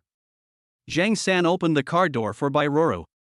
Bai Ruru took a look at the license plate number, which was Zhao Qian's, and then got in the car. Then, sitting in the car, Bai Ruru took a photo of the cab and sent it to Zhao Qian. Did you ask him to pick me up? Yes. Zhao Qian replied immediately. Bai Ruru was completely relieved. The car stopped in front of the Zhao family villa. Bai Ruru's eyes widened in shock, her whole face revealing greed and uncontrollable excitement. Zhao Qian's family is indeed rich. They can actually own such a big house in Yanjing, even though it is within the third ring road. But it is worth hundreds of millions, which is something many people cannot achieve even after working hard for several lifetimes. Miss Bai, this way please. Zheng San brought Bai Ruru all the way to Zhao Yun's room. Open the door. Zhao Qian stood in front of Zhao Yun. Zhao Yun was wearing a black suit, his face was gloomy, he was serious and his mood was extremely low. And he was staring at Bai Ruru. Bai Ruru felt uncomfortable being stared at and called out to Zhao Qian in a low voice. Zhao Qian. Come here, this is my dad. Zhao Qian waved at her. Bai Ruru walked over obediently and stood beside Zhao Qian. She was so scared that her brain stopped working and she shouted stupidly. Dad. Zhao Qian frowned. What are you shouting? Zhao Yun raised his head and laughed. It doesn't matter, just call me Dad, I like it. Bai Ruru thought Zhao Yun recognized her and called out stupidly, Dad. Zhao Qian felt bad. After hearing this, Zhao Yun threw his head back and laughed out loud again. Good. Very good. Very good. You guys go out.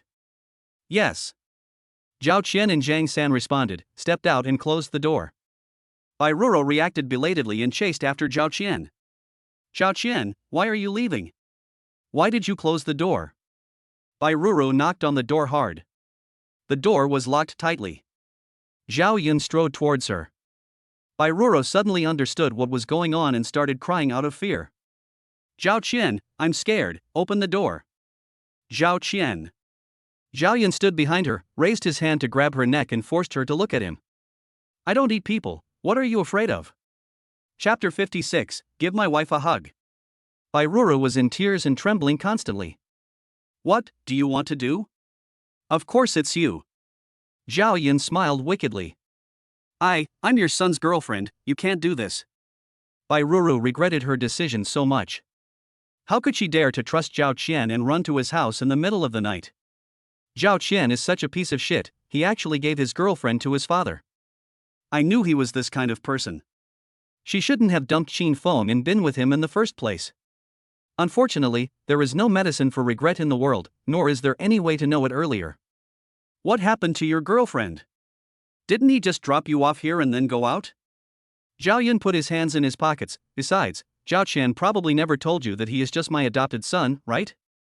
Bai Ruru's eyes trembled. What? Zhao Qian is just an adopted son? The corners of Zhao Yun's lips curled up. It seems that Zhao Qian really didn't tell you. Do you know why he didn't tell you? Because I will only give Zhao's family property to him if he makes me happy. If he makes me unhappy, I will just find another obedient one to keep by my side. Bai Ruru felt uncomfortable from being pinched and her eyes were red. What does that have to do with me? Of course it matters. Aren't you with him for money? Wouldn't it be more effective for you to just please me instead of him? Besides, if you can make me happy, it's not impossible for me to let you have a biological child. Zhao Yun's gaze fell on Bai Ruru's chest.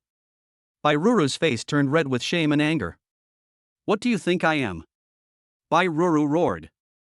Zhao Yun sneered and took out a key from his waist. The latest model of Porsche, do you want it? The key is inlaid with small diamonds, which refract light under the light. Bai Ruru stared at him, somewhat hesitant. Zhao Yun took out another key. It must be uncomfortable to live in a single apartment in the second ring road and squeeze into a dormitory with classmates. Bai Ruru's emotions began to collapse. A Porsche and a single apartment would take her a long time to earn. Just follow Zhao Yun and you can get it immediately. And Zhao Yun looks to be less than 40 years old, and is even more handsome than Zhao Qian. Will it be transferred to me? Bai Ruru asked timidly. Certainly. Zhao Yun opened his arms and shrugged. The smile on Bai Ruru's face suddenly couldn't be suppressed. She slowly walked towards Zhao Yun and put her hand on his chest. Thank you for taking care of me, Dad. Yes, I like obedient and sensible people. Zhao Yun held her head and forced her to squat down. Half an hour later. A blush appeared on Bai Ruru's face. She didn't expect that Zhao Yun was even more powerful than Zhao Qian. Dad, you're awesome. Bai Ruru praised Zhao Yun. Zhao Yun raised his hand and ruffled Bai Ruru's hair, with a sly look in his eyes. Dad has something else that I need you to do. Just tell me, Dad. Whatever I do, I promise to do it well. Bai Ruru replied obediently. Zhao Yun pinched her face and smiled even more deeply. I heard that Qin Feng is your ex-boyfriend. Bai Ruru nodded guiltily. Yeah, what's wrong? He can't possibly mind that she's not a virgin. Help me seduce Qin Feng. Zhao Yun smiled. Bai Ruru raised her voice. What? What? You don't want to? Zhao Yun raised his eyebrows. Didn't you just say that you are willing to do anything for me? Bai Ruru cursed in her heart, saying that Zhao Yun and Zhao Qian, father and son, were good-for-nothings. After sleeping with her, he would push her to others. She pursed her lips and spoke softly. It's not that I don't want to do it for you, it's just. Qin Feng is a stubborn person. I've been dating him for 3 months, but we haven't even met or talked to each other for many times, let alone getting close. That was because you had no experience before. Now you have it. You and he are in the same school. You should dress up nicely and find an opportunity to be alone with him. Then, use the methods you used just now on him. He is a young man full of vigor and vitality, and he won't be able to withstand it. Zhao Yun smiled even more sinisterly. But. Bai Ruru's lips moved slightly. Don't worry, when the time is right, I will arrange for someone to go in, and you will scream that you were bullied by him. By then, Qin Feng's reputation will be ruined, and Jingdao will no longer keep people like him in the school. Zhao Yun narrowed his eyes slightly. No matter who Qin Feng is, he was going to ruin his reputation. He would never be able to survive in the Beijing circle again. Bai Ruru's eyes were slightly red. Then how can I live in Beijing University in the future? It's just a degree, what's the big deal? If not, Dad will send you to study abroad. Dad has plenty of money anyway. Zhao Yun hugged Bai Ruru into his arms and rubbed her secretly. Bai Ruru called softly. Oh well. Ha ha ha, good boy. Zhao Yun rubbed her for a while before pushing her away with satisfaction. It's getting late. Go find Zhang San and arrange a room for you. Stay here for now and go back to school tomorrow. Thank you, Dad. Bai Ruru squatted down, picked up the clothes on the ground, put them on while walking out. He left for a while. Suddenly a hand reached out from the room and pulled her into the room. Bai Ruru was startled. The door closed and the lights turned on. Bai Ruru then saw that it was Zhao Qian. Bitch, you are so shameless. Zhao Qian glared at Bai Ruru with anger on his face. After he went out just now, he didn't go far, but stood at the door listening. He thought he would hear her heart-wrenching resistance, but soon he heard the sound of her enjoyment. This was a great humiliation for him. Bai Ruru glared at him with amusement, then pulled her arm back and rubbed it. Zhao Qian, you pushed me to your father. Who are you showing off to by acting like this? If you don't accept it, go find your father. What's the point of coming to me? Zhao Qian didn't expect that Bai Ruru, who was always gentle, would speak to him like this.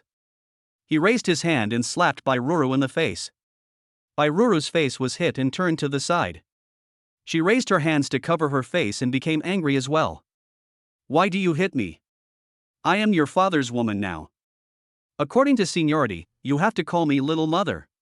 Oh, not necessarily. After all, you are just an adopted son, and you seem to be incompetent. Maybe one day, your father will replace you with someone who is capable and keep him by his side. Bai Ruru sneered and glanced at Zhao Qian, then twisted her slender waist and walked outside. Bitch. Zhao Qian gritted his teeth. Bai Ruru raised her hand and pointed at the camera on the ceiling. Be careful what you say and do. Zhao Qian didn't dare to chase after him anymore. He could only grit his teeth in anger and clench his fists. Qin Feng, Bai Ruru, I won't let you go. The next day. Qin Feng got up early. Xu Yue had actually gotten up first, wearing a beige dress, and was practicing Baduan Jin in the yard. The sunlight shone on her, casting a layer of light on her whole body. Ding, congratulations to the host for activating the random task. Give your wife a hug when she returns home. Chapter 57, Vice President of Kyoto University. Analysis: you finally took your wife home, but because so many things happened between you two before, the gap between you has not been eliminated. Studies have shown that hugging can increase intimacy. So please give your wife a hug. After completion, you will receive a random reward, Vice President of Kyoto University. A flash of surprise crossed Qin Feng's eyes. Vice President of Kyoto University? This is equivalent to a deputy provincial governor, and a deputy provincial governor in the Beijing area, which is different from the deputy provincial governor in a remote mountainous area. But how does the system operate to award such powerful rewards? Never mind. Why think so much? This task is so simple. Just go up and hug Yue, and you will know how the system rewards you. Think of this. Qin Feng stepped forward directly. He was just about to hug Chu Yue from behind. Chu Yue raised her hands to the sky. Holding Qin Feng's chin, Qin Feng leaned back, his nose felt sore, he bent down and covered his nose. Chu Yue was stunned and turned around quickly. Qin Feng. I'm sorry, I didn't mean it. Qin Feng covered his nose and waved his hand. I'm fine. MD, it hurts so much. How does her arm exert such great strength? You're really okay, but you look pretty serious. Chu Yue poked her finger guiltily. Qin Feng took out a napkin, wiped the blood, took a breath, and stood up. Yeah, it's really okay. He smiled faintly. The position of Vice President of Peking University is more prestigious than 100 ziyun jixiang. It's better to get the system reward first. Only. In this situation, it would be too abrupt to suddenly hug Yue. Right at this moment. Chu Yue suddenly came forward and stared at Qin Feng's nose carefully. His nose is very high and the tip of his nose is very delicate. At this moment, he was supported by her palm, and the tip of his nose turned slightly red, looking inexplicably lustful. Chu Yue's face turned red. Qin Feng raised his hand slightly. Good opportunity. This angle is perfect for hugging. He was just about to hug her. Suddenly, two childish voices were heard. Dad. Mom. Good morning. Xiaoyu and Xiaowei were wearing little rabbit slippers and running towards them with a click-click-click sound. Qin Feng was just about to hug Chu Yue. Chu Yue's attention was attracted by Xiaoyu and Xiaowei. She turned sideways to Xiaoyu and Xiaowei, squatted down and opened her arms. Xiaoyu, Xiaowei, good morning. Qin Feng hugged nothing and staggered forward. Well. Dad, what are you doing? Xiaoyu lay in Chu Yue's arms, tilted his head and asked Qin Feng. Xiaowei asked, Yes, Dad, you can't even stand steadily. Is it because you were too tired last night? Qin Feng and Chu Yue's faces suddenly turned red with discomfort. Xiaoyu, Xiaowei, where did you learn these lewd words? Chu Yue coughed. Xiaoyu and Xiaowei frowned and looked at Chu Yue in confusion. Tiger and wolf words? What are tiger and wolf words? Tiger and wolf words are. Dad was too tired last night and couldn't stand steadily or something. Chu Yue's face turned red as almost as a tomato. She wanted something to happen between her and Qin Feng last night, but nothing happened. Xiaoyu and Xiaowei suddenly realized and said, Oh. Xiaoyu tilted his head and explained seriously, Didn't Dad drive Grandpa to the hospital last night? He came back so late, isn't he tired? Xiaowei followed suit and blinked, Yes, isn't driving tiring? And I have to take care of Grandpa. Chu Yue pursed her lips, not knowing how to answer for a moment, and felt so embarrassed that she wanted to find a crack in the ground to crawl into. Tired. Dad must be tired. So? Mom will go cook this morning. Chu Yue ran back to the house. Qin Feng looked at Chu Yue's back with amusement. Xiaoyu and Xiaowei looked puzzled. Hey Dad, what's wrong with Mom? She looks shy. Yes, we didn't say anything weird. Qin Feng rubbed both of their heads. Mom, she's not shy, she's just warmed up from boxing. Come on, let's go in. Oh. Xiaoyu and Xiaowei nodded obediently. Qin Feng held the little one in each hand and walked towards the villa. Chu Yue came out of the kitchen carrying breakfast. Xiaowei has already prepared it. It's big meat buns and small fried dough sticks, as well as freshly brewed soy milk. Chu Yue put breakfast on the dining table. Xiaoyu and Xiaowei rushed over, jumped into the dining chair, and lay on the dining table. Each of them reached out to grab a big meat bun and stuffed it into their mouths. The bun was almost bigger than their faces, and their cheeks were swollen from eating it. Eat slowly and drink some soy milk. Shu Yue looked at them with a frown and placed 2 cups of soy milk in front of them. Thanks, Mom. The two nodded, held up the soy milk cups, and drank from them. Xin Feng sat aside, always looking for an opportunity to hug Chu Yue. But Chu Yue's attention was all on the 2 children. Not to mention hugging her, he didn't even have the chance to sit next to Chu Yue. Xin Feng sighed barely audible. Forget it, let us hug you at night. Anyway, we agreed yesterday that tonight, when I come back in the evening, I will buy an umbrella. While talking, Shu Yue's cell phone rang. She casually pressed the answer button. Yue, the club is having a masked dance tonight and we need to bring a male companion, don't forget. Remember to dress nicely. You have to do our ballet club proud this time. Shu Yue glanced at Xin Feng. What's wrong? Xin Feng asked. When school started, I signed up for the ballet club. This time, the ballet club held a joint dance with the school's street dance and ballroom dance clubs. Participants were required to wear masks and bring a dance partner. Shu Yue asked Xin Feng weakly, tonight you? Sure. Xin Feng responded directly. If you dance, you can easily complete the system's tasks.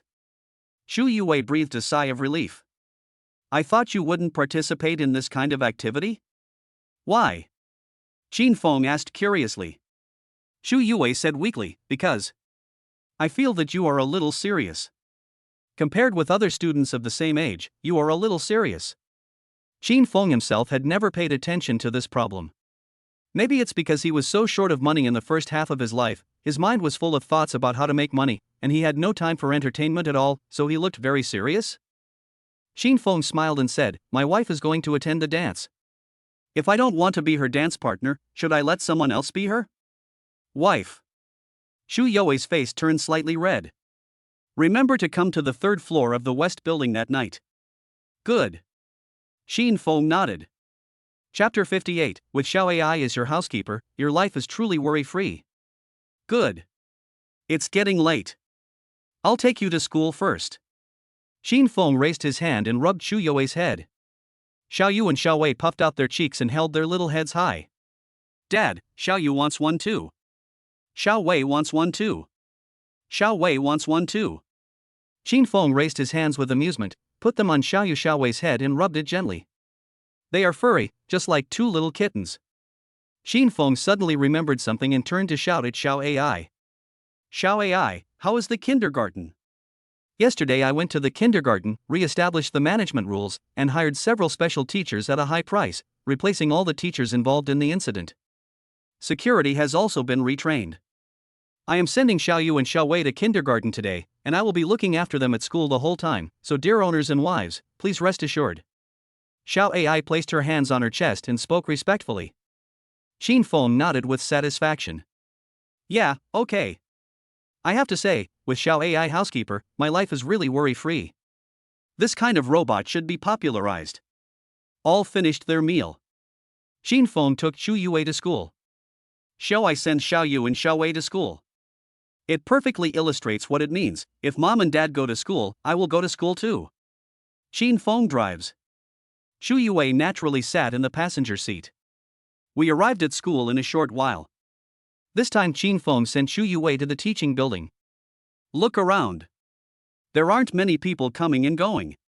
There were also some young couples who walked hand in hand, sticking close to each other. Xin Feng thought. If I hug Chu Yue now, it shouldn't be too abrupt.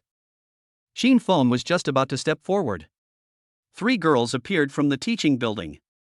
Standing on both sides of Chu Yue, he put his arms around Chu Yue. Xin Feng's hug plan failed again. He stretched out his hand halfway and then put it down awkwardly. Chu Yue looked at her 3 roommates strangely and blinked. Ting, Zhao Qian, Monair, why are you here? The 3 girls frowned angrily. Dormitory head Wang Tingting asked, what's wrong? Now that you have a dear husband, don't you want good friends anymore? Yes. Yes, why wouldn't I want to? I don't mean that. Shu Yue smiled awkwardly. Wang Tingting glared at Xin Feng, then continued, Yue, the 3 of us have discussed that we will take turns to accompany you to class every day from now on. Dormitory head Wang Tingting spoke.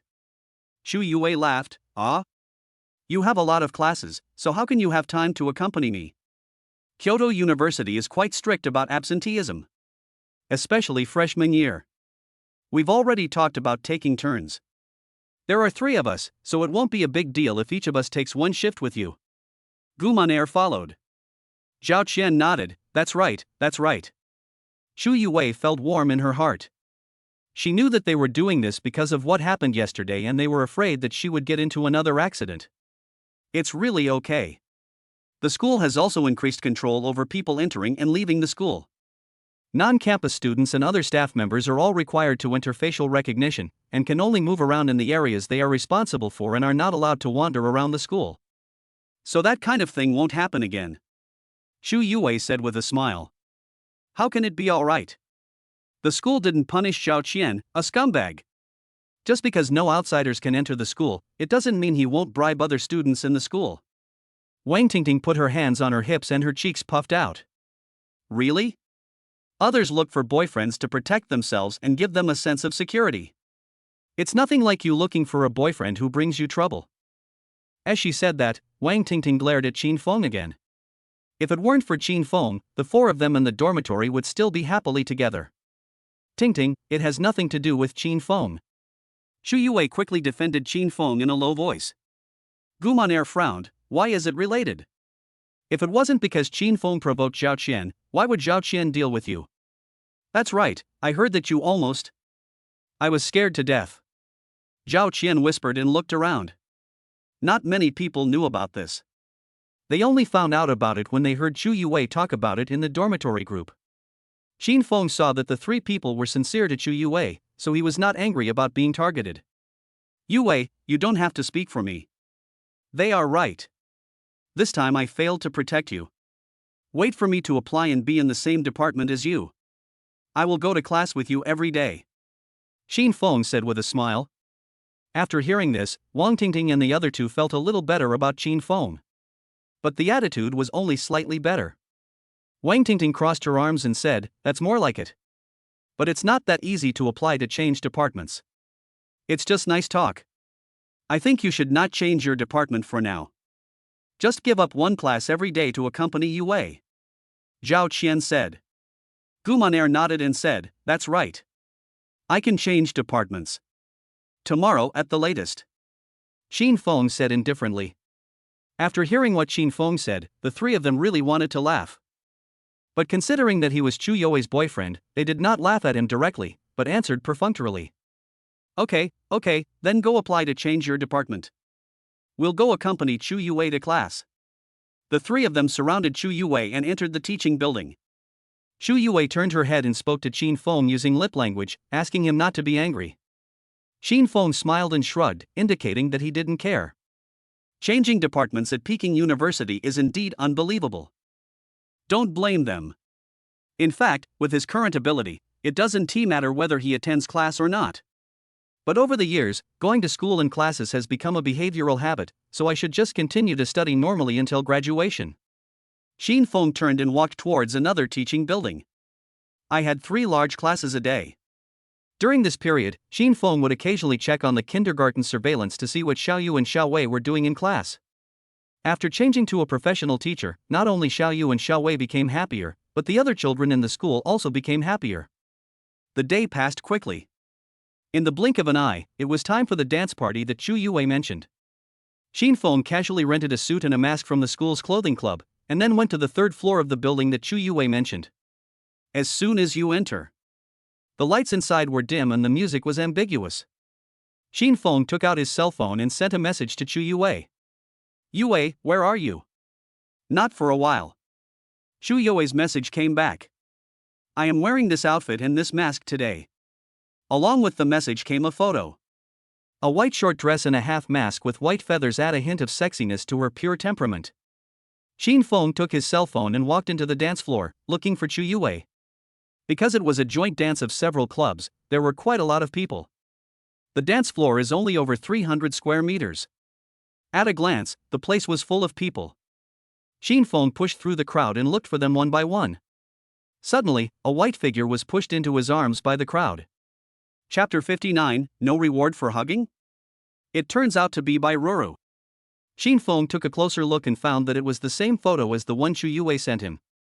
As she fell, the hem of her skirt got caught on the button of his trousers, and with a tearing sound, it was pulled open a little, revealing her snow-white legs. There was a burst of booing voices all around. She held down the hem of her skirt nervously. Xin Feng quickly took off his coat and covered her.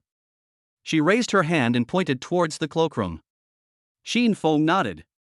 He held her in his arms, slowly pushed through the crowd, and led her to the cloakroom. The people around were still clapping and cheering. Although Kyoto University is Kyoto University, but it's also a university. College students are full of passion, and it is normal to go to the bathroom or cloakroom to do something after dancing to your heart's content. Everyone is used to it. Some curious people even followed quietly, stood at the door, and wanted to listen to what was going on inside out of curiosity. On the dance floor, Chu Yue held her cell phone and looked around for Xin Feng.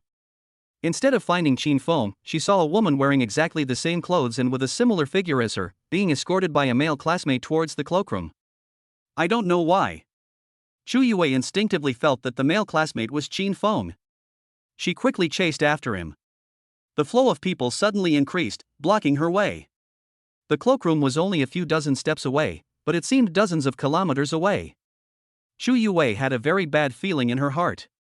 She was so anxious that she pushed through the crowd and walked desperately towards the cloakroom. Xin Feng pushed open the door of the cloakroom. Helped Chu Yue sit down on the sofa. I'm going to buy you a new skirt. Wait here for a moment. By the way, for safety reasons, remember to lock the door. The gentle tone and considerate words made by Rura feel as if she was filled with jealousy. Why? Why on earth? Xin Feng, why couldn't you be so gentle to me when you talked to me before? If you had been so gentle to me at that time, maybe I would not have dumped you and gone to find Zhao Qian. If I hadn't looked for Zhao Qian, how could so many things have happened later? Bai Rura bit her lip and grabbed Xin Feng's wrist. Xin Feng frowned slightly and looked at the person in front of him in surprise. Why do I feel that Yue is a little strange today? He hasn't reacted yet. Chu Yue pushed him down on the sofa. She sat on it directly and began to frantically unbutton and unzip his clothes. Xin Feng's pupils suddenly shrank. Wrong. Yue is not so unrestrained. She is not Yue. Xin Feng held down her hand that was unzipping her clothes and chuckled. Who are you? What do you want to do? Bai Ruru was annoyed. She raised her hand and took off the mask on her face, revealing her fox eyes red. It's me. What's wrong? Can't I? Her red lips were slightly pouted, and her face showed grievance and resentment. Maybe it was because the bag was opened. She, who already had a charming and seductive appearance, looked very alluring at this moment.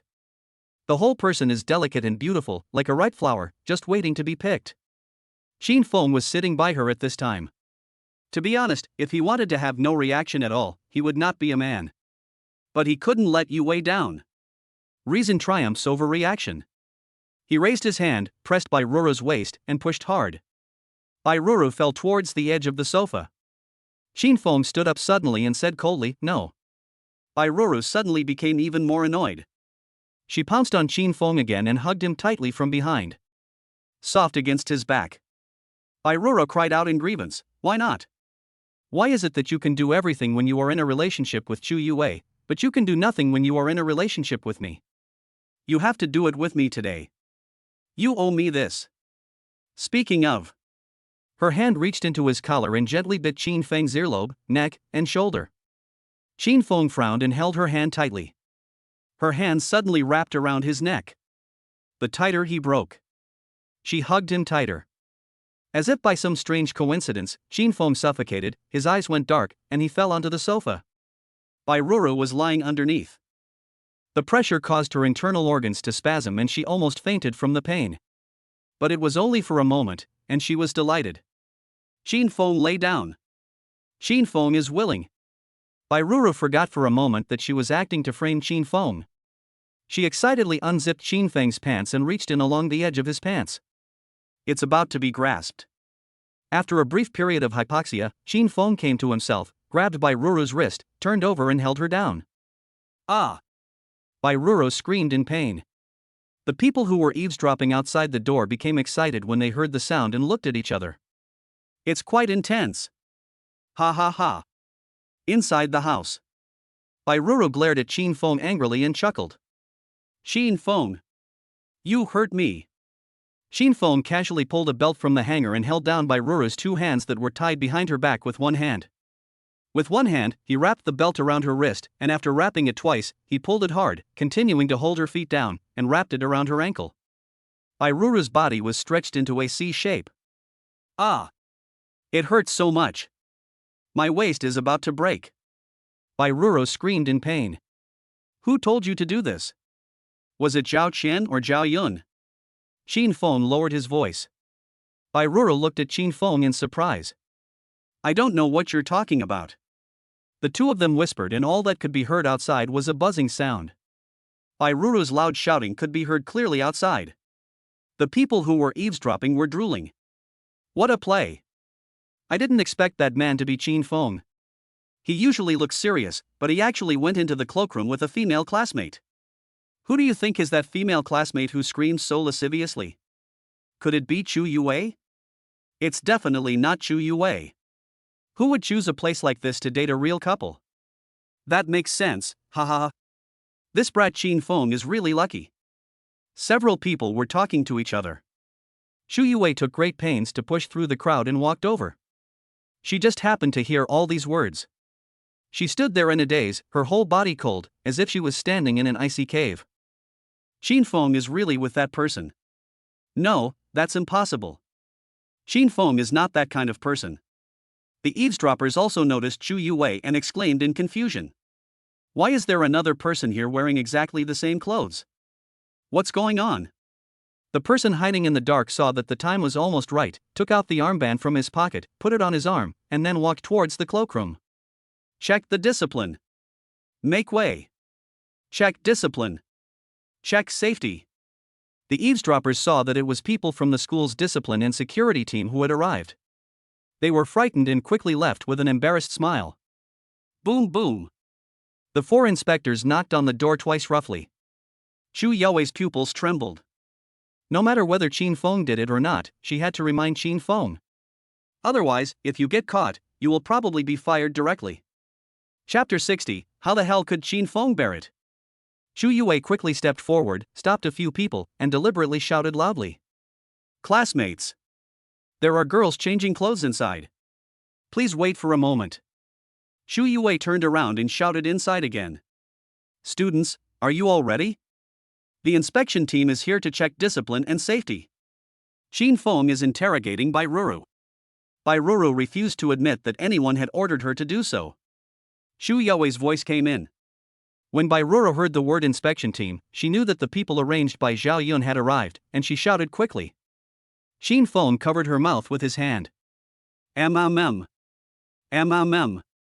Even so, Bai Ruru's sobbing sound still could be heard. And it was very loud. It was very unbearable to hear. The inspection team was headed by Zhao Yan, the nephew of Zhao Yun and the cousin of Zhao Qian. He is Zhao Yun's lackey. Not only does he obey Zhao Yun in the family, but he also keeps looking for various beauties for Zhao Yun in school. Seeing this, Zhao Yan smiled coldly at Chu Yue. It seems that the situation inside is different from what you said.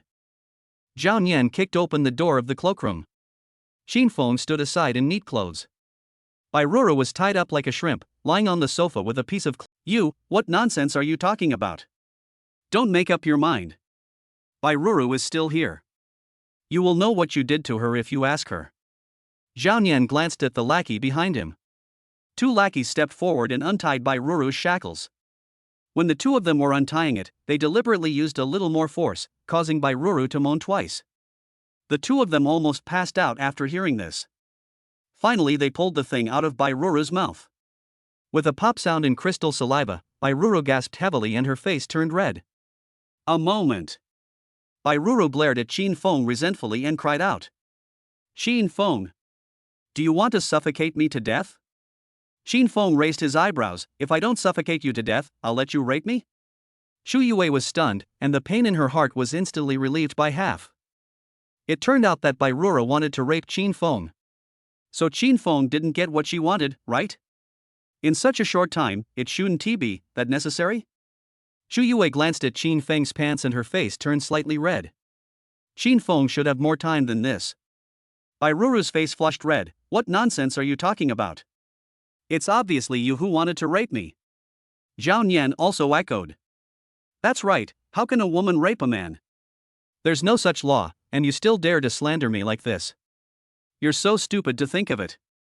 Bai Ruru grabbed a blanket from the side and covered her chest with it, sobbing in grievance. Whoa, you have to help me, Qin Feng is too much. He said he would bring me here to change clothes, but as soon as he came in, he wanted to take off my clothes, and when I refused, he tied me up like that. I was scared. Whoa. Luckily you guys are here, otherwise, I would have been killed by Qin Feng. Whoa. Bai Ruru cried like a pear blossom in the rain. Several people watched and cursed in their hearts. This woman is so annoying. How the hell could Qin Feng bear it? If it were them, they would have finished in 3 minutes, not to mention that it has been almost 20 minutes. Qin Feng. What else do you have to say? If you plead guilty now, we will handle the case on campus and expel you at most. If we handle it off campus, you will have to go to jail. Zhao Nian narrowed his eyes and smiled coldly. Xu Yue looked at Qin Feng worriedly. What to do? Qin Feng cannot be fired. Nor can he go to jail. You can't slander Qin Feng like this. Xu Yue opened her arms and protected Qin Feng behind her. She knew it was useless, but she just wanted to protect him. Qin Feng felt warm at heart when he saw this. This was the first time in all these years that someone had come behind him to protect him. With his personality, how could he betray such a good woman just for a little fame and fortune? He suspected that the stories told by the system were all made up. Or maybe, that was Qin Feng from another world, not him. Xu Yue, stop protecting your boyfriend. That's right, she's so beautiful, but she's just a love-brain person. What a pity. If Qin Feng's affair gets out, and you have a rapist boyfriend, your reputation will be ruined. Don't expect to have an easy life in Beijing University in the future. When you graduate, the company will do a background check on you, and it will also be affected. I think you. Zhao Nian looked Xu Yue up and down, revealing a lewd smile. Why don't you follow me? I promise to make your background check clean, and when you graduate, you can work for a big company. How about that? Qin Feng's eyes darkened. He turned and took a step towards Zhao Nian. Zhao Nian frowned and was about to speak. Qin Feng punched him on the chin from bottom to top. Zhao Nian flew upwards and his head hit the ceiling. He saw stars and almost fainted. He fell to the ground and woke up from the pain. Ouch! Qin Feng, you dare to hit me. You're done. I'm going to call the dean right now. Chapter 61. No, the school beauty as punches and kicks are so powerful? Zhao Nian picked up his phone and called the Dean of Studies, Zhang Hao. Director Zhang? There's been a vicious rape incident here. Could you please come over quickly? Zhang Hao couldn't help but be shocked when he heard this. This happened within his management scope. If this kind of thing gets out, his entire career will be ruined. He originally wanted to work diligently in this position and then be transferred to the Yinjing government department. First, arrest the offender and don't let him run away. I'll be right there. Zhao Nian hung up the phone and looked at Qin Feng with gloating eyes. Once the Dean of Studies arrives, you're done for. You'll definitely be in jail. Qin Feng, why don't you kowtow to our brother Zhao quickly? If our brother Zhao is happy, he can help you speak up. Otherwise, it will be too late. That's right, remember to knock hard when you knock. The lackeys are behind the scenes fanning the flames. Bai Ruru gritted her teeth and stared at Qin Feng. Qin Feng, don't blame me. If you want to blame someone, blame yourself for not wanting to obey me. If you had obeyed me, I would rather fall out with Zhao Yun than frame you. How could you have ended up in this humiliating situation? Xu Yue, who was standing behind Qin Feng, was so anxious that she was about to cry. Qin Feng patted her hands secretly. Xu Yue was startled and looked up at Qin Feng. Could it be that Qin Feng has a way to deal with it? Although she and Qin Feng had not spent a long time together, many big and small things happened in this short period of time, and Qin Feng handled them all with ease. Yes, Qin Feng must have a way. Believe in Qin Feng. Zhao Nian thought he would see fear and panic on Qin Feng's face, and fear and pity on Xu Yue's face. As a result, nothing was seen. One of the two was calm, the other was firm in his belief. He actually looked a bit like a clown in comparison.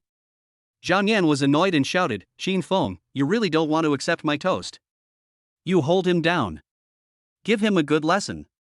Anyway, Director Zhang has given the order and wants us to control him. It's normal to get a few minor injuries during the control process." Zhang Yan sneered. The lackeys immediately rushed forward and pounced on Xin Feng. Xin Feng raised his hand to protect Xu Yue behind him. "Yue, stand." Before she could finish her words, Xu Yue grabbed Xin Feng's waist, swept across the air, and kicked at the people who were surrounding him with her legs like firewheels. Da-day-day-day. 2 feet, 4 steps. The 4 men's faces were knocked away and they fell heavily to the ground. Ouch. He rolled over with his hands covering his face in pain. Zhang Yan blinked in shock. No, the school beauty's punches and kicks are so powerful? Xin Feng raised his eyebrows angrily. Yes, his wife's punches and kicks are that powerful. After kicking, Xu Yue straightened her clothes, shyly hid behind Xin Feng, and shouted weakly at Zhang Yan and the others. "You are not allowed to bully my husband." "Yes, it's my husband. Not just a boyfriend." You Xin Feng, hiding behind a woman, what kind of ability do you have?" Zhang Yan raised his finger and pointed at Xin Feng sarcastically. Xin Feng raised his eyebrows, his expression indifferent. "I don't have any ability, so I rely on my wife for protection." "Why, don't you have a wife?" Zhang Yan choked. "Damn it.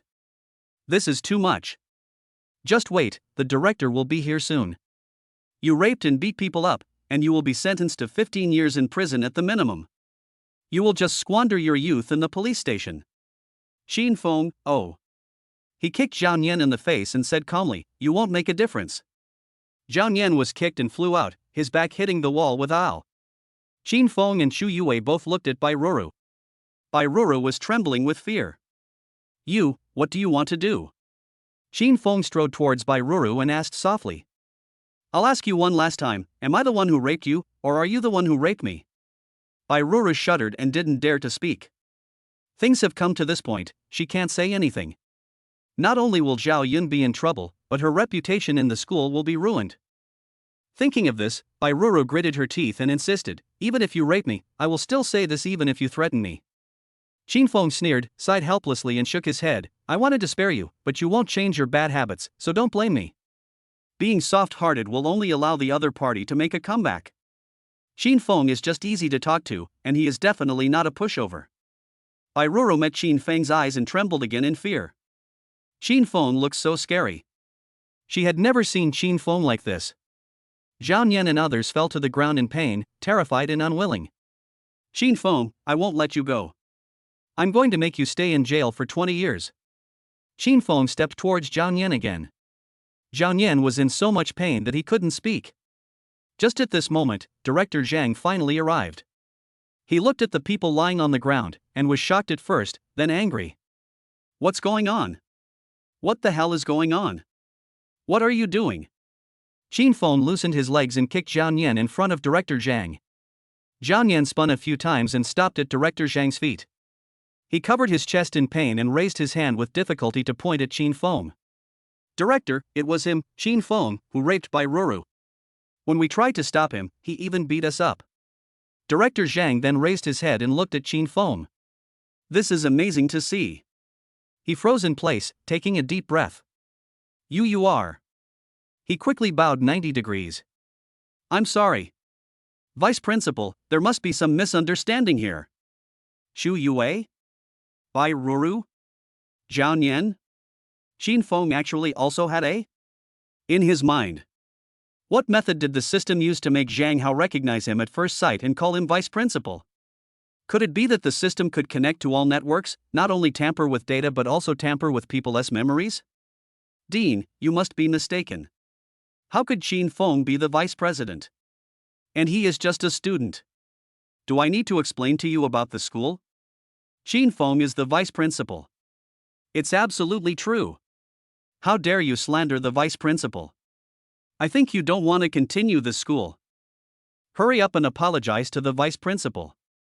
Zhang Hao yelled at Zhang Yan. Zhang Yan's lips trembled, and he couldn't understand how Xin Feng became the vice president.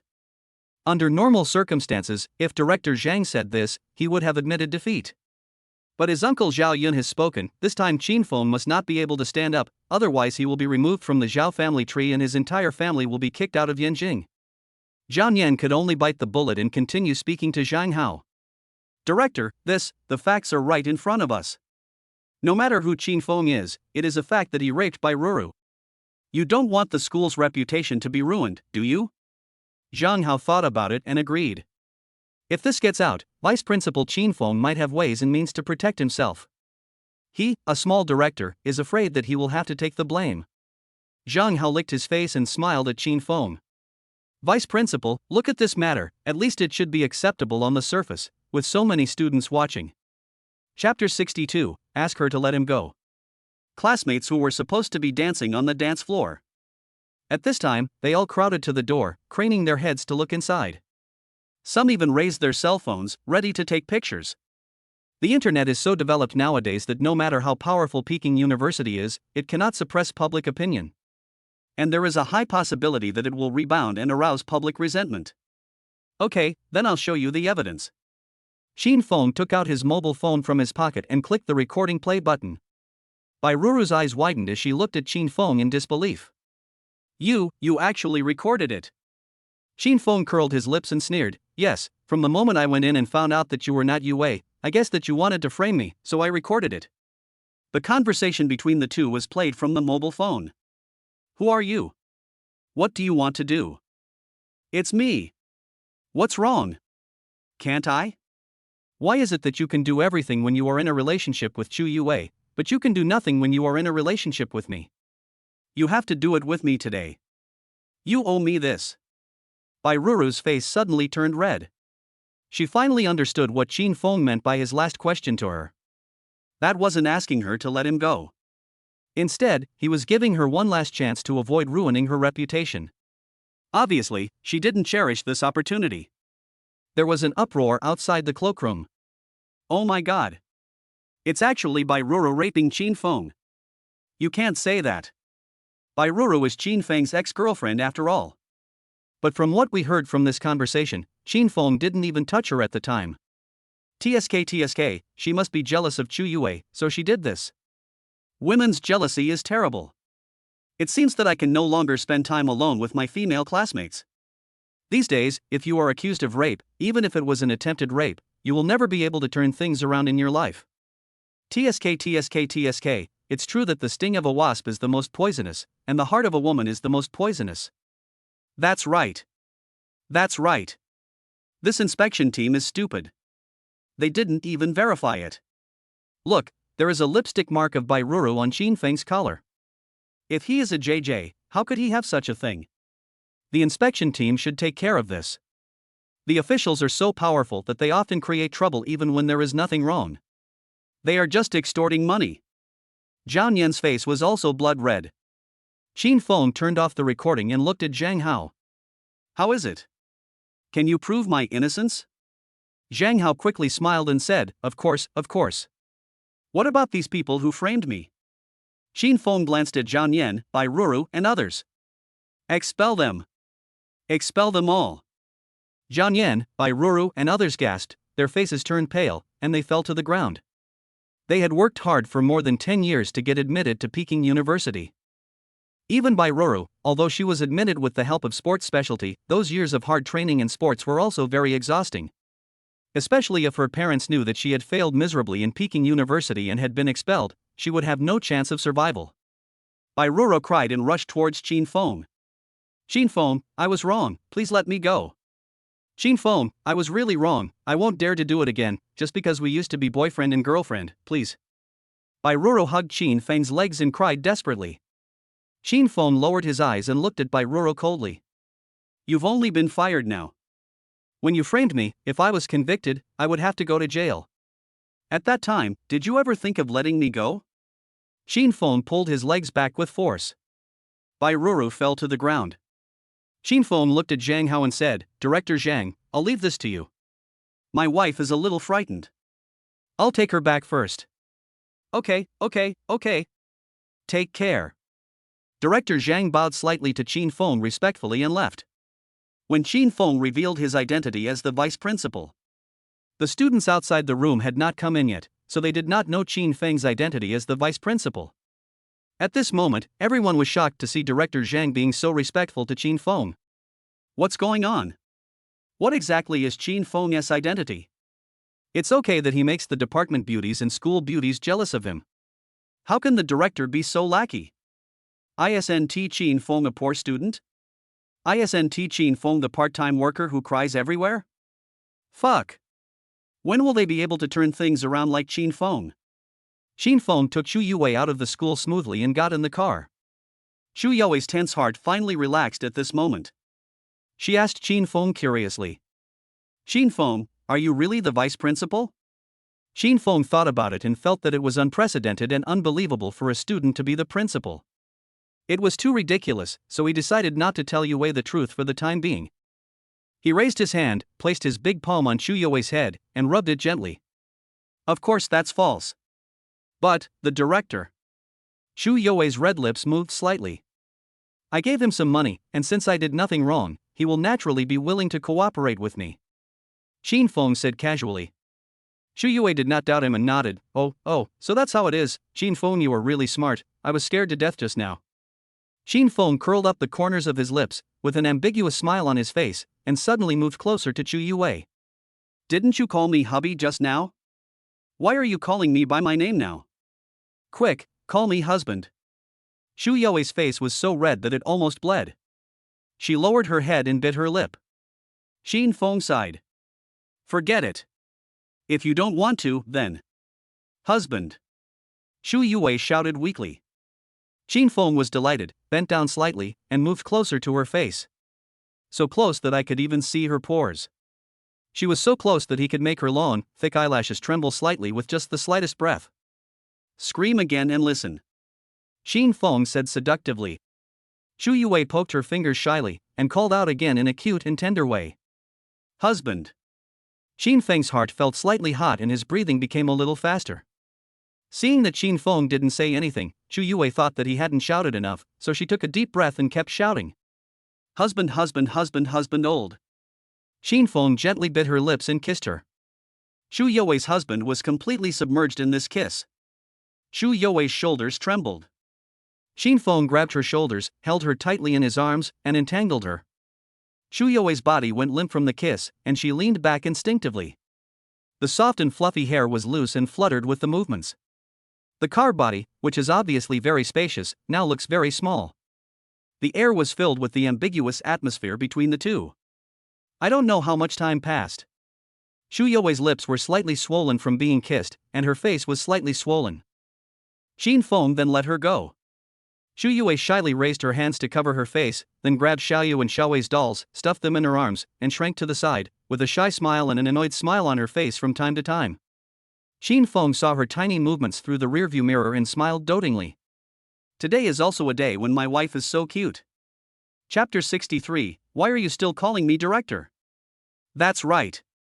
There is one important thing you must not forget. That is... Qin Feng started the engine and drove slowly towards home.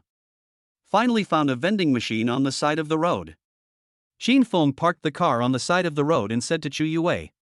Wait me a moment. Xu Yue was stunned. Qin Feng opened the car door and got out, then ran towards the vending machine. 3 pieces per box. He directly scanned 10 boxes, held them in his arms, and ran towards Xu Yue. He opened the car door and sat back in the passenger seat. Xu Yue asked curiously. What did you buy? Qin Feng smiled wickedly, loosened his grip, and the things in his arms fell out. Xu Yue's face turned red instantly. She let out an ah. And covered her face with the doll again and turned to the side. My heart was beating thump, thump. Are we finally going to do that with Qin Feng tonight? Xu Yue's mind flashed with Qin Feng's strong and slender muscles. Her heart beat faster and faster. Even her lower abdomen and legs felt an indescribable sensation, as if an electric current was flowing through them. So uncomfortable. Qin Feng started the engine again and drove towards home. Kyoto University, cloakroom. Director Zhang called and cleared the scene. Zhao Yan and several others were taken away directly and fired. Bai Ruro stayed in the cloakroom because of clothes, waiting for someone to send her clothes to change, so she had not been taken away yet. Zhang Hao sat opposite her, waiting quietly. Tonight, even if he doesn't rest, he has to deal with this matter. If he doesn't handle it well, he might be fired tomorrow. Seeing that Bai Ruru was dilly-dallying and no one came to deliver clothes to her for a long time, Zhang Hao lost his patience. What? No one has brought you clothes yet? No, just pick up an old piece of clothing here and put it on to cover your buttocks, right? Zhang Hao looked at Bai Ruru sideways. Bai Ruru lay on her side on the sofa, with only her lower abdomen and chest covered by a blanket. The long, plump legs, thin shoulders and collarbones were all exposed.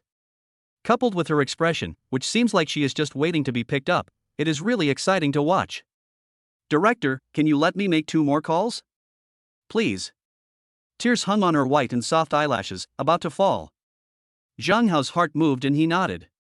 Come on, hurry up, don't waste any more time. Bai Ruru was delighted. Thank you, Director. She quickly took out her cell phone and called Zhao Yun first. The school is full of Zhao Yun's spies. The news that Bai Ruru's slander attempt failed and that she caused Zhao Yan and others to be expelled had already reached Zhao Yun's ears. Zhao Yun hung up the phone directly. Bai Ruru continued to call Zhao Yun a few more times, but Zhao Yun hung up all the times. Bai Ruru had no choice but to call Zhao Qian. Zhao Qian was injured and lying at home to rest, and had no idea what happened at school. He saw it was Bai Ruru and picked up the phone. Hello?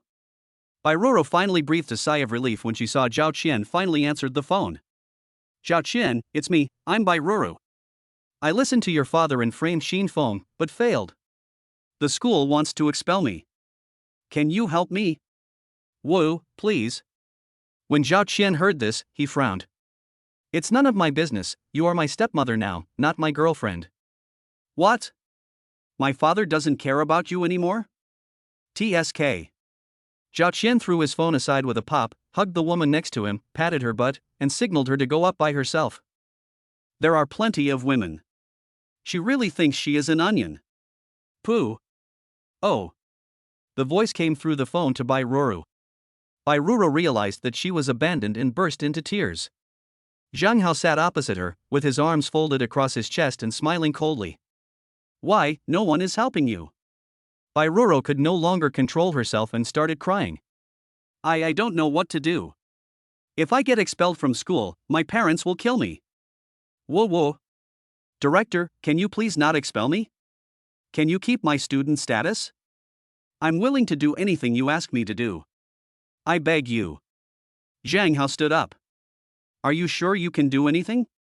Bai Ruru held the phone tightly, her lips pursed. I'm sure I can do anything. Zhang Hao smiled coldly, turned around, locked the door of the cloakroom, and stood in front of Bai Ruru. Let's get started. Bai Ruru felt sick in her heart, but she still looked flattering. Yes, Director. Zhang Hao looked up. Bai Ruru felt suffocated. I don't know how much time passed. Zhang Hao was sitting on the sofa, wearing his clothes. Bai Ruru's eyes were numb. She held her clothes, shielded herself, and asked Zhang Hao. Master, can you help me keep my student status now? Zhang Hao turned his head and looked at Bai Ruru with a sneer. He raised his hand and took out a leather armor from his shirt pocket. He pulled out a few brand new $100 bills from the armor and threw them into Bai Ruru's arms. What are you thinking? You have committed such a serious disciplinary offense and you still want to stay in Kyoto University? You must be dreaming. This money is my gift to you for a good start. You can sell it at a good price while you are still young. Sell it well. Bai Ruru closed her eyes and took a deep breath. Her chest felt like it was filled with countless steel needles, stabbing and piercing her repeatedly. It hurts. It hurts so much. A moment. She opened her eyes and stared at Zhang Hao. Zhang Hao felt unhappy with this look and slapped Bai Ruru with his backhand. Bitch. You've been with so many men, and you still think you're a chaste woman. I'm giving you a few $100, just take it, don't be ungrateful. Bai Ruru sneered, slowly took out her phone and pressed the play button. The disgusting conversation between the two people in the locker room just now was played out in an instant. Zhang Hao's eyes widened and he rushed over angrily, trying to snatch the phone. Bitch. How dare you record it? Bai Ruru sternly said, don't move. This recording has been automatically synced to my cloud space. You can't delete it without my secret key. Dean, you have committed such a serious disciplinary offense, do you still want to stay in school? Bai Ruru returned Zhang Hao's words intact. Zhang Hao was furious, but he didn't dare to lose his temper. He suppressed his anger and asked, "What do you want to do?" Chapter 64, Good boy, we're home. I don't want to do anything. I just want to keep my student status. Bai Ruru held the phone tightly and said with red eyes. Zhang Hao took a deep breath. Okay, I'll keep your student status, but starting today, you can't show up at school anymore. Wait until the storm has passed, then you can come back. Thank you very much, Director. Bai Ruru said with a faint smile. Zhang Hao reached out to Bai Ruru. Now, can you delete the recording on your phone? Of course not. What if I delete it and you fire me? Director Zhang, I'm not stupid. I won't delete it before I graduate. Bai Ruru laughed coldly. She learned this trick temporarily from Qin Feng. It's really useful. Zhang Hao was so angry that he wanted to strangle Bai Ruru to death. But for now, I can only bear it. He took a deep breath. Okay. Don't worry, I will definitely keep your student status for you until the end. Bai Ruru smiled brightly. Thank you, Director. Then you have a good rest. I'm leaving first. Zhang Hao turned around and was about to walk out. Bai Ruru shouted, "Wait a moment." Zhang Hao raised his eyebrows. What? Dean, since I've been expelled, I definitely can't go back to school. I can't live in the dormitory, so I have to rent a house. How can a student like me afford so much money? The director has been so many school leaders, he must be very rich, right? Bai Ruru blinked at Zhang Hao. The meaning of this statement is self-evident. Grass. This is really fucking bullshit. Zhang Hao cursed in his heart, but he didn't dare to confront Bai Ruru directly, so he could only endure it. He took a deep breath. How much do you want? Bai Ruru took out her cell phone, tapped on the screen with her slender fingers, and then showed the payment code to Zhang Hao. Zhang Hao took a closer look and blurted out, 200,000. You inlaid it with gold. I don't have gold inlays, but your position as director is. This much money is just a few months' salary for you. You shouldn't feel bad about it, right? Bai Ruru said with a wry smile. Zhang Hao took a deep breath and endured it again and again. He took out his mobile phone and scanned the code to pay. Good. Give it to me. Thank you, Director. Bai Ruru put away her phone. Zhang Hao gritted his teeth and turned away. Every failure makes you wiser. From then on, Zhang Hao would rather call a prostitute than sleep with any woman casually. Zhang Hao slammed the door shut with a bang. Bai Ruru held the phone tightly.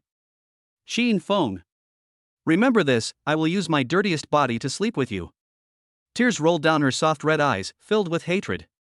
Purple clouds gather. The car stopped in the yard. Qin Feng opened the passenger door. Xu Youwei's face was still slightly red, and she was holding Xiao Yu and Xiaowei's dolls in her arms. Qin Feng smiled dotingly. Good boy, we're home. Xu Youwei nodded and handed her hand weakly to Qin Feng. Qin Feng smiled and held it, and with a gentle pull, Xu Youwei got down from her seat and threw herself into his arms. I may have twisted my foot during the flying kick in the locker room, and I can't walk very well. Xu Youwei said weakly. In fact, she just wanted to experience the feeling of being carried like a princess by her boyfriend. She had only seen it in idol dramas before. Qin Feng has strong muscles, so it should be no problem for him to be carried like a princess. Xu Youwei was feeling somewhat expectant. Is it twisted? Let me help you take a look. Qin Feng squatted down, held Xu Youwei's ankle and pressed it with his fingertips. An electric current passed through her bones and reached Xu Youwei's heart. Hiss. It was just a little painful at first, but now it's numb. Xu Youwei almost cried because of the pain. Qin Feng pressed it hard again. With a click. Ah! Xu Youwei exclaimed. Qin Feng stood up and clapped his hands gently. Okay, look now, does it still hurt? Xu Youwei. She took a deep breath and her face darkened slightly. All right. Then let's go home. Qin Feng reached out to Xu Youwei. Xu Youwei's mouth twitched, and 3 black lines appeared on her forehead. Qin Feng really has never been in a relationship before, and he couldn't even understand her hints. But it was obvious that when they got in the car just now, he took the initiative to kiss her and made her very excited. Xin Feng caught Xu Youwei's subtle expression. The corners of his lips curled slightly in a faint smile. In fact, when he went to buy the t-shirt just now, he made a special call to Xiao AI in advance. Made a little preparation.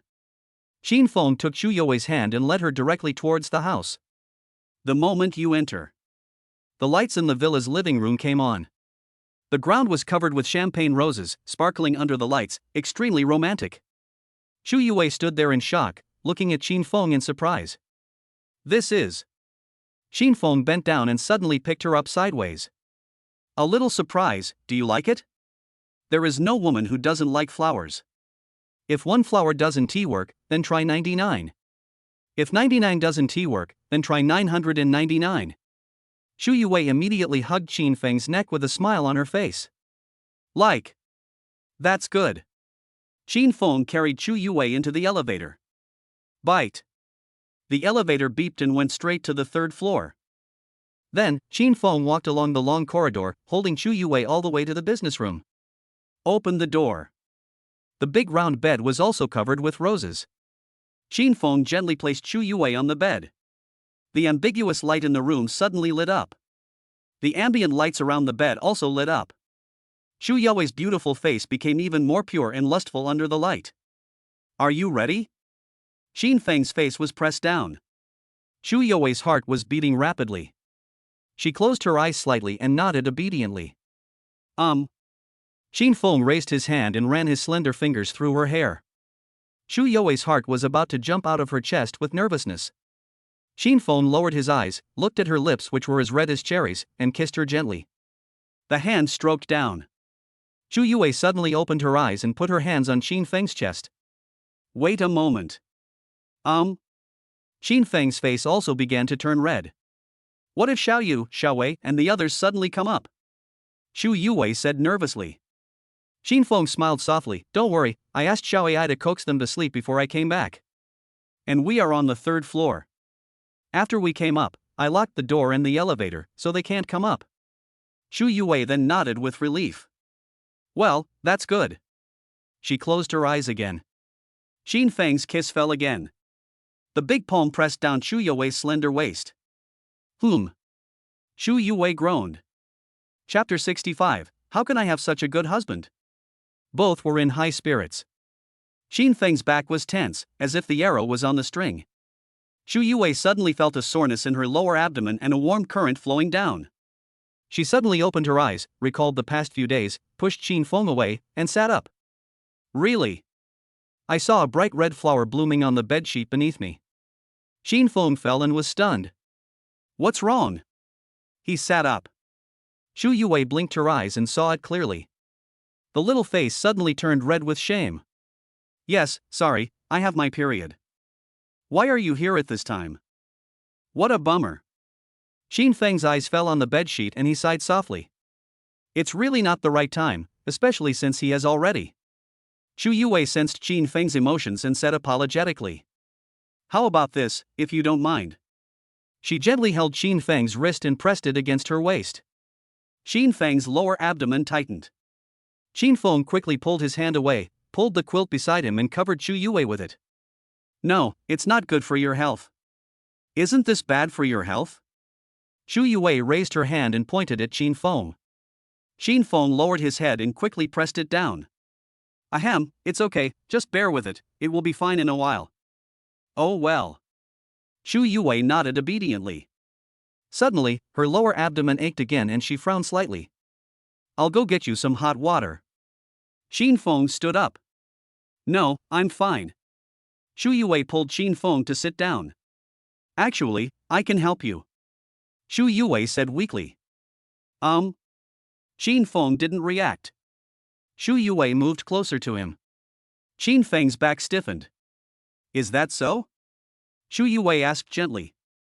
Xin Feng frowned and held Xu Youwei's hand. Yes, just. That's good. Xin Feng groaned, supported himself on the bed with his hands, and leaned back. 1 hour passed. Xu Youwei lay on the bed tiredly, rubbing her wrist in grievance. If she had known it would be so tiring, she would not have volunteered. Xin Feng took out a wet tissue and finished dealing with it. He smiled and hugged Shu Yue, kissing her on the cheek. Be good. You've worked hard. I'll make you happy again when you're done. Shu Yue looked at Qin Feng with a smirk. I'm so shy. Is there any need to say it so bluntly? You take a good rest, I'll go to the bathroom to take care of it first. Shu Yue walked towards the bathroom. Qin Feng looked at her back, and the corners of his lips couldn't help but curl up. When Shu Yue finished cleaning, changed her clothes, and came back with a sanitary napkin. The bed sheet has been changed to a clean one. The corner of the quilt was also half lifted. Her heart warmed and she walked over. Qin Feng held her hand, hugged her from behind, and buried his face in her neck. Go to sleep. After a whole day of hard work, Shu Yue was really tired and had no other thoughts. She nodded and groaned. Zhao family. Zhao Yun leaned back in the leather sofa, his face full of anger. Unexpectedly, it failed again. Hateful. This Qin Feng is really an indestructible cockroach. How come it's like this and still can't be killed? Originally, Zhao Yun didn't take Qin Feng seriously at all. But one thing after another. At this moment, Qin Feng was like a thorn stuck in Zhao Yun's throat, neither going up nor down, making him unable to sleep at night. He had to get rid of it as soon as possible. Especially the Pei family. He was also issued an ultimatum. I failed this time and I have to find another chance. As a human being, you have weaknesses. If you want to kill Qin Feng, you must first find Qin Feng's weakness. What exactly is Qin Feng's weakness? A dreamless night. The sunlight shone through the gauze curtain and fell on their faces. Shu Yue and Qin Feng opened their eyes at the same time. I don't know when they changed from hugging each other from behind to facing each other. Good morning. Shu Yue smiled sweetly at Qin Feng. Qin Feng felt sweet to his heart because of this smile. How can some people smell sweet when they wake up in the morning? This person happened to be his wife. Qin Feng immediately smiled back. Good morning. Qin Feng raised his hand and rubbed Shu Yue's head. Today is the weekend, we don't have to go to school, let's go on an outing with Xiao Yu and Xiao Wei. Great. I can just keep them company. Shu Yue smiled. I don't know how my parents are doing in the hospital. Shu Yue thought with some worry in her heart. Just as he finished thinking, Qin Feng spoke again. Later, we'll take Xiao Yu and Xiao Wei to visit Grandpa and Grandma. I'll make some soup for them then. Shu Yue's heart almost melted when she heard this. She raised her arms and hugged Qin Feng's waist, burying her face in his arms. Hubby, you're so nice. How come I have such a good husband? An indulgent smile appeared on Qin Feng's face. The two of them stayed in bed for a while, then got up, put on their clothes, and went downstairs. Xiao Yu and Xiao Wei had been dressed up by Xiao Ai. They were both wearing a set of cute pink and green puffy skirts. Their soft hair was braided into two pigtails, which made their chubby little faces look pink. They looked like two blooming tulips. See Qin Feng and Shu Yue. Xiao Yu and Xiao Wei rushed over happily. Mom and Dad. Qin Feng and Shu Yue each picked up a little one.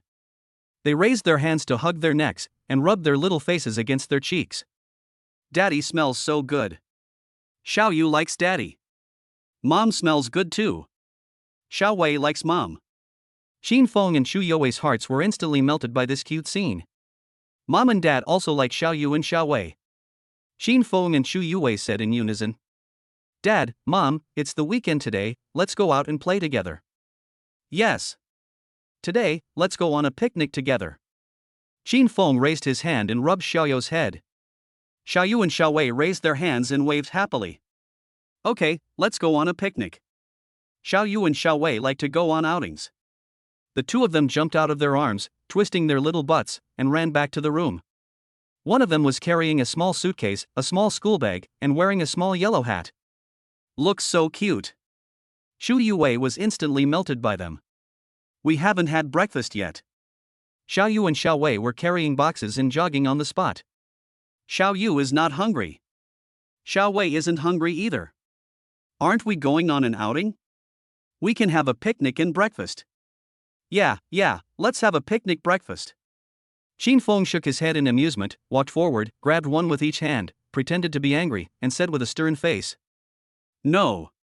The two little heads drooped down. Okay, then we'll have breakfast at home. But we can have a picnic for lunch. As soon as Qin Feng changed the subject, the two little ones' eyes immediately lit up with joy. Chapter 66, Isn't this look of yours rude? Okay, let's have breakfast. Xiao Yu and Xiao Wei rushed to the dining table.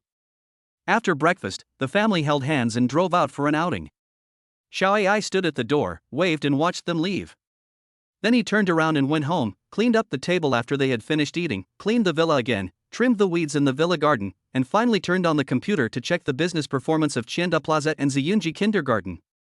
Qin Feng drove the car and didn't have to worry about anything. He just had to accompany his family. There is a Yanshan mountain in the suburbs of Beijing. There is a lake at the foot of Yanshan mountain, which is the best place for picnics. The workers who have worked in Beijing for a week like to drive here on weekends. After driving for more than 40 minutes, we were almost at our destination. Qin Feng slowed down and prepared to get off the overpass. Suddenly a Maserati squeezed in front of Qin Fengche. Qin Feng braked suddenly and Chu Yue leaned forward. If she hadn't been wearing a seatbelt, she would have almost hit the glass. Xiao Yu and Xiao Wei were sitting in safety seats, and because of the sudden brake, the seatbelts were pressed onto their stomachs. Both of them had twisted faces due to the pain. Dad, it hurts. Qin Feng frowned, glanced at the license plate of the car in front of him, and then apologized. I'm sorry, Dad didn't expect someone to suddenly cut in line. Xiao Yu and Xiao Wei rubbed their stomachs. Okay, it's okay. Since Daddy didn't do it on purpose, Xiao Yu and Xiao Wei will forgive Daddy. Pei Yujun, the owner of the Maserati, sneered through the rearview mirror. It's just a Xiaomi S8, but you didn't even give way when you saw my luxury car, and you squeezed forward. If you didn't rear-end it, you'd better thank God. I finally got to go out and play with my wife and children. Qin Feng didn't take this matter to heart. The car went down the viaduct smoothly and arrived at the destination. Qin Feng found a parking space and parked the car. Then he opened the trunk and pulled out a tent, chairs, and other things for a picnic. Xu Yue stepped forward to help. Xiao Yu and Xiao Wei each carried a small bag filled with snacks, fruits, and their water bottles. The family cooperated and, under the leadership of Qin Feng, found a big tree facing the lake and backed by the mountain, and set up the tent on the spot. After setting up the tent, Xu Yue spread out the picnic mat. Xiao Yu and Xiao Wei opened their bags and poured the treasures they brought with them. Wow! Let's go on a picnic. The two little ones happily jumped on it and rolled around. Xu Yue pulled out a lounge chair and lay comfortably on the edge of the picnic mat, basking in the sun. So comfortable. There are many people fishing by the lake. Xu Yue looked at it and sighed. It's a pity that I didn't bring a fishing rod, otherwise I would also like to experience the feeling of fishing. Xiao Yu and Xiao Wei also raised their heads when they heard this. Yeah, we want to experience fishing too. What a coincidence. Qin Feng actually brought a fishing rod. When I was in the village orphanage, there was a period of time when the orphanage was not receiving funding and no one supported it. Life in the orphanage was difficult and we didn't have any food for half a month. He would pick up a thin bamboo, buy a fishing line that cost 2 yuan, dig up 2 red earthworms, catch some crushing carp and pomfret, and roast them to satisfy his craving. This time I planned to go on an outing and there is a lake. In the morning, he went to the warehouse and got 2 top-quality fishing rods. Wait for me, I'll get it. Qin Feng said with a smile. Xu Yue propped herself up and was surprised for a moment. You brought it? I brought 2. The 2 of us will fish, and Xiao Yu and Xiao Wei will watch from the side. But Xiao Yu and Xiao Wei also want to fish. Xiao Yu and Xiao Wei's little faces drooped instantly. Don't worry, once a fish is caught, you can reel it in. Qin Feng said with a smile. Xiao Yu and Xiao Wei immediately became interested and clapped their hands. Yeah. Let's go fishing. Xu Yue couldn't help but frown when she saw the 2 children were so happy. Qin Feng turned and walked towards the car, opening the trunk. Pei Yujun, the owner of the Maserati, parked his car, carried his fishing rod, and walked over here. When passing by Xu Yue, his eyes were immediately fixed on her. Pei Yujun has seen many beautiful women in Yanjing, including some of the top female artists in the entertainment industry. But this is the first time I have seen such a beautiful, natural beauty. He froze in place. Xu Yue felt like she was being stared at and spied on. She sat up straight and glanced at Pei Yujun. With what happened to Zhao Qian, she didn't want to cause any trouble, so she quickly pulled Xiao Yu and Xiao Wei into the tent to hide. Shu Yue was just about to go in. Pei Yujun quickly stepped forward and stopped Shu Yue. Hey, beauty, don't go. I came here in a Maserati. When you're done playing, I'll take you back. No, the child's father drove here. Shu Yue refused expressionlessly. Pei Yujun was stunned for a moment and blinked. What? Married? Have kids? Xiao Yu and Xiao Wei shouted to Pei Yujun, that's right, that's right. You don't have to send me off. My dad is driving, too. Oh, they are twins. Still such good-looking twins. Just looking at the appearance of these two children, you can tell that this beauty is purely natural and has never had any plastic surgery. Pei Yujun suddenly became more excited. What's wrong with getting married? What's wrong with having kids? He is going to be a thief. It's okay.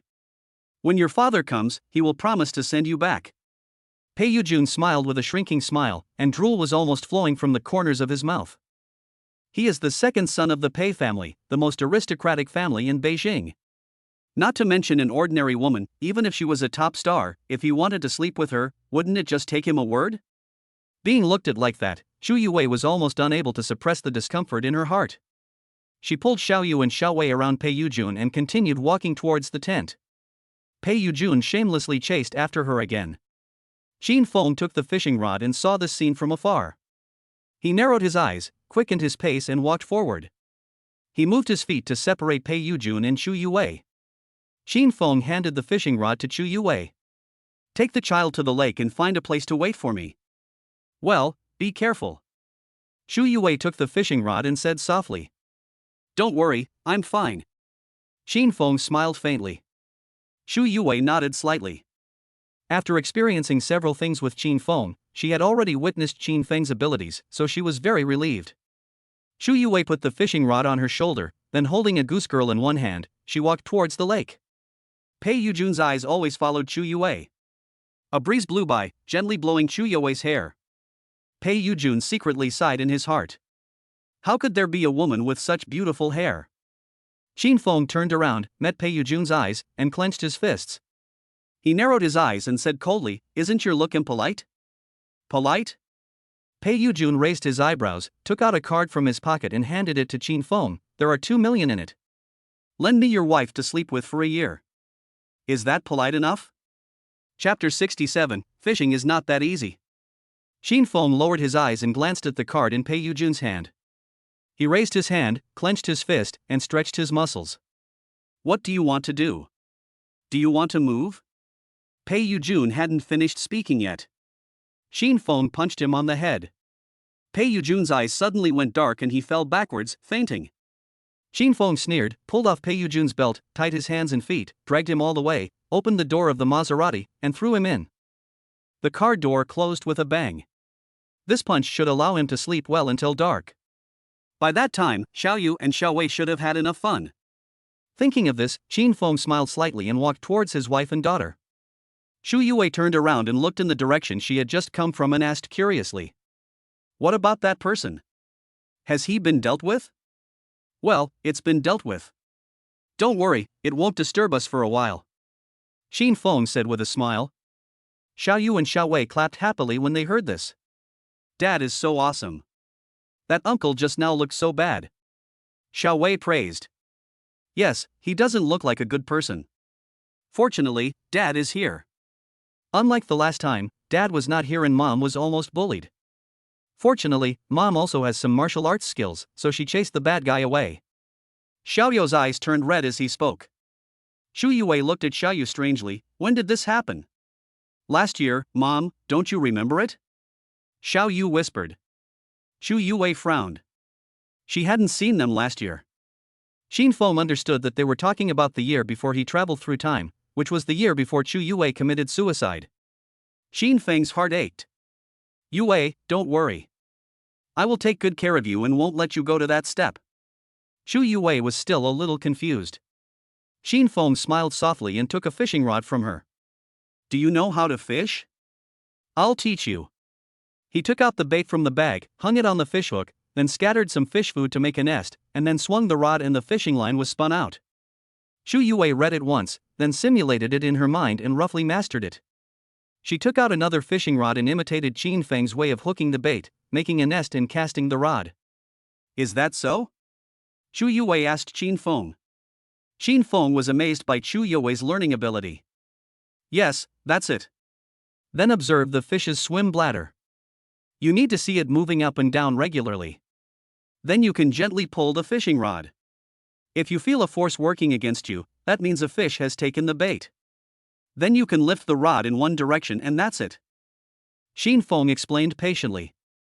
Chu Yue asked, is that so? How can a fish be caught so quickly? Fishing is all about shit.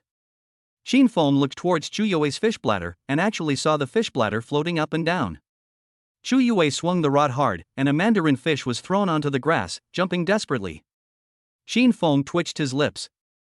This newcomer protection period is really useful. Wow! Mom is so awesome. There's fish to eat. There's fish to eat. Xiaoyu and Xiaowei clapped their hands happily and jumped up and down. Qin Feng couldn't help but frown and smile helplessly. Yeah, Mom is awesome. He handed the fishing rod in his hand to Chu Yue. Help me get it first. I'll put the mandarin fish in a fish bag and soak it in the lake. Mandarin fish is best steamed. It must be fresh and not dead. I'll steam it for you to eat in the evening. Good. Chu Yue took the fishing rod. Qin Feng ran to the grass, picked up the mandarin fish, took out the fish bag from the fishing bag, stuffed the fish in it, tied the rope to a tree stump, and then immersed it in the lake. He took Chu Yue's fishing rod, changed the hook, put on the bait, threw it into the lake, and chatted with Chu Yue as if to save face.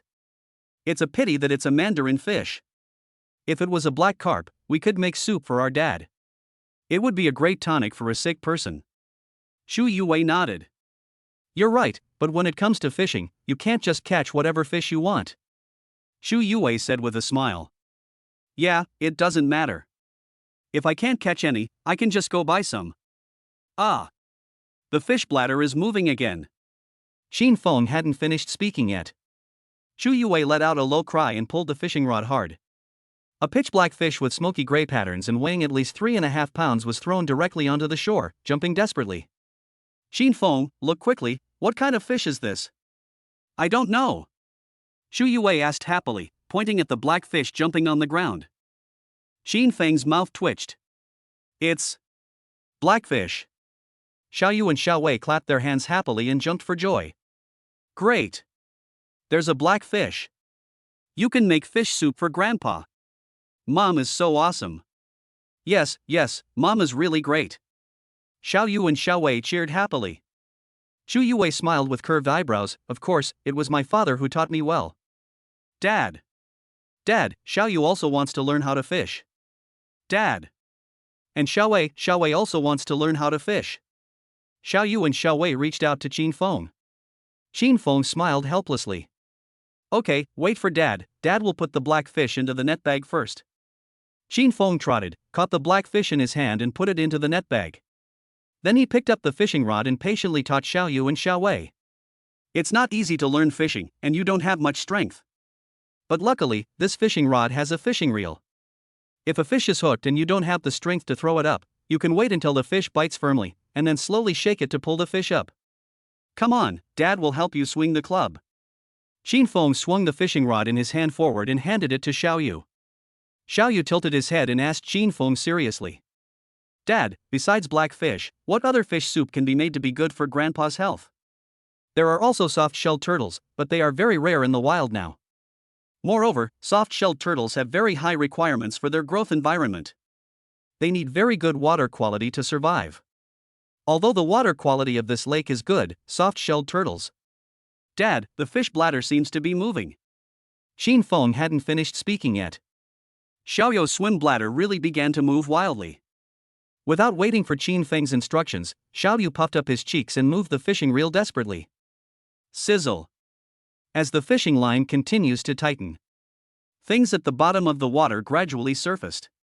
Qin Feng opened his jaw in astonishment and twitched his mouth. Could it be a turtle? Before Qin Feng could doubt it, a huge turtle was waving its 4 claws and struggling desperately on the fishing line. Xiaoyu's eyes suddenly lit up, and his little hand that was shaking the fishing reel seemed to have a small motor installed, and it turned even faster.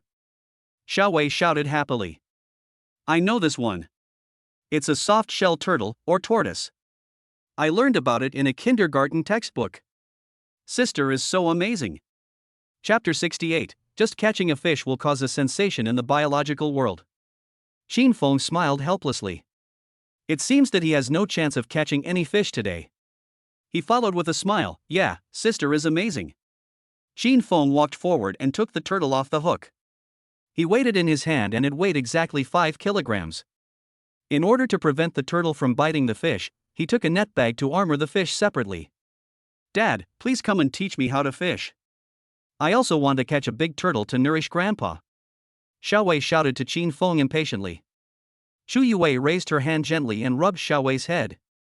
How could your grandpa eat so many turtles? Then let's not fish for turtles, Dad. What other fish can nourish the body? Xiaowei asked Qin Feng. Sturgeon can nourish the body, but there are very few wild sturgeons, and they are also protected animals. Not only can you not catch them, but even if you catch them, you can't eat them and have to let them go. However, wild sturgeons are generally found in the middle and lower reaches of the Yangtze River, in the southern region. We are in the north of Yanjing, and we have not found any wild sturgeons yet. Qin Feng explained patiently. Xiaowei nodded and said, Oh, then I won't fish for sturgeon. I'll go for turtle. Qin Feng twitched his lips. It seems that Yue and Xiaoyu caught a few fish easily, giving them the illusion that they could catch fish just by trying casually. If fishing is really that easy, there would be no joke like one Air Force officer supporting 100,000 Navy soldiers. However, in order to make Xiaowei happy, Qin Feng still said patiently, Okay, then let's go fishing for turtles. Come on, let's swing the club first. Qin Feng cast the rod and then handed it to Xiaowei. Xiaowei puffed out her cheeks and stared at the fish bladder without blinking. Qin Feng was just about to sit down and rest for a while. Xiaoyu suddenly shouted. Xiaowei, your swim bladder is moving. Sister, I saw it. Xiaowei puffed out her cheeks, pulled the fishing rod first, and after making sure that the fish had taken a bite, she began to shake the fishing reel desperately. A fish that looked a little strange was caught and was jumping around desperately. Qin Feng couldn't help but straighten his back, his eyes widened, and his mouth opened slightly. This fish. Shu Yue was also surprised. She raised her hand and rubbed her eyes, and whispered, Qin Feng, why do I feel that this fish is a bit like a sturgeon? A chill suddenly rose from Qin Feng's heart. No, we agreed that there is no such fish in the north. If this person dies, it will take at least 10 years. Qin Feng ran over quickly and held the fish in his palm. The fishhook had hooked the fish's cheek and it was bleeding a little. From its shape to its appearance, this fish is really a sturgeon. Xiaowei tilted her head and asked Qin Feng curiously. Dad, what kind of fish is this? Environmental care workers walk along the lake dam. From time to time, I would look into the buckets of fellow anglers sitting by the lake to see if they had caught any contraband. It seemed that it was getting closer and closer to Qin Feng and the others. Qin Feng's mind worked quickly and he decided to confess and get leniency. He waved and shouted at the environmental care staff. Administrator. The two administrators looked at Qin Feng and his companions with serious expressions. What's wrong? Qin Feng shouted, My daughter seems to have accidentally caught a Chinese sturgeon. Hearing the words Chinese sturgeon, the two administrators couldn't help but shake their heads and laugh. Okay, it's okay, you guys continue fishing. Chinese sturgeon, just kidding. Where did the Chinese sturgeon come from in the north? They turned around and walked in the other direction, no longer paying any attention to Qin Feng. Qin Feng quickly and carefully took the sturgeon off the hook, held it in his hand, and ran over quickly. Xiaowei was stunned. Why did Dad run away? Shu Yue twitched her lips and said, Because you might have really caught a protected animal. Aren't protected animals very rare? Dad said there are none in the north. Xiaowei exclaimed. Xiaoyu touched her chin and said, Maybe it's because Dad taught me so well that you, my sister, even caught a protected animal. Xiaowei's eyes suddenly lit up. Wow! Dad is so awesome.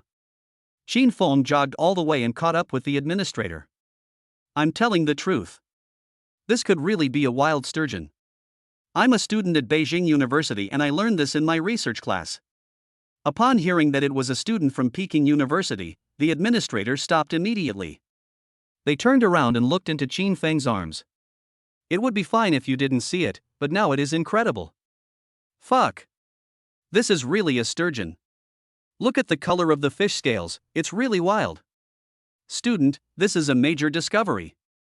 I must report it to my superiors immediately. One of them quickly took out his cell phone to make a call. Xin Feng said with a guilty conscience, this fish was injured when it was caught. Don't you want to check it? The other man nodded and turned over the fish's gills to check. It's not a big wound. Once we take it back and treat it to reduce inflammation, it will heal. There must be more than one sturgeon in such a large lake. It seems that our country's environmental protection work in recent years has achieved phased results, causing the sturgeons that have been away from the northern region for nearly 20 years to return. Both staff members were somewhat excited. If this discovery is true, they might get promoted. After listening to what they said, Xin Feng roughly understood that he was fine. Okay, in that case, I'll leave the fish to you. I'm going to go spend time with my wife and children first, so I won't delay your work. Xin Feng handed the fish to them with both hands. The staff member took it and nodded. Okay, thank you, classmate. Xin Feng turned around and ran towards Chu Yue, Xiaoyu, and Xiaowei. The two staff members were stunned for a moment. Etc. Beijing University students, wife and children. The two looked at Chu Yue and Xiao Yuxi away in the distance. No. Are there children this old among Beijing University students? Someone whispered. Maybe a graduate student. Oh, that makes sense. But, even if you're a graduate student, it's still very enviable to have such a beautiful wife and children. Yes. Xin Feng returned to Chu Yue. Chu Yue asked him, how is it? Are you okay? It's okay, they said the fish was only slightly injured and it will be fine after some treatment, but Xiaowei's unintentional action may cause a small sensation in the biological world. I'm afraid we can't catch this fish, let's go find ABB and enjoy the scenery. Xin Feng said softly. Okay then. Xiao Yu and Xiao Wei seemed a little lost. Xin Feng raised his hand and rubbed their little heads. If you like fishing, next time Dad will contract a fish pond for you to fish in. You can fish wherever you want. Wow. Is this the legendary saying that if you love her you should rent a fish pond for her? Xiao Yu and Xiao Wei's eyes lit up. Chu Yue hugged her chest with amusement and shook her head. Hey, such an old joke. Mom, it doesn't matter if it's old, as long as it's useful. Xiao Yu said. Xiao Wei nodded, yes, yes. Xin Feng was amused by the two little kids' mischievous appearance. All in all, today was pretty good. Except, that person from the Pei family. Xin Feng narrowed his eyes and looked towards the Maserati. Chapter 69, Kill Him For Me.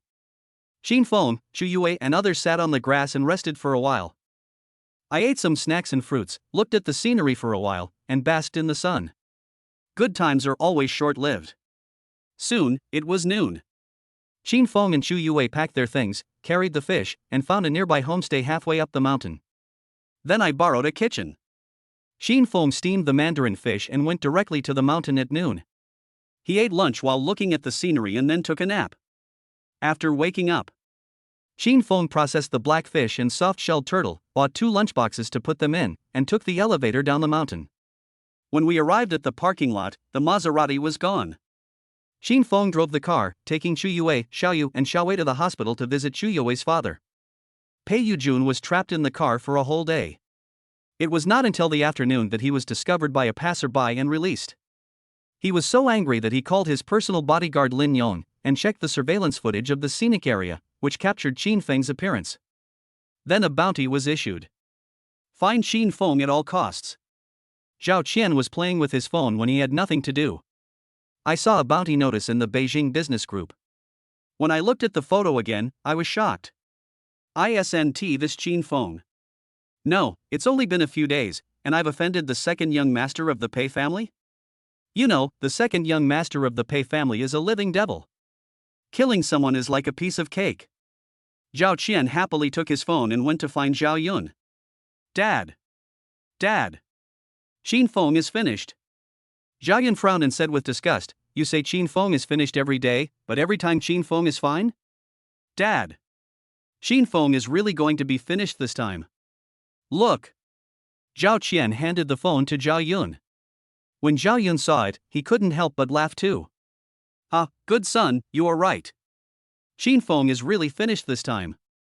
The one who gave him the order to kill Qin Feng was the third patriarch of the Pei family.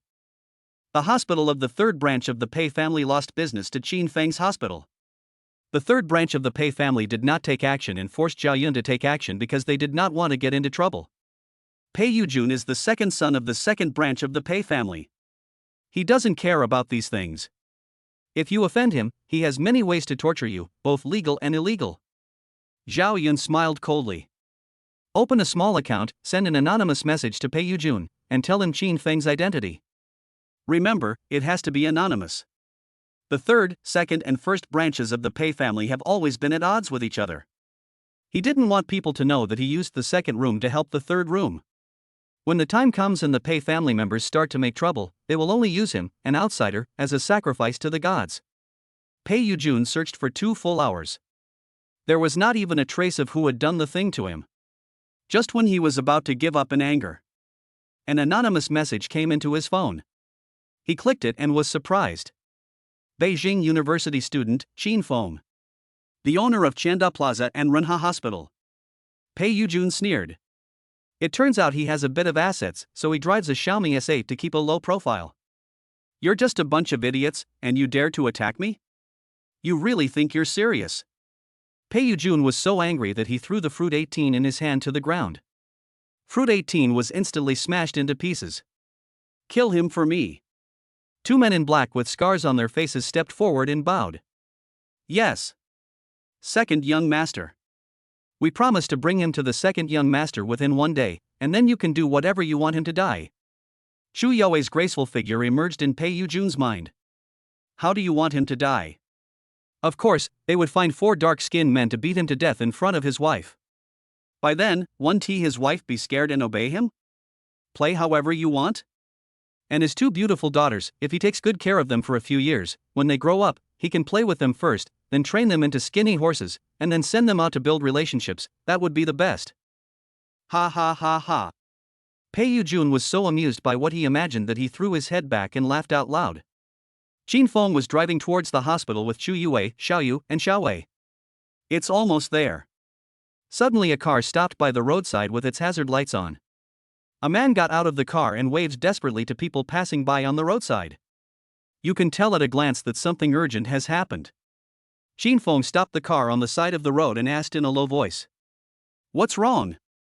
The man was about 28 years old, dressed simply and had a handsome face. There was an elderly woman sitting in the car, who looked to be in her 60s or 70s, and was gasping for breath. My car broke down, my mother had a seizure, and the few cars I called were all stuck on the road. The man explained anxiously. Qin Feng glanced at his watch.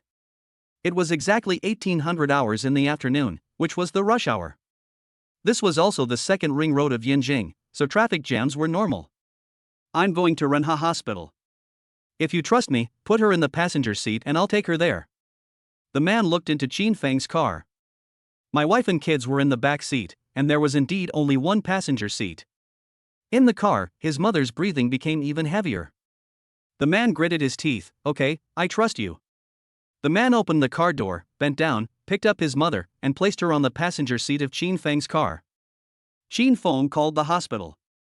Director, I have a patient here. He is 70 years old. His face is purple and he has difficulty breathing. He is suspected of having a coronary heart disease attack. Please arrange an emergency room for me. I have about 20 minutes. The man was surprised. Qin Feng could tell from his mother's face that she was having a heart attack. It seems that he was very lucky to meet someone who was at least a director-level physician. Hang up the phone. Qin Feng secretly took out another sticky note, wrote a phone number on it, and handed it to the man. Here's my number. Contact me when you get to the hospital. I'll go first. The man took the phone number and nodded. Okay. Thanks. Qin Feng stepped on the accelerator and drove away. The man stood there and took a deep breath. May all the gods bless you. I must make sure my mother is okay. In the car. Chu Yue held Xiaoyu and Xiaowei together and kept quiet along the way, not causing any trouble for Qin Feng. The car took the emergency exit directly and drove to the hospital entrance. As soon as the car stopped, a stretcher was waiting by the door. Xin Feng parked the car and followed the doctor who had been waiting for a long time to push the patient to the emergency room. The moment he entered the hospital gate, Xin Feng looked back at Chu Yue. Chu Yue gave Xin Feng a look in response, indicating that he could go ahead, as she was here with the children. The old man was taken to the emergency room. Various tubes were directly plugged in, and various instruments were also connected. Xin Feng then retreated to the outside of the emergency room with peace of mind. This way. Chu Yue also came up with her 2 children and fish soup. She glanced inside. How about it? Xin Feng smiled lightly. According to the current vital signs, he was sent to the hospital in time, so he should be fine. That's good. Chu Yue also breathed a sigh of relief. Chapter 70, One in the Light, One in the Dark. You won't blame me for meddling in your business, right? Xin Feng asked. Of course not. I saw that man was about to cry in anxiety. Saving a life is better than building a 7-story pagoda. How could I think you were meddling in other people's business? Chu Yue exclaimed. After all, the cost of saving lives is too high these days. Xin Feng said. Chu Yue smiled. It doesn't matter, you still have some family background. Doesn't the saying go that if you don't have any financial resources, you shouldn't help the elderly? Then isn't it enough to have a family background? Xin Feng was amused by Chu Yue. Xiao Yu and Xiao Wei followed suit and laughed. Dad looks so handsome when he saves people. Yeah, it's like Superman, the whole person is glowing. Xin Feng raised his hand and rubbed the 2 people's little heads. Let's go see Grandpa and Grandma. Good. Xin Feng and Chu Yue, each holding a little kid, walked towards the ward where Chu Yue's father was. After treatment. Chen Sheng's cancer cells have been reduced a lot. But his face looked more haggard than in the past few days. As soon as Chu Yue entered, she saw Chen Sheng lying on the bed in tears of pain immediately fell down. She quickly picked up the fish soup and strode over. Dad, why are you? What happened to you? Didn't she say that it would be fine in the early stages? If she had known that it would be so tiring in the early stages, she would have stayed in the hospital with her father every moment. Chen Sheng said quickly, I'm fine.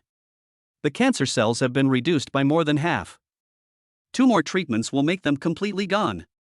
As for my body, it is definitely weaker than before, but the doctor said that after I am completely well, I can recover by resting slowly. Yes, Yue, don't worry, it's okay, don't be sad. Chu Feng coaxed softly. Chu Yaowei's lips trembled and she was unable to speak. Xiao Yu and Xiao Wei also surrounded them from the left and right. Grandpa, I feel so sorry for you being so young. Xiao Wei too. Xiao Wei hopes Grandpa gets better soon. Oh, my dear grandson, don't worry, Grandpa will be fine. Chen Sheng raised his hand and wanted to hug the 2 little ones in his arms, but there was a needle inserted in the back of his hand and he couldn't lift it. The 2 little ones immediately bent down and lay down in front of Chen Sheng's bed. Chen Sheng's heart suddenly felt as sweet as if he had eaten honey. Having such a sensible daughter. With 2 such well-behaved and caring grandchildren, he would be satisfied even if he died now. The atmosphere was a little depressing for a moment. Xin Feng, who had been standing aside without saying anything, walked forward and comforted him. Dad is right. You will look weaker during cancer treatment, but you will recover slowly after the cancer cells are completely cleared. Yue, Run's medical skills are still fine. Yeah, look at you guys, you make it seem like I'm about to die. Chen Sheng raised his voice. Chu Feng glared at him. Pooh. Pooh. Pooh. What are you talking about? You are so outspoken. Xiao Yu and Xiao Wei rolled their eyes and quickly picked up the 2 lunchboxes in their hands. Grandpa. Let's not talk about these unhappy things. Try the black fish soup and turtle soup that Daddy made for you. This fish was caught by my mother and us. It is wild, natural, and pollution-free. Xiao Yu and Xiao Wei tilted their heads, curved their bright eyebrows, and spoke in a baby voice. Wow! It was actually caught by Mom, Xiao Yu, and Xiao Wei. Grandpa must have eaten it all, okay? Chen Sheng coaxed softly. Xiao Yu and Xiao Wei replied, of course. The atmosphere in the ward suddenly became cheerful and warm. Chu Yue also calmed down, smiled slightly, unscrewed the lid of the lunchbox, and served a bowl to Chen Sheng. Dad, come and try Qin Feng's cooking. Chu Yue scooped a spoonful and brought it to Chen Sheng's mouth. Chen Sheng opened his mouth and took a sip. The soup is milky white, delicious, not fishy at all, and has a milky aroma. This craftsmanship is almost as good as Yui's mother S. TSK, Xin Feng, this son-in-law, is really amazing. After he recovers from his illness, he must hurry up and arrange his marriage with Yue to avoid being overtaken by someone else. Not for a while. The bowl of fish soup was almost finished. Chen Shang was just about to propose marriage to Xin Feng. Xin Feng's cell phone rang. He picked it up and saw that it was an unfamiliar number. He immediately guessed who it was from. "Dad, I'm going out to answer a phone call," Xin Feng said to Chen Shang. Chen Shang nodded and said with a smile, "Go ahead." Xin Feng picked up the phone, walked outside, and pressed the answer button. Chen Shang lowered his voice and reminded Chu Yue. "Yue, Xin Feng is so outstanding, you have to keep a close eye on him. Look, he always goes out to answer the phone, don't tell me." Chu Yue curled her lips speechlessly. "Dad, don't worry, Xin Feng won't. We saved an old lady on the way to the hospital. It must be the old lady's son who called him. This Xin Feng is so kind. It's really rare. He is a Peking University student, has assets, cooks delicious food, is good looking, and most importantly, is kind. Yue, how about you find a time to get the certificate from Xin Feng first, and then hold the wedding immediately after I get better?" Chen Shang whispered. Xu Feng nodded and said, "I think so too. Xin Feng is so outstanding. You have to hold on tight and hold on tightly." Chu Yue said with a smile, "Have you forgotten that you didn't agree before? That was in the past. We didn't know Xin Feng well before, right? You have to hurry up." "That's right. And it would be best if you could give us 2 more granddaughters before graduation." Okay, I understand." Xu Yue interrupted quickly. "I am really impressed. Why are you urging me to get married?" Xin Feng came to the corridor and pressed the answer button. "Hello. How is my mother? Where is she now?" "Don't worry, your mother is in the emergency room. It's not a big problem. Just go to the emergency room and wait for half an hour. There should be a result." "Okay. Thank you. I didn't have time to ask your name just now because the situation was urgent. May I ask your surname, young man?" "That's not necessary. It's just something that comes to hand." After saying, Xin Feng hung up the phone directly. Pei Shang Yuan's car was parked in the hospital parking lot. He looked at the call log and frowned slightly. "Forget it. I'll find this person to thank him when my mother gets better." Pei Shang Yuan put away his phone and got out of the car. Came to the emergency room. It was exactly as Xin Feng said. After waiting for half an hour, his mother was out of danger and was wheeled out of the emergency room and sent to the general ward. "It's no big deal." Pei Shang Yuan secretly sent Xin Feng's license plate number to his subordinates, asked them to find the person, and rewarded them heavily. Xin Feng, Xu Yue, Xia Yue, and Xiao Wei accompanied Chen Shang and Xu Feng for 2 hours. It was getting dark and Chen Shang was tired and wanted to rest. Xin Feng said goodbye to Chu Yue and the others and went home. Xin Feng doesn't know yet. He has been wanted by the Pei family. Just one is in the light and the other is in the dark. Chapter 71, Where is my mother? Is she dead? Zhao family. Mr. Zhao also received news that Xin Feng was wanted by the 3rd branch of the Pei family. He originally wanted to find a suitable opportunity to meet Xin Feng and tell him about Xin Feng's life experience. Now it seems it has to be brought forward. The next morning. Sunday. Xu Yue plays at home with her children. Xin Feng drove to Qianda Plaza for a spin. During this period, Xiao Ai improved the operation and management model for Qianda Plaza. He wanted to see the implementation and the results. The car drove out of Ziyunji Villa and was just about to get on the elevated road.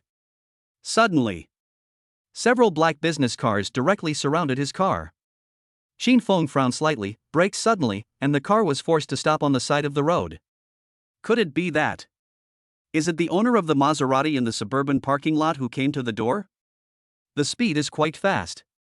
Xin Feng opened the drawer in front of the car, pulled out a piece of white gauze from it, and wrapped it around the palm of his left hand, wrapping it around twice.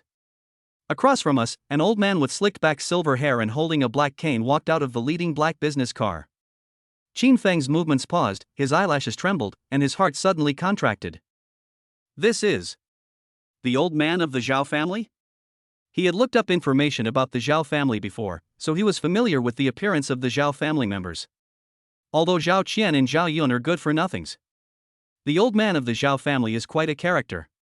Qin Feng took a deep breath, untied the white gauze again, threw it into the drawer, opened the car door, got out of the car, and walked towards Mr. Zhao. Old Mr. Zhao held up his walking stick and had a kind and loving smile on his face. "Do you have time? Can we find a place to chat?" "Good," Qin Feng said coldly. Mr. Zhao turned around and went back to the car. A convoy of black business cars drove towards the suburbs.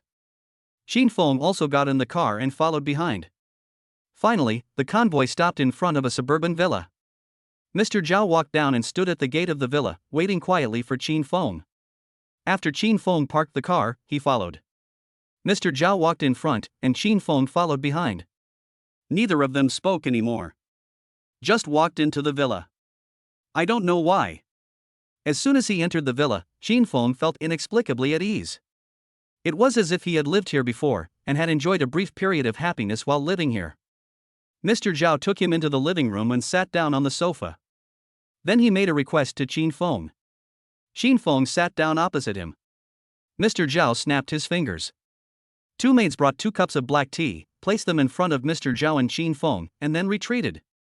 The two looked at each other for a long time. Mr. Zhao then slowly spoke and said with a smile, "This is where you were born. Your mother brought you here and lived with you until you were 2 years old." Qin Feng's heart trembled and he looked around. No wonder it feels familiar. It turned out to be the place where I was born. Unfortunately, he has lost his memory of when he was 2 years old. Qin Feng, with your intelligence, you must have known who I am. Yes, Grandpa. Qin Feng snorted. Mr. Zhao added, "Your father is my useless son." Yeah, I know that too. Qin Feng groaned again. I'm sorry to you. Mr. Zhao said guiltily. Qin Feng had a blank expression on his face. You didn't let me down. It was Zhao Yun who let me down. He was the one who abandoned me. In fact, he couldn't understand why someone would abandon his own son. He had no father-son relationship with Zhao Yun. He was just curious. Mr. Zhao saw Qin Feng's confusion and continued speaking. Do you already know that you were thrown into an orphanage by your father himself? Qin Feng groaned. Hey! It's all my fault. When you were very young, you showed great talent, so I loved you very much and even expressed my intention to pass on the position of the head of the Zhao family to you. Perhaps, that is why your father hated you and abandoned you, bringing back an adopted son who was easier to control. Mr. Zhao sighed heavily. Okay, I understand. Qin Feng snorted. Although this reason is a bit ridiculous, it is not difficult to understand. Power is something that is best used if it is in one's own hands as long as it is not dead. Where is my mother? Is she dead? Qin Feng asked. The reason why he agreed to come here with Mr. Zhao. Besides wanting to know why Zhao Yun abandoned him, I also want to know where his biological mother went. The system went back to his affairs and did not mention this matter. Your mother.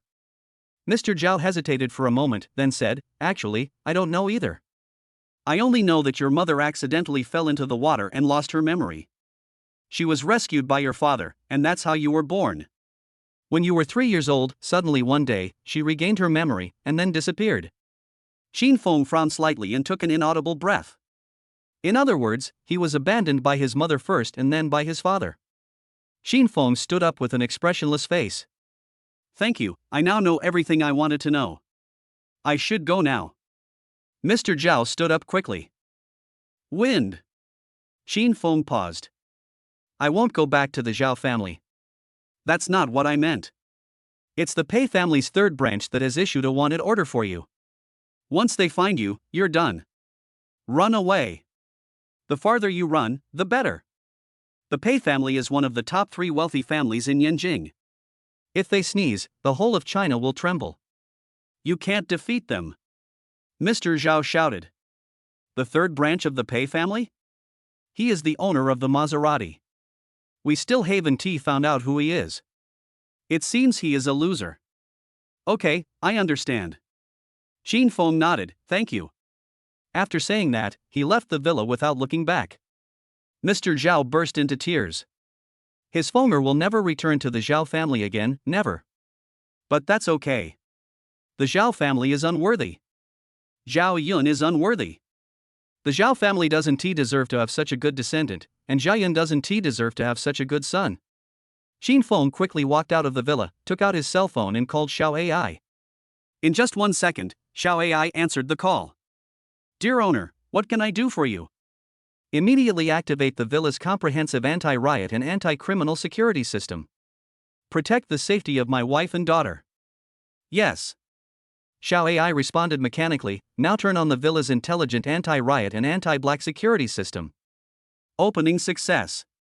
Please rest assured, Xiao AI Guanjia will fully protect the safety of your family. Okay, I'll be right back. Qin Feng got in the car, pressed the start button, and drove quickly towards Ziyunji. Pei Shangyuan also found out Qin Feng's identity. It was also discovered that Pei Yujun from the third room had sent a large number of assassins to the villa where Qin Feng lived. Pei Shangyuan immediately made a phone call and 3 times the number of bodyguards headed towards the villa where Qin Feng lived. Chapter 72. This villa is actually protected by weapons. Although there is little love. But Qin Feng was still a little worried, so he drove twice as fast as usual. Today is the weekend. Xu Yue slept in for a rare time. I slept until 9 o'clock in the morning, when Xiao Yu and Xiao Wei pulled me out of bed. The kindergarten has a parent-child homework that requires parents to accompany their children to make a small paper garden using space clay. Xu Yue got up lazily. Big waves like seaweed were spread on her back. She yawned and stretched. Isn't Auntie Xiao AI here? Why don't you ask her to help? She will definitely make it look better than me. Xiao Yu and Xiao Wei each held one of Xu Yue's arms. The two looked at each other, feeling somewhat helpless. Mom got up and took a look, and she knew why. Xu Yue, She followed the two little ones into the living room. On the table in the living room, there is an A8 paper, and on the paper is a small miniature garden made of space mud. In the garden, there are tulips, roses, lilies, evening primroses, hydrangeas, and other flowers, as well as kittens, rabbits, puppies, and miniature Xiao Yu and Xiao Wei. This is not kindergarten homework at all, it's simply a handicraft work of art. Xu Yue twitched the corners of her mouth. It seems that AI cannot replace humans. Xiao Yu and Xiao Wei shrugged. Mommy, now you know why we want you to help us with the handicrafts, right? Okay, got it. Xu Yue nodded. Wait for me, I'll go wash up and have breakfast, then come to help you. Okay. Xiao Yu and Xiao Wei responded obediently. Xu Yue changed into a white dress, her hair loosely draped over her back, and she wore no makeup, but because she had slept in, her skin was so tender that it looked like water could be pinched out of it. Had some breakfast. Xu Yue came to the living room. She suddenly realized that the villa was different today than usual. All the curtains on the windows were drawn. Moreover, it's not a gauze curtain. Full blackout curtains. In this way, people outside cannot see inside at all, and people inside cannot see outside at all. Xiao AI, what's going on with this curtain? Xu Yue called Xiao AI and asked. Xiao AI patiently explained, the owner went out to inspect Chenda Plaza today. He is not at home, so he is worried about your safety. Let me turn on the smart security system for the whole house. Xu Yue smiled faintly. I see. Qin Feng is really careful. But such a man really gives people a sense of security. Xu Yue's cheeks flushed slightly and her heart was beating fast. She shook her head slightly, without thinking much, and sat on the sofa, playing with space mud with Xiao Yu and Xiao Wei. Pei Yujun's men had already arrived outside the gate of the villa area. There were a total of 80 black pickup commercial vehicles.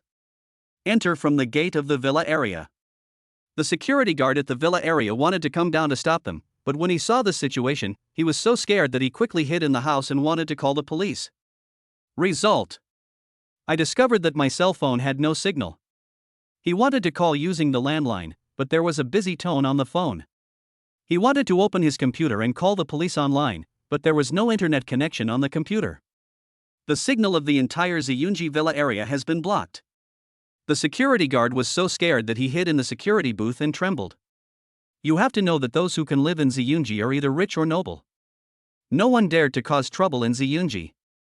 Unless the people causing the trouble are richer and more noble than the people living in Ziyunji. Then it can only be the top bosses in the Beijing circle. A man in black got out of a black pickup truck, took out an AK from his pocket and pointed it at the security guard. He held a cigarette in his mouth and said arrogantly, "Don't worry, you stay hidden in there and don't make any noise. We won't make things difficult for you. Our target is the owner of Building A8. We will clean up the mess after we're done with you and won't make things difficult for you. Thank you, thank you. I promise not to make any noise." The security guard was so scared that he quickly bowed to them and gave them assurances. Ha ha ha ha. Feng Xiao, who was in the lead, burst into laughter. What a waste! And still working as a security guard. Feng Xiao and his men continued to drive towards Building A8.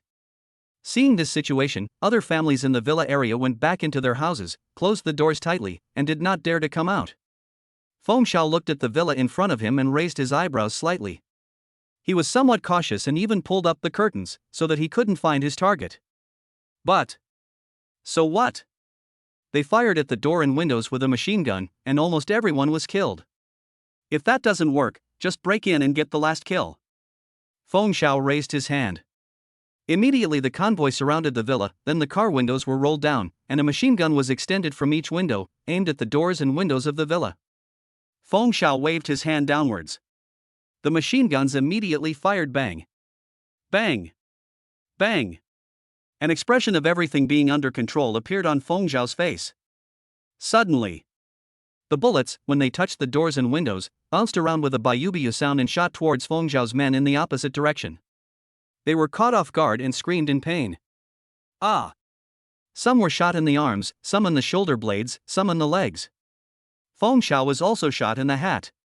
He took off his hat in horror, revealing a bald, boiled egg head, and raised his hand to touch it. There is a bright red on the palm. Ah! He quickly jumped into the nearest car and rolled up all the windows. Fortunately, the car windows are also bulletproof. The bullet bounced back and was isolated on the ground again. Almost. If the bullet that hit his hat had moved 1 centimeter lower, he would have been dead. Inside the villa, Xiao Ai raised her hand and pressed the multimedia button of the villa. Melodious and cheerful children's songs rang out in the villa. My mother always told me that my parents loved me the most. But I still don't understand what love is. If you love me, kiss me. If you love me, hug me. If you love me. Outside the villa. Master Xiao, this villa is fully bulletproof. What should we do now? The subordinates took out the walkie-talkie and asked Feng Xiao, who was hiding in the car. Feng Xiao snorted coldly, "Coward. What are you afraid of? Isn't it bulletproof? You can surround it and shoot at the keyhole of the door and the keyhole of the window. Break its lock and you can get in, right?" "Yes." The subordinates responded. "Wait until all the bullets outside bounce back and fall down." They slowly opened the car door, held their guns, and slowly approached the villa. Red dots appeared in Xiao Ai's mind, approaching the villa. She immediately raised her hand and pressed a button on the wall. Suddenly, gun barrels extended from the outer wall of the villa, shooting at the people who gathered around. Feng Xiao's subordinates were startled and took a breath. Gun. It's a gun. This villa is actually protected by weapons. They were so scared that they turned around and ran towards the car. Chapter 73, Terrible. So terrible. However, they were too late. With the sound of bang, bang, electric currents shot towards them. Sizzle. Everyone was suddenly locked in place by the electric current and twitched all over. Feng Xiao was so frightened that he trembled all over and hugged the subordinates around him. Horrible. So scary. He has been on countless missions over the years, but this is the first time he has seen such a terrifying defense mechanism. Obviously, the owner of this villa has the ability to replace these electric guns with real guns. Just imagine, if these electric guns were real guns, then at that moment all his men would have fallen in a pool of blood. Under the absolutely powerful hail of bullets, his so-called bulletproof car would inevitably be penetrated. He would definitely not survive. It's so scary. Feng Xiao was so frightened that he burst into tears and held his subordinate's hand even tighter. Inside the villa. If you love me, kiss me. If you love me, hug me. If you love me, kiss me. If you love me, hug me. What is love? This way. Pei Shangyuan's men arrived late. When they arrived outside the villa, the team leader Feng Shi felt a little nervous when he saw the security guard shivering in the security room and the cars parked in a circle. Feng Xiao is Feng Shi's elder brother. Feng Shi knew very well how his elder brother did things. The people he was responsible for protecting this time were probably mostly. Right at this moment, Pei Sheng Yuan called. Feng Shi took a look, picked up the phone and pressed the answer button. Young master. Feng Shi shouted with a hint of apology in his tone. Pei Sheng Yuan couldn't help but frowned. What's wrong? Have you arrived yet? We may be a step late. All the people from the third room have already arrived. But don't worry, if there are still survivors, we will do our best to protect their safety. Feng Shi raised his voice, speaking in a sonorous and powerful voice. Pei Sheng Yuan's heart sank. What? Okay, I get it. Tell me if there is any latest result. Yes. Feng Shi hung up the phone and drove faster towards the villa area. Pei Sheng Yuan secretly exerted force on the hand holding the phone. The third room has always been ruthless in doing things. But because it had never affected his interests, he had never intervened. If his benefactor really died because of the third house, the Pei family should be purged. Pei Sheng Yuan narrowed his eyes slightly. When Feng Shi's convoy approached Qin Feng's villa, I was stunned by the scene before me. All of Feng Zhao's men fell to the ground, and it was unclear whether they were dead or burned.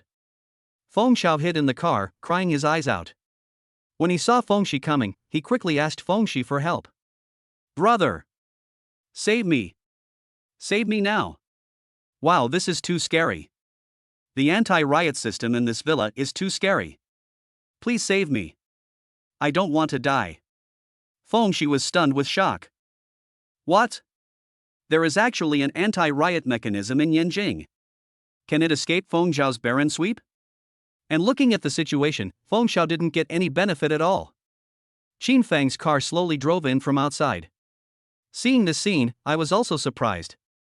He thought that with the strength of the Pei family, they would send many people over. But, isn't this too much? There are almost more than 150 cars in total. Is it that serious? However, it seems that Xiao AI's riot control system is very reliable. Even if there are more than 150 cars of killers, they can't gain any advantage. Qin Feng bent down and pressed the anti-riot system of the Xiaomi S8. A layer of mecha protection suddenly rose up on the body and windows of the car, and then it drove towards his yard in a swagger.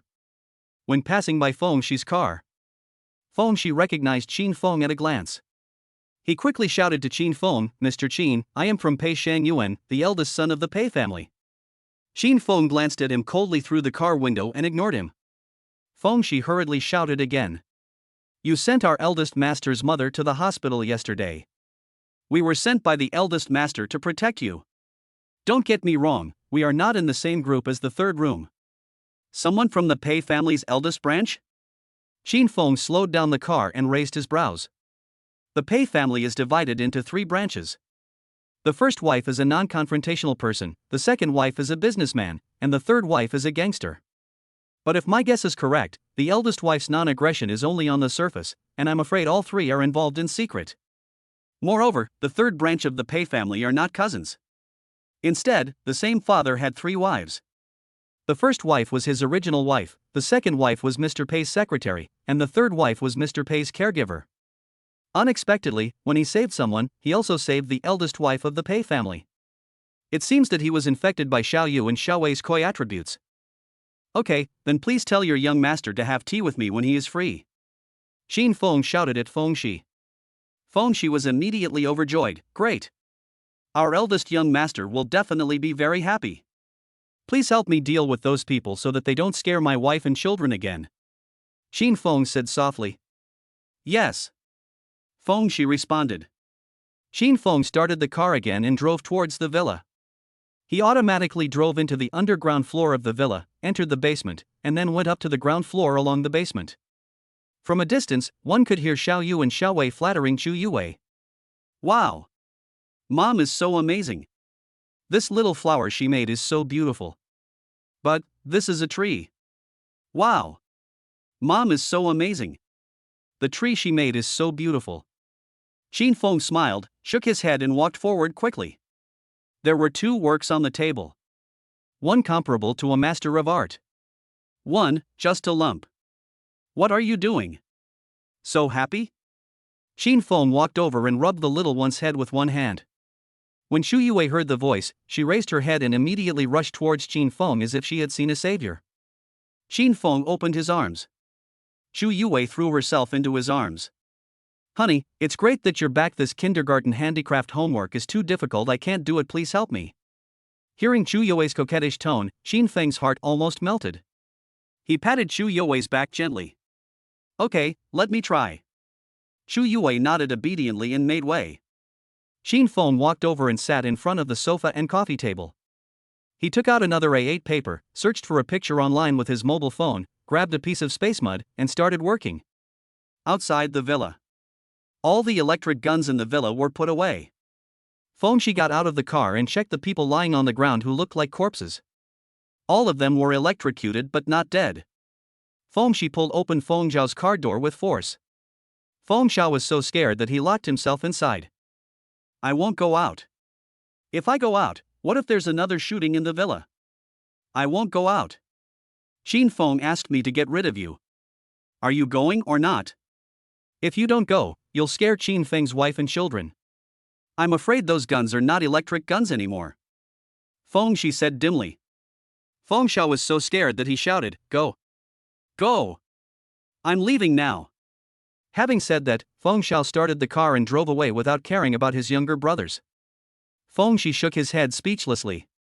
He had long said that the third branch of the Pei family was not good enough, but he insisted on following the third branch. This time he had hit a wall. Chapter 74, Qin Feng shocked the entire villa area.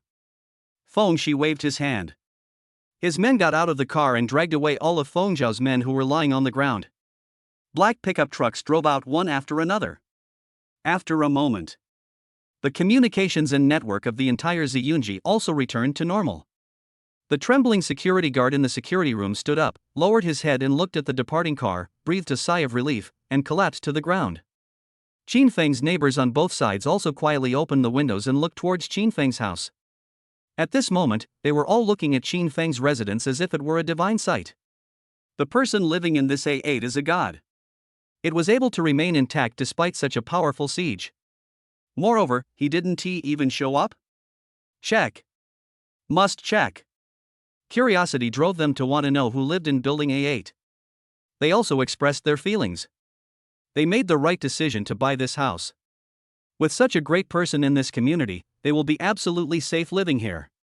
You don't know until you check, and you'll be shocked when you do. This genius is actually the new principal of Ziyunji Kindergarten. Originally, their children were attending Ziyunji Kindergarten, but they were very busy and unlucky, making it extremely painful for them to follow behind. But even though they are in high positions, they dare not speak out. Because as long as they do so, the former principal of the kindergarten will say that they have no taste, and that their children have poor foundations, and then ask them to drop out of school. The key is that the tuition fees will not be refunded. Later, when the new principal took office, it was discovered that the funds had been embezzled by the original kindergarten director. After the new principal took office, he reformulated the teaching plan, retaining China's quality education while integrating Western elite education. So much so that their originally rebellious sons and daughters could actually communicate with them in spoken language after returning home. And I can also make some small inventions. You can also figure out the buying and selling, turnover period, etc. of doing business. I was so happy for them that I almost presented a banner to the new principal. Unexpectedly, this principal is actually their neighbor. They checked again. It was also discovered that Qin Feng was not only the principal of Ziyunji Kindergarten, but also the new owner of Qianda Plaza in Chaoyang District. And within just 1 month, Qianda Plaza turned from loss to profit. It is a shopping mall miracle. You know, Qianda Plazas across the country have been making losses in the past 2 years. Suddenly, the owners of the entire villa area all wanted to see Qin Feng's true appearance. In their minds, they have already imagined the image of Chow Yun Fat, the god of gamblers. I finally finished the handicraft with Xu Yue. Qin Feng, who was tired and had a sore back, stood up, stretched his shins, and walked to the window. He found that the curtains were still drawn tightly, so he turned his head and said to Xiao Ai, "Now that those people are gone, we can shut down the defense system." "Yes, my lord." Xiao Ai smiled gently and raised her hand to press the switch panel on the wall. Ding! The curtains in the whole house open automatically. Xin Feng's true face slowly appeared in front of the floor-to-ceiling window. The owners of the entire villa area were shocked. No! The principal of Ziyunji Kindergarten and the owner of Qianda Plaza are so young. I thought it was Chow Yun Fat, but you told me it was Jiao Enjuan? Or Jiao Enjuan when he was 20 years old. He's too young. So handsome, I wonder if he has a girlfriend? Can I marry my daughter to him? No, with this look and this demeanor, I feel like I'm about to be tempted. The owners were all crazy about Qin Feng. Qin Feng had no idea about all this. He raised his hand and gently pushed his glasses, then asked Xiao Ai in confusion. Does the whole house protection system still need to be turned off and on manually? Xiao Ai smiled politely and replied, no, I can control it directly in my mind, but it feels more like a ritual this way. Xin Feng's body tilted and he raised his hand to hold on to the wall. Yes, that is a reasonable answer.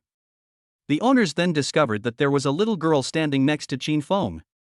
The key is that this Xiao Ai looks top-notch and impeccable both in terms of figure and appearance. Suddenly, everyone felt sorry. I didn't expect you have a partner. The subject still looks so good. Ah. But it's normal.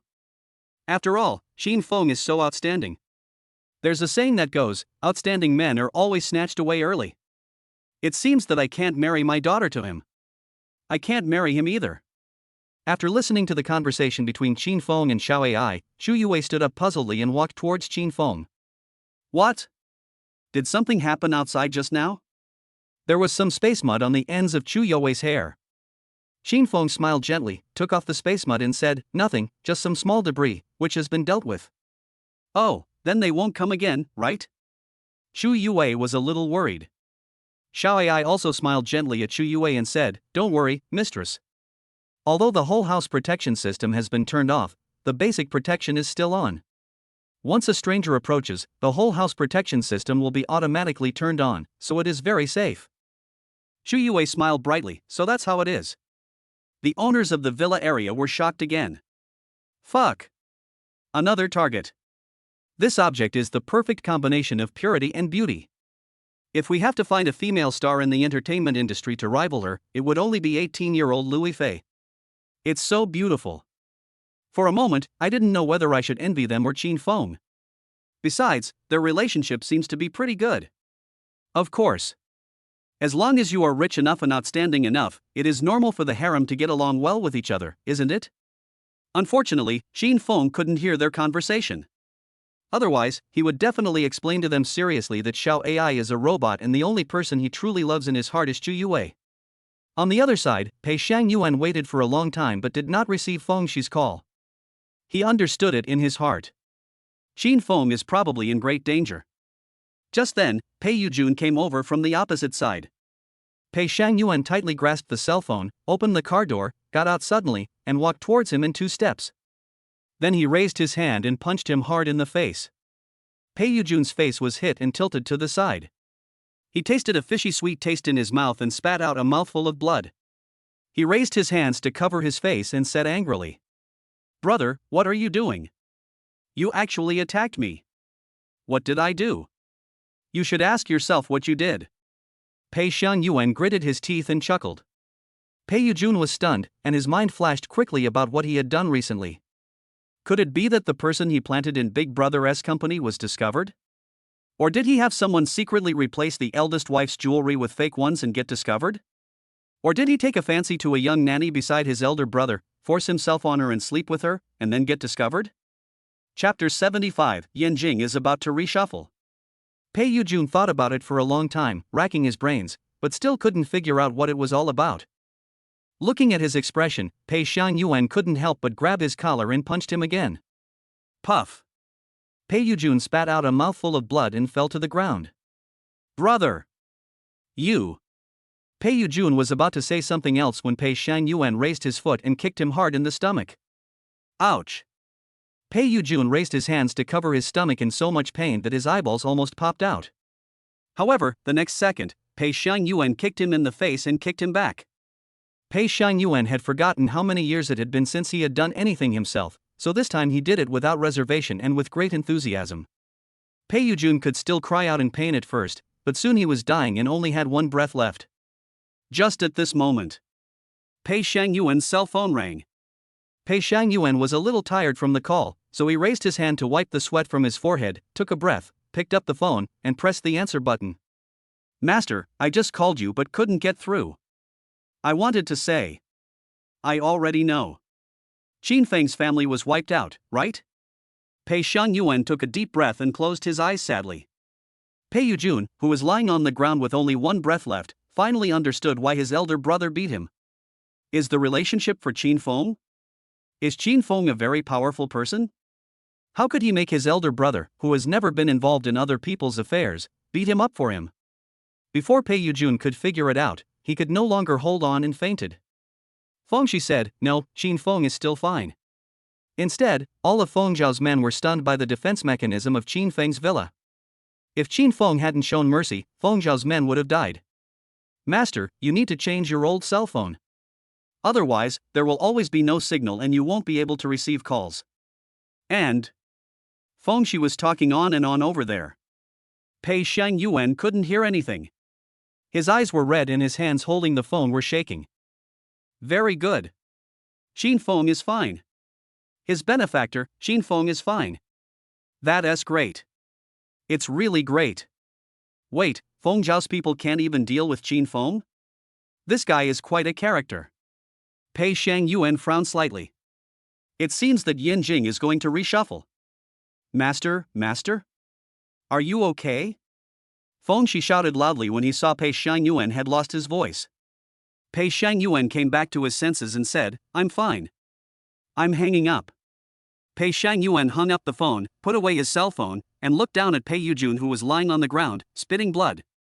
Pei Yujun shrank back at this look and retreated repeatedly. He did not hear the content of Fengshi's call and thought that Qin Feng was most likely silenced by Feng Xiao. He shouted to Pei Shangyuan in fear, "Brother, I didn't know Qin Feng was your man. I was wrong. If I knew Qin Feng was your man, I would definitely not deal with him. Brother, please forgive me, please." Pei Shangyuan rubbed his wrist. It was too tiring to hit someone directly. He buckled the belt around his waist, slowly pulled it out, then raised his wrist and continued to hit Pei Yujun. Ah! Pei Yujun rolled on the ground in pain. In a villa, a very well-maintained woman who looked only about 37 or 38 years old rushed out and quickly protected Pei Yujun, who was about to be beaten to death. Because she was in a hurry to protect it, her arm was hit hard. Bei Sangwon. Are you crazy? Do you want to beat your brother to death? Zhao Anna yelled at Pei Shangyuan. This is the third wife of the Pei family. She was originally a little nurse sent by the second wife to take care of Pei's father. In order to prevent her from seducing Pei's father, the second wife of the Pei family deliberately chose a woman with no education, plain looks and average figure. But Pei's father was no longer picky when he got old. As long as she was young, she was enough.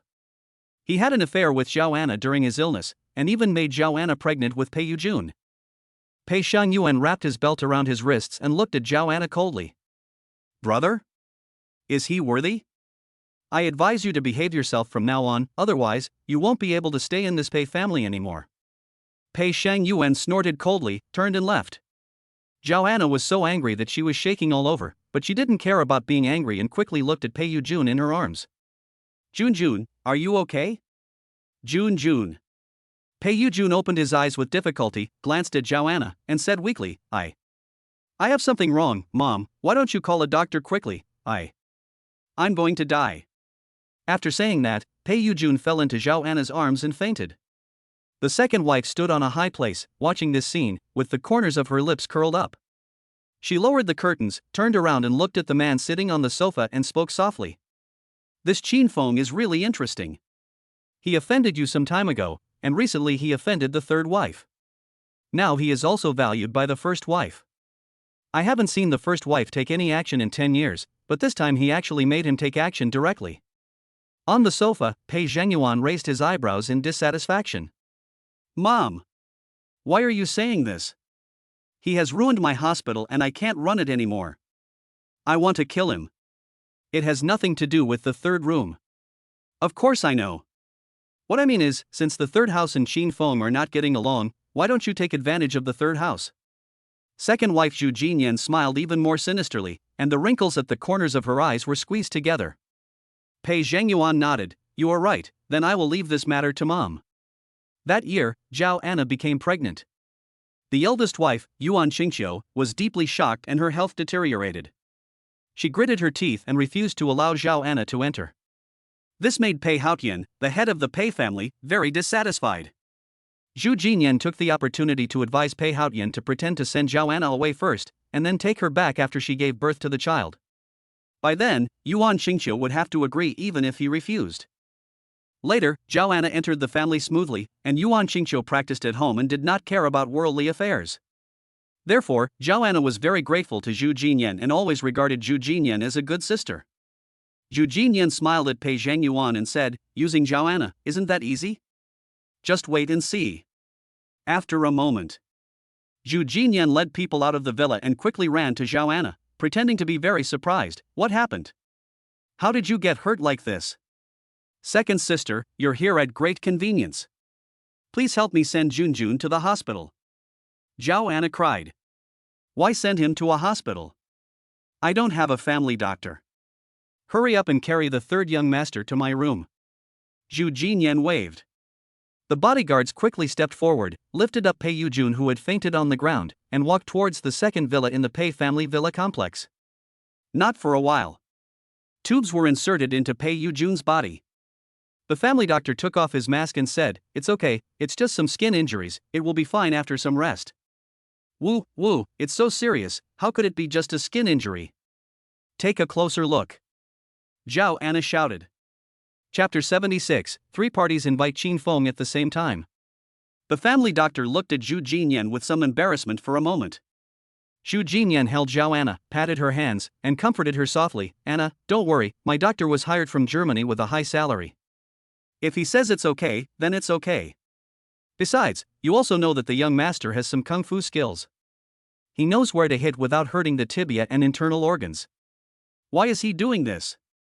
He's going too far. Zhao Anna shouted.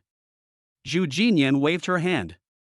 The family doctor bowed slightly and stepped back. She held Zhao Anna's hand tighter inside. It's because Junjun is too good. He took the master's money and did business everywhere. The master has liked him so much over the years. Who knows, maybe Junjun will be the head of the family in the future. Of course, the eldest young master can't stand him. Zhao Anna's face suddenly twisted with anger. No matter how outstanding my son Junjun is, he has never thought about becoming the head of the family. Besides, in terms of excellence, the second young master born to my sister is of course the best. Whether it is an official or a businessman, he has connections. Of course, the position of the head of the family belongs to the second young master. Besides investing in so many temples and Taoist temples, what else does the eldest wife have? I think the eldest young master will become a Taoist priest like his mother. Shu, keep your voice down. Don't let the people in the big room hear you. If they do, it will break their defense and it will be bad for your Junjun. Zhu Jinyan lowered her voice and reminded no. But Anna Zhao got even angrier. Not good, I'm not afraid of them, I'm going to find the master and make the decision for our Junjun. She raised her hand, wiped away her tears, and then held Zhu Jinyan's hand tightly. Sister, please help me take care of Junjun. I'll be back soon. Don't worry, Junjun has been raised by me since he was a child, just like my own son. I'm here, everything will be fine. Zhu Jinyan said softly. Zhao Anna believed it without a doubt, felt relieved, turned around and walked out. As soon as Zhao Anna left, Zhu Jinyan looked at the person on the bed, narrowed her eyes, and adjusted the speed of the inserted needle to the maximum. The back of Pei Yujun's hand suddenly bulged. Zhao Anna cried all the way and ran to the main villa. Just as she was about to enter Pei Haotian's room, the bodyguard at the door stopped Zhao Anna. Madam, the young master is inside. You need to wait a while before you can go in. Zhao Anna's eyebrows jumped. Pei Shangyuan is so good, he actually came to find the old man first. Is he afraid that I will complain? Humph, even if you go to the old man first, so what? I must let the old man make the decision for Junjun. After a moment, Pei Shangyuan walked out from inside. Zhao Anna wanted to go up and question Pei Shangyuan, but Pei Shangyuan didn't even look at her and just walked away. Zhao Anna was so frustrated that she was speechless. Zhao Anna took a deep breath and walked into the house. Pei Haotian looked well maintained, about 60 years old. Master! Zhao Anna cried and threw herself in front of him. Pei Haotian frowned slightly. What's going on? Master, the eldest master beat Junjun so badly that there is not a single piece of healthy flesh left on his body. He looks like he is about to die. Zhao Anna started to cry. Pei Haotian looked slightly surprised. His eldest son has always been neither happy nor sad, and has no emotions, although he has been secretly managing the Pei family's business over the years and has done a good job. But he was still worried that his indifferent personality would lead him to become a monk when his mother passed away. Unexpectedly, he actually attacked Junjun today? Doesn't that mean that he is not indifferent to joy or sadness, but just hides his emotions on a daily basis?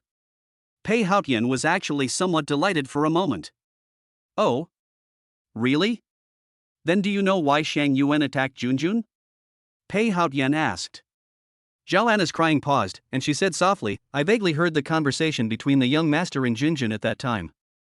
It seemed that it was because Junjun moved a man named Qin Feng. Qin Feng? Okay, I get it. You can go down. I'll have someone transfer 80 million to your card later. You should take good care of Junjun's health. Pei Haotian said in a deep voice. 80 million. When Zhao Anna heard this, the expression on her face almost couldn't hold back. Over the years, Zhao Anna and Pei Yujun have not had direct contact with the Pei family's business. The so-called businesses in Pei Yujun's hands were just small-scale things he did with the money given by Grandpa Pei, and he couldn't make much money. 80 million is a huge sum of money for Zhao Anna. Thank you, sir. You are so kind. Zhao Anna wiped away her tears and squatted in front of Pei Haotian. Master, I will massage your legs for you. Pei Haotian put his legs on Zhao Anna's knees. Zhao Anna hit Pei Haotian's legs lightly and then heavily. Pei Haotian closed his eyes in enjoyment and leaned back in the lambskin sofa chair. Qin Feng. In 2 days, it will be the Yanjing Chamber of Commerce, so I will invite him to see what kind of person he is. It could make his eldest son lose control of his emotions. Pei Shang Yuan returned to his villa. I recalled in my mind the scene of Zhao Anna going to see the old man. If my guess is correct, she must have gone to complain to the old man. The old man seems to love the good-for-nothing third brother, and he might even attack Qin Feng for the third brother. No, I have to find an opportunity to introduce Qin Feng to the old man. The old man has always loved talents. If they find that Qin Feng is a talented person, they will definitely cherish his talent. Got it. In 2 days, the Yanjing Chamber of Commerce will be there.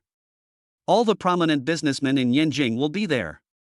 Why not send an invitation to Qin Feng and ask him to come as well? Zhao Anna came back from Mr. Qin's place. Xu Jinyan hurried forward, took Zhao Anna's hand and asked, What did the old man say? The old man didn't say anything. He just said that he would give me 80 million later so that I could take good care of Junjun's body. Zhao Anna said. Xu Jinyan was annoyed. I really don't know whether Zhao Anna is really stupid or just pretending to be stupid. You didn't say what the eldest young master did? You didn't say what Qin Feng did? Xu Jinyan asked again. Zhao Anna shook her head.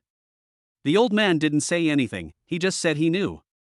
But the old man loves Junjun so much, he will definitely find the young master in Qin Feng to vent his anger on Junjun. Zhao Anna is very confident. Xu Jinyan was speechless. No, it seems I have to give the third room a push.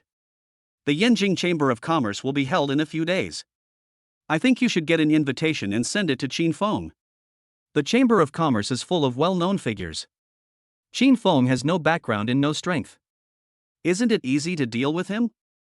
With so many powerful people present, I'm afraid the eldest young master won't dare to lose face for the Pei family by protecting an outsider.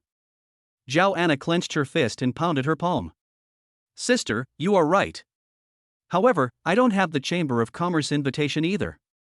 Xu Jinyan regretted it at this moment, regretted it extremely. When I was looking for a nurse, I should have found one with a little intelligence. At least, communication won't be that difficult. Chapter 77, President of Beijing Chamber of Commerce. Xu Jinyan suppressed her disgust, held Zhao Anna's hand, and comforted her. Don't worry, I have the invitation. You just need to write your name and send it anonymously to Qin Feng. Be careful not to make mistakes in the name and address. Xu Jinyan said with a smile. Zhao Anna held Zhu Jinyan's hand and said with a happy smile, "That's great. Forget it, I'll just mail it for you to save you the trouble." After being praised by Zhao Anna, Zhu Jinyan felt a little scared, as she had messed up the whole thing. "Well, that's the best." Zhao Anna smiled like a flower. Zhu Jinyan stood up, "Then I'll go. It's late at night."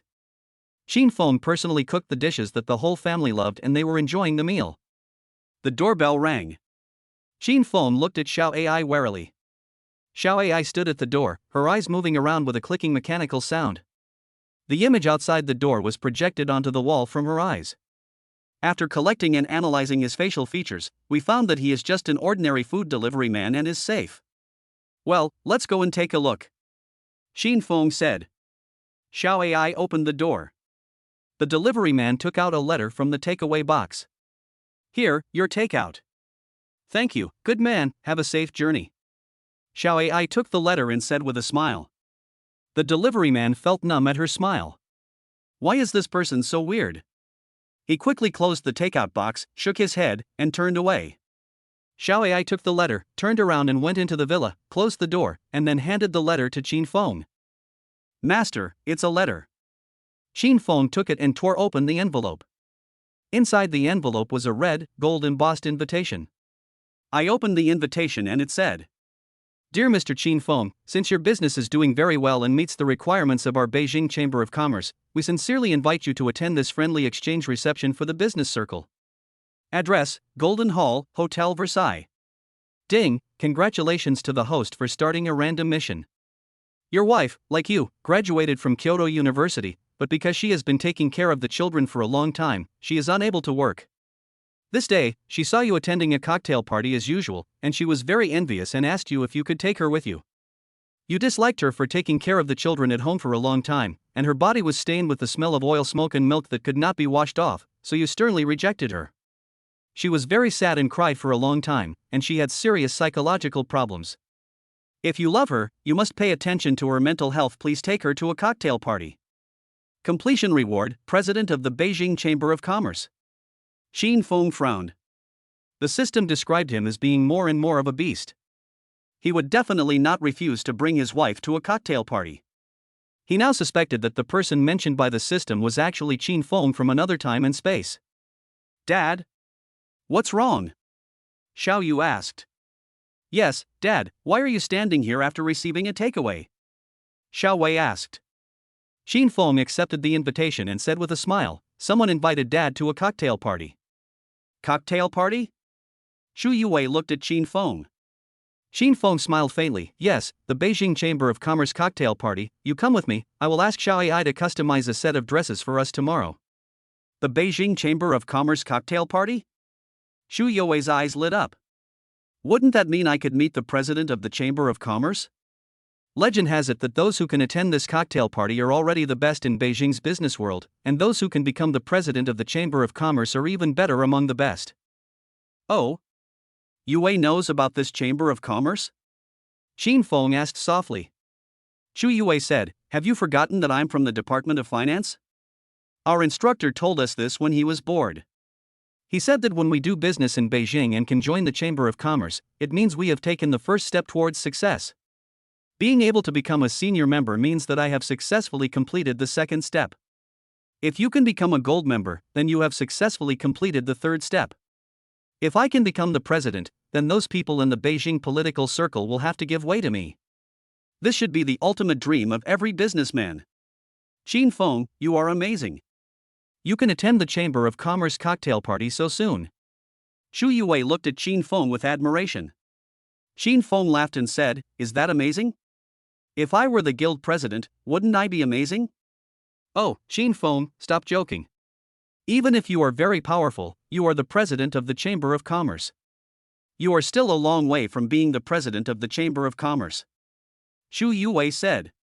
"Apart from getting the politicians to give way to me, are there any other benefits to being the president of this Chamber of Commerce?" Qin Feng asked. Xu Yue replied, "Of course there is. The president of the Chamber of Commerce has the power of life and death.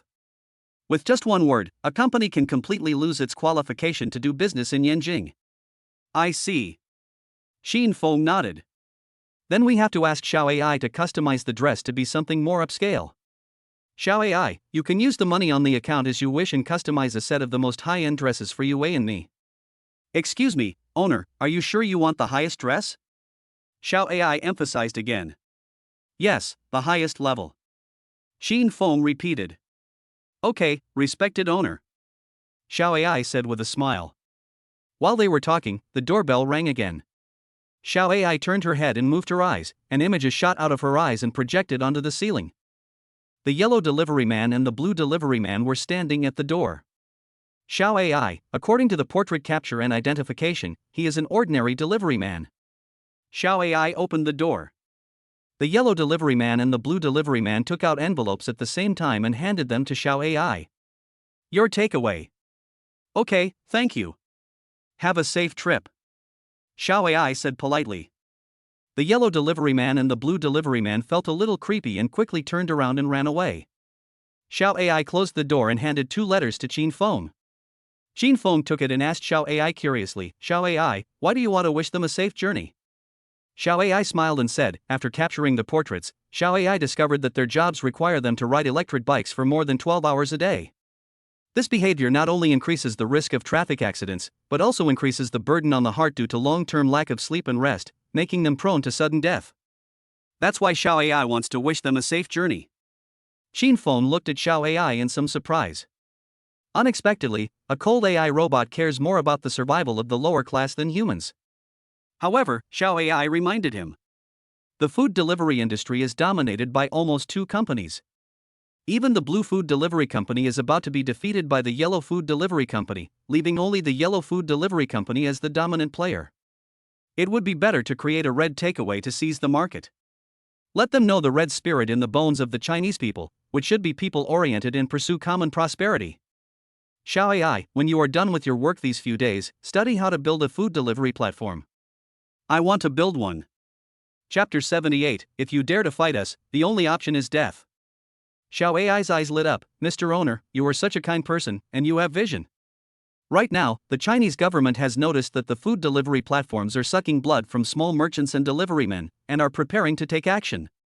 If the owner takes action at this time, he will definitely get official support and get twice the result with half the effort. Okay, let's do it. Qin Feng nodded slightly. Okay, let's do it. Xiao AI repeated. Xu Yue, who was sitting at the dining table, looked at Qin Feng and felt that his whole body was shining. Just from taking takeout, Qin Feng can branch out to create his own takeout platform. Qin Feng's business path is bound to soar to the sky. Qin Feng didn't notice Xu Yue's eyes. He sat opposite her and tore open the envelope. It turned out that there were still 2 letters. The contents of the letters were basically the same, all inviting him to the Chamber of Commerce. Qin Feng frowned. Damn it, when did he become an indispensable figure in the Beijing Chamber of Commerce? Are you all invited? I'm afraid this matter is not that simple. Qin Feng looked at Xu Yue and frowned slightly. What's wrong? Xu Yue looked at Qin Feng in surprise. Qin Feng said, I'm suddenly a little worried about your safety. Don't worry, I will protect myself. From now on, I will get up every morning and practice boxing. I want to train myself to the extreme. Xu Yue's cheeks were puffed up, and her dark eyes were full of fighting spirit. She must work hard to become the most powerful bodyguard beside Qin Feng. Never let Qin Feng come to any harm. Never let Qin Feng protect her again. Qin Feng was touched by Xu Yue's little expression and raised his hand to rub her head. You don't have to be so serious about it. Xiao AI, prepare a stun gun for Yue that can be attached to her leg.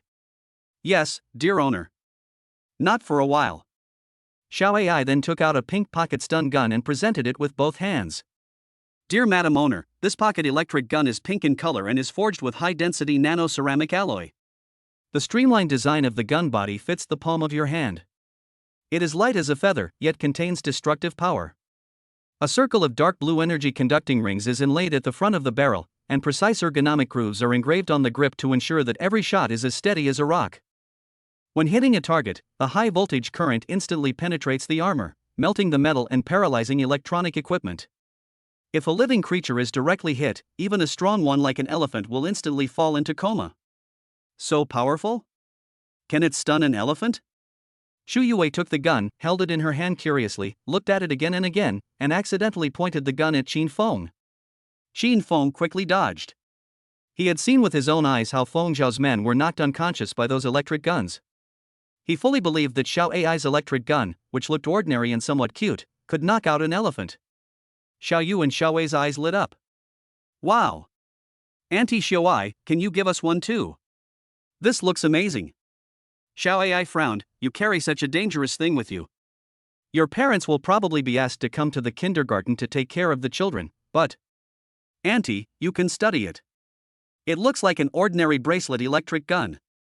If you encounter an emergency, you can use the bracelet electric gun to save yourself. Xiao Ai touched her chin and said. Qin Feng nodded, well, it's good to have the ability to protect yourself, but you can't use this kind of thing against children, okay? Don't worry, Dad and Aunt Xiao Ai, my sister, and I know our limits, said the little adult. Yes, Dad, we know our limits, Xiao Wei agreed.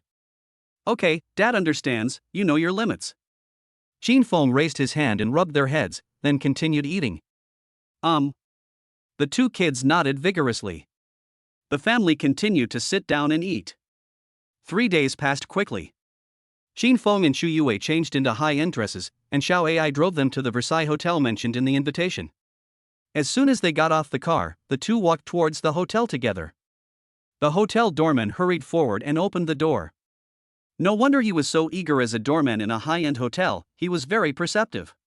The moment Qin Feng and Shu Yue approached each other, he quickly saw that Qin Feng was wearing the top luxury blue-blooded brand Balino, while Shu Yue was wearing the top luxury red-blooded brand Metis Bonvi. These two brands are even better than LV, Djokovic, and Chanel. If you are not a top VVVIP, you can't order their handmade clothes. It seems that these two people are the focus of the Chamber of Commerce today. You can't do this without flattering someone. Qin Feng had prepared a strategy before coming here. When the doorman opens the door, you usually have to tip him. Qin Feng took out a check and handed it to the doorman. The doorman quickly took it with both hands. Shu Yue took Qin Feng's arm and stepped into the lobby of Versailles Hotel. A familiar mechanical sound rang in Qin Feng's mind. Ding, congratulations to the host for completing the random task. Ding, congratulations to the host for winning the random reward, the position of president of the Beijing Chamber of Commerce. The Chamber of Commerce President's medal representing your identity has been put into your pocket. Please keep it safe. The mechanical sound just fell.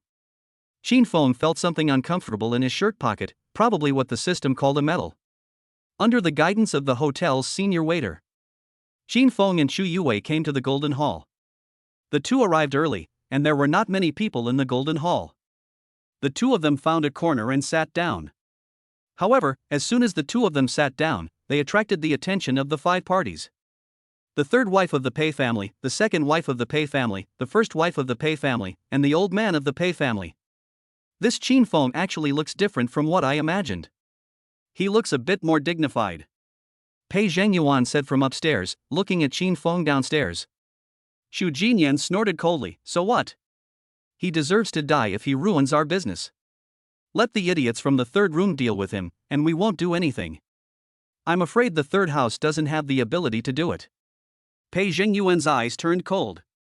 If you don't have the ability to do it, we will add fuel to the flames. Doesn't Pei Yujun like gambling? Find some people to help him set up a game. Qin Feng only has a hospital, a Chanda Plaza and a small kindergarten under his name. These assets can't even reach the 3rd floor in Versailles, huh? That's right. I don't know where you got a little fortune from, but you don't know the north from the south. If you dare to fight us, you will only die. Xu Jinyan sneered. The eldest wife has the entire Yuan family, but they couldn't defeat her, right? A Qin Feng, what is that? She hooked her finger, and the black-clad bodyguard standing nearby stepped forward. Xu Jinyan whispered. The black-clad bodyguard responded, yes. The black-clad bodyguard turned and left. Chapter 79, Qin Feng was set up? Pei Yujun was sitting in a room on the 5th floor. Feng Xiao stepped in and bowed to report. Third young master, Qin Feng is here, on the 1st floor. What? He really dares to come? Pei Yujun opened the window and looked downstairs. Sure enough, he saw Qin Feng and Shu Yue sitting together in the corner sofa booth on the 1st floor. They were both wearing dresses that looked like couples. Qin Feng was wearing a white tuxedo, and Xu Yue was wearing a handmade strapless dress with a white background in silver sequins. The light shines on the two people, making them glow. The two seemed to be chatting, and Xu Yue smiled at Qin Feng from time to time. Pei Yujun's hands were shaking with anger. You bunch of losers, so many of you went but still couldn't deal with Qin Feng, and my eldest brother found out and beat me up. Have you found out what the relationship between my eldest brother and Qin Feng is, and why did he fight with me for him? Feng Xiao bowed and said, Third young master, we haven't found out anything. According to the results of various investigations, the eldest young master has been living in seclusion for many years and has no chance to contact the outside world, let alone a little-known person like Qin Feng. If I must find a reason, I suspect that this Qin Feng is the young master's man. Big brothers, people? Pei Yujun narrowed his eyes and looked at Qin Feng. Just at this moment, Zhu Jinfeng walked in with a plate in her hand and placed it next to Pei Yujun. The eldest house has seemed to be at peace with the world over the years, but who knows if it is secretly plotting something. Seeing that you and your second brother are becoming more and more successful, it is normal for your eldest brother to be anxious. Come here, Junjun, this is the tremella and bird's nest stewed by your second mom. Drink it quickly. Look, this handsome face has been sunken by your eldest brother's beating. Pei Yujun clenched his fists and said, I'm not inheriting the family fortune, so why am I an eyesore to him? He won't even give me a way to live? Well, you are your father's favorite son. Come on, be good and eat this. Zhu Jinyan picked up the Tremella fusiformis and bird's nest and scooped a spoonful of it to Pei Yujun's mouth. Pei Yujun took it and drank it in one gulp. Thank you, second mom. It tastes good. Second mom is the best. That's because Junjun is so thoughtful. He always brings good things for second mom wherever he goes. Zhu Jinyan said. Pei Yujun had no intention of talking to Zhu Jinyan. He just kept looking at Qin Feng and Xu Yue on the first floor. Zhu Jinyan followed Pei Yujun's gaze and spoke at the right time. Actually, Junjun, isn't it easy to deal with him? Your gambling skills are so superb, why not find someone to lure him to the second floor? As soon as he opens the market, let him win a few games first, and then let him win more and more. When he wins too much, he will go all the way to the fifth floor, and then click. Zhu Jinyan made a gesture of wiping her neck. Pei Yujun's eyes lit up instantly and he sat up straight with excitement. Second mother, you can do it. I was worried that I couldn't deal with him. However, if we want to organize a team to deal with Qin Feng, it's not enough for me to do it alone. I need to find 2 more experienced players to join me. Isn't this simple? It just so happens that I, your second mother, have nothing to do, so I like to play cards. The bodyguards in my room were all trained by me, your second mother. Zhu Jinyan smiled. Pei Yujun knew that Zhu Jinyan liked to play cards, so he didn't doubt it. That's great. Second mom, you're closer to me than my real mom. Pei Yujun stood up, grabbed Zhu Jinyan's hand and said excitedly. Feng Xiao, who was standing aside, twitched his mouth. It seems that what his brother said was right, the third son of the Pei family really has a low IQ. It's just a coincidence. There are so many coincidences, it is obvious that the second wife is using him as a tool. Hall. People arrived one after another. It is called a banquet, but in fact it is a social dance for rich people. Get together, eat, drink, dance, and get to know each other's business scope. Finally, exchange resources. This trip to the banquet was not in vain. Qin Feng looked around and didn't find anyone he wanted to meet, so he pulled Xu Yue to sit in the booth and didn't move. Xu Yue asked Qin Feng curiously, why? Don't you want to get to know more powerful people? In her impression, don't all men like socializing? Qin Feng swirled the coke in his glass. The essence of upper-class social interaction is the exchange of resources. You can't become friends just by flattering someone. Xu Yue looked at Qin Feng and felt that Qin Feng was glowing. How could her husband be so outstanding? Qin Feng felt the gaze, turned back to look at Xu Yue, raised his hand and gently tapped her forehead. Why are you looking at me like that? Look at my husband, he's so handsome. Xu Yue smiled playfully. Qin Feng also smiled back. He came here just to complete the mission. Now that he has obtained the Chamber of Commerce President's badge, he just needs to play here for a while and then he can take Xu Yue away. Just at this moment, a waiter, holding chips in his hand, walked towards Qin Feng. Top floor. Pei Haotian was holding a magnifying glass in his hand. and the corners of his lips curled up when he saw this scene. It seems that someone is targeting Qin Feng. He wanted to see what was so special about this person who could make his eldest son lose control of his emotions. Go, call the young master over and tell him I have something to talk to him about. Yes. Your subordinate, Uncle Yi, bows and goes down. 8th floor. Pei Shangyuan was sitting in an armchair when his subordinate came in and reported, Master, Qin Feng is here. But the people at the casino seem to have targeted him and sent someone over. What? Pei Shangyuan opened the window and looked downstairs, and sure enough, he saw the casino waiter walking towards Qin Feng. Pei Shangyuan stepped out and just reached the door. Uncle Yi also arrived at the door. Pei Shangyuan looked at him in surprise. Uncle Yi? Uncle Yi bowed and said, Master, the master wants to call you for something. Does it have to be now? I have something else to do, can we wait later? Pei Shangyuan asked Uncle Yi. You know the master's temper. Uncle Yi said without any expression on his face. Pei Shangyuan's heart twisted and he turned around to look at Qin Feng who was on the first floor. With Qin Feng's intelligence, even if he went to the poker table, he shouldn't suffer any loss as long as he wasn't set up by someone. Even if it was a setup, Qin Feng should be able to see it and stop the loss in time. Think of this. Pei Shangyuan said to Uncle Yi, okay, let's go. Pei Shangyuan followed Uncle Yi and took the elevator to the top floor. Hall. The waiter walked towards Qin Feng with chips. Hello sir, this is a gift from our hotel. You can use it on the 2nd floor. Qin Feng looked at the chips and raised his brows slightly. No, thank you. The waiter continued, it doesn't matter if it doesn't apply. You can keep it as a souvenir. The waiter said this, bowed again, and handed the chips to Qin Feng with both hands.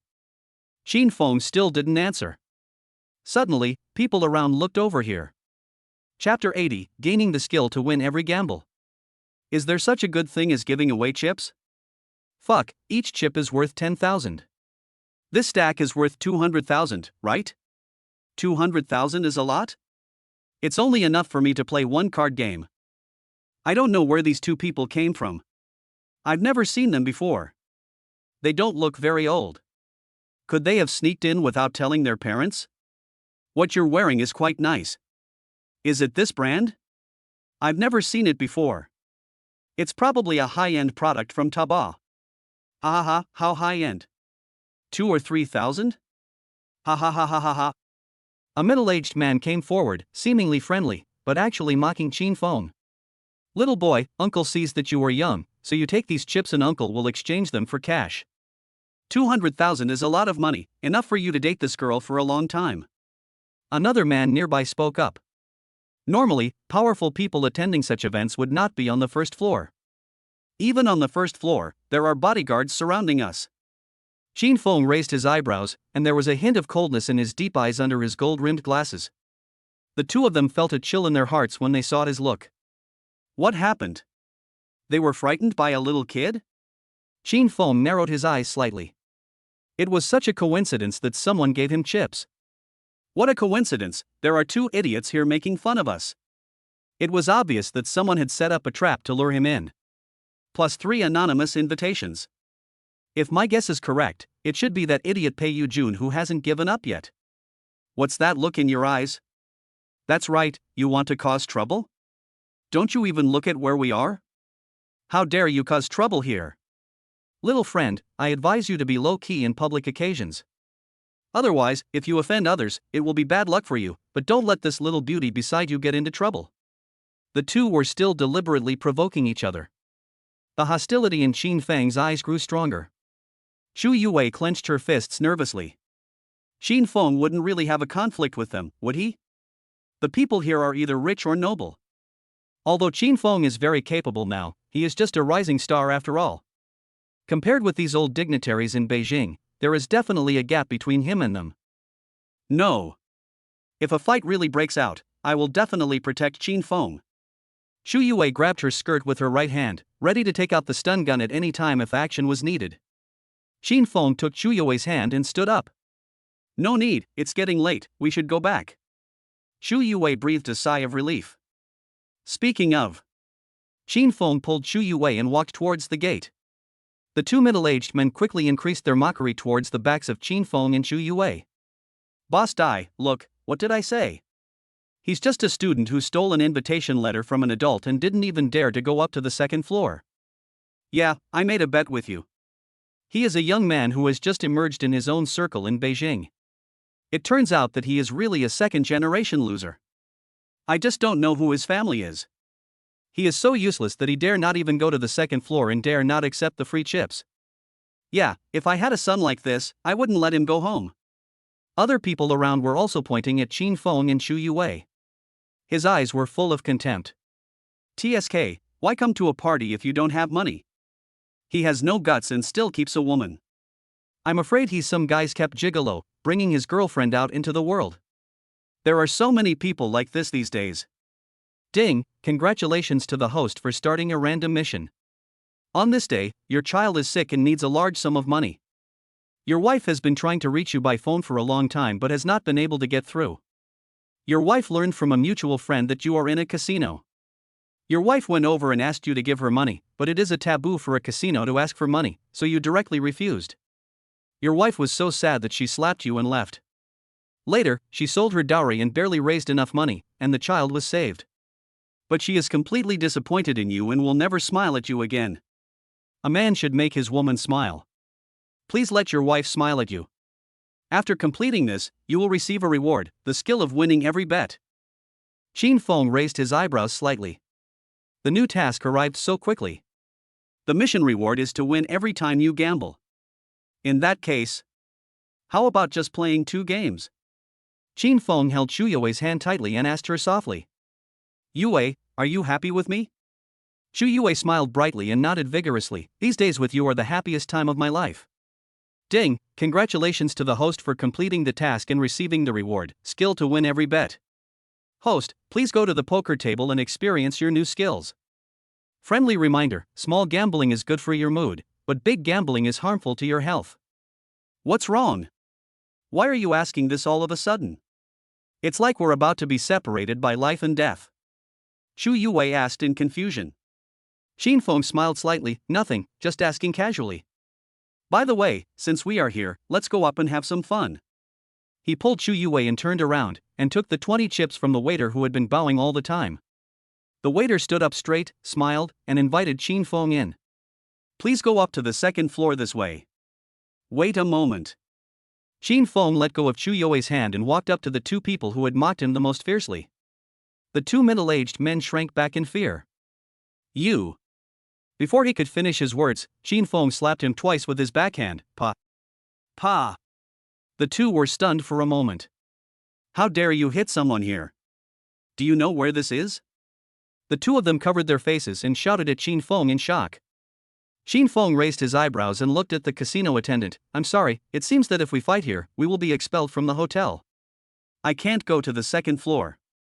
The waiter bowed slightly to Qin Feng with a smile on his face. Sir, you are worrying too much, there is no such rule here, right, gentlemen? The waiter looked at the 2 of them, with a hint of warning in his eyes. The 2 of them were choked and could only swallow their anger. Oh, really? Then we remembered it wrong. Kid, when we get out of the hotel, pay attention to us. The 2 of them covered their faces and gnashed their teeth. Qin Feng shrugged slightly, no problem. The 2 men turned and left. The waiter smiled politely at Qin Feng and said, Hello, sir.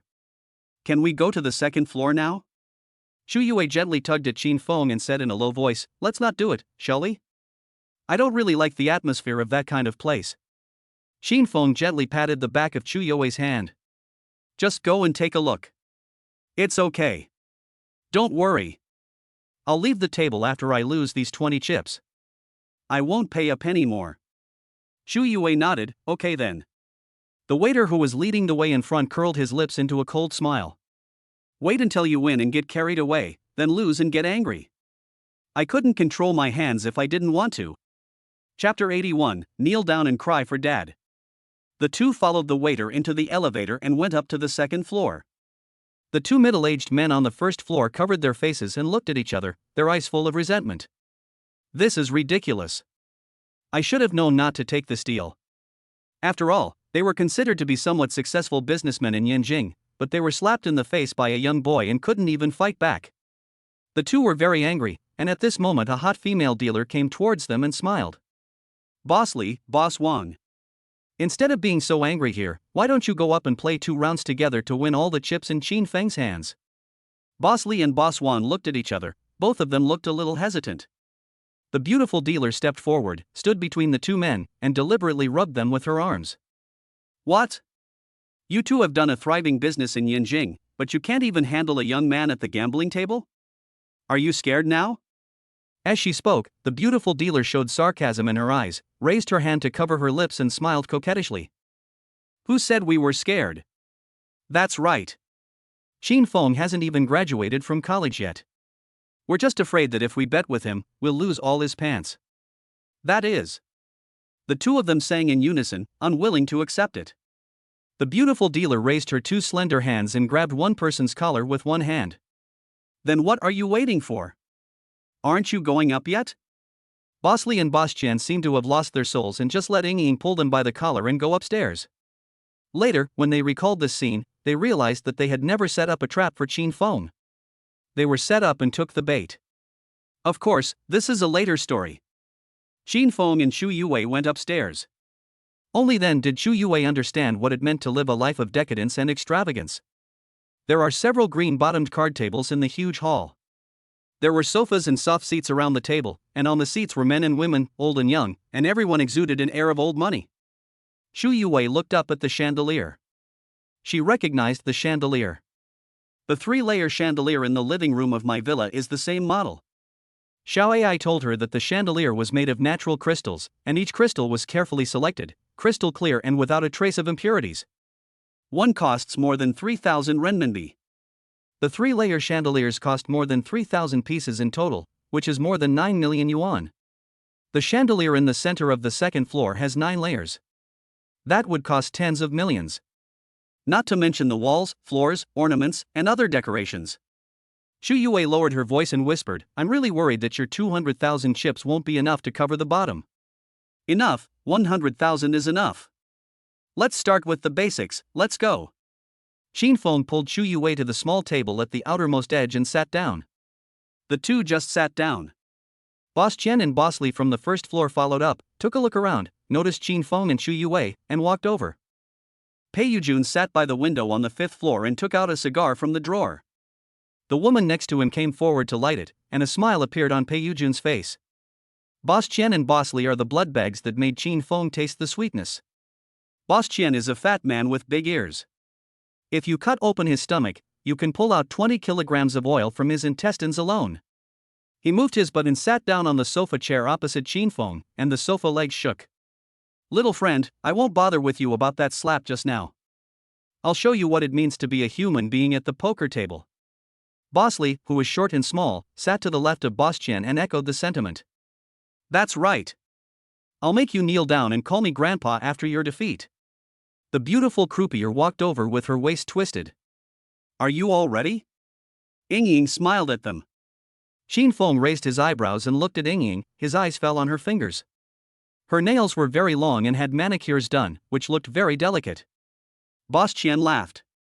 Okay, please deal the cards for us. She smiled and sat down. Xu Yue frowned and looked at Qin Feng. Qin Feng, I don't feel right. It's like they have set a trap for us to come up. I think we should just forget it and leave quickly. Once the dealer sits down, there is no reason for him to leave, otherwise you should pay the dealer fee. Beauty, how much is the service fee for a dealer of your level? Boss Chen said to Ying. Ying smiled and replied, it's calculated by the hour, 100,000 per hour. Or it can be calculated by commission, 10% per machine. It takes 3 hours to start. If you don't want to gamble, you need to pay me 300,000. Xu Yue raised her voice. What? If you sit down, you have to pay 300,000? Then don't sit down, we don't need a dealer to deal the cards. Boss Li sneered and said, do you think this is the casino downstairs in your neighborhood? You can play even if no one is dealing the cards? Ying raised her hand, covered her lips and chuckled, little girl, this is the rule here. When you come here, you must abide by the rules here. Xu Yue was slightly annoyed, he was the one who asked you to sit down, so you can ask him for it. Xu Yue looked at Boss Chen. Boss Chen mocked, little girl, if your man has no money, you can find a rich man. Why do you have to suffer this grievance with your looks? That's right. Although Boss Qian and I are married, it's no problem for me to spend hundreds of thousands of dollars on you every month. It's better for you to be with us than to be with a little brat and suffer injustice. Boss Li laughed sarcastically. Xu Yue felt nauseous. Xin Feng, who had been silent, was playing with the chips in his hand. Let's get started. He gave 10 chips to Xu Yue and kept 10 for himself, placing them on the table. 50,000 is the base price, 50,000 is the opening price. Yue, you are like this too. Xin Feng said to Xu Yue. Xu Yue pursed her lips and nodded, yeah. Xu Yue also placed 10 chips on the table. Ying picked up a deck of cards and shuffled them in her hands, speaking as she shuffled. The way to play this table is to compare the size of 3 cards, which is commonly known as poker. I'm sure everyone understands it, so I don't need to explain the details. Boss Qian and Boss Li each placed 10 chips on the table. I understand. Since both of them are opening the card directly, then Laoli and I can't bully others. Let's open the card directly as well. Boss Qian shrugged. Ying said, okay, then I will just invent the cards. Ying placed the playing cards in front of her eyes, pinched both sides of the cards with her long nails, and quickly stacked the cards together. To outsiders, her actions seemed to be normal. In Qin Feng's eyes, it slowed down 100 times. Those cards looked exactly the same, but when she touched them with her fingertips, she could tell they were obviously different through the concave and convex patterns on the back. She then used her fingernails to pick up the cards she wanted and put them in the required position. Xin Feng raised his eyebrows and looked at Boss Qian and Boss Li opposite him, shaking his head silently. I'm afraid that if they leave this table, they will kneel down and cry and call for their dad. Chapter 82, Isn't it a bad idea to open the champagne in advance? Ying started dealing cards with Boss Li. The slender fingertips held a card, pressed it in front of Boss Li, and then flipped it over. The King of Hearts. Boss Li immediately threw his head back and laughed, ha ha. It seems that this first card of mine indicates that I will have a good start. Xu Yue was a little nervous. Xin Feng remained calm. Ying picked up another card, pressed it in front of Boss Qian, and then turned it over. Ace of Spades. Boss Qian burst into laughter. Boss Li, I'm sorry, my first card is bigger than yours.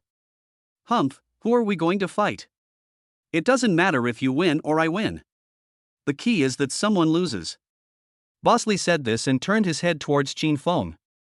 Ying continued to hold a card, pressed it in front of Qin Feng, and then turned it over. 2 of clubs. Ha ha ha, it's actually the smallest card. Boss Li burst into laughter. Boss Qian also took a puff of his cigar and laughed, little friend, you are not good enough. You are unlucky from the start. It seems that you are going to lose the first round. Ha ha ha ha. Xu Yue took a deep breath and looked at Qin Feng. Qin Feng curled his lips and smiled faintly, it's just one card, why are you in such a hurry? Ying picked up another card, pressed it in front of Xu Yue, and turned it over. 3 of clubs. Ha, you two really are a couple. One is the 2 of clubs, and the other is the 3 of clubs. You better be smart and just look at the cards, or you'll lose everything. Boss Qian and Boss Li said with disdain. Xin Feng raised his eyebrows, that's not necessarily true. If I win this round, won't I have money to follow in the next round? I'm just afraid that you two won't dare. We don't dare? Boss Qian, he actually said we don't dare. Boss Li pointed at Qin Feng sarcastically. Boss Qian snorted coldly, you are overestimating yourself. Don't say that we have the best cards. We can only win against you. Even if we really lose, we dare to follow. Qin Feng looked at Ying. Then please be our witness. They said that if they lose this round, they will continue to play in the next round. Oh, by the way, how many games will you play in a row? This round, including the pressure and the opening, will cost at least 100,000. Based on your assets, I'm afraid you can only play 10 games at most, right? Qin Feng said sarcastically, looking up and down at Boss Qian and Boss Li. The two were immediately furious. Who are you humiliating? 10 pieces would cost at least 1 million, and the two of us only seem to have assets of 1 million? Boss Qian raised his voice. That's right. To be able to live on the second floor of the Chamber of Commerce Hotel, one must have at least tens of millions of dollars in assets, okay? Boss Li followed suit and chuckled. Qin Feng nodded, so that's how it is. Then do you dare to play 10 games? Of course I dare. the two said in unison. Qin Feng continued to smile at Ying and said, "Did you hear that?" They said, "At least 10 games. Ying smiled and nodded, "I heard you." Then I will register you for 10 rounds. I will continue to deal the cards. Ying said as she drew another card, pressed it in front of Boss Lee, and turned it over. The Queen of Hearts. Boss Lee's eyes lit up instantly. It's hearts again. And it's the Queen. It looks like I have a good chance of winning this round. Boss Qian took a glance and suddenly felt a little sour. This guy is so lucky? He can get a straight flush in the first round? Ying drew a card, placed it in front of Boss Qian, and turned it over. King of Spades. Boss Qian's eyes widened instantly. King of Spades, it seems like I have a better chance of winning? Boss Lee, I'm sorry. Ha. Boss Qian laughed even louder. Boss Lee curled his lips in dissatisfaction. There's no need to be so happy, right? Besides, isn't there still a third card that hasn't been played? Boss Qian's laughter paused, and his brows furrowed. When you played your second card earlier, weren't you laughing happily? Why can only you laugh and not me? That's not what I meant. No, what do you mean? It seemed that the two were about to quarrel. Qin Feng coughed and said, "Dealer, please continue dealing the cards." The dealer nodded, took out a card, placed it in front of Qin Feng, and turned it over. The Four of Diamonds. Boss Lee and Boss Qian both laughed out loud at the same time. Ha. The dealer Ying drew another card, placed it in front of Chu Yue, and turned it over. Six of Diamonds. Chu Yue looked at the cards in front of her and frowned slightly. This card is a bit too deliberate. She looked at the dealer, who had no expression on his face. Boss Lee and Boss Qian laughed even louder. Ha. It seems that there is no need to watch this game. Yeah, they're doomed to fail. Chu Yue was just about to question whether there was something wrong with the cards. Qin Feng raised his hand, pressed it on her leg, and tapped it lightly with his fingertips a few times. Chu Yue looked at Qin Feng in astonishment. Did Qin Feng know everything? Was everything under his control? Could it be that Qin Feng was not the one who was set up? But Boss Qian and Boss Lee? Qin Feng deliberately lured them into the trap and continued to gamble 10 rounds. Qin Feng looked at Boss Lee and Boss Qian and said calmly, "The last card hasn't come down yet. It's not good for you to open the champagne so early, right?" Boss Lee snorted coldly, "Ying, then deal out my third card and let them see what a good card is." Okay, Boss Lee. Ying smiled charmingly, drew out the last card, pressed it in front of Boss Lee, and was about to turn it over. Boss Lee raised his hand, "I'll come in person." He pinched the cards, turned them over with great force, slammed them on the table, and shouted, "Straight flush." The result just stood there in a daze. Ying said, "I'm sorry, Mr. Lee, it's a little off, it's 10 of diamonds." Boss Lee almost lost his balance. This is not just a little bit off. This is a lot off. Hearts turn into diamonds, J turns into 10, the straight flush is gone, and it turns into the big K of hearts. Are you kidding him? Boss Lee suppressed his dissatisfaction and sat back in his seat. The King of Hearts is bigger, so it's bigger than yours. He snorted at Qin Feng and Chu Yue. Chu Yue's heart, which had been hanging in the air, finally settled down. That's right, the ones who were set up were definitely these two. Boss Qian comforted Boss Lee, "It's okay, Boss Lee, don't you still have me?" Ying, go on. Boss Qian said to the dealer.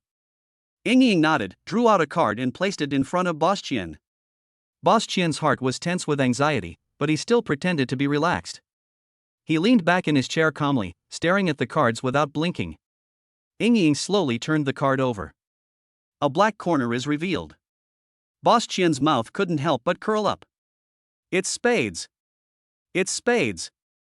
Win. As a result, Ying completely turned over the cards and pressed them on the table. The 9 of clubs. Boss Qian's south smile froze in place. How could it be a club? I just saw it was a spade.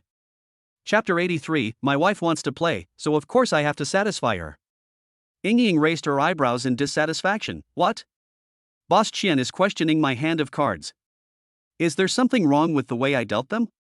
The Chamber of Commerce Hotel has been open for so long, but no one dares to question it like this.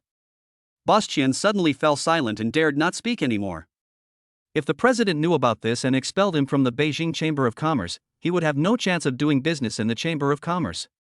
Boss Qian's heart trembled for a moment, and he said weakly, I just said it casually, beautiful Ying, please don't take it to heart. Ying smiled and said, you can eat whatever you want, but you can't say whatever you want. I won't take it to heart, but I'm afraid that someone around here might take it to heart, and it would be bad if it gets out. Boss Qian pursed his lips and smiled, the beautiful Ying has taught me a lesson, so I dare not talk nonsense. Then I'll continue dealing the cards. Ying withdrew her gaze, pressed the cards in her palm, drew one from the top, and pressed it in front of Qin Feng. She looked at Qin Feng's face carefully. I discovered that this boy, who looked no more than 18 or 19 years old, had a maturity and calmness on his face that did not belong to his age. The 2 cards he was dealt were already so bad. He can still sit here steadily. If it were someone else, they would have probably lost their mind long ago. It seems that the person who can be supported by the higher-ups to set up the scheme is not an ordinary person. Ying slowly turned over Qin Feng's last card. 2 of clubs. Boss Qian and Boss Li were both shocked. What? Another 2 of clubs? 1. I actually let this guy win. How is this possible? That's right, how is this possible? Qin Feng's face was still calm and composed, without any emotional fluctuations. He said in a deep voice, I haven't won yet, Yue still has a card. I said, it's not advisable to open champagne in advance. Ying smiled and nodded, yes, it's just like life. Until the last moment, who knows if things will change? She curled the corners of her lips, drew the last card, pressed it in front of Chu Yue, and turned it over. Ace of Hearts. What a pity, I almost didn't win. But congratulations, Qin Feng, you won this game. Ying raised her hand holding the chips and moved all the chips on the table in front of Qin Feng. Boss Qian and Boss Li were so angry that their chests ached. Qin Feng said to the 2 of them, Boss Qian, Boss Li, there is no need to be so angry. There are still 9 rounds to go. You are all veterans at the gambling table, and the probability of you winning against me is very high. What do you mean by high probability? Don't be so complacent, we will definitely beat you. Humph. Boss Qian snorted coldly. That's right. We will definitely beat you. Boss Li snorted coldly. Qin Feng gave 10 of the chips in his hand to Chu Yue. Hey, I'll give you a few more. There aren't many people at our table, so just play with me. Chu Yue pretended to be scared and exclaimed, but I don't know how to do it. What if I lose? 1 chip costs 50,000, which is equivalent to my food expenses for a year. It doesn't matter. It's okay even if I lose everything. Qin Feng said, amused by Chu Yue's acting skills. Chu Yue nodded, okay then, thank you, husband, you are so nice. She grasped Qin Feng's wrist, leaned into his arms, and acted coquettishly. When Boss Qian and Boss Li saw this scene, they became even angrier and wished they could bite their back teeth to pieces. Boss Qian shouted, stop talking nonsense. Let's get started. At this rate, it will take until dawn to finish 10 games. Boss Li echoed, that's right, Ying, deal the cards quickly. Ying said, you two, you haven't put down your chips yet. The 2 looked at each other, a little embarrassed. I forgot. The 2 men took out a chip from the drawer and threw it into the middle. Ying took the cards back and started to shuffle them. Boss Qian and Boss Li, this time, stared at the cards intently, without blinking. Swish, swish, swish. The playing cards were shuffled so fast that afterimages appeared. Then cut back and forth a few more times. No matter how you look at it, it doesn't seem like anyone could cheat. Boss Qian and Boss Li both felt a little strange and withdrew their gazes. Ying sorted out the cards and continued, let's start with Boss Li this time. Wait a minute, let's start with her this time. Boss Qian pointed at Chu Yue. Ying said to Qin Feng and Chu Yue, do you have any objections? Qin Feng and Chu Yue shook their heads at the same time, no. Then I'll deal the cards. This time, Ying started dealing cards starting with Chu Yue, then Qin Feng, Boss Qian, and finally Boss Li. In this order, 3 cards were dealt to each person at once. Do you want to see the cards? Or do you want to show the cards? Ying asked the 3 people. After the situation in the first round, Boss Qian and Boss Li didn't dare to rush in blindly anymore and remained alert. Let's look at the cards. Yeah, no clear brand. Qin Feng said, I'm not very good at gambling, so I won't look at the cards. Let me see the cards. Chu Yue whispered and picked up the cards on the table. She turned it over and saw a 3 of hearts. She turned it over again and saw a 3 of spades. She turned it over again and saw a 3 of clubs. Even though Chu Yue was not very good at playing cards, when she saw these cards, she knew that they were not bad. Boss Qian and Boss Li also picked up the cards on the table and held them in their hands. Instead of looking at them directly, they held the cards and looked at them one by one. Boss Qian sighed, 2 of spades, 2 of diamonds, 3 of diamonds. Boss Qian's eyes lit up with excitement. These were Qin Fang's cards from the last round, and now they were in his hands. No, I have to suppress my excitement and not show it. Boss Qian put his card down with an expressionless face. Boss Li glanced at Boss Qian and couldn't help but frowning. It was so mysterious, it must be a pretty good, but not too good card. Take a look at mine first. Boss Li picked up his cards, rubbed them open one by one, and took a look. 2 of clubs, 2 of hearts, 3 of spades. Boss Li's eyes also lit up. Isn't this Qin Feng's card from the last round? Isn't it a sure win now?